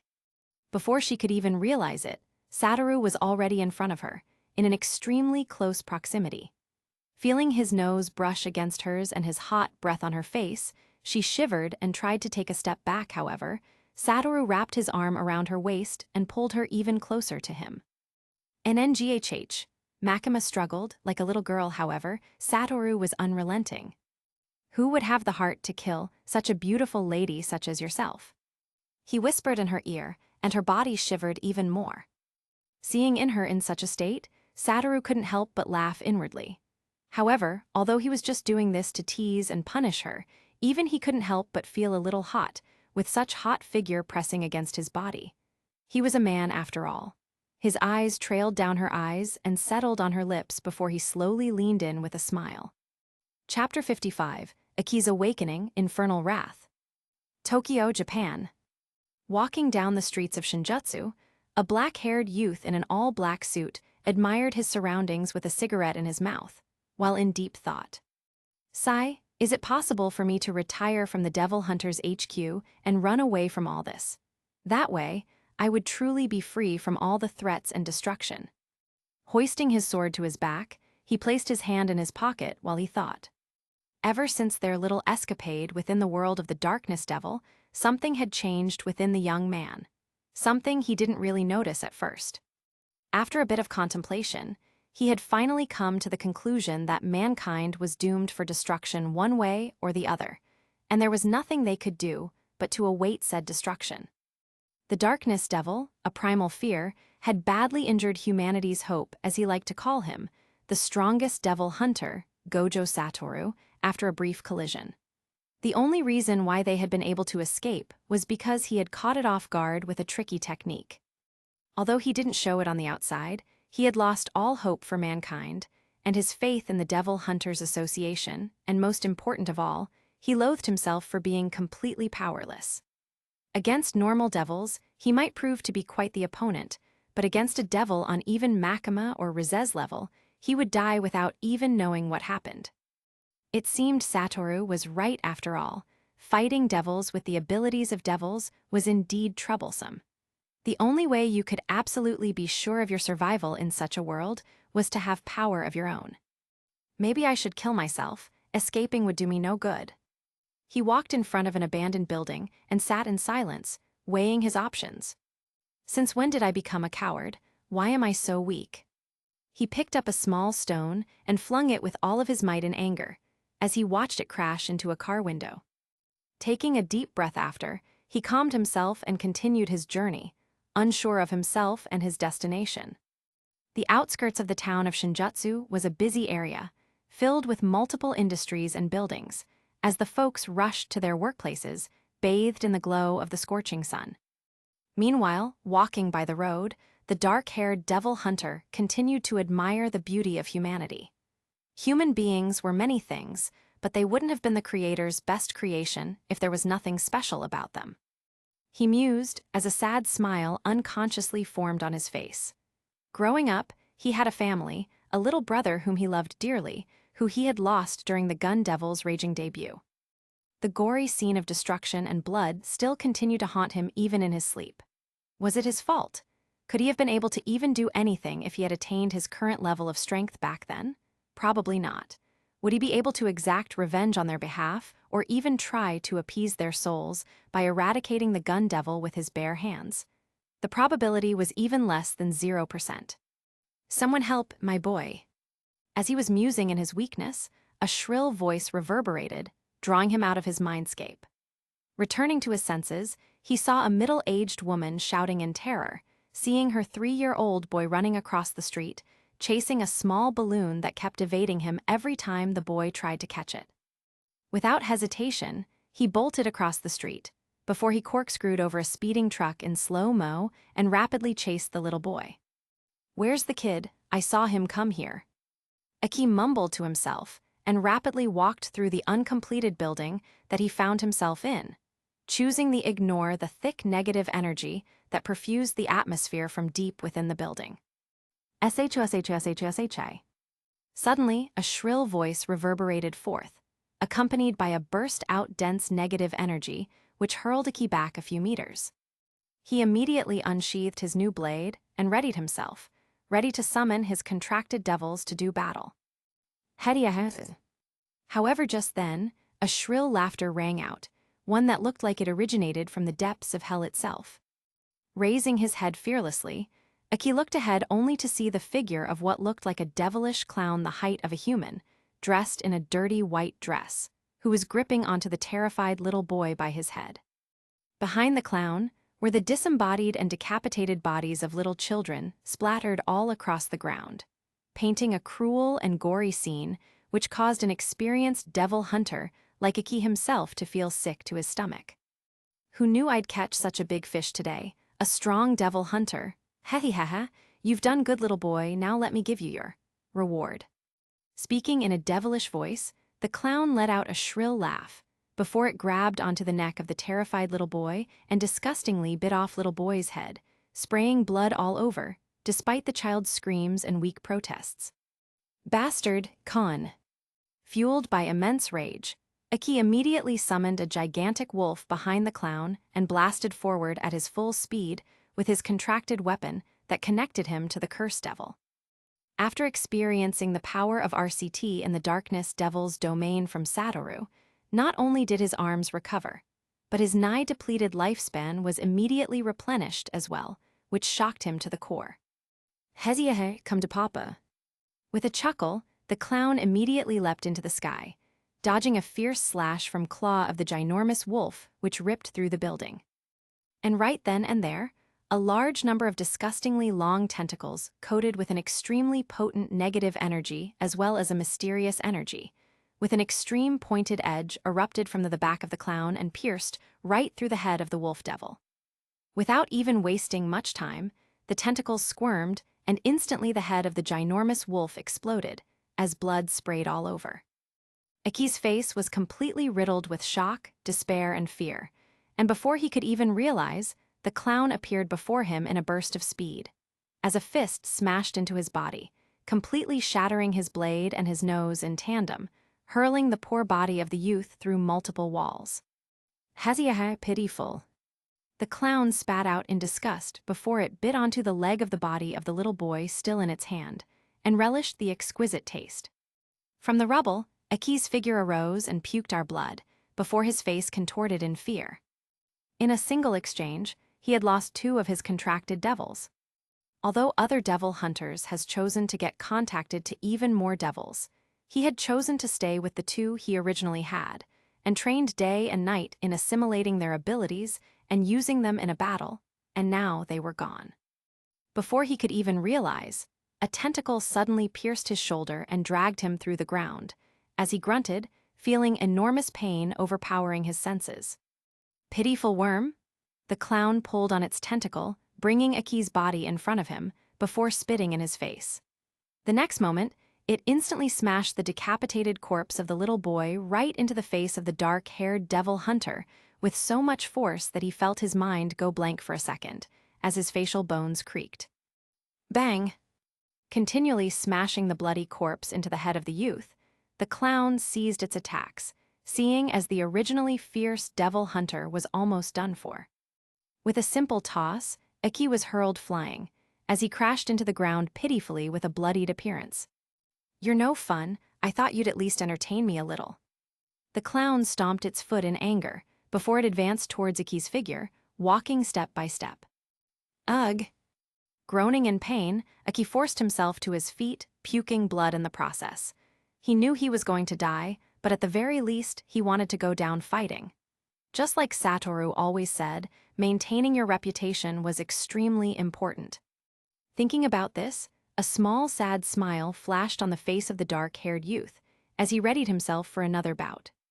However, was the clown going to give him another chance? Bang! Before he could even move, 2 large tentacles ripped through his body, as a wild wind exploded forth, before his body was hoisted into the sky. Playtime's over. The clown let out an evenly chuckle, seeing the blood of the youth pool on the ground rapidly. Sigh, is it over? Feeling the deathly stillness around him, his consciousness voiced out. Negative energy stems from humanity. However, for a human to be able to have access to that energy, it would have to be in extreme amounts. Now tell me, Aki, are you ready to embrace your dark side? Recalling Satoru's words, he mumbled to himself in his last moments, feeling an extremely potent presence within his body that blazed like a raging inferno. Gently scraping on the foreign presence, he felt overwhelmed by a plethora of emotions, mostly anger. Pure and unbridled anger. Anger towards the gun devil for taking his family, anger towards devils for killing his teammates, and most importantly, anger and hatred for his own self for being powerless in the face of it all. Damn it all. His consciousness instantly roared out in anger, and instantly, as if stirred by an unknown force, the raging energy within his body was immediately stimulated, as nigh endless amounts of pure negative energy burst out from within his body. Boom! In the outside world, the deathly stillness was immediately overcome by an immense pressure and heat stemming from within the body of the dark-haired, almost unconscious youth. What? Feeling the immense heat burning up its tentacles, the clown roared out in fear, wanting to end everything in one attack. However, in the next moment, a reddish-black overwhelming flame burst out of the body of the youth as a powerful explosion set off, with the flame burning through anything in its way. The dust settled, revealing the Aki's shirtless figure bathed in the reddish-black flame as he walked forward towards his opponent, his every step cracking and burning the ground beneath his feet. Seeing the figure akin to a flaming devil walking towards it, the clown couldn't help but back away, feeling an immense fear towards the flames that gently bathed the body of the youth. Oi, it's my time to play now. Flashing a bloody smirk, Aki instantly blasted forward, with his body empowered by endless negative energy, propelled by his flames. Boom! He appeared before the clown in a split second, as his fist smashed forward with immense force covered in wrathful flames.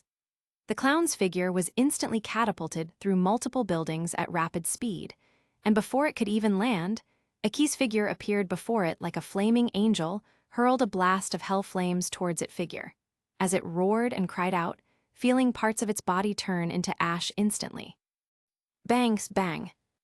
Iki wasn't done playing, however. Grabbing onto the body of the clown, he unleashed blow after blow, empowered by his hell flames, onto its body, as shockwaves exploded forth, along with the cries of the devil. As for a cursed technique, I don't know whether it would be possible for a human to awaken one, although it won't say it's impossible either. You never know. Feeling Satoru's words flash past his mind again, Iki calmed himself and took a deep breath, calling forth a natural phenomenon from within his body. Infernal Wrath, Hell's Kiss. Holding up his index and middle fingers, the raging inferno that bathed Iki's figure immediately coalesced into the raging flaming reddish-black orb, the size of a tennis ball that pulsated with immense power. No. Boom. Exploding and incinerating every single thing in a 2 km radius to complete cinders, Iki stood in the middle of the rubble, feeling the immense power coursing through his veins. Hatahaha, you lose. Meanwhile, within Makima's office, Satoru sat in a small couch, watching Iki's figure on a small screen as he laughed in joy, seeing the sigh from Makima. You even dare to bet on the kid of your teammate? Tusk. Out of nowhere, Makima shot back, peering into his eyes with ridicule. Hehe, I knew he would be able to do it. He's smart after all, but of course, I wouldn't have let him die. Satoru chuckled and spoke.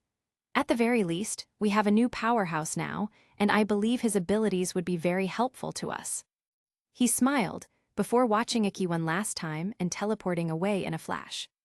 Chapter 56, Uprising Storm. Japan, Tokyo. Devil Hunters HQ. Bangs bang. Two figures clashed in a bout of pure physical strength, exchanging blows at near sonic speed, setting off explosions and shockwaves from mere collisions of their attacks. Dodging a punch from partner, a silver-haired youth wearing a pair of dark glasses immediately moved, with reflexes that made even gods jealous, smashing his palm right into the chest of his training partner, a youth with ponytail dark hair, which hurled him several meters away. You've improved a lot after awakening your cursed energy and technique. Iki, I'm really impressed. The silver-haired youth laughed and raised his thumbs, clearly impressed by the performance of his sparring partner. I thought after awakening my technique and energy, even if there was a gap between us, it wouldn't be that large, but I was wrong. After awakening, have I truly realized how truly terrifying you are? Angel was right. I gotta stop trying to compare myself to you. The youth with the ponytail rubbed his chest, with a groan and spoke, while eyeing his partner. I know, I'm just that cool. Also, I don't think you should be comparing yourself to me just yet. Iki, after all, despite my overpowering abilities, I've also had several years of training to perfect them. You can do comparisons after you have completely mastered your technique. Satoru laughed before he shook his head and explained. Besides, although my cursed technique is even more powerful than yours, in terms of quantity, your negative energy is several times more than mine, now that I noticed. He lectured while Iki paid rapt attention. I guess that gives me an edge over you. After all, I can just let you exhaust yourself in a fight. Iki smiled and cracked his knuckles, while glaring at Satoru with fierce battle intent. Of course, that is a very good tactic. However, you're wrong, because I don't run out of negative energy. Satoru flashed a smile, before he directly teleported right in front of Iki and let out a whirlwind kick. Enforcing his whole body with his energy, Iki reacted fast, crossing his arms before his chest. Effectively tanking the attack, however, Satoru immediately unleashed a follow-up punch to his side which hurled him away, while reeling in pain. Cursed technique, Hell's Kiss. Wanting to catch him off guard, Iki instantly held up his fingers, while a flaming tornado instantly materialized around him, bathing him in a fiery glow. Instantly, the hell flames coalesced into a dense small orb, the size of a tennis ball, before it exploded, sending a large, destructive wave of hell flames towards Satoru, which completely incinerated everything in its path. BOOM. Without bothering to even lift an arm to try to defend himself, the silver-haired youth was instantly swallowed by the flame wave, as a massive explosion set off, as shockwaves erupted. Very impressive. The flames are a property of your negative energy, while your technique allows you to manipulate those flames effectively. A moment later, a figure walked out of the explosion completely unharmed, but wearing a curious smile. You're right.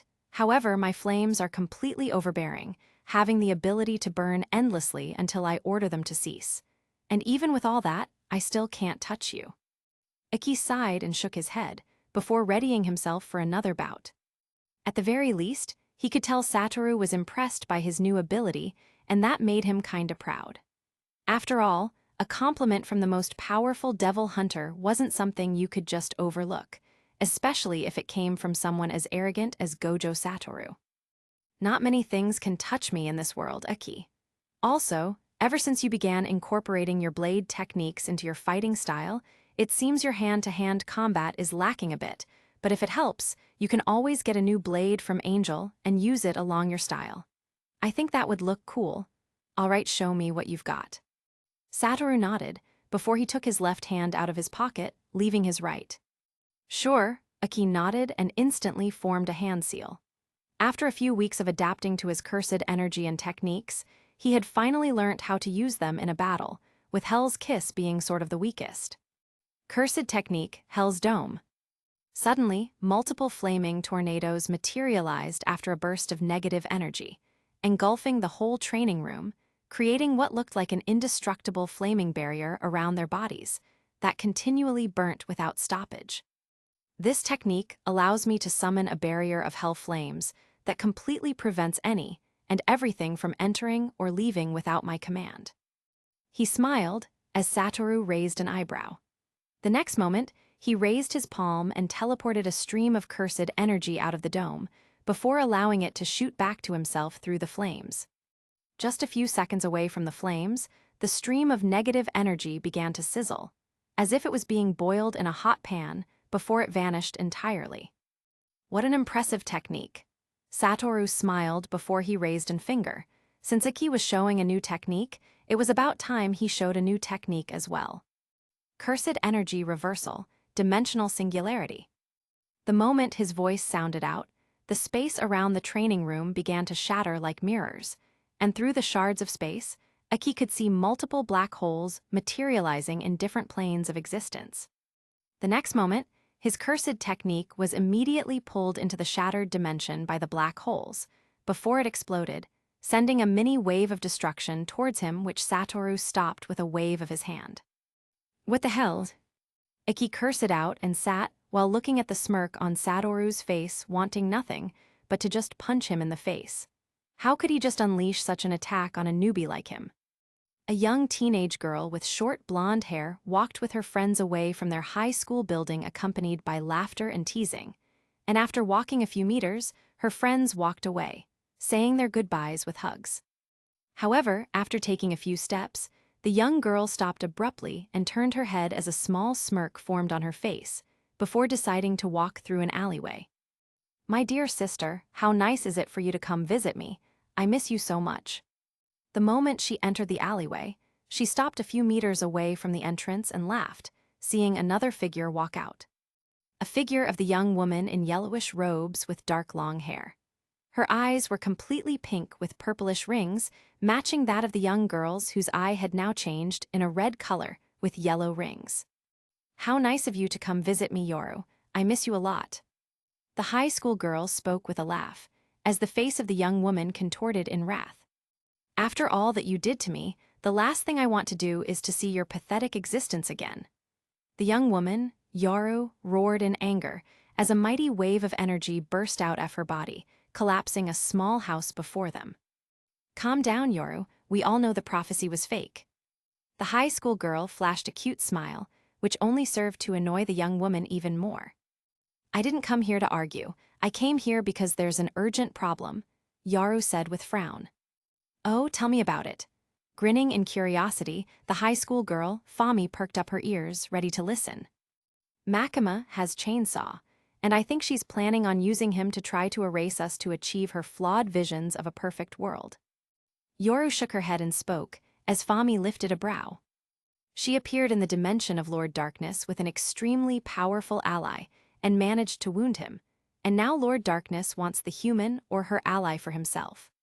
She explained further, as Fami nodded her head. "How can a simple human pique the interest of Lord Darkness?" Fami asked with a frown. He's extremely powerful, Fami, and his abilities are no joke. We'll need all the help we can get. Yaru spoke with seriousness. Have you tried reaching out to death? Fami asked.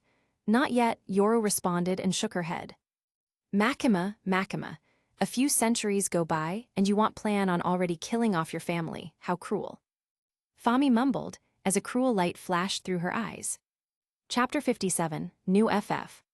Chapter 58, Dilemma of Two Lovers. Seated within her office, the pale auburn-haired young woman was lost in her own thoughts, swallowed into a world of her own. Meanwhile, one of the main thoughts that kept her lost was the image of the figure of the handsome silver-haired youth with his sparkling azure, eyes that shone like two sapphire stones. At first she thought it was because she wanted to get rid of him to achieve her goals. However, now she really thought about it, her utopia wouldn't really be perfect for her if he wasn't in it. After days and days of contemplation, she had only realized one thing, that she did not want to achieve her goals or live in the utopia without him. Sighing, she stood up and walked to the glass wall, looking down at the city below her. How was it possible to love a person so much that if the person did not exist, your world would be incomplete? That's right, after weeks, she had finally come to the conclusion that she had fallen for the silver-haired youth. And as someone who had never experienced love in any shape or form before, this prospect was extremely disturbing. On one hand, she didn't want to live without him, but on the other, she was a devil and he was a human. Was he ever going to be able to see her the way she sees him? That she had no idea of. Looking down, she saw a couple standing before an ice cream shop, eating from each other's spoons and exchanging kisses. Was it possible for her to experience such a peaceful and quiet life with him after all she had done and been through? Feeling her heart hurt at the prospect of this revelation, she walked to her desk and picked up her phone. Yashida, can you come to my office now? She spoke and ended the call swiftly before she sat on her chair and relaxed while staring at the ceiling.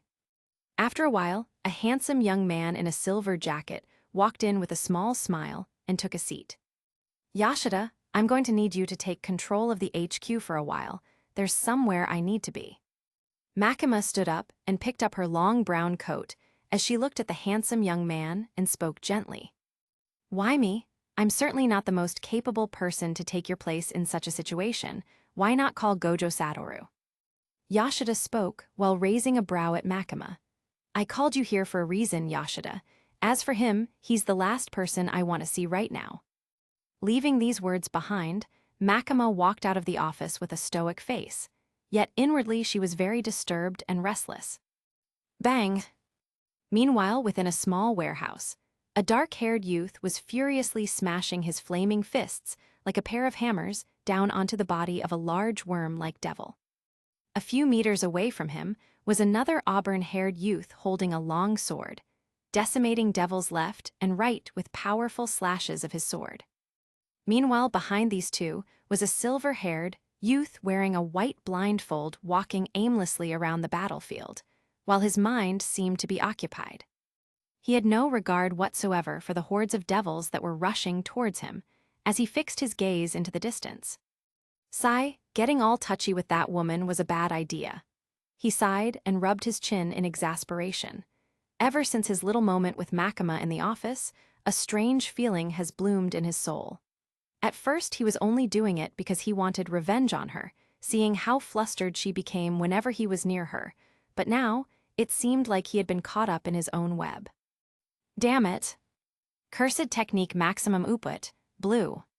Cursing out in exhaustion, he held out his fingers, as a blue energy orb materialized, pulling matter and energy into itself, including the devils that were rushing towards him, and annihilating them in a split second as the orb revolved and spun around his body, before it disappeared as swiftly as it appeared. Why do I feel this way? Do I perhaps like Makima? This was a bad idea. Damn it. He smashed his fist against a wall, shattering it like glass, before he walked to a rock and sat down taking deep sighs. He didn't know how to handle this emotions or feelings or whatever it was. In his previous life, he had never even tried falling in love, nor did he find anyone he found likable. He died a virgin, and in this new life, he was a virgin as well, something that didn't sit well with his current looks and reputation. Should he perhaps try talking to Makima? Maybe she felt the same way for him. Who knew? Love was the strangest thing on the planet. Then again, he couldn't forget, Makima was a devil just occupying a human body. Was she capable of love? That he didn't know of, but remembering her smooth skin and beautiful eyes that glared deep down into his soul, Satoru couldn't help but feel shivers down his spine. He couldn't deny that she was beautiful, but then again, what if she felt nothing for him? She had previously wanted to kill him in so many times. Could it be possible to fall in love with someone after harboring a deep hatred for the person? It was nigh impossible, so thinking about this, he found his answer. She probably feels nothing but hatred for me, and probably would even rejoice if I was to disappear. What was I thinking? Staying away from her should be the best course of action. Mumbling to himself, Satoru flashed a mocking grin before he straightened his shirt and launched himself into the horde of devils, killing devils left and right with a maniacal grin. The two lovers were currently in a dilemma, with one of them feeling unworthy to be loved by the other, while the other doubted if he truly held an important place in her heart, even though their time together had been short. Walking through a temple on a hill absent-mindedly, Makima stood at the edge of the temple, gazing down at the scenery below in wonder. To think we'd meet here at this time. Suddenly, a voice rang out from behind her, as she turned around abruptly with a frown, clearly disturbed about how the stranger had been able to come close to her without her even noticing. Who? Turning around, she saw a beautiful young woman, about 15 years of age, wearing a high school uniform, staring at her with a playful gaze. It's been a while, don't you think so too, sister? The young girl spoke out as Makima's pupils hardened. Chapter 59, Control versus Famine. It's been a while, don't you think so too, sis? Staring point-blank in the reddish sclera of the young woman covered in glowing yellow rings, Makima could only raise a brow as she stealthily gathered her energy in case of a possible altercation. Fami. Makima only blurted out her name with a nod, while the high school girl chuckled at her sister's reaction and took a seat on a rock nearby. Still as cold as always, Makima. Then again, what more can I expect from a sister who wants to completely eradicate all of her siblings for the purpose of achieving her dreams of a perfect utopia? Fami spoke as her unusual eyes peered into the distance. It's a man's world after all, Fami. For this world to achieve perfect peace, I'll need you lot out of the way. Makima let out a sigh and looked into the distance as well. I get it now, Makima. Fami suddenly turned towards Makima and smiled. Your desire to be recognized and accepted by everyone has finally pushed you onto the borders of homicide. How pitiful. She spat out in disgust and shook her head. No matter what you do for them, Makima, mankind is like a never-ending abyss. It will never be satisfied and would always want more. Don't be deceived. Fami spoke with a sigh. Unlike her other siblings, she was well aware of the reasons why Makima desired to eliminate their existence from the world. However, being the second oldest amongst all their siblings, she truly understood the real nature of mankind and wanted to at least change her mind on this pointless endeavor. You're wrong. After I eliminate you lot and every single devil from this world, I'll create the perfect utopia, and they'll love me dearly. Makima let out a crazed smile, while Fami only shook her head. The only reason why Makima desired love and acceptance was because it was something her siblings had not offered her in her early stages. But who could blame them? Living your whole life in the shadows while being branded as a curse on the very world you live in wasn't quite the ideal situation for family bonding. What about him? The moment Fami spoke, she could feel the surrounding temperature drop, as Makima's eyes turned cold in an instant. However, she swiftly recovered and turned around wanting to leave. I've heard quite a bit about him from other devils. He's quite the hotshot, you know. Fami spoke, seeing Makima walk away. Do you think he would agree with your homicidal intentions, Makima? Do you think he agrees with your dreams? The moment her words sounded out, Makima stopped abruptly, feeling Fami's words resound through her soul like the chiming of bells. Before, the only reason why she had wanted to pursue her dreams of the perfect utopia was because she wanted to be loved and accepted by mankind. Now, however, She only did it because she just wanted him to love her back. She figured that, by erasing the plagues of mankind from the world, he would be eternally grateful to and accept her, but would he? Would he agree with her vision? Back when they were bitter enemies, he had ridiculed her dream and called her delusional. Did he still hold his previous opinion of her, or had it changed? He's a human after all. He wouldn't necessarily reject her prospects of a utopia for mankind. Makima blurted out, as Fami's expression changed suddenly. You think he's gonna love you. You're just a devil. Besides, I don't think that arrogant smirk on his face is going to last for very long. Fami screamed, as immense negative energy burst out in an instant, accompanied by an unusual ability that sucked out all the life and vitality from every single plant and human within a kilometer's radius, turning what was once a holy and revered temple into a wasteland. Hearing her words, Makima's eyebrows furrowed as an intense, foreboding feeling appeared in her heart. You heard me right, Makima. Lord Darkness has ordered for his capture. That little escapade in his dimension had really intensified his interest in him. Don't blame me, Makima, he's too high profile for his own good. Seeing the murderous look in Makima's eyes, Fami blurted out, with a crazed look in her eyes. A devil falling in love with a human, how pitiful. But you know what, Makima, we're willing to give you a chance if you'll cripple him and hand him over. We're willing to forgive all past offenses and accept you as one of us once more. We'll give you all the love and attention you need, so what do you say? Seeing the unsettling look on Makima's face, Fami spoke with a large smile. However, Makima's actions the next second shocked her. Boom! The next moment, an extremely powerful wave of energy burst out of Makima's body, shattering the ground they stood on, even going as far as to even destroy the entire hill the temple stood on, creating an explosion unlike any other. After a few moments, Makima and Fami reappeared once more completely unharmed. However now, they stood on the surface of a lake, like goddesses, as they glared at each other with lunacy and intense killing intent. You shouldn't have mentioned this, Fami. Now you'll be the first amongst the three of you to fall at my hands. It's time I really let loose. Makima chuckled and brushed her hand through her hair.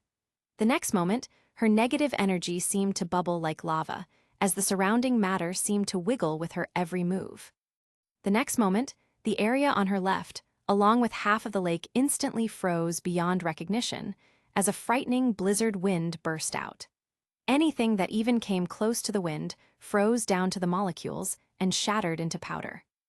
On her right, as extremely powerful cyclone of golden flames burst out, completely encapsulating the remaining half of the lake, the area around it, in a blazing domain with a flame almost as powerful as that of the sun. The next moment, one half of the lake froze immediately and turned into crystals, while the other part immediately turned into smoke and disappeared. On top of her head, a small halo materialized, and in the sky, an extremely powerful electromagnetic force formed, pushing and pulling molecules of the air and space. Heh, it seems you've grown far stronger than the last time I saw you, Makima. However, you shouldn't forget that no matter how powerful your ability to manipulate matter is, I'm still one step ahead always. Fami roared out, and the next moment, an extremely potent negative energy burst out, encapsulating a small village nearby, and draining the life force out of every single human and plant as the life force energy came crashing into her body, while she exclaimed in orgasmic joy. None of the humans in the village had any time to react to the phenomenon as they all dropped dead, without even knowing what killed them. The only thing that remained were empty husks of what once used to be able-bodied humans, as well as a destroyed landmark of a once thriving village.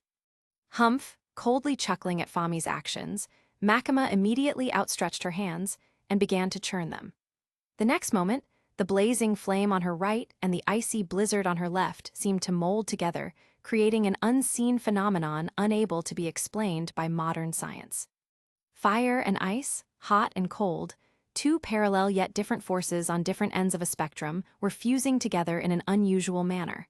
And the next moment, a wave of destruction spread out, as a planet-shaking black orb materialized, carrying with it the power to instantly destroy a large country in just one attempt. It's been a while since I saw this move. bring it on." Fami roared out and readied herself, waving her hands and summoning dozens of sky-high cyclones formed from life force energy around her. "I was only able to perfect this move by watching him in action. You should be grateful that you're the first to bear the brunt of it." Makima chuckled, as the handsome face of a silver-haired youth summoning a large purple orb of destruction flashed in her mind. The next second, she summoned the electromagnetic force from the skies, using its pushing force as a lever to launch the orb of annihilation orb towards Fami at speeds that nearly broke the sound barrier. Boom! Chapter 60, 2 verses 1. Boom! A massive explosion set off, covering about a 15 km radius worth of land. Everything that was touched by the shockwaves was completely eliminated down to the atoms, leaving nothing behind. The dust settled only to reveal Makima standing tall with Fami a little disheveled, as blood leaked from the corner of her lips. The land around and beyond her, however, had been utterly destroyed, unfit for human settlement, and had forever been marked by an otherworldly power that surpassed understanding. "It seems I underestimated you, Makima. However, this battle is just getting started." Fami roared as immense amounts of life force energy burst out of her body, drowning the area behind her body in a sea of energy which churned uncontrollably. Seeing the immense amounts of pure life force energy that churned behind Fami, Makima couldn't help but frown, as a sense of foreboding filled her heart once more, as if she had just come into contact with her nemesis, something that rarely happened until she came into contact with a particular and peculiar type of energy. "Heh, scared now, Makima? After eons and eons of practice, I've finally achieved a breakthrough, learning how to siphon positive energy as life force from mankind's very soul. With this energy at my disposal, not even you can escape your fate." Fami roared out, as the positive energy coalesced into dozens of 100-feet large lances which hovered above her. "Tusk, after eons you were only able to learn how to siphon it from humans? How pitiful. In just a few months of practice, he could completely transform negative energy into positive energy. Compared to him, you're nothing." Makima roared out with a crazed laugh, and with a wave of her hand, a ginormous bolt of lightning crashed from the sky, before it mingled with the golden flames and ice from earlier, transforming into a large 3-elemental cyclone that began to spin at breakneck speed. "Go!" Fami clenched her teeth in fury and pressed her palm forward, as the 1,100-feet-long lance later blasted forward, ripping through the sonic barrier in an instant. Makima waved her hand elegantly, as the cyclone blasted forward at breakneck speed. The two monstrous attacks were only a hairbreadth away from each other, about to unleash a world-shaking destructive force upon collision when something extraordinary occurred which made even Makima exclaim in shock. "What?" Her eyes widened in that split second, as she saw her cyclone attack get completely absorbed by Fami with a simple wave of her hand. And the next second, a new cyclone that was several times bigger than what she unleashed previously. Not only that, the cyclone now consisted of a new element was previously not included: life force energy. "Did you forget my original ability? Makima, not only can I absorb negative energy from any attack, I can also redirect the attack, superimposing the destructive power by 2 times the original." Fami laughed hysterically, as Makima's frown deepened in that moment. Raising both of her hands towards the incoming world-shaking attacks, she instantly closed her eyes, and when she reopened them, an electromagnetic force burst out of her body immediately and clashed with the attack, sending out a shockwave that ripped through layers of space. Makima herself was hurled away by the immense shockwaves while spitting out blood, as Fami was only pushed back a few meters. Recovering in a few moments, Makima wiped away the blood from her nose and mouth, as she propped herself up with her arms, revealing a disheveled figure which walked towards Fami, who stood with a proud smirk. "It's not over." Makima raised both of her arms, wanting to unleash an attack. However, in the next second, she instantly sidestepped to the side, narrowly dodging a large blade that shot towards her from out of nowhere. "Haha, to think we'd get to see you so soon, Makima. You know, I was already planning on killing you myself before I learnt of your insidious plan to eliminate us. It only makes me want to kill you even more." A figure appeared out of the shadows like a grim reaper, wearing a sadistic smile on her face. "I missed you too, Yoru." Makima chuckled and furrowed her brows, seeing the team of both Yoru and Fami standing side by side, ready to take her down. "I already gave you a chance, Makima. How foolish of you not to accept it. You could have returned with us, to be your own god, but you've chosen to continue this mundane existence. You're no longer one of us, goodbye." Fami spoke in an ominous tone with a slow voice. The next moment, her eyes flashed murderously as she stretched out her palm and whispered, "Seal of darkness." Immediately, an extremely eerie dark energy burst out of her body, shrouding the land in a thick curtain of darkness. The next second, the darkness began to coalesce into the shape of a massive round coin, which hovered in the sky above Fami, shattering space around it. Chuckling, Yoru immediately raised her hand, and in the next moment, a huge amount of red viscous liquid burst out of the ground, carrying with a disgusted smell that wafted all across the battlefield. This was the blood of human beings who had died since the beginning of time in that particular field, condensed together into a mighty attack. The liquid immediately coalesced into a massive orb, the size of the dark seal above Fami's head.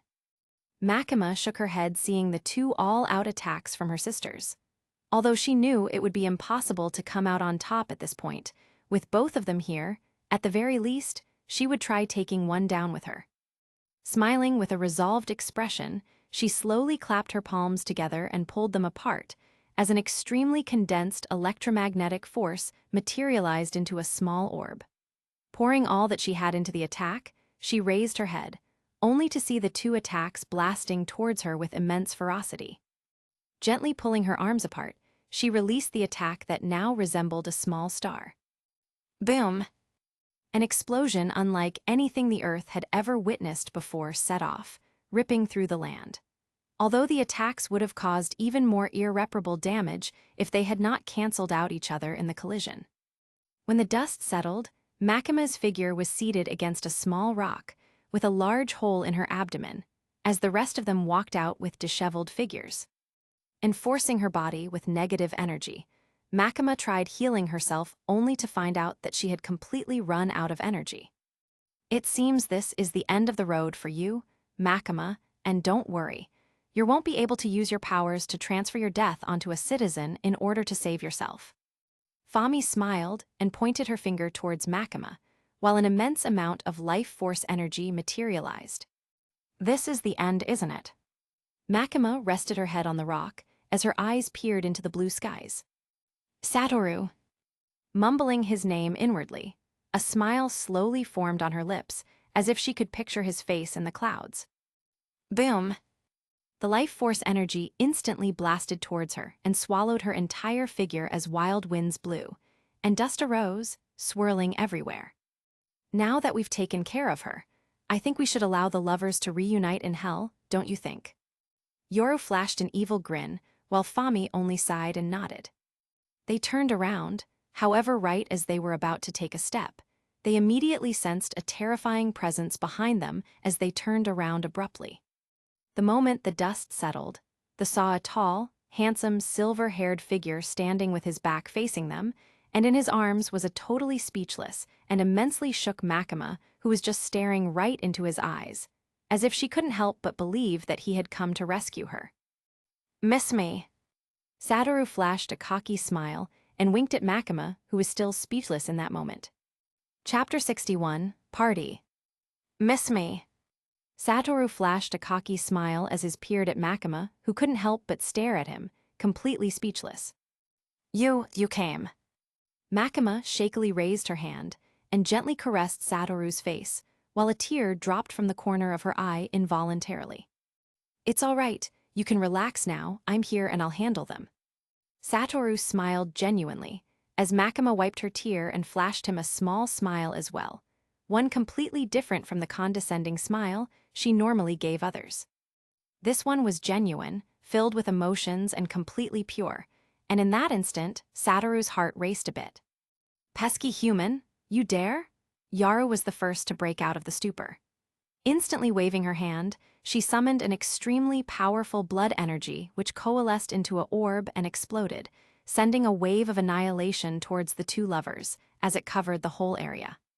Without taking his eyes of Makima, Satoru's eye glinted, and the next moment, space shattered, as Makima felt their bodies getting pulled into another plane or dimension. Their bodies were encompassed in multiple layers of space, and although the devastating attack had swallowed the entire vicinity, they were completely untouched. "I'll be right back after taking care of them, stay here." Satoru smiled and rubbed Makima's hair, as he conjured a small chair out of negative energy and helped her sit before walking out of the shards of shattered space into the real world. "You're still alive." Yoru was dumbfounded, and even Fami, who was the most experienced after death, couldn't help but furrow her brows. "You'll need to try harder if you want to touch me." Satoru let out a chuckle, seeing their dumbfounded expression. "You pesky little human, you think you're untouchable. You talk too much." Yoru roared out, but before she could finish her statement, Satoru immediately shut her up, before he waved his hand, as space shattered in an instant.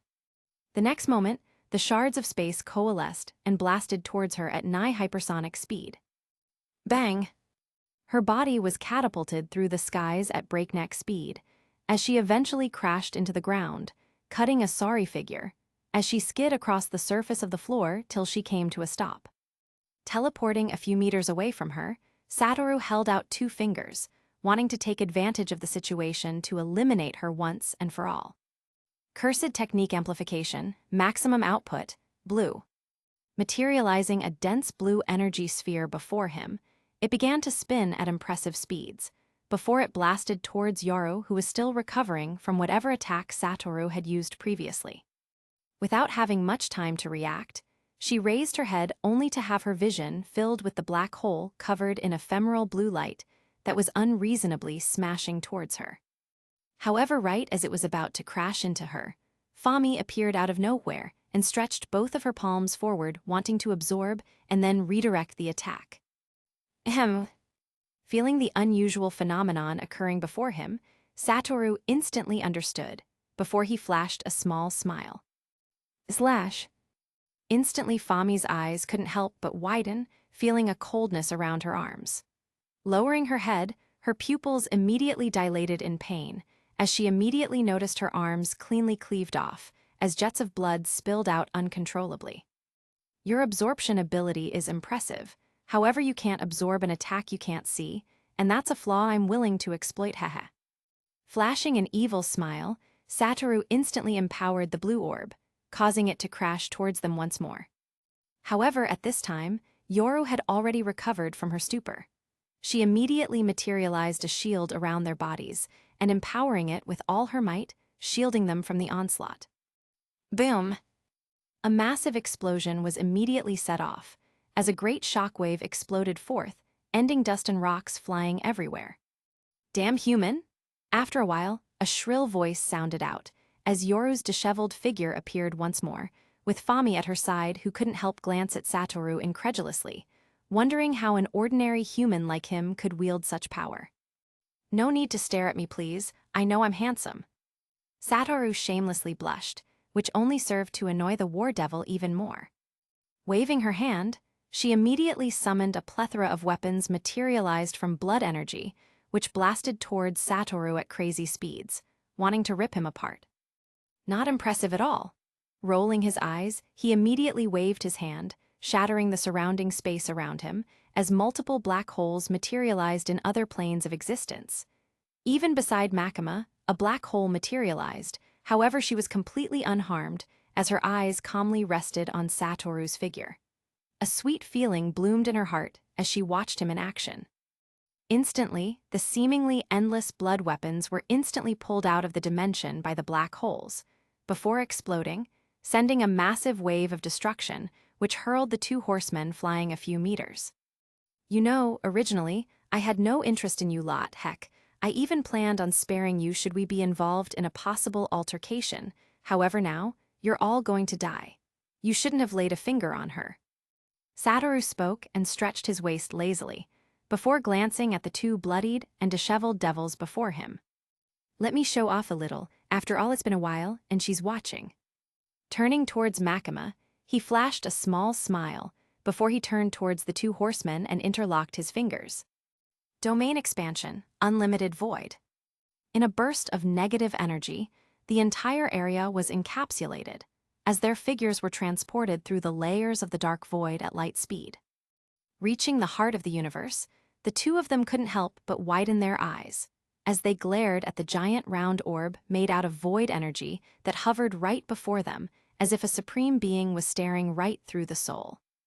And in the next moment, their brains literally shut down, after an influx of infinite information. The sure hit effect of unlimited void was so broken that even the four horsemen couldn't withstand its effect after just a few seconds. Smiling, Satoru held out his fingers, wanting to completely eliminate them, when he sensed an incoming threat. He immediately withdrew into the layers of the shattered space around him, into another plane, and right then and there, a tendril of immensely powerful dark energy smashed into the domain, ripping it apart as it grabbed onto the unconscious figures of the horsemen and retreated. Oi, darkness devil, it's rude to crash someone's party, don't you think? Right as the tendril was about to disappear into the shadows, Satoru emerged from the layers of space as he held out two fingers.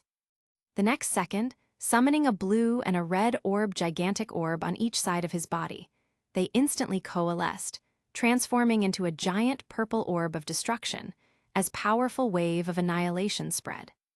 Why don't you stay for a while? There's plenty of cake to go around. Boom!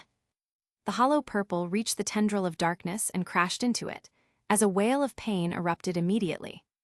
Insolent human, prepare yourself for the day that I descend into the human world to claim the trillions of life forms in it for myself. On that day, I'll make sure you and your cohorts die in the most gruesome way ever. Leaving the following words, the near-destroyed tentacle of darkness slowly retreated as Satoru let out a chuckle. Hehe, so you can talk after all. I thought you were mute. Anyway, I would stay in my little hideout if were you, because if you descend into my world, I'll make sure you never go back. Satoru laughed as he watched the retreating tentacle slowly vanished into the shadows. Shaking his head, he walked towards a specific direction before allowing himself to freely enter the layers of space. You okay? Seeing the unsettling look on Makima's face, Satoru asked and crouched in front of her. Are you confident we can take them if they're ever to descend? Won't it be a slaughter? Makima asked in a little panic. Hey, do you trust me? Satoru placed his palm on her cheek and spoke with small smile. Looking into those confident eyes, Makima nodded gently before lowering her head with a bashful face. Then just leave everything to me. I don't make empty promises. I'll take care of everything, Rubbing her head gently, he grabbed onto her waist and carried her into his arms, before he teleported away with a smile. Chapter 62, Preparations for War. Devil Hunters HQ. Standing on a podium in front of about 200 devil hunters within a small conference room, the pale auburn-haired head of the Public Safety Division, Makima couldn't help but heave a heavy sigh, feeling a deep sense of foreboding in her heart.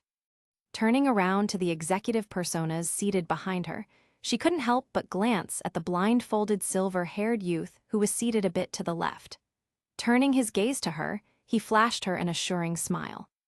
Taking a deep breath, she tapped on the microphone, which let out a whirring sound, compelling a deafening silence from the crowd. I called for this meeting to raise a bit of concern towards the upcoming future of mankind. The moment her words sounded out, everyone's attention was immediately drawn to her as she continued. Being at the forefront and the first line of defense of humanity against devils, I've deemed it my responsibility to let you all know what I believe is going to happen very soon. A final and decisive battle against a devil army, led by an extremely powerful devil with near-god-like abilities, will happen soon. As for when, I can't tell, but I urge you to stay on your toes and train as if your life depended on it, because it does. If we lose the final battle, mankind will be done for, and the devils would rule the earth. She spoke ominously, as almost every devil hunter felt a strange sensation of fear and palpitations in their hearts. Seated on the executive side, Satoru couldn't help but lower his head and clench his fist. He could feel the inner gazes of all the devil hunters on him, and the crushing weight of their hopes on his shoulders. However, he smiled and released his fist. He would not let them not. He would not let himself down either. He had made several promises, some of which include keeping the legacy of the honored one, and the fact that he wasn't going to let the darkness devil return if it ever came to Earth. He had also promised Makima that he was going to solve everything, and he was going to, even if it meant his permanent demise. Like he always said, keeping his reputation was the most important thing, and in the battle he was going to cement his reputation as the strongest. This was his conviction. After everything was over, the main group or the spearheads of the Devil Hunter army met to discuss strategies and plans for the upcoming battles in the executive office. Makima was seated in the main seat, with Satoru and Kishibe by her side, along with Iki, Yashida, Denji, Power, Hyemno, Quanxi, and Rize. Ms. Makima, with all due respect, I don't think this is a battle we can win. Our very abilities come from the devils themselves, so how do we hope to defeat them if we depend on their very abilities? Yashida voiced out a concern, as Kishibe and Hyemno perked up their ears. He wasn't wrong. The power system of the Devil Hunter organization itself was like a trap in and of itself. Without completely manifesting abilities of their own, mankind could never hope to rid themselves of the filth that plagued their world, which was the devils. Actually, it isn't impossible for mankind to develop abilities of their own. In fact, it is extremely possible and can be done. I think I'll let Iki explain it to you, as he's a living testimony of this fact. Satoru chipped in, as Iki raised his head and nodded. Flipping his palm, a tongue of reddish-black instantly lit up, lightening up the room while increasing the surrounding temperature. Power and Rize, who were fiends, instantly felt the searing heat, while the humans present like Denji and Hyemno only felt a slight discomfort. How the hell are you doing that, man? Are you contracted with the flame devil or something? Feeling the discomfort increase, Denji blurted out in annoyance. About 2 months ago, during a fight with an extremely powerful devil, I embraced the darkness within me and gained access to the negative energy stored within my soul, along with a W technique that was engraved onto my soul called the Infernal Wrath, a technique that allows me to manipulate hell flames. Iki spoke, as the flame within his palm began to twist itself into long chain. What? No way! Denji and Yashida blurted out almost simultaneously as Kishibe looked on incredulously. You mean you're doing all of that without siphoning energy off in Devil? How is it even possible?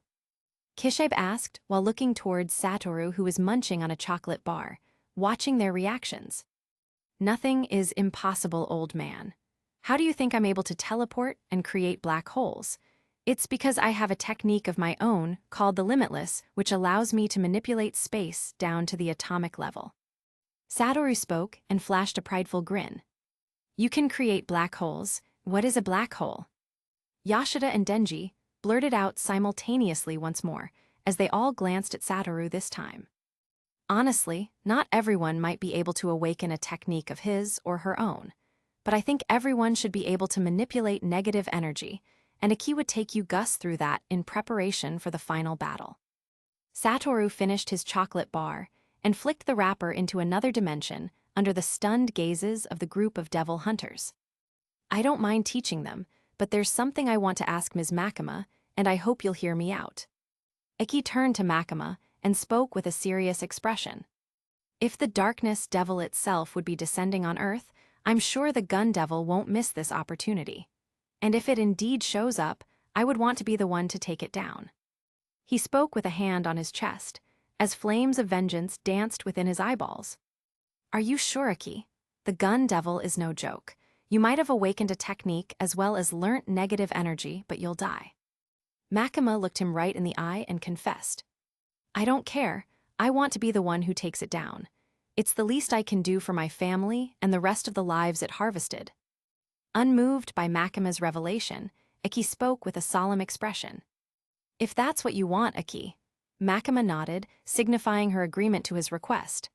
Something just came to mind actually. At the forefront of the devil team, there's the darkness devil, gun devil, and 3 other horsemen. And if Iki takes on the gun devil, that would leave the darkness devil and 3 horsemen. Satoru spoke and looked at Makima solemnly. It's all right, I'll be able to handle them. At the very least, I might be able to take 2 of them down with me if I'm willing to pay the ultimate price. She smiled towards him and said, How could I let you face them on your own? I'm a gentleman, you know, and I have a reputation to keep. Don't worry, you can handle the one who can absorb energy. I'll take the other 2, as well as the darkness devil. I have some cards up my sleeve after all. Satoru replied as Makima shook her head. All right, the meeting is adjourned. Makima sighed and walked to her window, as the others walked out with the exception of Satoru. You seem worried. Walking towards her, he stood a few meters away and asked concernedly. Our probability of winning this is extremely low. What if the darkness devil decides to get help from its fellow primal devils? At that point, the whole world would be done for. Makima rubbed her forehead and sighed heavily. It's all right. Don't forget the promise I made to you, Please, I plan on keeping it. And like I said, just leave it all to me. Everything's going to be all right. He hugged her gently from behind and whispered in her ear as she turned around and embraced him, burying her face in his chest like a little shy girl. Flashing a small smile full of resolve, Satoru patted her head slowly as both of them stood in the office, bathed in the warm glow of the sunset. Chapter 63, Preparations for War II. Tokyo, Japan. Devil Hunters HQ. Seated within her office, an exasperated expression hung in the face of the pale, auburn-haired young woman, as she felt the sense of trepidation grow even stronger. With an anxious expression on her face, she reclined in her seat and heaved a sigh. However, after a few moments, a small smile uncontrollably formed on her face, as she pictured how perfect her life together with her loved one would be in the utopia if they managed to win against the devils. However, after a while, the smile morphed into a frown, as she sighed once more and buried her face in her arms. The normally headstrong and emotionless Makima was gone, replaced by an anxious woman who was scared of what would become of her loved one, seeing as how he was in the forefront of the war against the devils. She could see all the gazes of the young devil hunters on him, as if they were casting all of their burdens and the weight of their hopes onto him. Although he still managed to keep that confident smile on his face, she could tell he was worried in a way. After all, who wouldn't be worried if he or she was carrying the hope of the world on his or her shoulders? No matter how powerful he was, there was at least an element of doubt and worry at the back of his thoughts, because if he failed to deliver or falls in battle, the world was done for. Just as she was in deep thought, a stealthy figure slowly crept up from behind her and poked her on the cheek as she instantly turned around with a furious expression. However, after seeing who it was, her heart regained its calmness before she let out a breath. I thought you'd be resting by now, you know. I intentionally excused you of all duties so you could rest and prepare for the battle. Looking right at his handsome face, she flashed a small smile. I was resting, but then I decided to come see you. The newcomer, the silver-haired youth and the strongest devil hunter smiled and spoke. Besides, I get that the war is coming and all that, but you should relax a bit. I brought ice cream. He placed an ice cream box in his hand and pulled her by the hand to her feet before he embraced her beautiful figure with a smile. Fine, if you say so. Makima buried her face in his chest and mumbled undertone. I can just imagine how beautiful the world would become if we win the war. A perfect utopia where we can be together forever. After cuddling for a few minutes, they sat to enjoy the ice cream together, as Makima suddenly uttered, while looking through the glass wall. Actually, about that, I just found out something recently. Satoru chipped in instantly as he wiped his lips with a small napkin. You know, devils are formed from the fear of the concept that they embody. Meaning, if a devil is to be killed, the concept would still remain. Even if the devil is killed permanently, the concept does not disappear. Meaning that even if we manage to win the war and eradicate all devils, the probability that in about another century or 2 devils would once more respawn is extremely high. He spoke and looked at Makima, who had a raised brow. What I'm trying to say is, even if you manage to kill the death devil, famine devil, and war devil, the concepts of death, war, and famine would still remain because the devils are not the concepts itself. rather they're just a materialization of the fear of the concepts. Satoru cleared his throat and explained even further as Makima's frown deepened. She understood what Satoru was trying to say. It was just that she found it hard to believe that her life-long goal was actually an impossible one. The perfect utopia would never exist for creatures as diverse and uncontrolled as mankind. Cause fear develops from the souls of humankind, and as long as there is fear, the threat of devils still remains. He spoke and sighed. Sighing, Makima moved close to him and embraced his figure as a tear dropped from her eye. In her desperation for attention and love, she had almost eradicated all of her siblings from the face of the world. And now, not only had they become irreparable enemies, they were planning on banding together to seize control of the earth from humankind. Darkness Devil Dimension. The dark dimension belonging to the Lord of Darkness was unusually gloomy, and the eerie silence that reverberated was enough to break even the sturdiest souls. Meanwhile, 3 figures sat at a small table with distraught expressions on their faces. The first 2 were familiar figures being Fami and Yoru, while the third was another young woman with night black hair and unusually black sclera with white rings circling within it. I still can't believe you 2 were bested by an ordinary human, and Lord Darkness had to come save you. She laughed in ridicule, seeing the distraught expressions on the face of her sisters. She was the Death Devil, the oldest among the 4 horsemen and arguably the most powerful. You don't need to rub it in our face, sister. It's just that particular human was unusually powerful, and not just that, his ability to manipulate space doesn't seem to come from any devil. Yoru chipped with her distraught expression, as Death laughed even further. He can even create black holes. He's not a normal human at all. Fami spoke while rubbing her forehead in exhaustion. I never thought Makima would team up with a human to try to eradicate us. I still can't believe it. Death pursed her lips and shook her head. Maybe things being like this were probably for the best. Lord Darkness has gone to meet with the other lords in order to fully plan his descent on Earth. We need to be ready to back him up when it's time. Yoru summon every archdevil and hold a meeting with them. Time is running out. After saying her piece, she vanished, leaving behind her siblings. Chapter 64, So It Begins. Shibuya, Tokyo, Japan. 4:15 p.m. The beautiful sunset radiated rays of goodness, casting a beautiful scene over the horizon as the huge ball of flames sat majestically within the sky, viewing the earth like a god. The streets of Shibuya were relatively peaceful. The honking horns of cars stuck in traffic and the waking pedestrians who were heading home after a long day's work was the usual in such a city. Out of nowhere, a black portal materialized in the middle of the road, as 3 figures dressed in black robes walked out with solemn expressions. Sai, after clearing out the obstacles, will create a perfect utopia for all devils.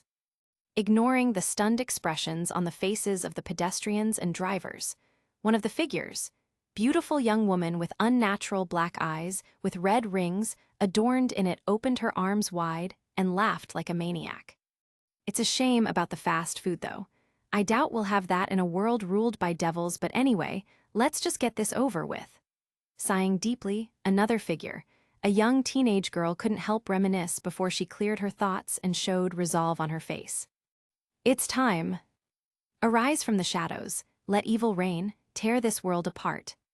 The figure on her left, who was another young woman with brown eyes and rings within them, laughed wickedly, before she stretched out her arms and shouted in voice that resounded across the city. BOMMs. Just the sound waves from her voice was enough to level multiple skyscrapers at once, as she laughed hysterically, watching humans run for their lives. The next moment, as if the doors to the hell itself had been split open, the ground instantly cracked, spilling lava, as hordes upon hordes of devilish creatures emerged from under the earth, spreading carnage wherever they passed. Hearing the scream of the woman, other devils who were hidden in the shadows began emerging one after the other. Some emerging from under the seas as huge, grotesque creatures, some from within people's homes, and so on. It was as if the very end of the world was occurring at that very moment, and evil itself had been unleashed. Walking out of the shadows with murderous expressions on their faces, multiple figures moved and bowed towards the three women who stood at the epicenter of it all. "Masters, we have been waiting for this day for so long." The devil in lead, a human-snake hybrid, bowed enthusiastically as his venomous eyes trailed over the figures of the women. "It's about time you arch-devils showed up. Let the world know destruction." Yoru, the figure who had spearheaded the destruction, laughed and patted his shoulder, and instantly, the snake man laughed together with his followers. The next moment, his figure transformed into a hideous, yet rather ginormous snake, which instantly hurled itself into groups of civilians and began devouring with a sadistic smile, as blood splashed everywhere. Seeing the humans running for their lives, the unending hordes of devils seemed to be spurred on, as they devoured and killed with no mercy. Elders, children, men, women, babies, none was spared from the onslaught. Bodies were ripping apart, blood spurted all over, buildings were reduced to dust. In just a matter of a few minutes, the sky was dyed red with blood, and the proud city of Shibuya had been reduced to ruins, unfit to support human life. Just as everyone thought the worst has already come, multiple sonic booms resounded in the distance, as a huge yet blurry figure covered in blood came blasting towards the city at hypersonic speed, reducing to dust everything that it came into contact with. After appearing on the zone, the figure revealed itself to be a towering demonic figure, with a body that seemed to be made of metal and arms that was made out of huge guns. Its lower body was made out of strips of seemingly infinite bullets, and with a roar, its body blasted towards the escaping humans, harvesting lives like the Grim Reaper without a shred of mercy. After nearly finishing off every single life in Shibuya, the nigh-infinite devil horde began to move towards the inner cities, Shinjuku. There, they began another onslaught, ripping apart bodies and buildings like they were made of paper. This wasn't the end for the attackers. Like Yoru had said, it was time to eradicate mankind, and they were going to do so by eradicating one city after the other. The nigh-infinite horde of devils, which seemed to continually rise out of the cracks in the ground, was already bad enough. And adding the archdevils and the gun devil that was utterly killing humans, as if it was playing with toys, was overkill for the defenseless humans. Isn't it glorious? Finally, a world without humans. How beautiful! Standing on an abnormally large devil, Yoru stood before her sisters, while watching the damage with an almost orgasmic laugh as 2 drops of tears dripped down her eyes. After eons, her dream of eradicating humanity had now become a possibility. No, it was an action. "Let me give you a gift, my dear sister." Patting Yoru's head, Death took a step forward and levitated slowly as a massive negative energy burst out of her body. The next moment, she waved her hand, as silence reigned for a moment.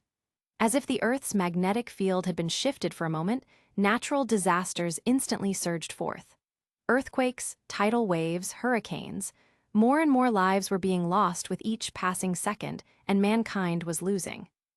Where were the heroes who promised a better future, or the soldiers who would give their lives to protect the innocent?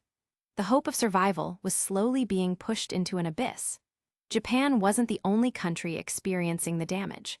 Although about 90% of the devil horde was located there, the natural disasters, as well as the remaining devil population, wreaked havoc onto the rest of the world.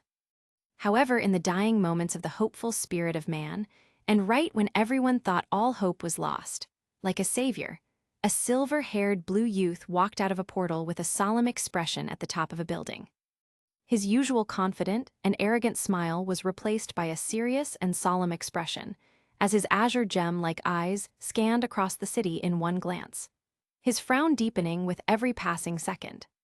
He was dressed in a completely different manner than normal, a pair of white baggy pants, an inner tight black shirt, and a white robe that covered his upper body and half on his lower body. Behind him, the portal widened as several figures walked out. In their lead was a pale, auburn-haired young woman who was dressed in all black robes, similar to those worn by Yoru and her sisters. All those people, mothers, children. A young woman with short black hair sighed as a tear dropped from her cheeks, seeing the level of destruction. "It's all right, Haimno, we'll get revenge for them." A youth who was dressed in a standard black haori with a katana sheathed to his waist like a samurai patted the young woman's shoulder reassuringly. A middle-aged man who was dressed in an all-black suit and a black overcoat walked to the silver-haired youth in the lead and patted him on the shoulder. "Thank you, Satoru. Without you, none of us would be here at all." The man spoke with a sigh and took out a cigarette pack from his pocket, took one out and began smoking. "Kisheb's right, thank you, Satoru." Beside him, another handsome young man, Yoshida, dressed in a silver haori, bowed lightly. "Oi, oi, it may seem like it, but it's not the end of the world yet. Save your thanks for later. Some strawberry cake would be a nice thank you gesture after this battle."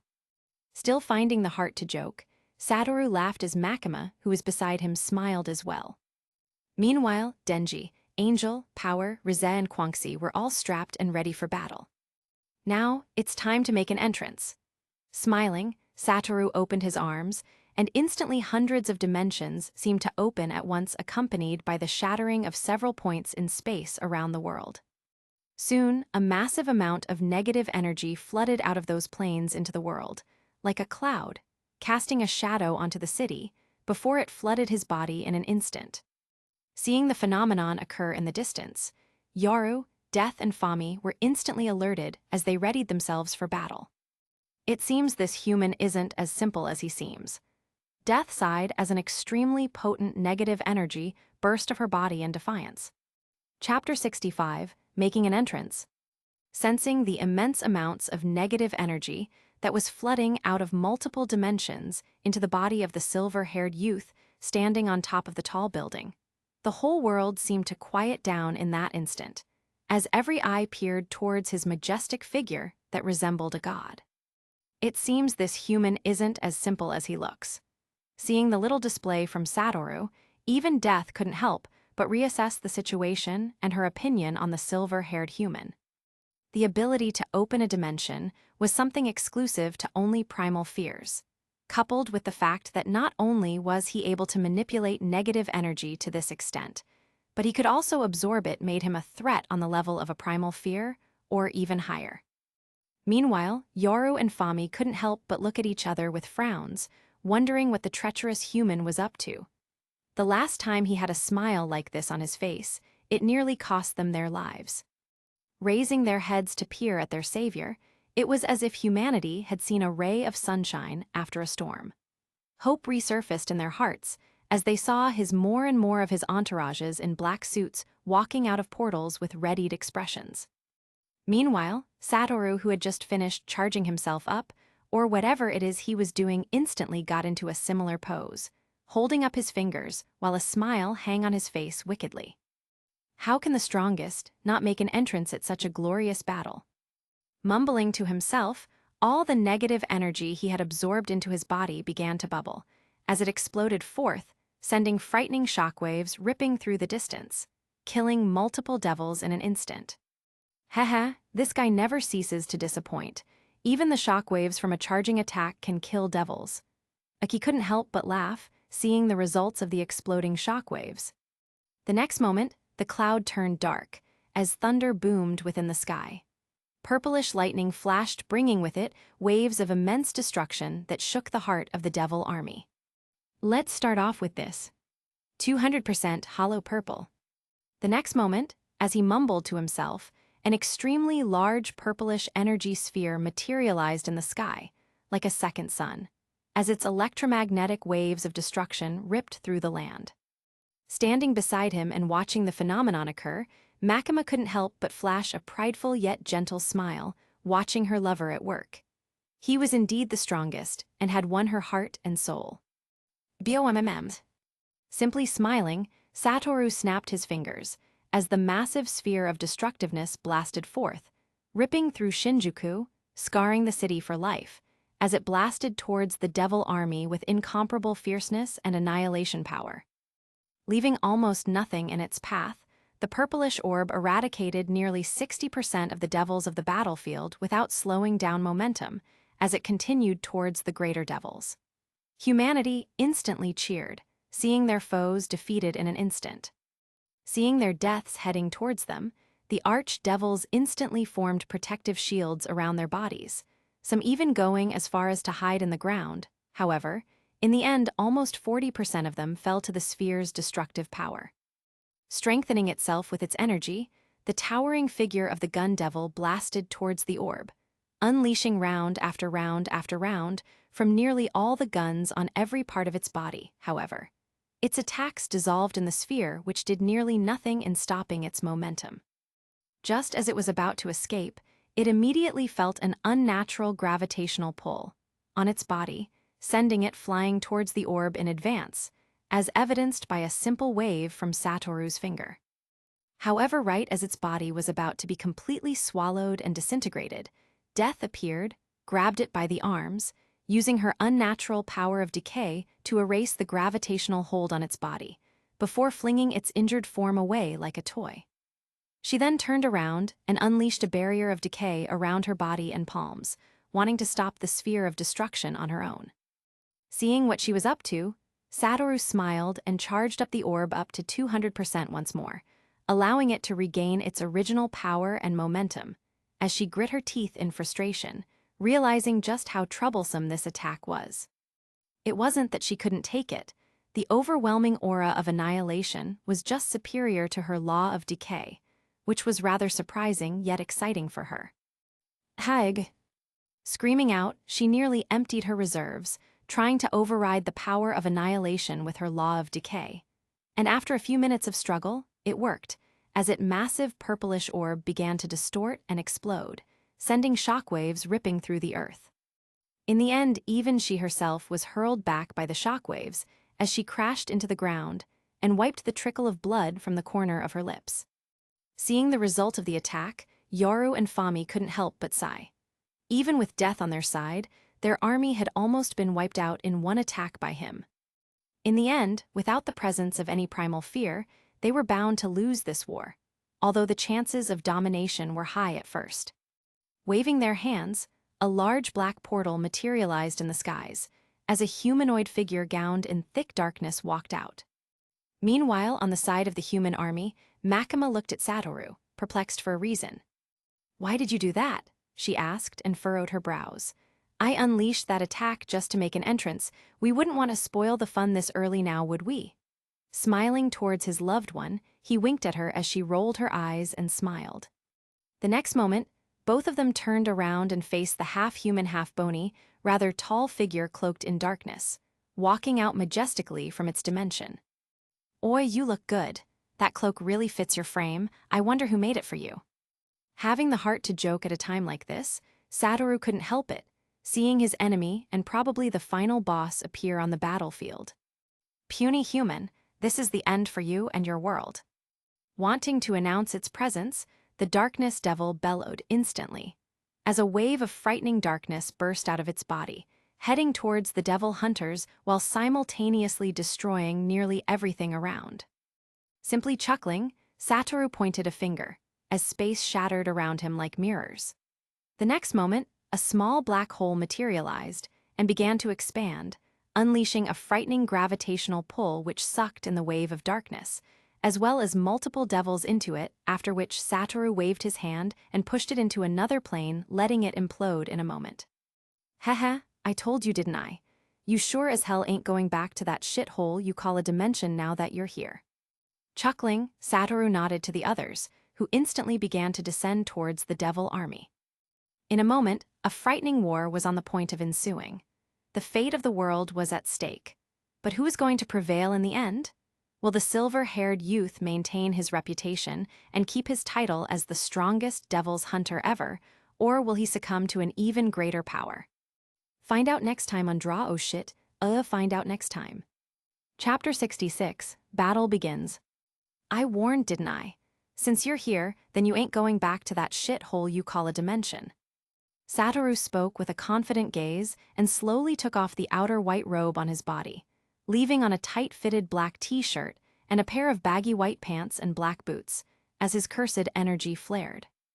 "I guess it's time to show off." Aki and Denji spoke simultaneously as both of them transformed in an instant. While Denji transformed into a rather new form, the complete Chainsaw Man form, Aki's hell flames blazed around his body as he slowly unsheathed the katana on his waist. Standing side to side, Denji's resembled a demon lord, while Aki bore resemblance to a flame god ready to burn down the gates of hell. Materializing a pair of flaming wings on his back, Aki smiled as his body blasted into the sky before descending like an angel towards the hordes of devils that were currently rushing towards him. Meanwhile, Denji wasn't idle either. He bent his knees slightly and hurled himself into the skies before descending with overhead slashes of his chainsaw, killing and ripping through bodies of devils as blood rained, spilling all over. Smiling and nodding to each other, Kishibe and Yashida stepped forward next, with Kishibe taking off his long overcoat, revealing the black shirt and pants as he unsheathed a katana by his waist. His eyes glowed with a reddish light as a powerful negative energy burst out of his body in the next moment. Compared to other devil hunters who awoke only a single cursed technique, Kishibe awoke 2 innate cursed techniques. The first of which allowed him to directly see the weak points on anything, as evidenced by his now unique shaped reddish eyes. Not just that, his second ability allowed him to directly cut through those weak points, causing irreversible damage or wounds through which he can drain negative energy of life force from. The wounds caused by his smashed were nearly unable to be healed unless he willed it. What actually made his technique so frightening was that not only could he cut through flesh and blood, he could cut through attacks and even the soul if he wished to. Meanwhile, Yashida's cursed technique was actually pretty simple: shadow manipulation. Not only could he manipulate the surrounding shadows to his discretion, he could summon powerful beings from the shadow realm or limbo if he was willing to pay a price. Gently waving his hand, his silver jacket fluttered as a large black wolf materialized beside him.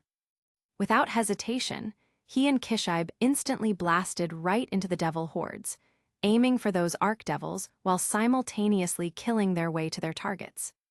Meanwhile, Power Hyemno, Rize, Quanxi and Angel stepped out next. Summoning dozens of weapons by his side, Angel's wings fluttered as he took off instantly.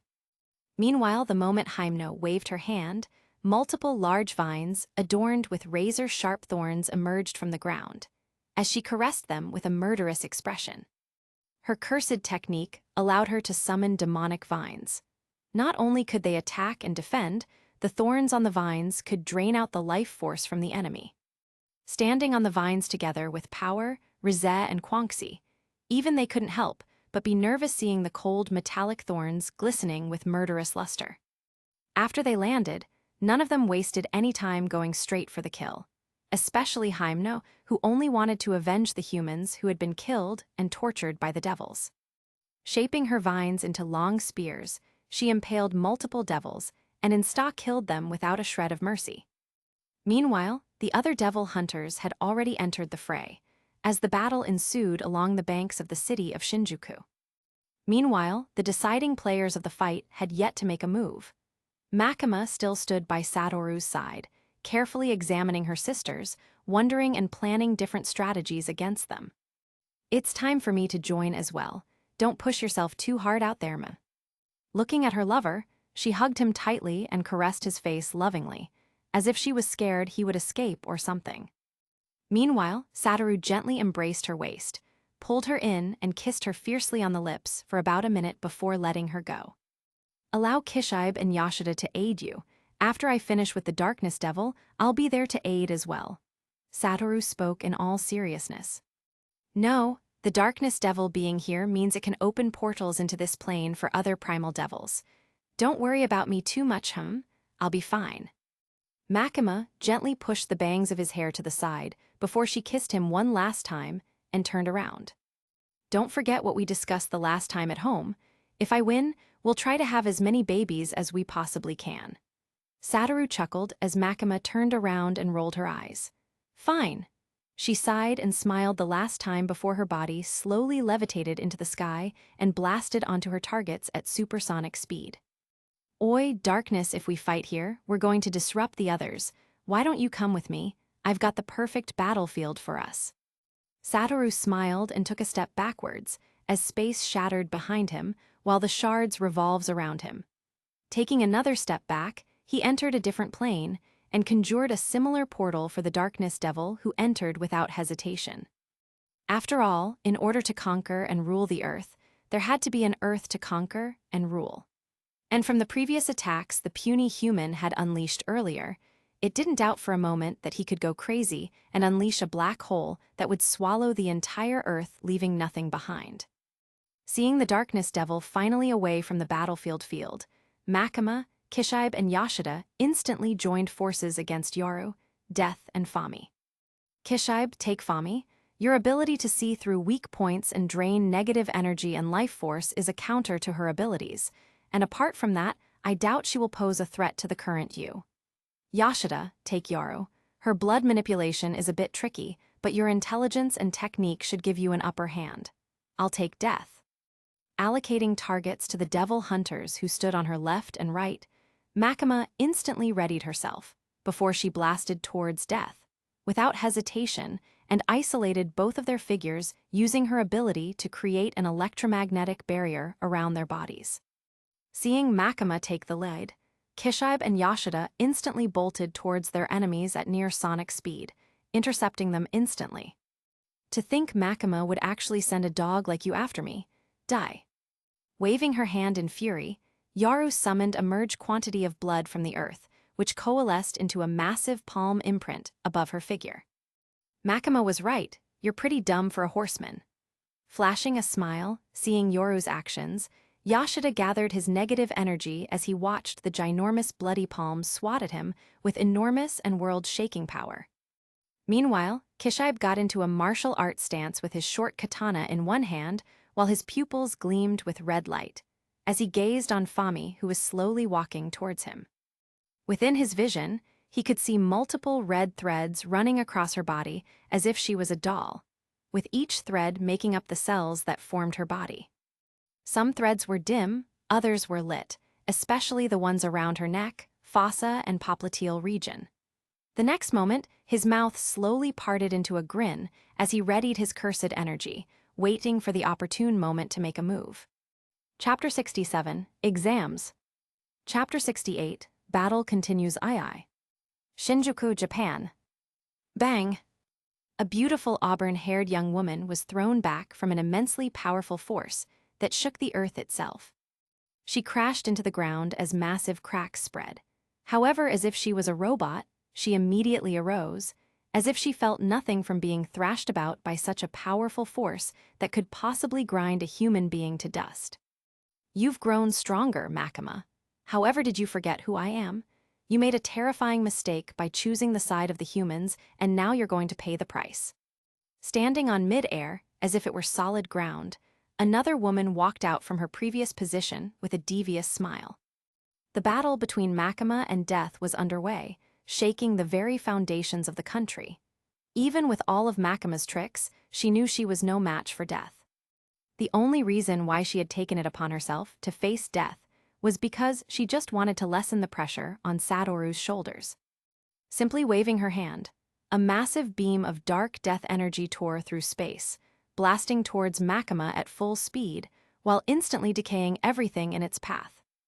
Meanwhile, Yashida and Kishibe were giving their all. The nigh-infinite negative energy that Fami and Yoru possessed was like an insurmountable obstacle in their path. However, even with all the odds stacked against them, the two devil hunters were proving to be quite the opponents for the horsemen. Dodging an overwhelming blast of blood energy from Yoru, Yashida flashed a bloody smile and waved his hand, summoning a gigantic horned viper from the Shadow Realm at the cost of a few weeks of his life. Even though it was risky, he wasn't scared due to the fact that Satoru's reverse cursed technique could restore life force. The viper materialized from the Shadow Realm from a portal at nigh supersonic speed, as it grabbed onto Yoru's figure with a mouth and blasted into the skies, unleashing loads and loads of poison from its oral cavity while trying to rip her apart with its sharp-pointed fangs. Meanwhile, seeing his attack effective, Yashida let out a chuckle, before allowing his figure to be enveloped by his own shadow and disappeared, hiding and waiting for a chance to strike. Kishibe, on the other hand, was having it far easier compared to Yashida. His technique was the bane of Fami's existence, with every slash of his blade, siphoning off energy and life force from all her attacks, rendering them useless in the end. Lighting up another cigarette, he let out a puff of smoke, before he sidestepped instantly, dodging a raging slash of life force energy that decimated everything around him. He then blasted forward at superhuman speeds, reached Fami in the blink of an eye, and let out a slash with all of his strength. Seeing the incoming attack, she chuckled in annoyance, unleashing a massive orb of negative energy which blasted right towards him without hesitation. Retracting his attack at the last minute with incomparable finesse and skill, Kishibe dodged the massive orb of energy, reached a shocked Fami in the blink of an eye and unleashed a slash, which the horseman summoned a barrier of negative energy before her to block. Bang! Red and black lightning instantly erupted at the point of collision, ripping through the film energy barrier in an instant, as Fami's figure was hurled back with immense force. Satoru was right about this technique. I can feel my output increase exponentially after landing that hit. Raising a brow at the sudden increase in his negative energy output, he couldn't help but remember what Satoru had told him about using that particular technique. Meanwhile, Aki and Denji were on a killing spree. Ripping through bodies of archdevils like toys, both of them were like grim reapers destroying all that stood in their way. Landing on top of a building, Aki sheathed his flaming katana as his eyes gazed onto his target, the gun devil that had been injured by Satoru's attack at the beginning. Executing a flip, he landed a few meters away from the colossal figure that was trying to recover from its injuries before he let out a murderous smirk. He had dreamt of this moment for more than a decade. A day when he would personally destroy the gun devil with his bare hands, avenging the souls of not only his deceased family, but all the casualties as well. Letting out a large roar, a sonic wave ripped through multiple buildings and blasted towards Aki with unlimited force. However, the moment it got within a 3-meter radius of his body, it burst into flames and evaporated. Letting out a small chuckle, Aki drew out his sword, as a massive flame cyclone instantly materialized, burning through everything in its path. Taking in multiple deep breaths, he raised his head to the sky, and as if he could see the faces of his deceased family smiling at him, a tear dropped from his eye. He could feel their love and emotions from heaven, a love that not only fueled his drive, but his flames. It was for their sake that he was going to win, and for them, he was going to allow the gun devil to burn. The flaming cyclone immediately increased in size exponentially, as the heat increased up to 5 times. Looking up at the display from the puny human before it, the gun devil couldn't help but ready itself, steadying the only arm left on its body, after Satoru's attack destroyed the other. Cursed technique, Hell's Dome. Raising his hand, the air itself seemed to ignite as reddish-black flames instantly burst out, surrounding both of their figures in some sort of domain. Aki was making sure that no one was going to interfere in this battle. He wanted to be the one to take down the gun devil, and he was going to do it. Getting into a simple stance, like a samurai, his body instantly blasted forth, accompanied by explosive booms, as the two enemies clashed in a fierce battle between man and devil. Oi, shouldn't we go help Aki? Insta killing a devil with a long sword, Angel couldn't help but raise a brow, seeing the massive flaming domain constructed in the middle of the city. The pulsating heat from the surrounding flames alone was enough to make even him reel in discomfort. Aki's got this. I believe in him. Smiling, Hyemno instantly used her technique and impaled multiple devils with a long, thorny vine, sucking out all of their energy before flinging away their corpses like trash.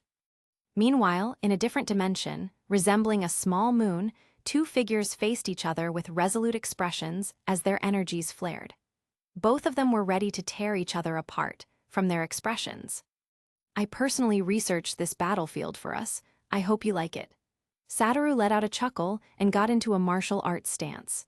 The darkness devil apparition here was that of a half-man, half-skeleton figure, meaning this time he could beat the shit out of it with his bare hands. What a nice resting place for you, human. I surprised you. The darkness devil opened its jaw about to let out a speech when Satoru instantly used his limitless, materializing an attractive force which immediately pulled the darkness devil towards him in a split second. Blue. Holding up a finger, he materialized a massive blue energy sphere, which blasted towards the darkness devil without hesitation, ripping through the fabric of space itself.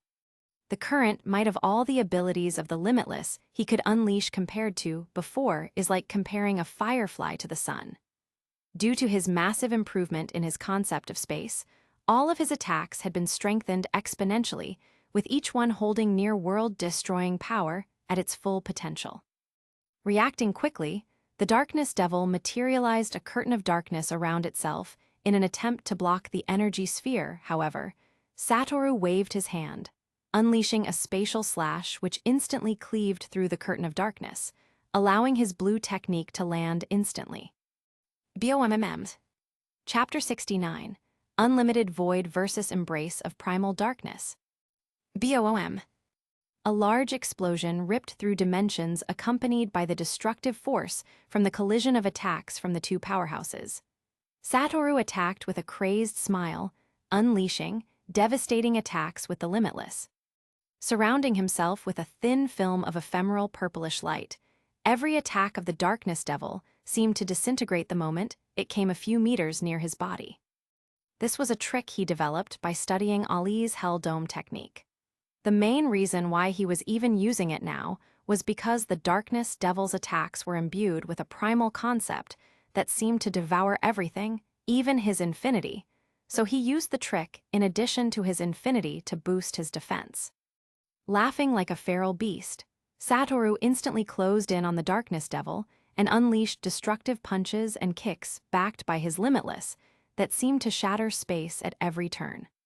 He didn't need to worry about running out of cursed energy due to the fact that not only was the Six Eyes replenishing his reserves, he was siphoning negative energy from other dimensions as well. Bang! Getting hurled back by a punch, the Darkness Devil's figure flew like a cannonball before crashing into the ground with most of its body disintegrated and torn apart from not only the immense force of the attacks, but the thin, hollow purple film of energy surrounding Satoru's figure. At this point, even the Primal Devil couldn't help but acknowledge the strength of its opponent. To think a mere human like you would be able to best me in close quarters combat. However, no matter what, you're going to die today, Gojo Satoru. The Darkness Devil insta-healed itself before it raised its arm, using its concept of darkness as a conduit to pull in a large exploding star into the surroundings before wrapping it in a thin film of devouring energy in order to bypass Satoru's infinity. You're pretty confident of yourself to even think of trying to kill me. Satoru raised his head and glared at the encompassing oversized incoming exploding star. Comparing his figure to the large ball of flaming light was like comparing an ant to an elephant. Cursed technique reversal, dimensional singularity. Holding up 2 fingers, space shattered around him, as multiple gigantic black holes materialized in millions of dimensions and began revolving immense speeds. The gravitational pull from the black holes was so destructive that even the dimension they fought in couldn't help but tremble as multiple natural phenomena seemed to occur at the same time. Being influenced by the gravitational forces from the black holes, the gigantic exploding star instantly exploded, before getting pulled in the black holes and disappearing instantly as fast as it was conjured. The moment Satoru dispelled the technique, a massive after-wave exploded, ripping through every and anything as the Darkness Devil was sent hurled into the skies by the same force. Chuckling to himself, Satoru instantly hurled himself into the sky as well, chasing after the Darkness Devil. Bangs bang! The 2 superpowered figures clashed in the sky, unleashing multiple world-shaking hits on each other, while chasing after each other's tails at supersonic speed. Halting before the world-destroying attack from the Darkness Devil that overshadowed his body, Satoru let out a crazy grin while glaring at the massive palm of darkness before him.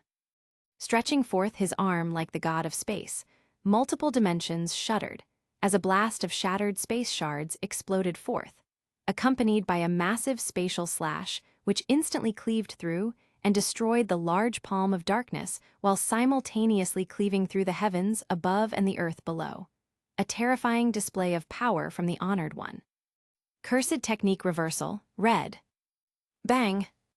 Going on the offensive this time, Satoru held up his index and middle fingers before he summoned a large energy sphere covered in red ephemeral light, which instantly blasted into the figure of the darkness devil, sending it crashing into the ground.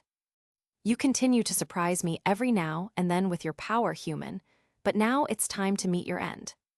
Crashing into the ground, the darkness devil healed itself and faced off against Satoru, who had landed as well. Satoru was about to retort when he sensed an unnatural pull of negative energy flooding the entire dimension. After a few seconds of thought, he figured it out and let out a small smile before he began to gather his energy as well. Domain, embrace of primal darkness. Domain expansion, unlimited void. Mumbling the chants for their respective attacks, the sheer output of their negative energy instantly shattered the dimension, destroying everything like an apocalypse. If this was done on Earth, the planet would have been done for and would have no hope of survival. Facing off in space, Satoru's figure was encompassed by dimensions, hence he was unaffected by the gravitational pull in space. The next moment, both of their domains spawned in an instant, covering nearly the whole of the Milky Way in two respective domains. One that resonated with the void, encapsulated in a barrier, while the other represented absolute darkness. The kind of darkness that existed before creation. This was primal darkness in its original form. Even on Earth, the fighting in Shinjuku instantly ceased, as everyone including the horsemen watched the two opposing domains battle against each other for dominance. The next moment, the hearts of the devil hunters Makima, Kishibe, and Iki sank, as they saw the void getting devoured by the absolute darkness. Having experienced the domain of Satoru firsthand, they knew its properties and characteristics. Meanwhile, in space, unlimited void's barrier instantly shattered, before it was swallowed by the domain of the primal devil. The next moment, the dimensions surrounding Satoru's figure shattered as well, before he was pulled into the darkness, filled with immense gravitational force and devouring power as blood instantly burst out. The hopes of humanity descended into an abyss once more, seeing as their hope, their messiah, has been devoured by the darkness. Continuously glaring at the encompassing darkness in the sky, Makima's bloodied figure stood still as if the light of life had vanished from her eyes. The next moment, a tear dropped down her cheek as her whole body slumped to the ground. Meanwhile, a bloodied Iki fighting against the gun devil was immensely shocked at how events had turned out. The void had lost against the darkness. Although he knew what it meant, he refused to accept its meaning and still held a sliver of hope in his heart. Denji, on the other hand, reverted to his human form as a deep sorrow clutched his soul. The tides had turned so quickly that the rest of the devil hunters had to continually process the information in their minds to assess the situation. Chapter 71.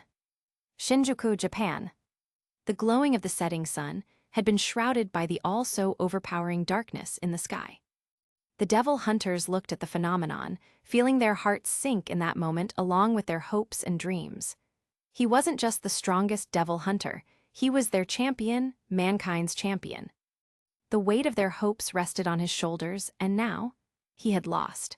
They couldn't even go out there to help him, because even they themselves weren't sure they would make it out of this alive with their puny strengths.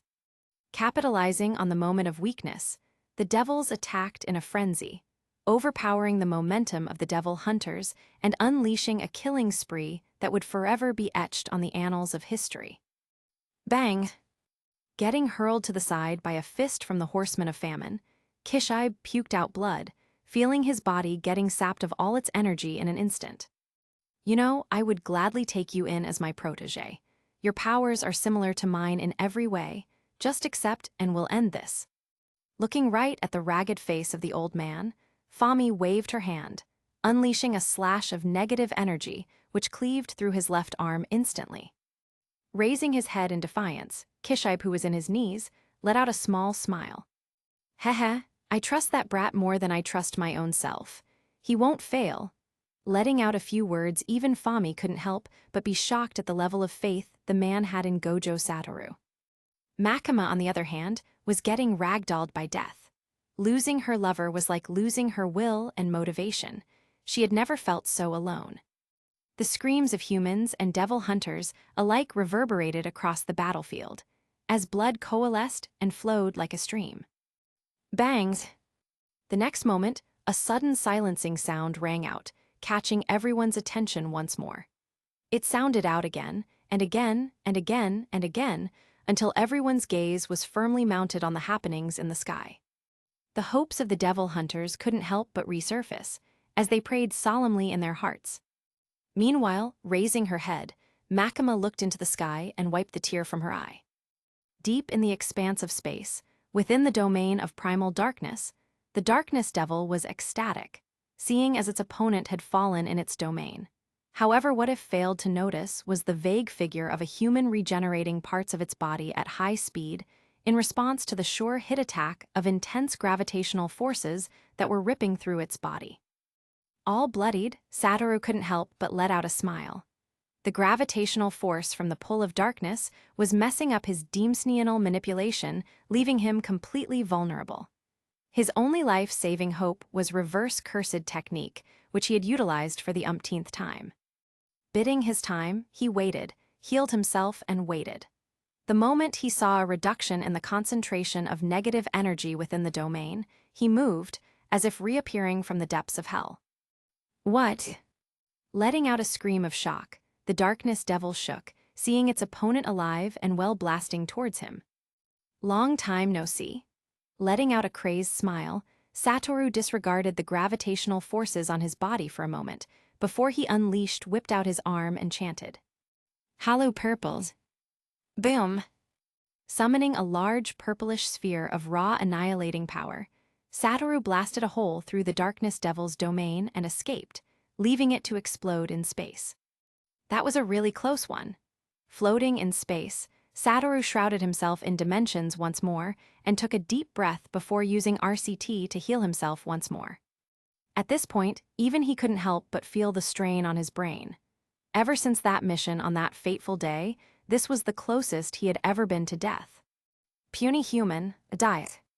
Reappearing once more, the darkness devil prepared to unleash another domain attack, however Satoru was faster. Crossing his fingers, his cursed energy instantly burst out, as a smile slowly crept onto his face. He knew the devil hunters wouldn't last long without him, hence he needed to wrap things up quickly. Lucky for him, he had a couple of tricks up his sleeves. Domain expansion, unlimited void.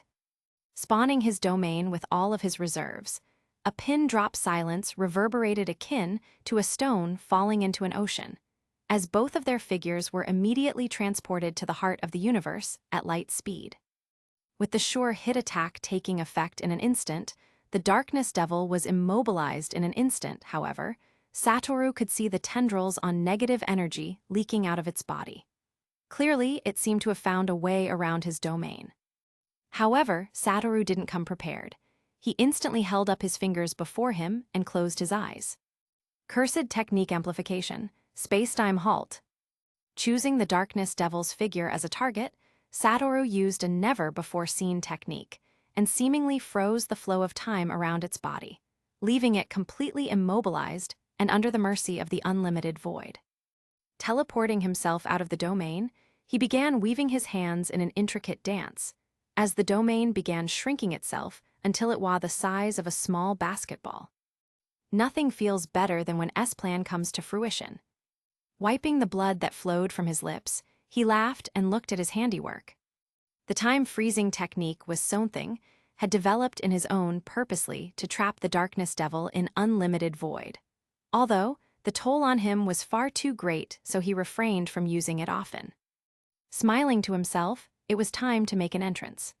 Blasting towards the earth at supersonic speed, he was encapsulated in a fiery glow as his eyes flowed like furnaces. Meanwhile, everyone was stunned by the current series of events. The encompassing darkness had disappeared out of nowhere after a brief flash of purple light, and then a void had spawned in an instant before it's also disappeared. Don't look so smug, Makima. He might have been able to escape Lord Darkness' domain this time, but would he be able to escape a second time? Death looked at the smile on Makima's face and said with a small laugh. Now the three horsemen had finally teamed up against Makima, Kishibe, and Yashida on the same battlefield. A 3-on-3.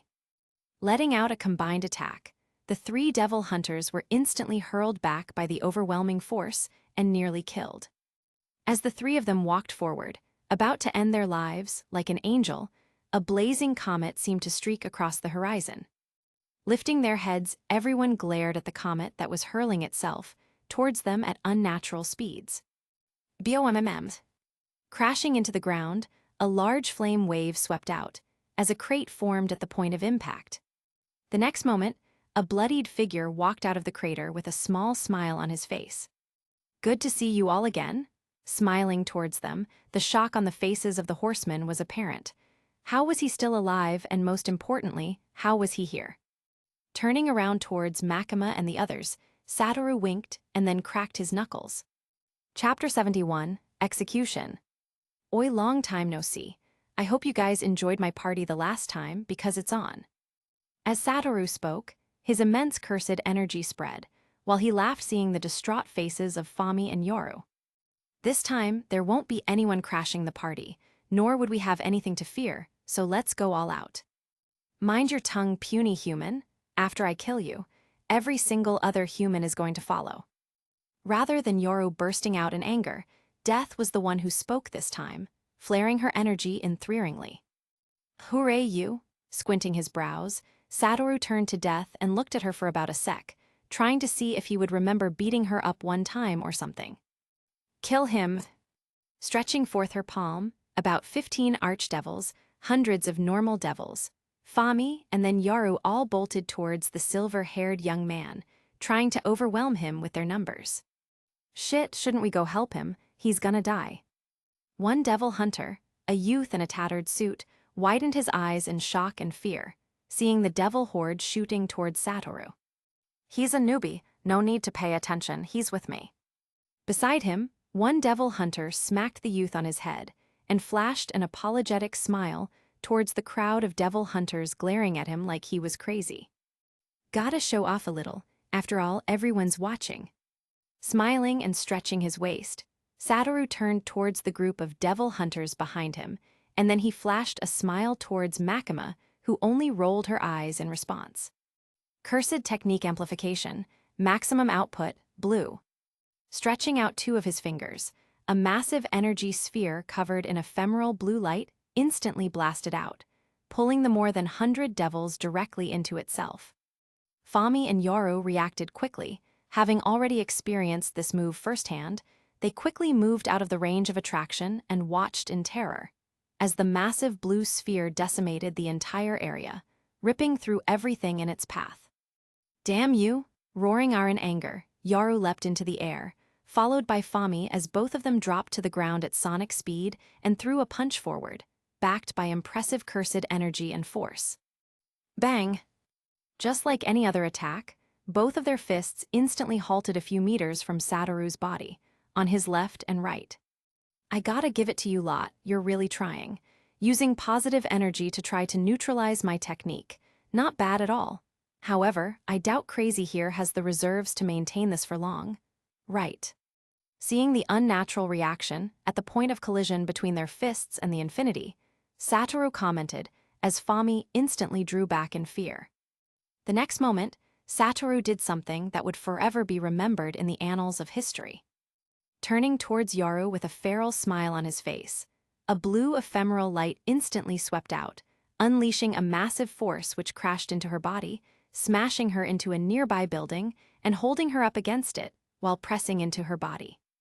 Walking step by step toward the horseman of war who was crashed into a building by the limitless, Satoru's grin widened, as the force tripled in an instant.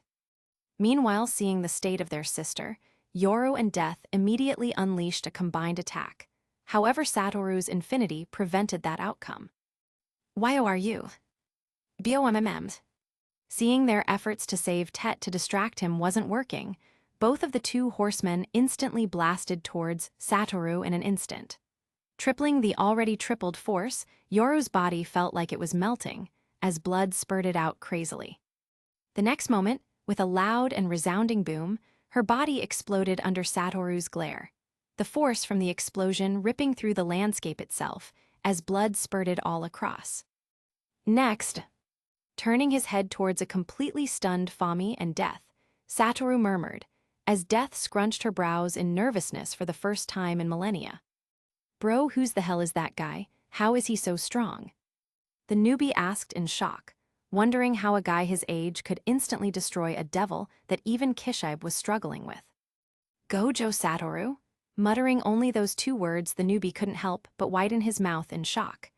That name was sacred among the devil hunters and was reverenced as if were the name of God. Of course, being a newbie, he hadn't really met the strongest devil hunter, although he had heard of his exploits.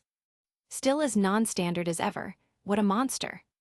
Meanwhile, Kishibe and Yashida, who were previously battling against the horsemen, couldn't help but sigh in surprise seeing Satoru easily dispatch someone as strong as Yoru. It wasn't even a dispatch, it was pure execution. Meanwhile, Makima felt like rushing up to him and giving him a long, deep kiss, seeing as how he looked incredibly handsome. Her reaction was kinda weird, because she felt almost nothing at the fact that her sister had just been vaporized by her man in the most brutal way possible. The only part of the battlefield that had not been affected by the commotion was engulfed in a flaming barrier. As the flaming warrior, Iki battled the gun devil. Bang! Getting flung through a tall building, Iki emerged from the rubble abruptly and stood his ground. However, the gun devil was unrelenting even in a severely injured state. Its body blasted forward at immense speed and fired multiple rounds of bullets towards Iki. Not even bothering to block, Iki instantly unleashed his cursed technique, summoning a rather massive flaming sphere which exploded, destroying everything along with the bullets, while hurling the gun devil away a few meters. Unrelenting, Iki blasted forward at full speed and unleashed a slash from his blade at full force, clashing with the gun devil on equal footing. One may wonder how a figure at Iki's size was able to flash head-on with one as large as the gun devil. The answer was simple actually: negative energy. Just like Satoru had said, the possibilities were endless. If equipped with it, Satoru could fight head-on with a primal devil in close quarters combat and then prevail, then Iki, being sort of his student, should be able to as well. The gun devil, however, was quick to react, sending Iki flying once more with an attack or closed in at supersonic speed, a speed that was nearly comparable to Satoru himself, and one that Iki could not react to. Bang! It instantly unleashed a round of billets from a long sniper on its arms. Moving at high speed, multiple of the bullets instantly ripped through Iki's body, taking off his left arm, left abdomen and thigh, as the youth instantly fell to the ground. Makima was right. The gun devil was too strong, however, kudos to Satoru for unraveling the mysteries of reverse cursed technique to him.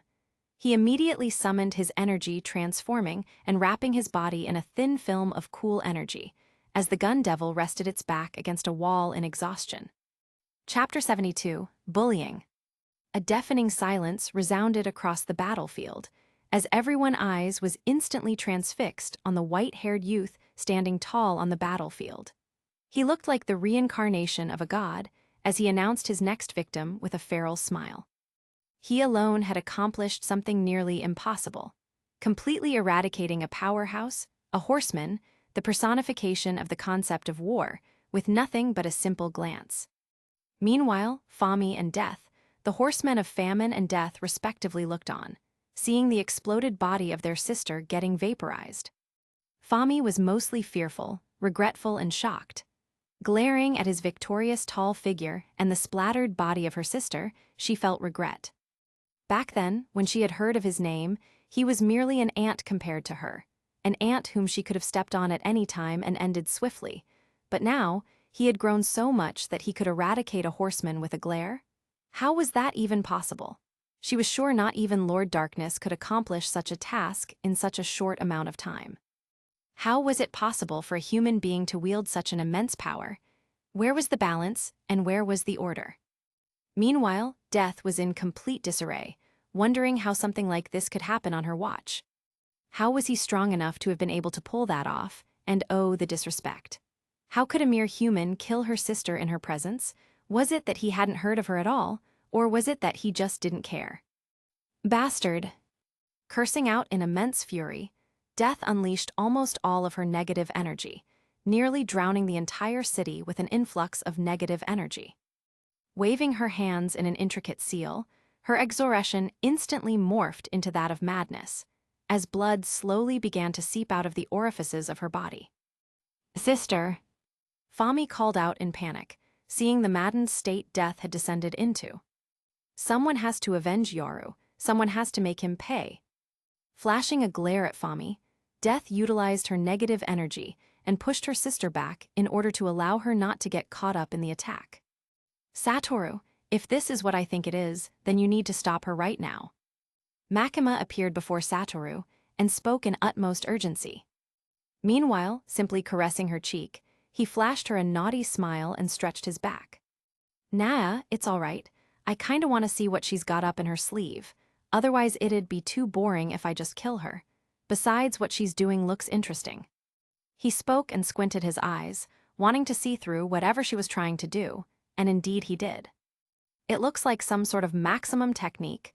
No wonder she resorted to using it at the last moment. The damage she's taking in exchange for activating this technique is insane." Satoru thought to himself and flexed his muscles a bit, waiting for Death's attack. Death's incarnation. Roaring out in a deep voice, she instantly summoned all the cursed technique she had initially spilled it and exploded it towards a point in space, causing it to shatter. The next moment, space shattered as multiple cracks spread out like cracks on a mirror.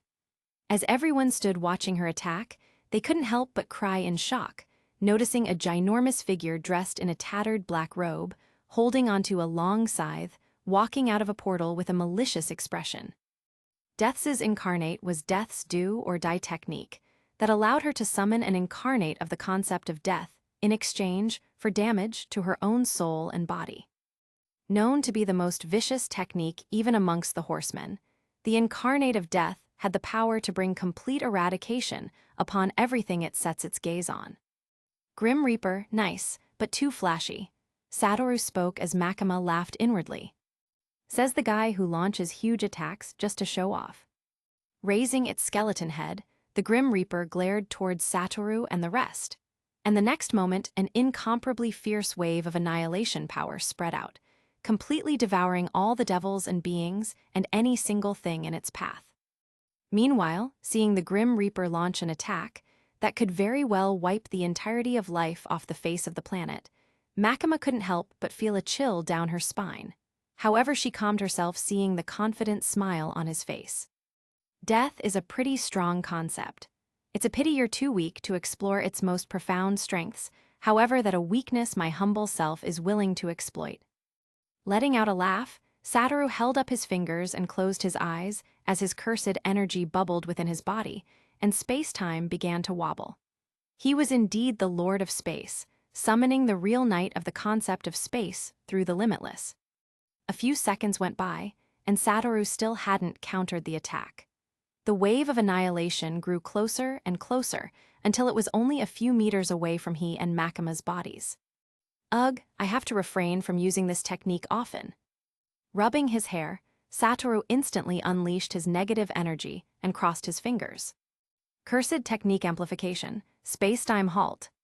The next moment, the whole world seemed to freeze with the exception of the wavelength of reality around the bodies of the humans and devil hunters on the battlefield. Satoru only did it to ensure that everyone could see what exactly he was doing to the attacks. Everyone saw the energy wave instantly stop in its tracks, being held by an invisible force. Cursed technique reversal, space-time reversal. Flipping his palm, he uttered with a solemn expression, and the next moment, as if out of a sci-fi movie, time itself began to rewind, under the shocked gazes of everyone in the battlefield. Everything seemed to go back in time, as the wave of annihilation slowly spiraled backwards, and everything that had been affected by it was instantly revived. After breaking apart the technique, Satoru let out a victorious smile and turned towards Death and Fami. "You guys did really well. You should be proud, however I'm going to have to end you." 500% hollow purple max. Holding up two fingers, a massive purplish sphere materialized and blasted forth, wreaking havoc on the battlefield, unlike anything ever seen. Enough. However, right as Fami and Death were about to meet their ends at the mercy of the purplish sphere of energy, a loud voice instantly rung out across the globe, silencing everyone and anything instantly. The next moment, a beautiful young woman walked out of a portal with an annoyed look on her face. "Mom!" Fami, Makima, and Death blurted out instantly upon seeing her figure. While Makima looked nervous and visibly worried, the other two looked ecstatic and energetic, seeing her figure elegantly walk out with an annoyed expression. Chapter 73, Death. "Mother!"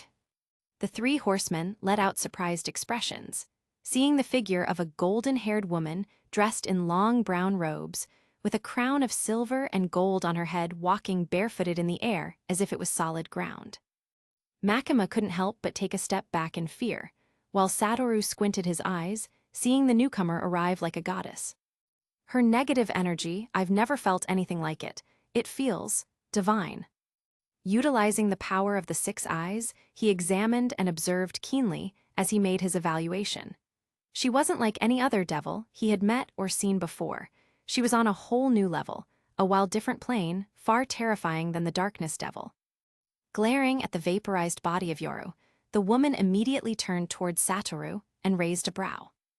The next moment, a pressure akin to an infinitely stacked dimensions instantly smashed into his figure, instantly bypassing his infinity as he puked out blood.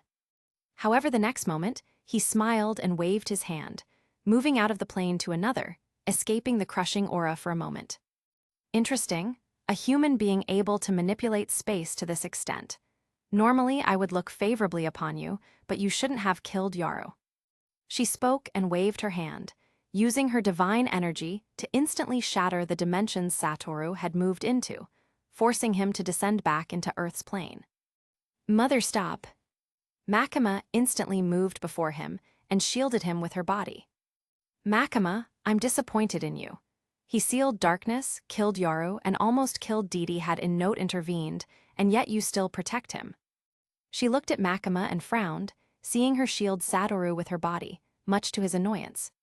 The woman waved her hand, unleashing a massive force into outer space that shattered Satoru's unlimited void and freed darkness instantly, who wasted no time and descended to Earth. "Lilith, my lady." Upon seeing her divine figure, the darkness devil immediately bowed on his knees in reverence to her. She was the first devil in existence, the original primordial devil and the queen of all evil, Lilith, the first. "I love him, Mother. He only did everything to protect me. He's done nothing wrong." Makima flashed Satoru a glance and turned to Lilith before speaking. "You are no longer fit to be my daughter. For your transgressions, I, Lilith, Queen of Evils, strip you of your power and identity as a devil. You have gone against my rules, Makima, and this is the price to pay."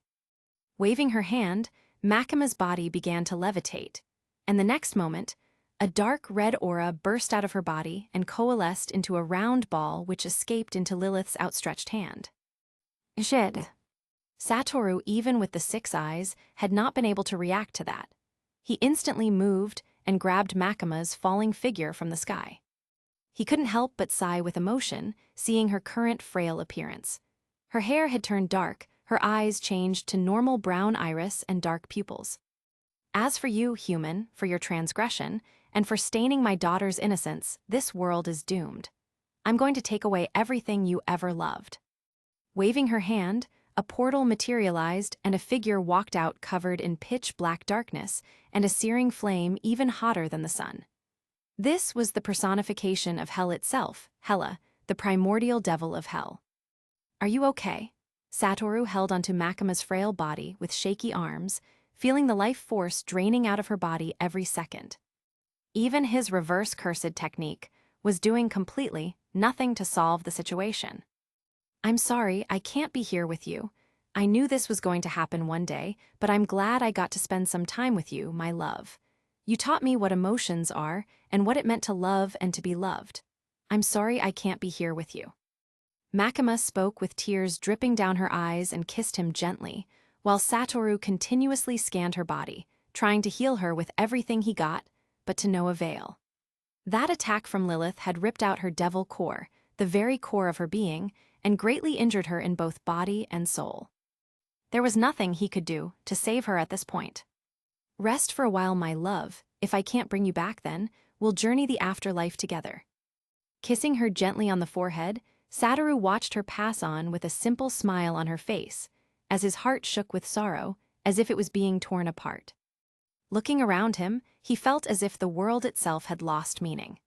Gently carrying her body, he walked into a different dimension and laid her in a garden before he turned around to face his enemies. The previously vibrant eyes had lost all its color, and it took all he had to not break down right now.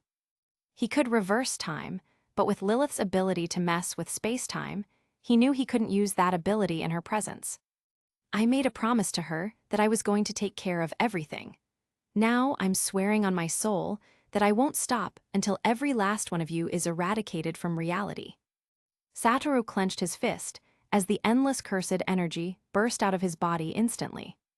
Under the stunned watches of every human, he faced the devil gods on his own. However, with the abilities that Lilith had just shown, would he be able to come out victorious in the battle? Previously, fighting against the darkness devil alone was a headache. Now he had to fight against another primordial and the very queen of all evil. This world does not need to exist anymore. Destroy everything. Lilith signaled to the darkness devil and the hell devil behind her and took a step back.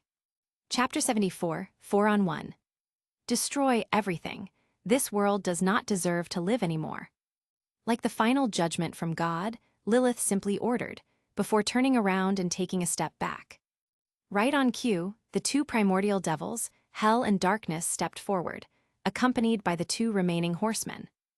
Just by waving her hand, the Hell Devil unleashed a burst of negative energy, which created an unnatural phenomenon, reviving all devils which had fallen on the battlefield in but a split second. Meanwhile, Darkness raised its hand, covering the entirety of Japan in a bundle of darkness, allowing only a few rays of sunshine to pierce through to the land. The resurrected devil army stood on one side of the battlefield, readied for battle with their generals being Darkness, Hell, Death, and Famine, while the humans on the other side looked disoriented, scared, and exhausted, compared to the fierce aura they emanated previously. This situation gives me flashbacks of that day I was enlightened. Glaring at the other side of the battlefield, Satoru felt nostalgia, while he sighed at the flashbacks. Tisk, you guys look all scary and strong, however, you'll fall just like any other devil that has crossed paths with me. Especially you. Satoru propped himself up with his arms and stood straight before flexing his arms, as he regained his previous cocky smile and disposition, and then pointed at Lilith. Before I take care of your mother, I'm going to kill you, and then those two idiots behind you. Satoru charged up his limitless and blurted out his plan, pointing straight to Fami first, Death next, and then to Darkness and Hell last. Insolent human, your puny abilities are inconsequential against the real powers of this cosmos. Darkness roared out in anger, while Hell simply raised a hand, summoning a burst of reddish-black flames that seemed to burn even space and the fabric of reality itself. Spare me the chit-chat. Now who's going to make the first move? I'm tired of waiting already. Satoru got into a stance, while his negative energy burst out of his body, flooding the entire area. Like a beacon of hope, humankind's hope was gradually being restored by his relentless efforts. They had seen him creating miracles after miracles on the battlefield, and perhaps he can create just one more to end it all. Die, vermin! Darkness was the first to rush out. By conjuring its sword from nothing but pure dark energy, it slashed out multiple times, unleashing a piercing wave of darkness that cleaved through space itself.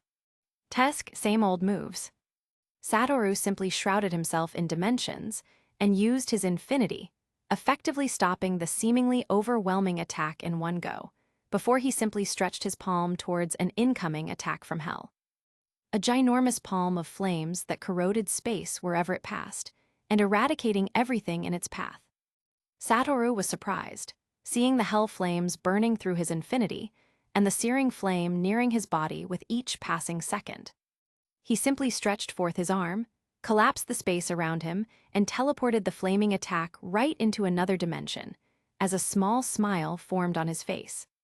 After that, he wasted no time, and quickly blasted towards Death and Fami, who were preparing to launch their respective attacks, but was however halted in his tracks by Darkness and Hell, whom he quickly confronted in close combat. Bang! The shockwaves from each collision reverberated across the battlefield, and while the dark energy surrounding Darkness's body and the hell flames from Hell continually melted his skin, his reverse cursed technique he has running at max output, effectively healing all of his injuries, while he pressed on with even more fierceness. Dodging a slash from Darkness's blade, he directly tanked a fireball from Hell and sustained nearly third-degree burns, which he rapidly healed himself from, before he hurled himself to the sky and descended with an overhead kick towards Darkness's skull. Black flash. Bang! Although Darkness has managed to block the attack, the destructive force that accompanied it pushed it back several meters away, as the red and black lightning streaks ravaged its body. Feeling his output increase by a notch, Satoru pressed on and exchanged blows with Hell, making use of attractive and repulsive forces of the Limitless to increase the destructive forces behind his attacks. He suddenly sidestepped and dodged a flaming slash, before he bolted forward and threw a punch. Black flash. Red and black lightning exploded at the point of contact, and Hell was hurled flying. However, Satoru was unrelenting. He chased after the primordial of Hell and unleashed a barrage of unending hits and black flashes, decimating the primordial devil with hits that would probably shatter a small hill. Vermint! The Darkness devil roared out in fury and blasted into the sky at full speed, while the others watched Satoru pummel the Hell devil with a feral smile on his face. Just a few meters away from the altercation, a massive slash swept out that seemed to cleave through reality itself, completely dividing the body of the Darkness devil into two, before a large hollow purple attack blasted towards Death and Fami. How is it possible for a mere human to wield such power? Watching his display on the battlefield, even Lilith couldn't help but wonder with a face riddled with surprise. I thought at this point I would never be shocked at anything he does again, but to fight two primordial devils and two archdevils on his own, what is this guy made of? Intently watching the battle with Kishibe and Yashida, Angel commented with a facepalm while the others smiled, getting their spirits lifted a bit. Also planning to start a new FF, but I need ideas, so let's take a poll for the MC of the FF and the world. 1. Aizen. 2. Iwatch. 3. Sukuna. These are the candidates for you guys. Can choose what world for them to go in and rampage. I'll be waiting for ideas in the comments. Thanks. Chapter 75, Hey Guys. Chapter 76, Binding Vow 3 minutes. I thought I'd never be shocked at anything he does, but to fight two horsemen and primal devils at the same time? What is he made of? Watching the battle with Kishibe and Yashida, Angel commented with a facepalm, watching Satoru decimate his opponents even at a clear disadvantage. Dodging a blast of flames from the Hell Devil, who seemed to have recovered a few seconds after receiving an endless barrage of black flash, Satoru flipped backwards, only to be caught in a surprise joint attack from Fami and Death. Boom! Narrowly dodging a massive sphere of dark energy, Satoru let out a smile before he teleported to the two horsemen and instantly engaged them in combat. Bangs bang! Like a pair of hammers, his fists and legs smashed out, decimating both of them in close combat, accompanied by black and red lightning. He was about to continue his attack when he suddenly turned around and materialized his infinity, blocking a sneak attack from the Darkness Devil. Killing War and Death will be the most difficult with the presence of that woman, then that means. Satoru let out a feral smile towards the incoming Darkness Devil before he disappeared in an instant. The Darkness Devil couldn't help but frown, seeing how Satoru had disappeared in that moment. Before it could even realize, Satoru reappeared beside it before he kicked out, sending it flying several meters away, accompanied by red and black lightning. He instantly gave chase, materializing his infinity around him, dodging all the incoming attacks from the devils while focusing on the darkness himself. Bang! Reaching him in an instant, Satoru kicked out once more and sent him crashing into the ground as he landed before it. You're the most annoying, so I guess I'll just take you out. Waving his hand as he spoke, the space around him seemed to fold into itself, as waves of cursed energy materialized, shattering dimensions like mirrors and creating a force field around the two combatants. What is this? Looking around him in surprise, Darkness roared, watching the unnatural phenomena unfold before his eyes. Oh, it's a simple binding vow. I gave up my ability to heal myself for 3 minutes in exchange for an impenetrable force field. Satoru laughed and gestured at the sea of folding mirrors that surrounded their bodies, turning their battlefield into some sort of separate dimension, hidden from intruders and prying eyes. You overestimate yourself, human. The only reason why you've been able to keep up with all of us is because you can heal yourself indefinitely, and now that you can't do that anymore, you've left yourself vulnerable to me. The Death Devil roared in ecstasy, after hearing the conditions of Satoru's binding vow, as it gathered an enormous amount of energy around itself. Heh, it was never possible to kill you permanently without sustaining damage, and now I have you all to myself for 3 minutes. You'll die. Walking around with sizing up his opponent, he raised his head to the heavens and swore, before he charged up his body and technique and rushed out. Boom. Outside the massive, impenetrable dome, the two horsemen, the Hell Devil and Lilith, looked on in amazement at the spectacular show of creativity from Satoru. Stretching out her hand, Lilith fired a beam of energy into the flowing sea of glass, only for it to be swallowed and disappear. Very impressive. Mother, Darkness is going to die if we do not stop him. She nodded to herself and then turned to face her daughter, Death, who had a complaint and a stressed expression.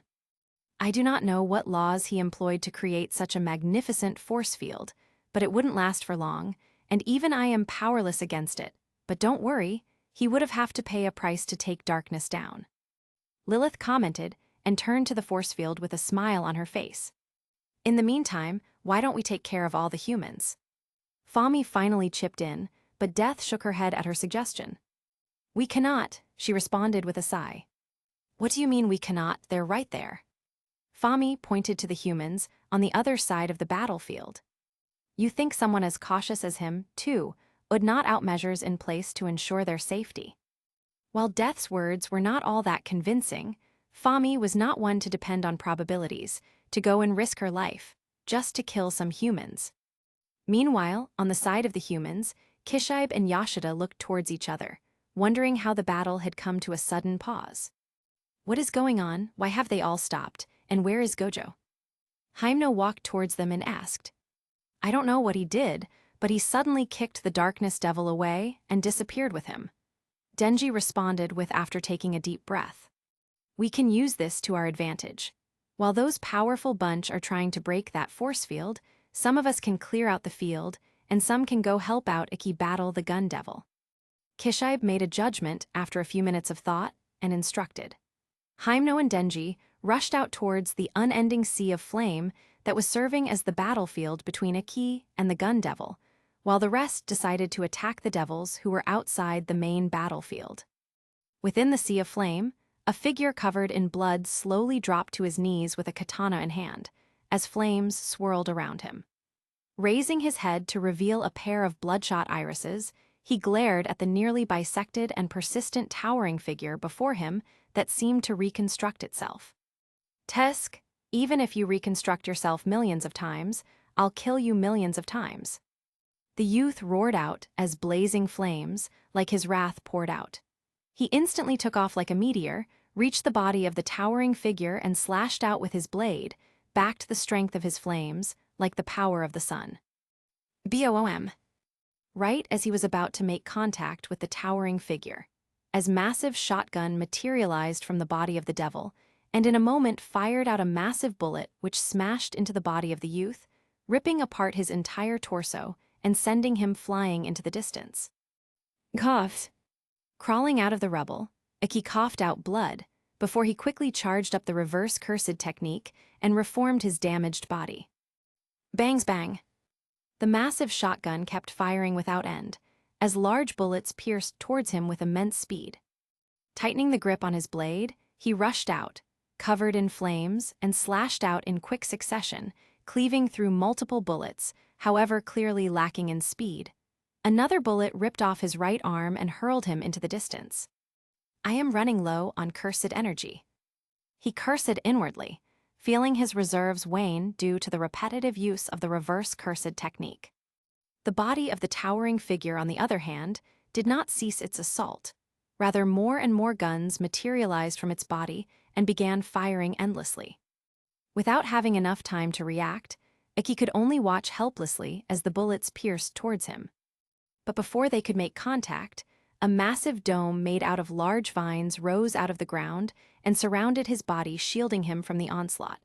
And just like that, two figures standing on tall vines descended before him with smiles on their faces. Chapter 77, First Target Down, Eradicating the Gun Devil. Bang! Within a separate battlefield, a figure was hurled into the distance by a blast of energy, while the attacker gave chase, unleashing multiple punches and kicks onto the body of the figure, accompanied by tendrils of red and black lightning. After unleashing a spinning back kick, Satoru sent the darkness devil flying into the distance as a crazed smile materialized on his face. The minimum output of my curse technique reversal is far greater than that of my amplification. I can already feel my brain overloading and my cursed technique burning out at a high rate. I need to end this. Tightly clenching his fists, he thought and reinforced his body with even more cursed energy. Having reverse cursed technique out of his arsenal meant that he could no longer perform two of his signature moves, the cursed technique reversal, red and hollow purple. At the same time, healing his burnt-out cursed technique and preventing his brain from overloading from the repetitive use of the limitless was now ineffective. The only reason why he day the time limit of the binding vow to 3 minutes was because he could only fight at full power without his RCT for only that much time. You were quite proud about a minute ago. WHWT happened to all that talk. As the darkness devil arose from the ground, Satoru laughed and clenched his fists. Hiatus. Suddenly, the darkness devil let out a deranged laugh, surprising Satoru for a moment. In all my years of existence, I have never understood the true meaning on my own nature. However, in this very moment, as the words came forth from the mouth of the devil, an impressive amount of billowing dark energy flooded out of its body, encapsulating the entire battlefield in a domain. Thanks to you, I have finally reached enlightenment. The darkness devil spoke, as all its injuries slowly began healing, while its body grew larger by a notch. I have finally understood the meaning and essence of darkness. What I could only do in my domain, now I can manifest in reality. BOOM. Right after speaking, a dark energy beam blasted towards Satoru at extremely fast speed, piercing through the air like a spear. You have got to be kidding me. Satoru cursed inwardly before he materialized infinity around him in an attempt to block the attack. However, the spear of darkness ripped right through it, devouring his infinity in a moment. Without hesitation, Satoru waved his hand, fraying the gaps between multiple dimensions and creating a rift in space before he stepped in a haste. As someone who had experienced the darkness devil's domain firsthand, he knew just how terrifying its sure hit ability was. And now, the darkness devil being able to materialize this ability without the domain was not boding well for him. Suddenly, the odds of victory were slowly tipping away from him. Stepping out of the folding glass-like appearance of space, he advanced towards the opponent at high speed. However, all of a sudden he dropped to his knees, as a profound weakness gripped his very soul. Can you feel it, sorcerer? The veil of darkness is devouring your very essence and core of energy. You might have thought you were powerful enough to go against me, but you're just a fish on my cutting board. The darkness devil laughed a massive beam of dark energy towards him that instantly eclipsed everything around him. Bang! Crossing both arms weakly before him, Satoru could only tank the attack with his body, seeing as his cursed energy was now running rampant within him. His body was hurled into the distance as he crashed into the force field created by the binding vow. In a moment, the darkness devil arrived before him and began to rain down heavy punches, which devoured bits of his cursed energy every time he was hit. Even while his essence and core was getting drained by the The 6 eyes worked to replenish his lost cursed energy, while he multitasked, battling the darkness devil in close combat and stabilizing the energies that were running rampant inside of him. Bang! Getting smashed into the ground by a punch, he was grabbed by the hair and tossed into the distance by the darkness devil like a trash bag. Hehe, you have only a minute and a half left, sorcerer. It's time for you to die. The darkness devil roared out as a massive orb of darkness energy materialized above its head. On its left and right, 2 long swords materialized as well, before it rushed towards Satoru at full speed. Die! Boom! Roaring out in fury, it powered up the massive orb of destruction and blasted it towards him, while the 2 swords attacked him from the left and right. Sigh, I didn't want to use this method since I wanted the battle to last for a bit, but I guess it can't be helped. Slowly raising his head, revealing a bloodied face, Satoru mustered all the energy within his body, grabbed into the open space with his bare hands and ripped it apart, shattering it as if it were fragile as a massive rift formed, along with a suction force that instantly absorbed the darkness devil's attacks in an instant.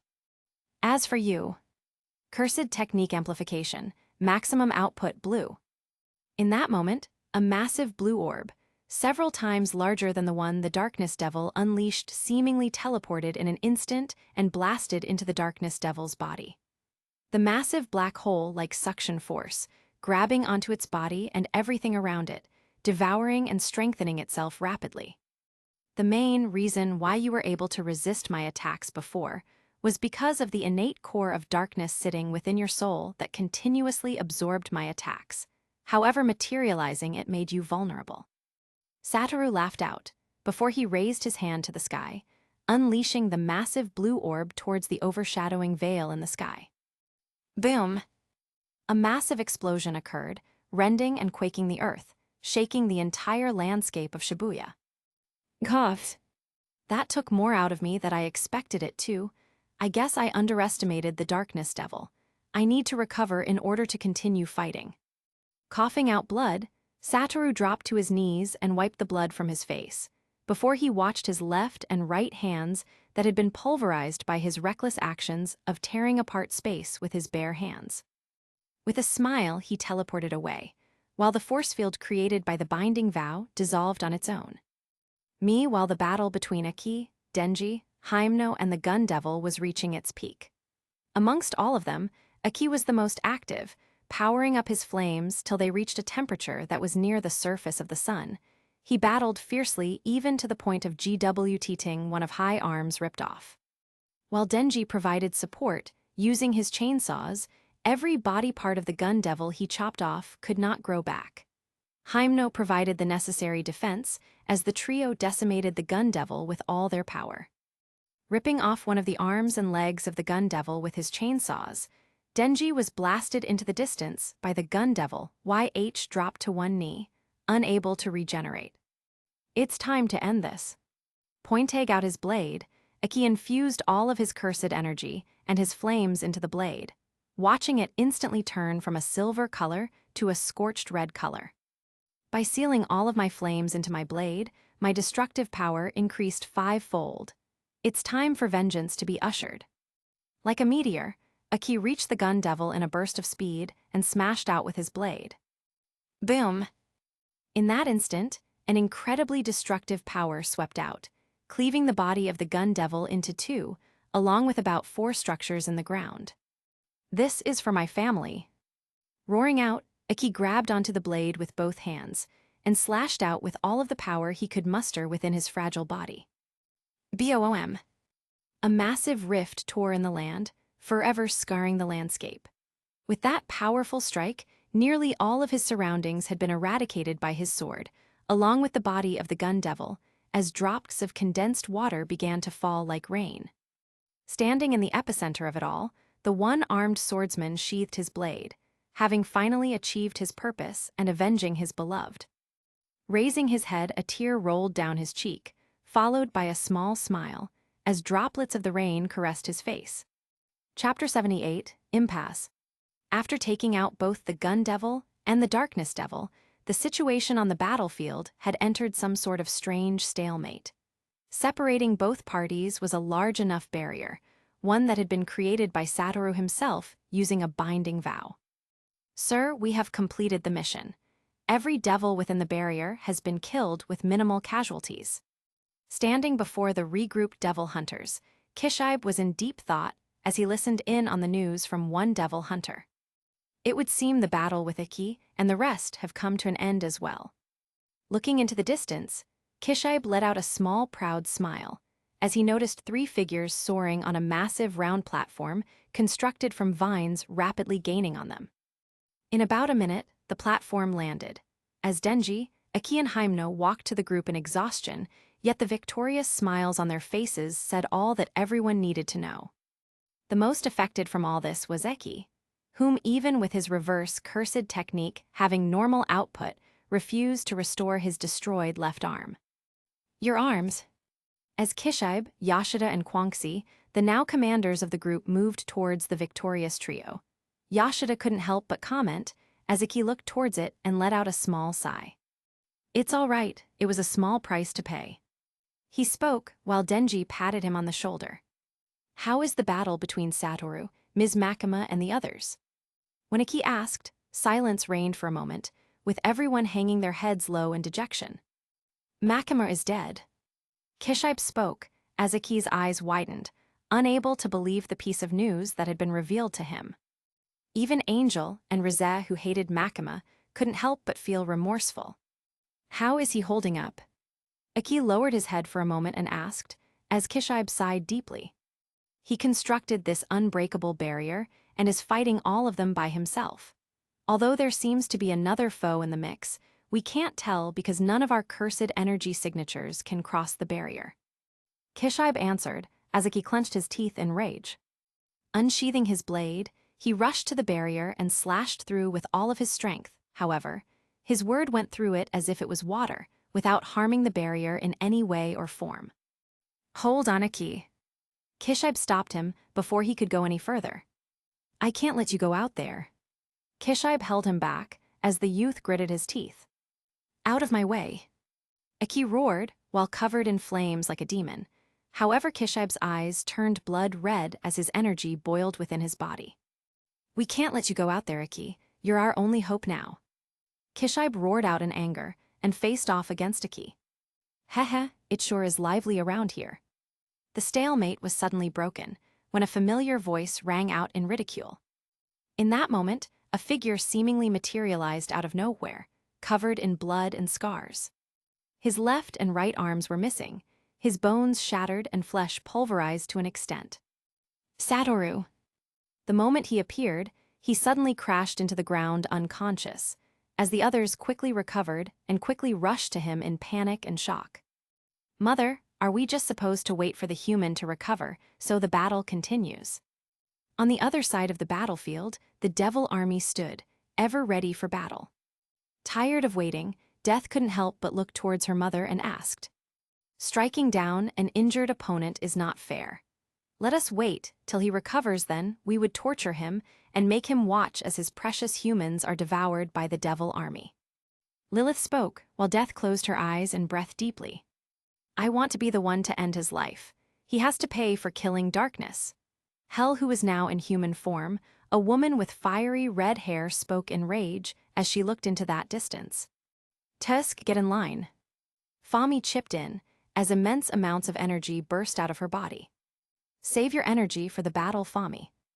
Lilith warned as the 2 sisters calmed down while Hell clenched her fists, her eyes spewing tongues of flames. "Ugh." Within the devil hunter's camp, a figure slowly awoke with a headache. As his eyes fluttered open, he quickly sat up and looked around.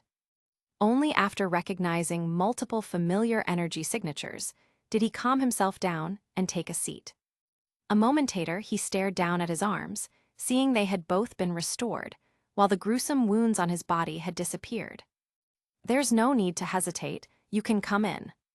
Sensing one familiar energy signature behind his tent, he called out with a smile, as a familiar figure walked in with his only arm holding his blade at his waist.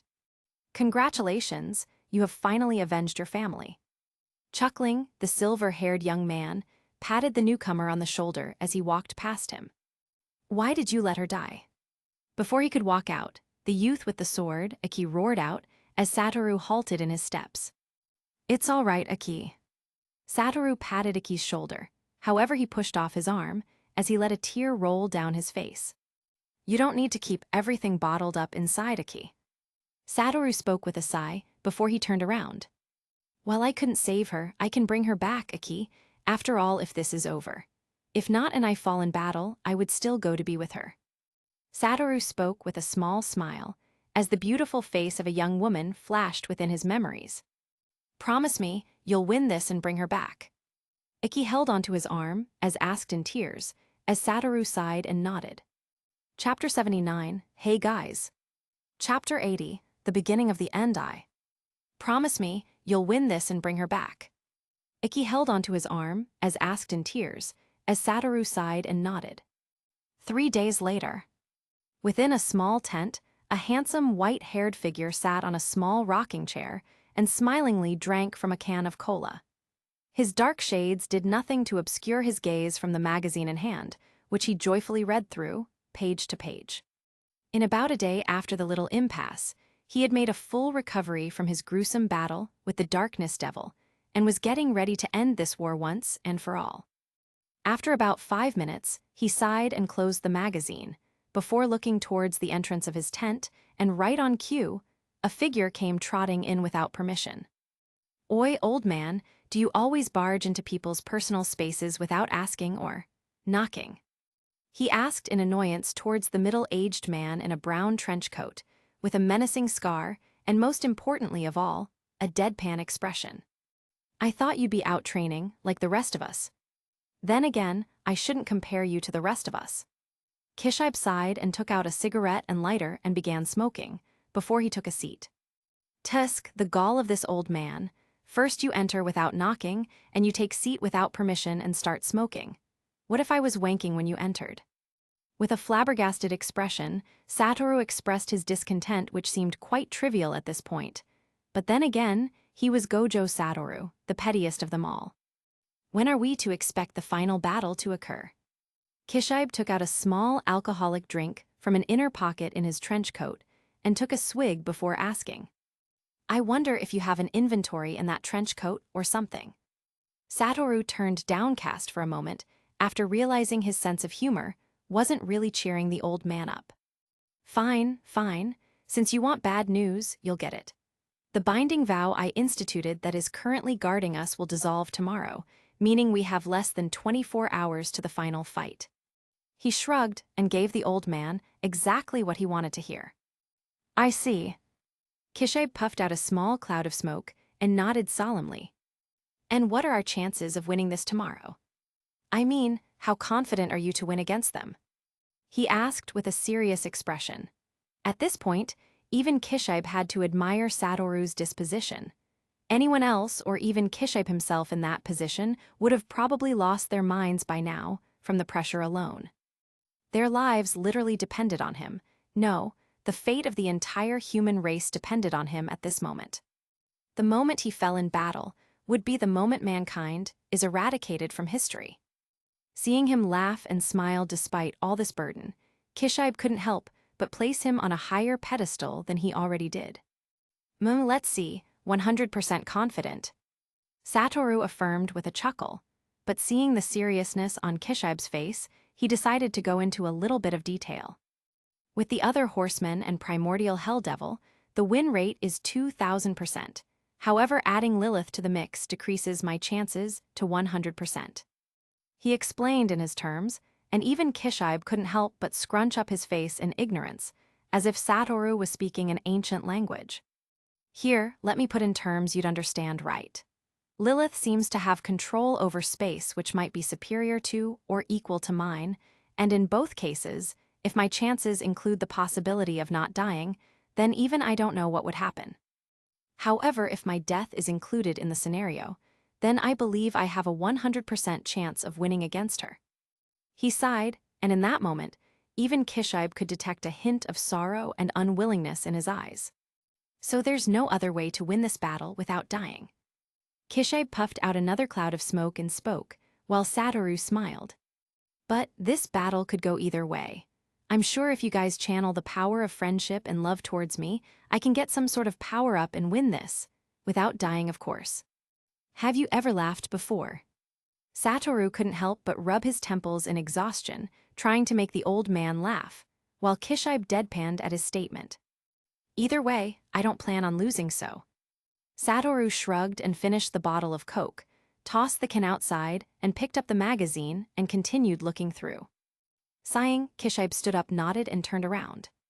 We'll be meeting in the evening to discuss our plans and strategies. We would expect you.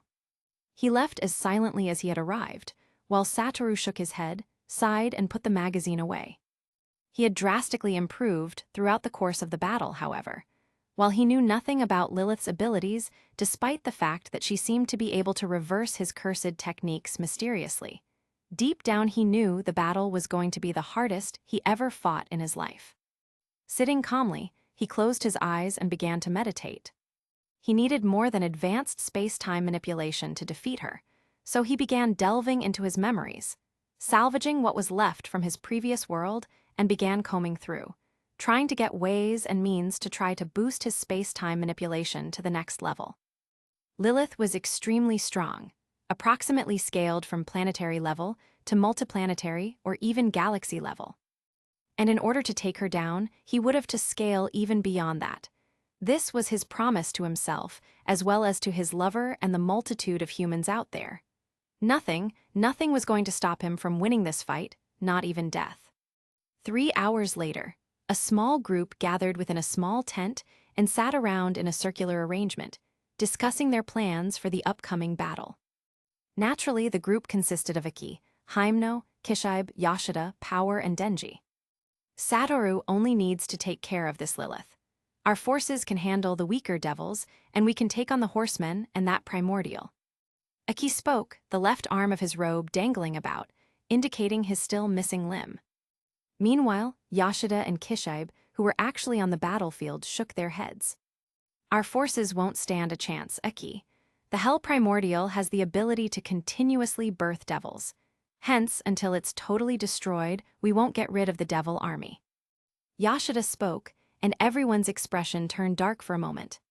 Fine, then I'll take on the Hell Primordial, even at the cost of my life. He spoke, and while Kishibe and the others were at least comforted that someone like Aki was willing to give his life, they knew the truth all too well. Give it up, Aki, you won't stand a chance. That primordial is on a whole different level compared to the gun devil. Heck, it can even go toe-to-toe with Satoru himself. I'm sorry, I trust your abilities, but at this point, Satoru is the only one who can deal with this mess. Himeno voiced out her thoughts, and the room descended into silence. No one bothered to offer a rebuttal because they knew she was right. Ha ha ha, it's so lively in here. Suddenly, a chuckle rang out, and Satoru appeared in their midst dressed in pajamas and holding onto a big fluffy teddy bear while yawning, as if he had just woken up from bed. Seeing his handsome face and the confident smile, their hearts relaxed a little. How nice it was to have someone carry your biggest burden. I guess no one is going to call out the fact that he wore literal pajamas to a council meeting. No, anyone, then it's cool. Yoshida felt the need to call out the bullshit, but of course, no one was going to join him. I heard you're going to discuss the plans for tomorrow's battle, so let's hear it. He casually picked out a chair and sat by Denji, who had been silent all this while. Oi, what's up with the dark circles under your eyes? You look terrible. Noticing Denji's haggard face, he smacked the back of his head and berated him, bringing a smile to the youth's face. Anyway, Satoru, Aki here was suggesting that we hold off the primordial and the 2 horsemen so you deal with Lilith as quickly as possible. Kishibe quickly shifted to the topic, while Satoru yawned. My battle with Lilith is probably going to be a long all-out battle, so that won't be necessary. He refuted while shaking his head. Though it'd be nice if you guys can take on Fami and Death. He rested his head on the soft and comfortable body of the teddy in his hands. I guess if that's the only way. Kishibe and Yoshida nodded, while Power and Himeno smiled. You'll need to regenerate that arm of yours, Aki. You and Denji would play a central role in order to defeat those 2. Can't have you at half strength in an all-out battle. Satoru spoke, seemingly exhausted, pointing the cute arm of the teddy towards Aki. And what about the hell primordial? Who's gonna handle that creature? Power asked, resting her cheek on her fist. Why me, of course. I'll need a little warm-up before I take on the literal queen of devils. Satoru let out a small smile and rested his head back onto his teddy. So basically that's it. Aki, Power, Angel, and I would take on Death, while Denji, you, Hyemno, and Yashida would take on Fami. The rest of our forces would handle the weaker devils, and the powerhouses will settle their differences themselves. Kishibe spoke, directing the last part of his statement towards Satoru. The powerhouses will settle their differences themselves. What in the actual fuck? Was that an attempt at humor, Kishibe? Satoru rolled his eyes and disappeared from the tent, leaving the others by themselves. Chapter 81, The Beginning of the End II. Shibuya, Tokyo. The city of Shibuya had been utterly razed to the ground, becoming a wasteland where devils ruled and had dominion over. About 30% of the humans within that city had been annihilated by the nearly endless flood of devils. The remaining 70% had grouped together in a small part of the city under the command of the heroes of the battle, the Devil Hunter Association, protected by a barrier erected by the savior of mankind. Outside the barrier, an endless amount of grotesque creatures crushed themselves against the transparent covering, salivating and hungering for the humans hidden beyond the shield. Several miles away, a mighty fortress stood, constructed from crystals and diamond, the base of the Devil Queen and her loyal subjects. The inside of the fortress was covered in blood and gore. However, at the central part of it all stood a beautiful throne, surrounded by multiple figures. We need to advance our reach. Japan isn't the only country in the world. We need to take over everything and eradicate mankind. One of the figures who stood around the throne, a beautiful dark-haired woman wrapped in a shiny black armor, protested, the hate and anguish in her eyes evident, while a deathly aura swirled around her. We cannot, not now anyway. We'll need to destroy the Devil Hunter Corps and that man if we want to take over the world. Another young girl who was strapped in gold armor shook her head. Her yellowish irises were covered in red rings, but she shook her head at her sister's ideas, despite the sense of urgency on her face. Beside them, another being stood, listening to their ideas. Her fiery red hair seemed to blaze with flames occasionally, and she was wrapped in a flaming robe that seemed to consist of fire and clouds. Lady Death, as much as I agree with your words, I have to agree with Lady Famine. We'll need to take care of that man and his fellows before we think of expanding our army. She spoke to the woman in the black armor, before turning to the golden-robed girl. We can't wait, no, not after what that man has taken from us.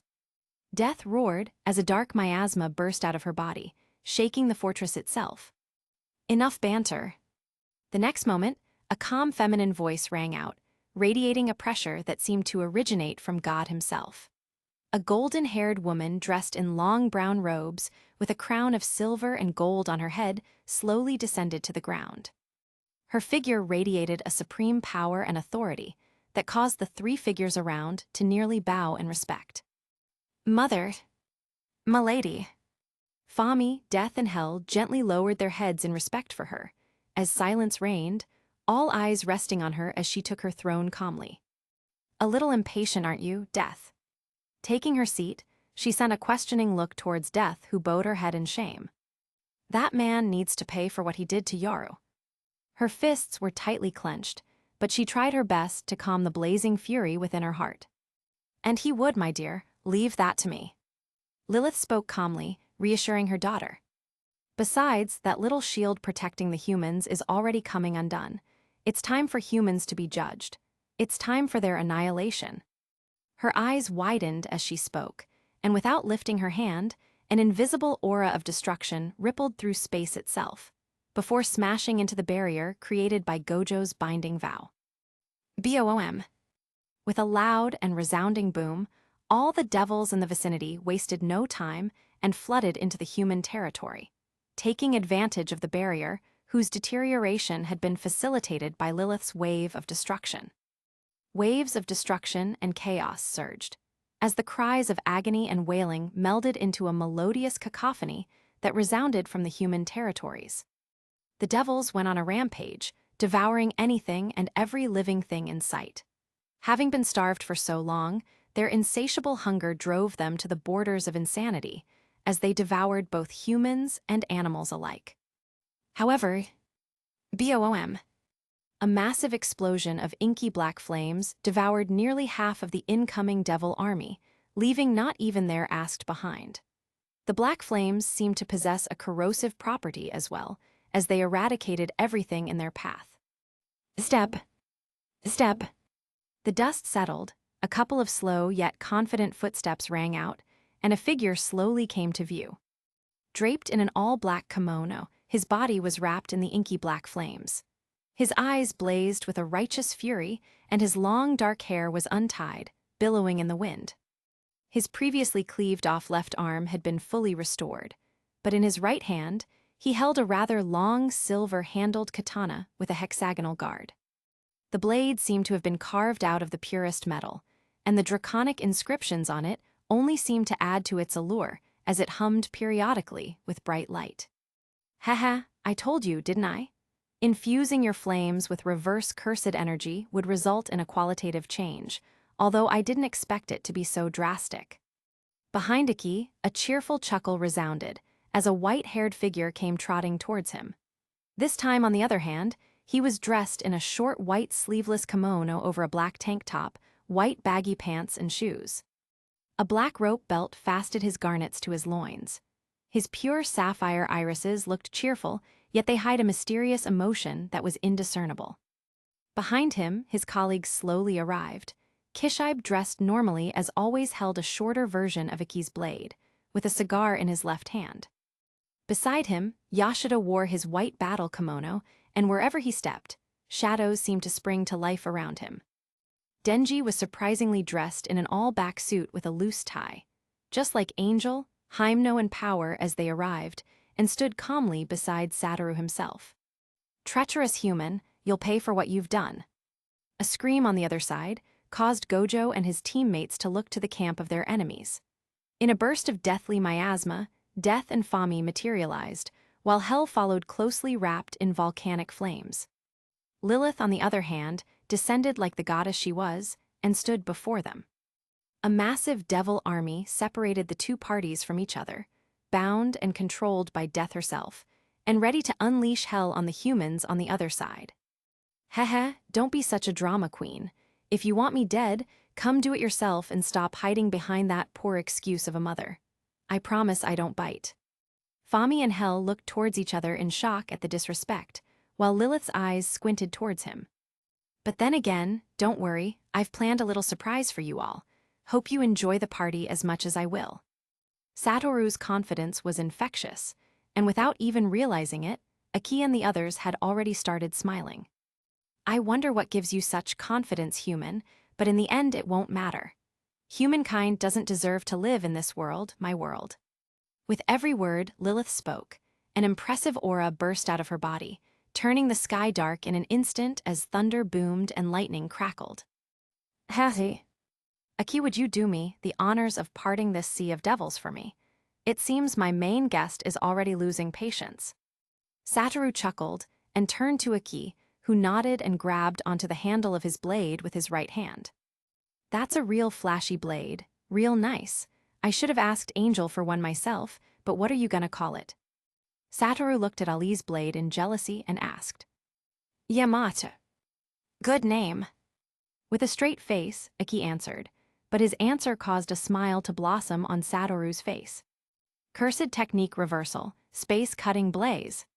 Slowly crouching down, Aki closed his eyes and rested his hand firmly on the handle of his Yamato. His eyes snapped open in an instant, and he drew out his blade and sheathed it faster than the naked eye could capture. Right in that moment, the world seemed to come to a standstill, and space wobbled, as flame-like slashes swept out, tearing through space itself and the ripping through the devil army in but a moment. Chapter 82, Beginning of the End. Hell. Cursed technique reversal, space-cutting blaze. Slowly crouching down, Aki closed his eyes and rested his hand firmly on the handle of his Yamato.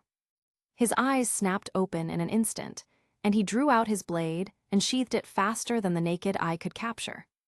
Right in that moment, the world seemed to come to a standstill, and space wobbled, as flame-like slashes swept out, tearing through space itself and the ripping through the devil army in but a moment. Boom! Aki's flame-like slashes exploded and shattered the space around him like mirrors, as an explosion swept out, tearing apart everything in his line of sight, while he cleanly shaped his blade. The explosions were so intense that even a horseman like Death felt uncomfortable at the sight and had to step in. With an hand seal, a beautiful black crystalline aura exploded from her figure and immediately drowned the space-destroying explosion, nullifying the terrifying attack in an instant. Woohoo, haha, it seems you've grown even stronger than before. My friends here would most likely go through hell to take you down, and I'm all for it. Satoru whistled in excitement and slowly levitated to the ground, facing off against Lilith in the distance. Wretched human, die.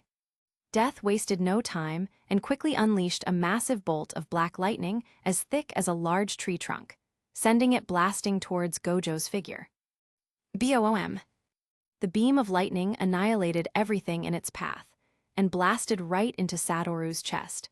However, rather than the outcome she was expecting, everyone saw him simply continuing his walk nonchalantly, even going as far as to put both hands in his pockets to further increase the disrespect. Tusk, you should know better than to attack me head-on. Unfortunately for you, my opponent today is her. In the middle of his statement, Death and the others witnessed a phenomenon that was impossible to describe. Time itself seemed to come to a stop in their eyes, as the gaps between dimensions frayed and shattered, and while Gojo merely walked through all of these phenomena, when the others came to their senses, he was right before Lilith and in their midst, ending his statement right in her face with an arrogant smile. What? Death and Fami were flabbergasted as they distanced themselves. Instantly, beads of sweat rolling down their cheeks, while Hel, who was behind Lilith, seemed to have been frozen in time. Only Lilith was unmoved by his display, but her nonchalant golden irises never left his sapphire blue ones. How dare you? Die! Fami and Death, having recovered their bearing, attacked at once. A humongous inky black and crystalline-looking scythe slashed towards Satoru's neck, while a silvery white energy slash ripped towards his head. Boom! Their attacks reached Satoru's figure, smashing into him almost instantly as a massive afterwave erupted. However, he simply stood there, completely unfazed, staring at Lilith and not even sparing to look at Death and Fami behind him. Seeing their attacks not effective against him, Death and Fami prepared another bout only to halt their actions after Lilith raised her hand. I see, you skipped 1/20th of a second ahead in time. Very impressive human. Lilith thought for a moment and replied to him, as a small smile formed on his face. Thank you, that warms my heart.